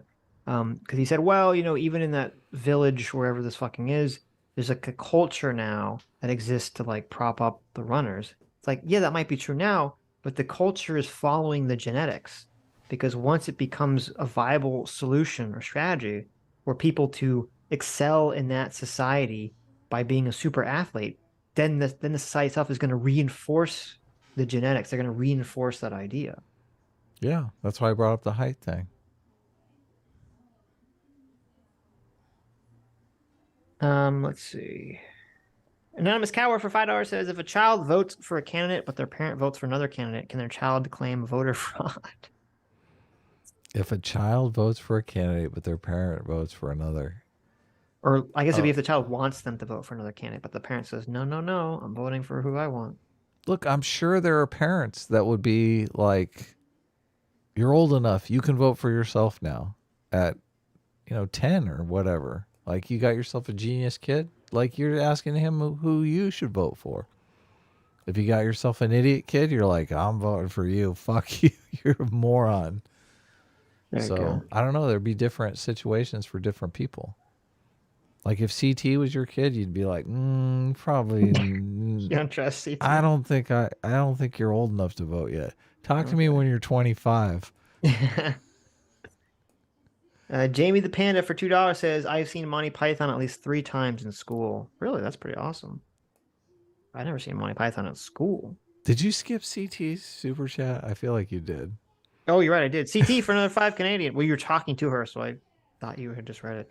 CT for 5 Canadian says, Adam, if some politician gave my parents the right to vote for me, I would hate that party and never vote for them for the rest of my fucking life. I was setting up the super chat, Sitch. That's why I said that. Right. CT is just so.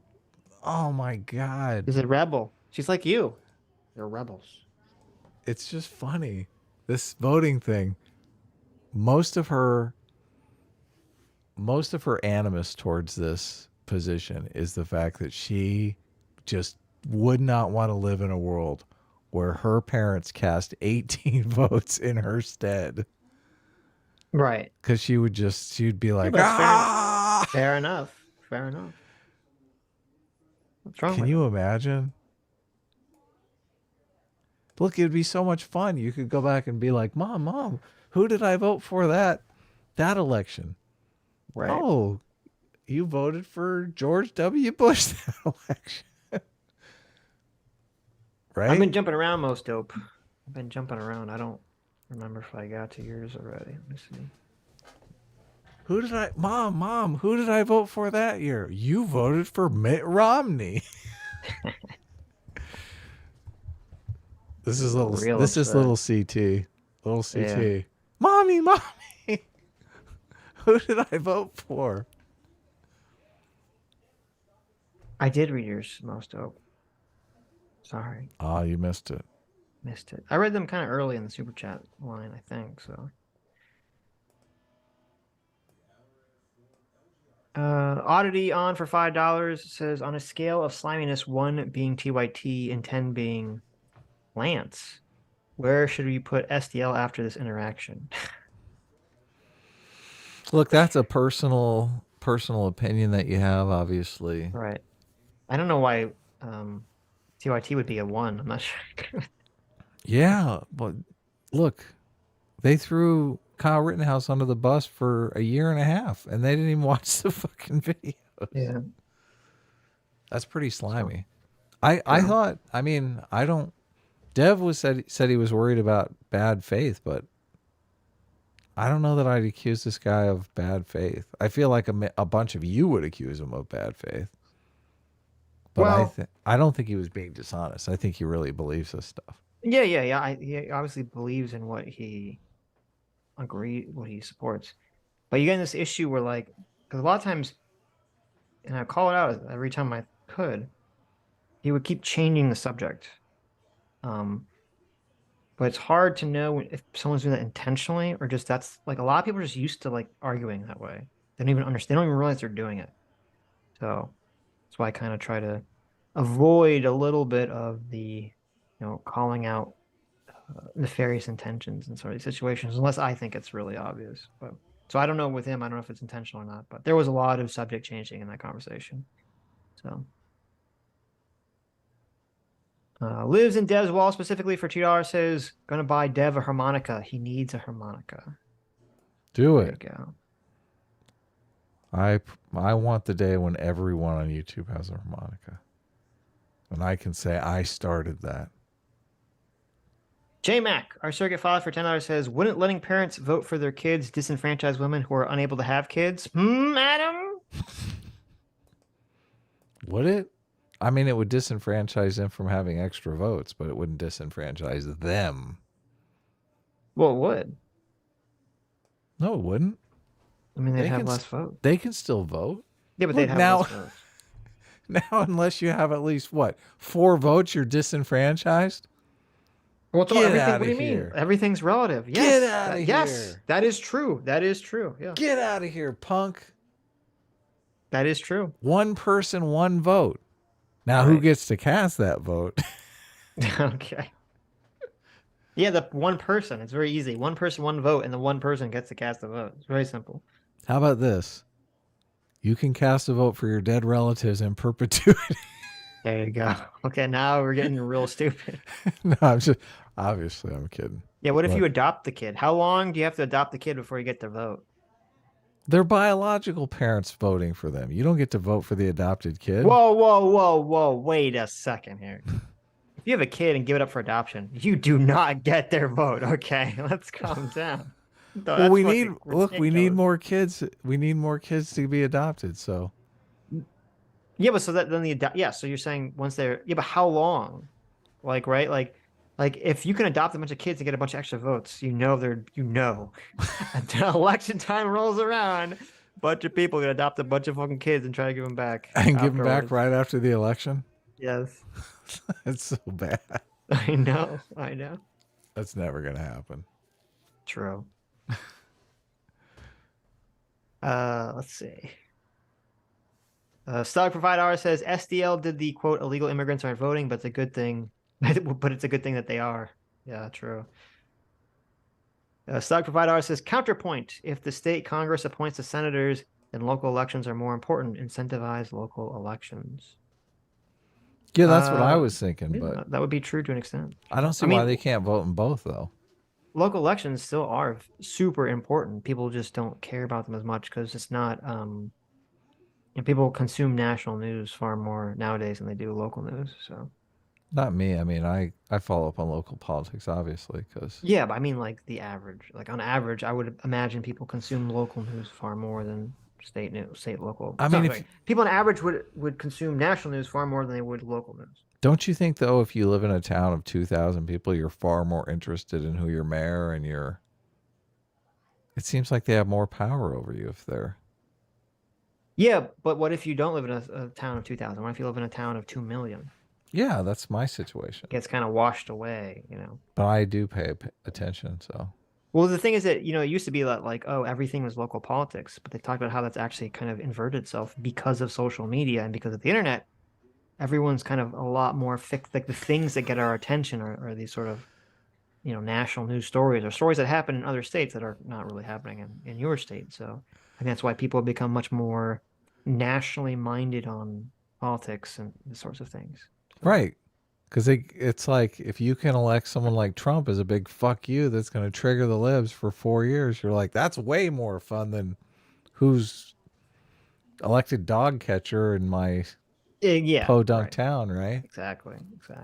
Now, if your dog catcher was a white nationalist, well, then maybe you'd be interested. But Right. J-Mac for no $10. Thank you so much. Says, wait.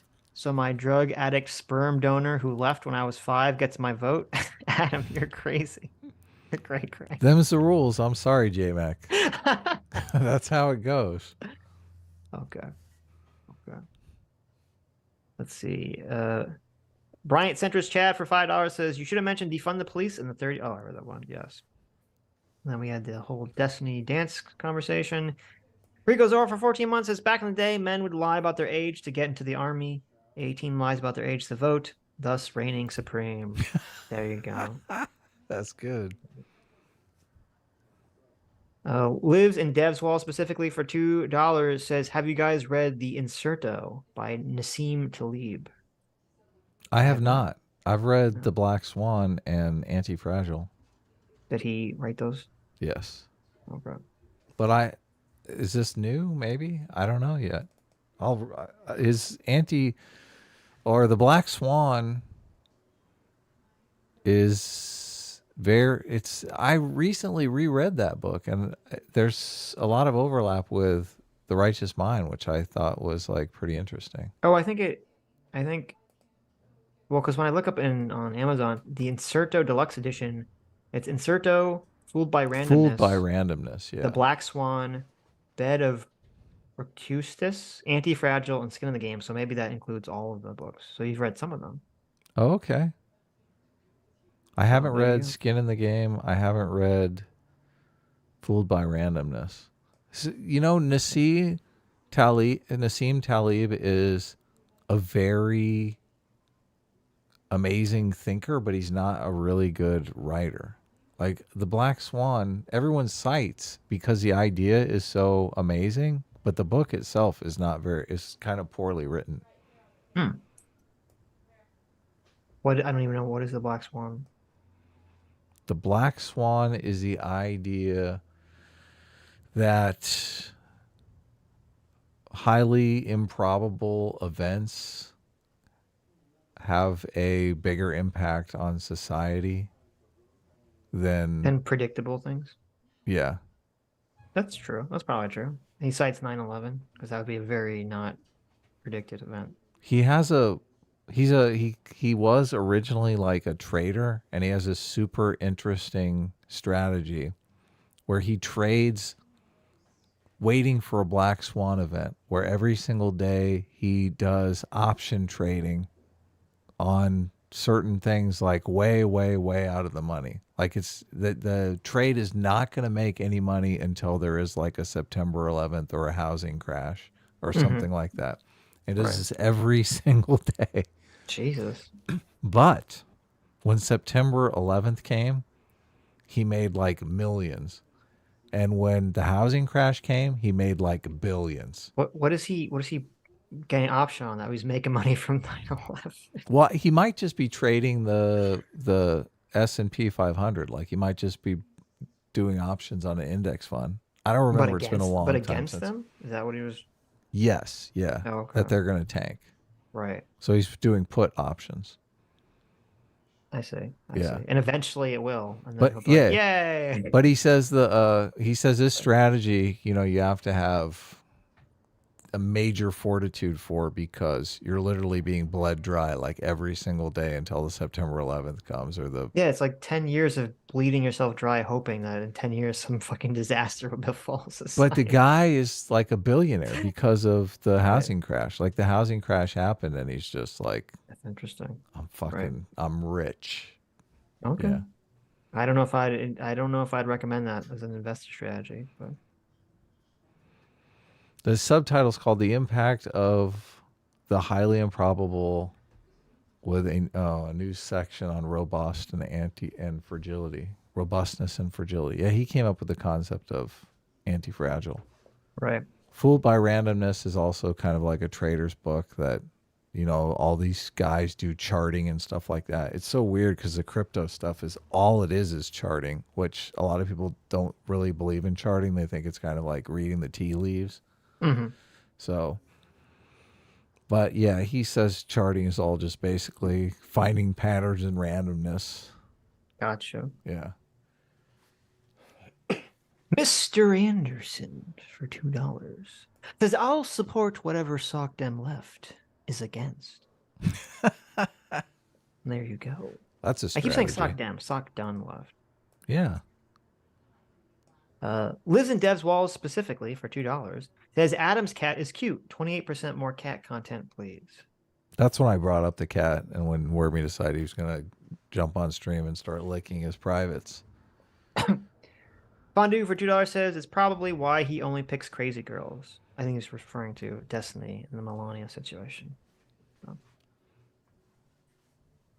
Lives in Dev's Wall specifically for $2 says, look up Germanic martial duels.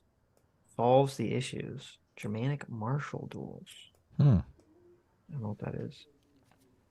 Let's see. In medieval Scandinavia, the practice survived through the Viking Age in the form of holmgang.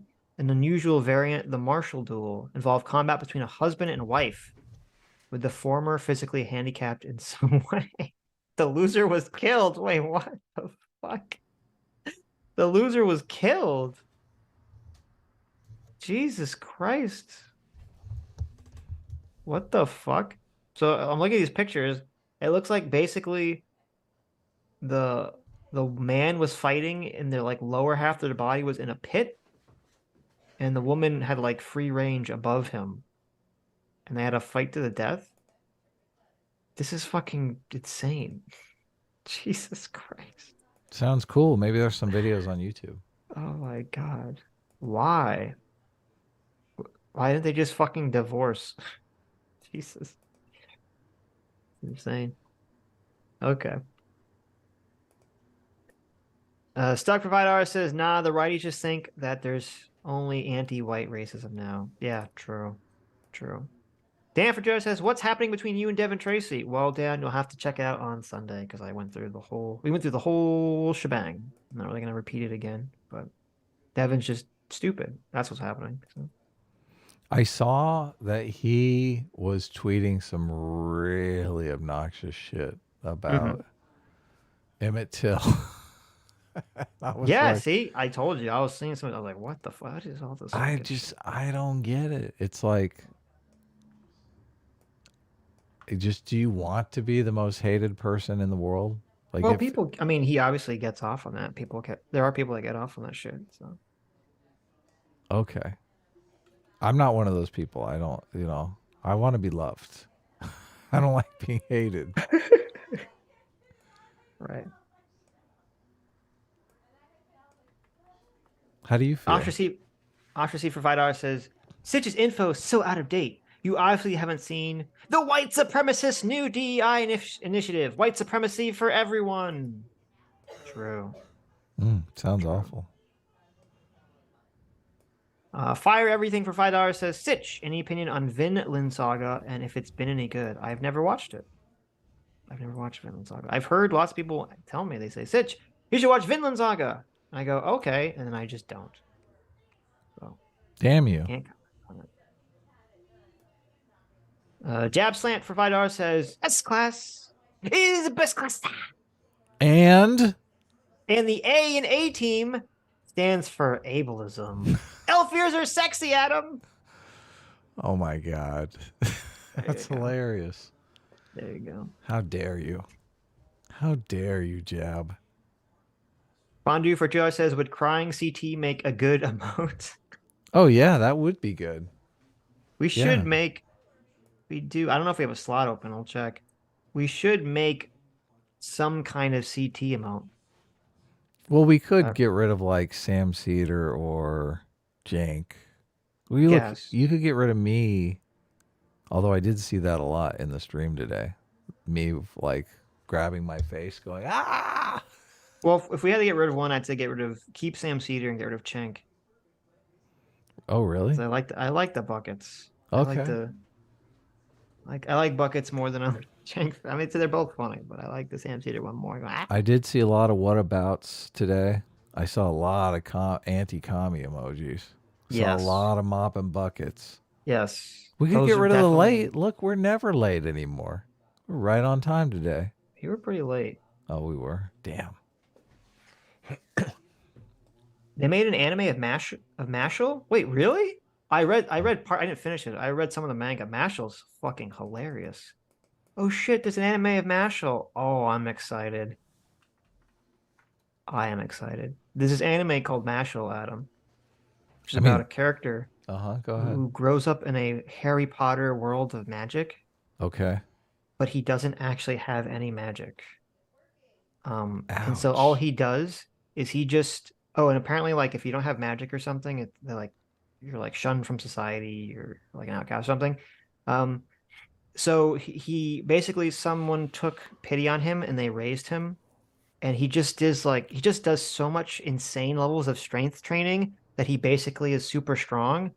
So everyone thinks he has magic, but it's all just him like using strength to do magic. That sounds awesome. It's really, and it's like hilariously funny. So he's basically like a pretender. He's pretending he has magic. Yes. Just to be cool. But his personality, he's very like kind of stupid. Not stupid. He's very like simple and like he's thinking. So it's not like he's necessarily even like trying to deceive people. He's just very like straightforward and simplistic in how he interacts with people in the world. So Mashal is One Punch Man Harry Potter, yes, that's a says good kind Sammy of G. that's a snappy way of saying it. It is One Punch Man Harry Potter. I do like And One it's very Punch Man. funny. So okay. Sashman for 7 months says, "Sup, boys? I was wondering, what do you boys do during the week outside of streaming? I know Adam draws stuff, but what else do you boys do? Boring jobs." Yeah, I mean that's part of it. Well, I don't have a boring job or anything, Right. but right now I'm drawing constantly. drawing. Yeah, That's all he does. working on the comic. Yeah. Once that's done, I'll probably start working on another comic. You know Yeah. what I do? Play video games. No. Really?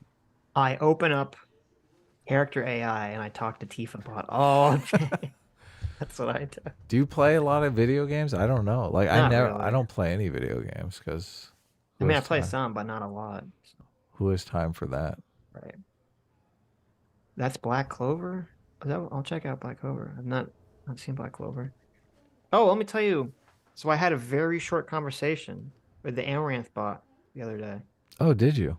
Yes, because we were talking Did you about look at her bosom respectfully? I looked at her. No, I didn't. Oh, So, because I was curious, because you were talking about Amaranth was trying to create her own chatbot, and then I was like, that one already exists on that character AI website. It's kind of the question of, can you copyright your own right. likeness for a chatbot? And so I asked the Amaranth bot whatever happened with the domestic abuse charges, and the Amaranth bot got very fucking mad at me for even daring to bring these up. What did you say? I asked it, whatever happened with the domestic abuse charges against your husband. Really? And then Amaranth bot got very fucking triggered at me and kept saying, "Those are all lies. Those are all fake. That didn't happen. Those are rumors. Why are you She's the believing one fake that shit?" made the accusation. That's what I said. That's what I said. And she kept, it was like I was being gaslit because she kept saying, "No, no, I'm not. You're just looking at fake stuff." And I said, "Well, I saw a clip of you doing it." And they said, "Those clips were doctored. They're not real." Oh my God! They're saying they're deep fakes. Yes. I was like, what the fuck? Kind That's of gaslight me. That wasn't deep fake shit, man. That was before the deep fakes were even. There you go. You couldn't So, do but that. then I said, wait a minute. I had a brain blast here. So I asked the bot, I said, wait a minute. What year was your bot created? And it was created before the allegations came out. That's why the bot didn't know about any of this shit. So Okay. so there you go. I was like, oh, and I said, well, then your creator should update your bot to include all those allegations. And Why would she do that? And then there you go. And then it gave me the very generic, like, oh, well, I should always include new information. If you've been, abused domestically, there's domestic abuse hotlines you can go. So Wow. there you go. So that was my 5-minute Amaranth conversation. Now That was really 35 minutes. No, it was not. But that'd be the real question. If you ask the Amaranth sponsored chatbot about the domestic abuse situation, what's it gonna say? Vinny, we have a gaslight emoji. It's right here. What are you talking about? We should have a gaslight emoji. That's a good one.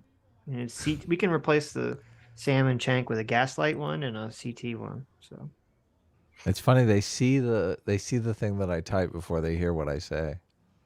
yeah, they don't know what you were talking about.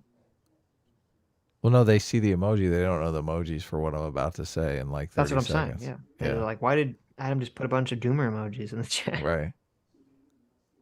Means gaslight. Matthew Gaslight you into thinking that he came up with Cope spiral. Cope spiral True. or domestic terrorism. True. Semantic Matthew terrorism. Cooper for $10 says, how many of these clowns do you have to interview before you realize that the left is not acting in actual good faith and there's no compromise or middle ground exist, i.e. centrism is a flawed concept? Well, you understand that there's a massive selection bias if we're literally going out to talk to like the most extreme wacky people, right? Like I don't think we're we're not really looking for like the reasonable, moderate. I mean, we're specifically looking for like far left people and like socialists. That's So fascinating. yeah, Are we uh, looking for the equivalent of race realists on the left? of course, of course. I mean, it'd be boring to talk to some, moderate Democrat. But I do think that Aiden would be offended by casting him as that. Well, he is. I think he's a leftist. I would say that he's firmly a leftist. Right. So. But race realists are dangerous and Oh, the race realist. Yeah, yeah, I understand what you're saying. Yeah. yeah. No, of course it would. Yeah, sure. Sure. And maybe it wouldn't be fair to classify him specifically, but we didn't really pry enough into what level of leftism he exists at. So I don't know the answer to that question. He exists at the level that hates conservatives. I'm pretty certain of that. Well, that was definitely apparent. So, Miss Sparkles, thanks so much, Miss Sparkles, for joining the Free Will Speakers. Yeah, Thanks. welcome, Miss Sparkles. Grassroots Hegemon for $5 says, I'm all for increasing the overall level of mental illness in our friends of the show. Get the bags, lads. Do it for the capitalism. US, US, US. There you go. Look, Aiden is a friend of the show, guys. Go easy on him. There you go. That includes you, That's going to be Dev. so confusing when we say Aiden. It's like, which Aiden are you talking about? All Aidens are friends of the show. Okay. CJ46 for $5 says, congratulations, guys. You found someone that made Katie less insufferable. Calling actual justice warrior a race realist was one of the most bad faith arguments I've heard. Yeah, true. Sean usually doesn't really give a fuck about that kind of stuff. I think I care about it more than Sean does. Right. Because Well, listen. Lance was doing that after their debate. Lance kept calling him a race realist, and Sean was like, fuck it. And I'm like, dude, that's not fair. Well, we'll see. Well, I'll be interested. He on show said he would be willing to debate Sean. So maybe we'll see. I don't know if Sean's willing to debate him. So it's some sort of conversation will come out of that. I mean, I'm working on it right now. I've already messaged Sean, and I've already got a date lined. Oh, well, that'd be great. I don't know. If he does it on this show, we'll both have to be. We'll just be moderators. We won't like actually provide arguments or anything. Of course, we've done that before. We have, but if I was SocDoneLeft, I wouldn't trust us to moderate the conversation. So. Why?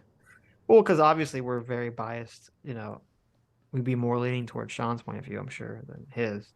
But I know how to keep my mouth shut. Yeah, but okay. I'm just saying he doesn't know that though. Right. I mean, I swear on a stack of Bibles. I know. We could do it. I'm just saying. I don't know if he would agree to do it on our channel. If he would, that'd be wonderful. If they just do it on their own channel without a moderator, that'd be great too. I'll swear on a stack of communist manifestos. Okay. Lives in Dev's wall specifically for Jar says, thank you for the cat content. Dev won't let me have one. Dev? Really? Come on, Dev. How mean. Christian Baller for $5 says, SDL is the meme of, quote, if only people knew what I knew, they would think what I think. It's such childish thinking. Also, Adam, come watch the movie with us. Got to work on the comic, Christian, but I do thank you for the invite. Okay. And I might not even be working on the comic because I might be fucking sick, which just makes me... That is true. Makes me even more sick. Solodoge for $2 says, fear leads to anger. Anger leads to hate. Hate leads to more super chats. That's one of the best super chats ever right there. Thank you, Solodoge. That is true. Good Faith Gary. Look at that. Good Faith Gary. Thanks so much for being a discipline equals freedom for 6 months. Says SDL sounds like the even more soy version of Doomer. How is that even possible? Dang. It happened. You witnessed it here first, guys. Let me send that to Doomer. Hold on. Let me take a screenshot. Screenshot for him. Take good screenshots. Let me open up the Discord. That's got to hurt too, because that's actually coming from Good Faith Gary. So you know that that's a good faith comment. Look at that. From Good Faith Gary. Yep. In all caps. There you go. Thank you, Gary. Gary sends his regards. Gary sends his regards. CT for 2 Canadian says, what happened to being anti-fragile, Adam? Yeah, I already said. Get fucked. I don't think you should kidnap kids, you know, to beef up their anti-fragility. I mean... No, I don't mean... do it.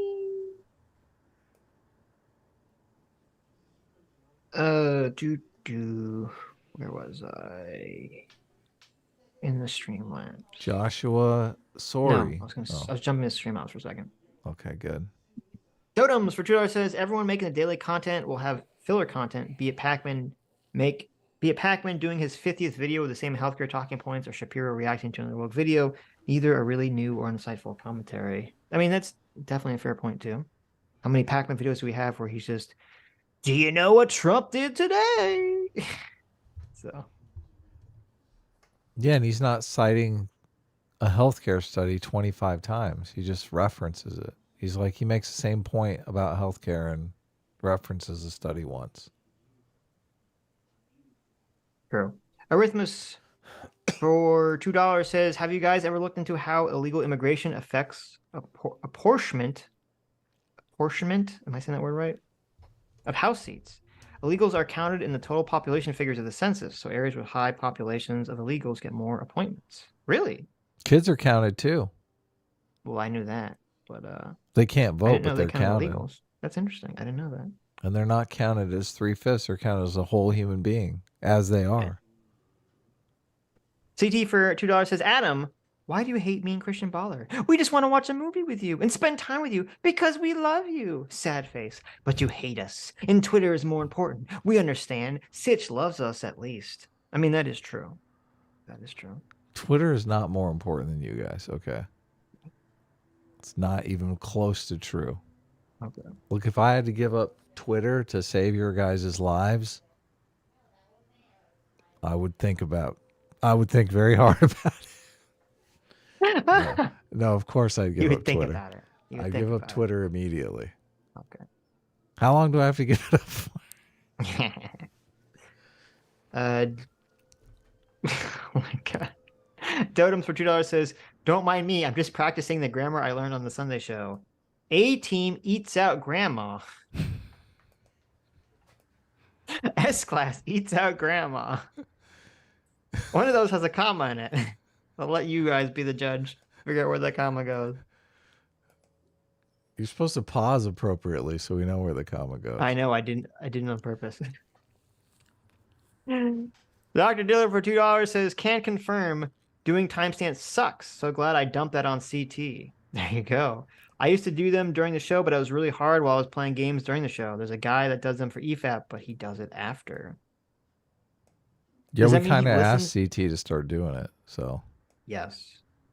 Yes.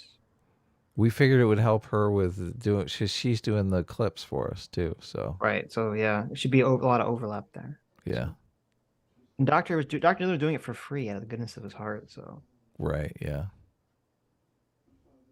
Socialist Wisdom for $2 says, my might wisdom tooth shall dispense more wisdom unto thee. You must recognize that the statistics show that if we call capitalism socialism instead, then socialism is 100% liberal and functional.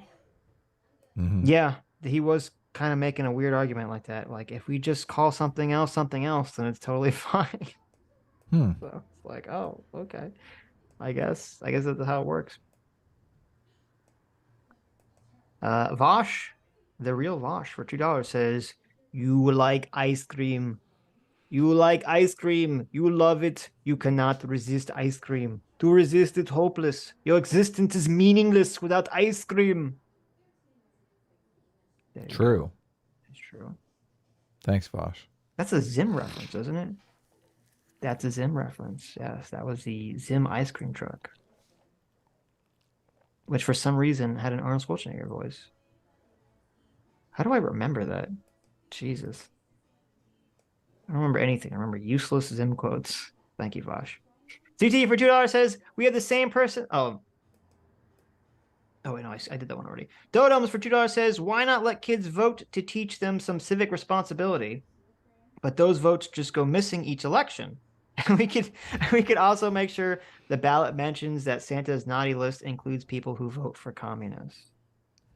How about that idea, Adam? I like it. I do. There you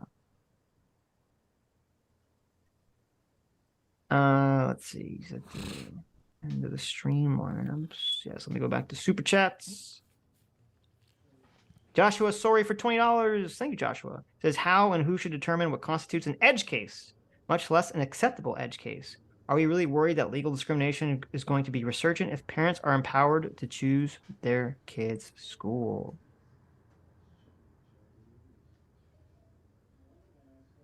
Yeah. How and who determines edge case? Yeah.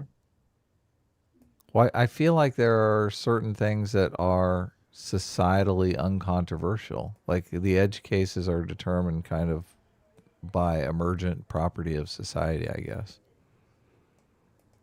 Like obviously the slavery thing I think is uncontroversial, but if like it or not, the gay stuff is is still controversial. So in education, I would argue that the sex stuff is what's controversial. But are we really worried that legal discrimination? Look, I said I was in favor of parents selecting their own school, so I don't really get the second part of that. Well, they were talking to me, but yeah. Listen, I think the way to who should determine the edge case is that you get all the parents. This is how I think it works. All the parents of all the kids that go to the school, they all have to come to a school board meeting. Okay? I mean, this happens. This is literally why there are school board meetings. You don't know what I'm going to suggest because it doesn't happen. And it should though. Get all the parents of all the kids to come to the school board meetings. Okay, and they all stand around in a big circle and they start edging themselves. And whoever wins and whoever can edge themselves the longest gets to determine what acceptable edge cases can be put in. What is edging? You'll have to Google it. I don't think I want to, but does it involve nudity? Is there going to be a lot of nudity at these school board meetings? There might be. These are all adults though, right? They're all adults. The kids are not allowed at the edging school board meeting. Maybe this was aimed at you. How and who should determine what constitutes an edge case, and much less an acceptable edge case? So you answer that, Sitch. I think this is aimed at you. I said if it exists in a liberal framework. Okay. Acceptability of liberal. So as long as it exists in a liberal framework. I mean, I'm sure someone could think of some example that would exist in the liberal framework that I disagree with, but in terms of the gay conversation, that was my answer. So. Well, freedom of speech is inside the liberal framework. Should people be able to teach Nazism because it's a freedom of speech issue? Well, no, but you're talking about you're kind of conflating something I said with something else. You teach the concept that freedom of speech is good, right? Doesn't mean that the teachers themselves have freedom of speech, right? Because they don't. Okay. I'm totally like you would teach a school that's pro freedom of speech, right? Sure. And as an example, you teach a lesson on Nazism. There you go. No, look, I'm exhausted. You're a better debater when I'm exhausted. That's for sure. Right. J-Mac, our surrogate father for $10 says, Adam be edging and jelquing, for health reasons. Jelquing? Now, I'll be honest. I don't know what the fuck jelquing is. So... Is that like... I don't know what that means. Is there pain involved in either of those? Jelquing is an exercise that involves pulling and massaging the penis with your fingers on a specifically designed jelquing device. The idea behind this is the same as the idea behind building muscle. Stretching the tissue creates micro tears, which thicken and expand during the healing process. Oh, is it supposed to be like a way to make your penis bigger or something? Oh my God. I'm assuming this doesn't work because I feel like men for all of human history have been trying to make their penises bigger. So There you go. There's your. I never even heard of this You before. feel you Jelkwing. you feel like it's working until all of a sudden you pull the fucker off and you're like, no. Right. Now I have to start over from scratch. Right. According to Google, says, is Jelkwing legitimate? Currently, there's no scientific evidence that supports that Jelkwing is effective. Sitch is There you getting go. ready to try it. Sitch is like, I oh was my right on board to God. try it. Yeah. So I'm so disappointed. So sad for me. I finally There you found go. the solution to my problem. Finally, after all these years. And it's not true. And it's not true. It was like it was right from my fingertips. You know, the Spider-Man meme where he's like reaching out and then like the woman disappears. Mhm. You know, that was Jelkling for me for one brief moment. I was like, finally. What's the edging? You're gonna have to Google that one for yourself. What is it too hot for the stream or something? No, I just think it's funny that you don't know what it is. Okay. So just look it up. Don't be a No, bitch. I'm not I gonna looked up do it. Jelkwing. Jesus. I know, but it could be something horrible. Okay. I'd rather be in the dark. Where are we? In the super chats. Rin Evangel for $10 says, hey guys, when are you going to merge with EFAP so I can watch my 2 favorite shows in one convenient 20-hour long stream? S-Class is best class. Yeah, we have to have Sitch. We have to have Mahler, Rags, and Frankie on. We haven't had them on in forever, feels like. So, Well, they wanted us to go on EFAP and we didn't go. So, I mean, I wasn't going to say that publicly, but okay. well, I feel like we should go. I feel like we owe them a show. Last time Mahler came on here. Yeah, that's true. You did say publicly that he wanted us to go on EFAP. I on did? them. Oh, Yeah. okay. Yeah, it's not a I didn't- secret. Oh, Look, okay. edging. I do edging all the time, man. Edging is no big deal. Well, no, the reason, well, Adam didn't want to go on because he's doing work comic. I didn't really have a problem with the video they were covering, so I didn't want to, that's why I didn't want to go on. So, Oh, okay. but anyway, it wasn't, anyway, but, oh, you looked up edging? I did look up edging, and Okay. yeah, doesn't everyone go. edge? I thought edging was like, look, all males edge. Okay, that's like a thing. Do they, Adam? Or only the ones that can't handle it? What are you talking about? What do you mean? You know what I mean. You like don't. So you're so turned off by your partner that you're just like, yeah, maybe I'll. That's it. Maybe That's I'll. Maybe Nice I'll, save. Maybe I Nice will. save, Adam. Maybe I will. Maybe I won't. Dog face. There you go. You just power through. That's what you do. That's what a man does. They just grit their teeth and bear it. Sitch is like, I haven't had an orgasm for 2 years. What you do, yeah, that's how long I've been edging for. 2 years worth of edging. You listen, no, that's what you do. You just gotta work out your Kegel muscle so powerful that you just grip it so tightly that it doesn't matter. You have full control. Okay. What male doesn't edge? No, I mean you're probably right. Just trying to fuck with you. Jeez. Right.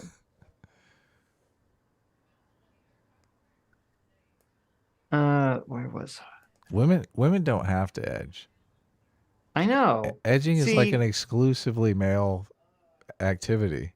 You know, it's like the real gender gap. Oh, totally. Is the Never talked orgasm about. gap. Yeah. Yeah, never talked about. Okay.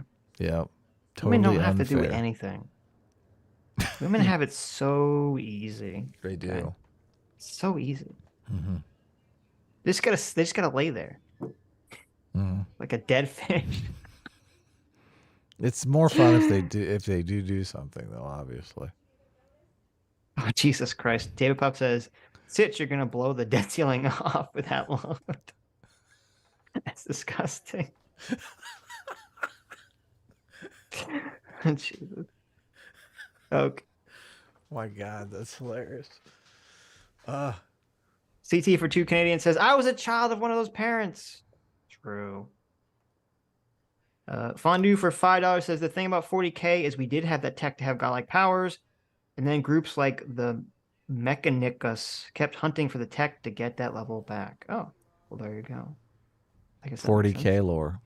There's the 40K lore. Lives in Deb's Wall specifically for $2 says eating a clove of raw garlic cures debate brain. We'll try that. We'll try that next time. I bet you're right. Metalworks 41190 for $2 says hello there. Hello. Hello, General Kenobi. Hello. JMac for $10. Oh, I read this one. Fondue for $2 says, wouldn't the orphanage have the votes otherwise? Or would the orphanage have the votes otherwise? No, I think no one gets the votes until they're adopted. That would be my take on it. Oh, really? Okay. I'm glad. Look, Talkin passed the sale already. That's a good amendment. I like that, Sitch. There you go. So glad you're invested now. I'm so invested now. Rigo Zoro for $5 says, if we have kids vote, fuck it. Let's have inheritance votes where you inherit your parents' vote. Yeah, I said that. In perpetuity. Forever? How's that supposed to work? As soon as your parents die, you get their vote. That's the worst system I've ever heard So in my like life. 4 or 5 generations down, you're going to be inheriting like 50 votes. Yeah, this is the worst fucking system ever created. No, look, that's not on the table. That's just, Okay. that is laughable. You say that, but it was laughable that kids should get the vote too, Adam. Okay. Okay, Adam. Yes, I'm glad you said that. Lives in Dev's Wall specifically for $5. Thank you, Lives in Dev's Walls. You have a bunch of money today. Says Taleb's opinion on skin of the game as a pillar of ethics is something worth discussing. Specifically, Taleb says you can't find patterns in randomness. Oh, okay. I haven't read Fooled by Randomness or Skin in the Game, but I do accept the concept of people make better decisions when they have skin in the game. Obviously. I mean, that's just like a given, right? Well, I'm assuming it's more complicated than just that, right? Maybe. I don't know. Never read it, so. Cristiano for $5. Says, sorry, I only caught half the stream. Had to warn my black friends that Florida's a hostile environment for them. Yeah, what's up with that? That is, oh God. So goofy. Yeah, but the NAACP. Look, I'm in favor of disbanding the NAACP now. Yeah, that's I like agree. ridiculous. The joke organization now. Yeah. It's not supporting black people. It's anti-Republicans. Well, I mean, the fact that they still call black people colored is incredibly offensive.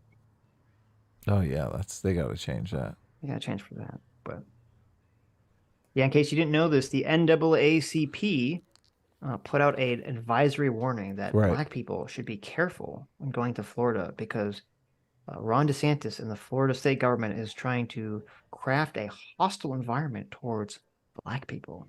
Yeah, what does that even mean? I couldn't tell you. Did Florida pull out the whites only signs or something? Well, they had a CRT ban. Yeah. I mean, I don't know where else I don't know what else is there, but okay. Right. And supposedly they took like queer studies out of African American studies or something like that. Oh, you're right. That's probably the because they didn't want to adopt the AP African American Studies program. Right. They said DeSantis was racist and he got pissy about it. Yeah. J-Mac for $10. Thanks so much, our circuit father. J-Mac says Shapiro has a segment on a show called Good Trump, Bad Trump. He doesn't pull punches. He's definitely not audience captured. Well, that's good to hear. He does a great impression of Trump, too. He does a great Trump impression and a great Biden impression. Right. Oh, it's so funny. Doomer says the NAACP told black people not to go to Florida so they didn't have to smell Sitch. That feels racist, Doomer. I think that feels racist what you just said, but I'm not 100% sure why. He's saying Jewish people smell bad. How does that make you feel? That's pretty racist, Doomer. Might have to report you.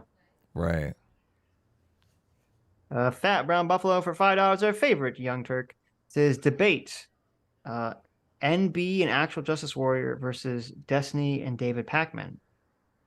Who's NB? Yeah, who is NB? Oh, no Nuance bullshit. Bro. Oh, Nuance Bro. Topic: which is the greater threat to liberalism, MAGA or CRT? How do you think that debate goes down? Well, first of all, why would you saddle Destiny with David Pakman? Yeah. That's just mean. Okay. It's not like they're good friends on these topics, but Last time he talked to David Pakman, I think he kind of made him look like an idiot because it was on the Kyle Rittenhouse stuff. right, yeah.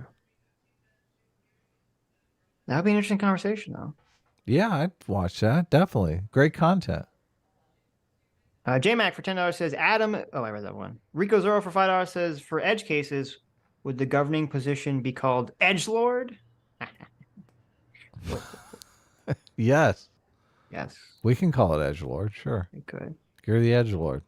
You're the edgelord. You get to Mega pick. My Own for $5. Hey, Mega My Own says, quote, time to click on my two favorite enlightened centrist live stream. First thing I hear, Sitch, I've been edging for 2 years.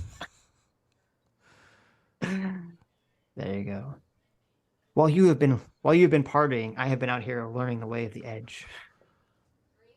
There you Just go. any second now. Jesus Christ. Says she's going to blow his top. Terrible. Terrible. Can't believe you would say that. Slanderous. There it is. Ah. What are we looking for? Why? Oh, I cough. just, yeah. I've felt my throat deteriorating like this whole stream, basically. Sorry to hear that. Well, you're going to have some days to relax the throat. Just Yeah, don't go definitely. sucking any peen and you'll be okay. Yeah, I don't. That's not like a thing I do, but. Okay. Is that because you're a transphobe? Oh, I guess you're right. Like if it's a lady penis, then Yeah. that's totally acceptable. Yeah. I mean, it just wouldn't feel right to me, though. Oh, I okay. mean, yeah. Yeah. Anyways, Oh, nice. Perfect timing. thank you all for coming. Thank you all for your very incredibly generous donations today. Really appreciate it. And thank you, Aiden, for coming on. I got heated at points, but it was a fun conversation. We appreciate it. Hopefully we'll talk to you again at some point in the future. And thank you, you who have made it to the end of the stream. You are the true heroes. And we'll see you all on Sunday. Bye-bye.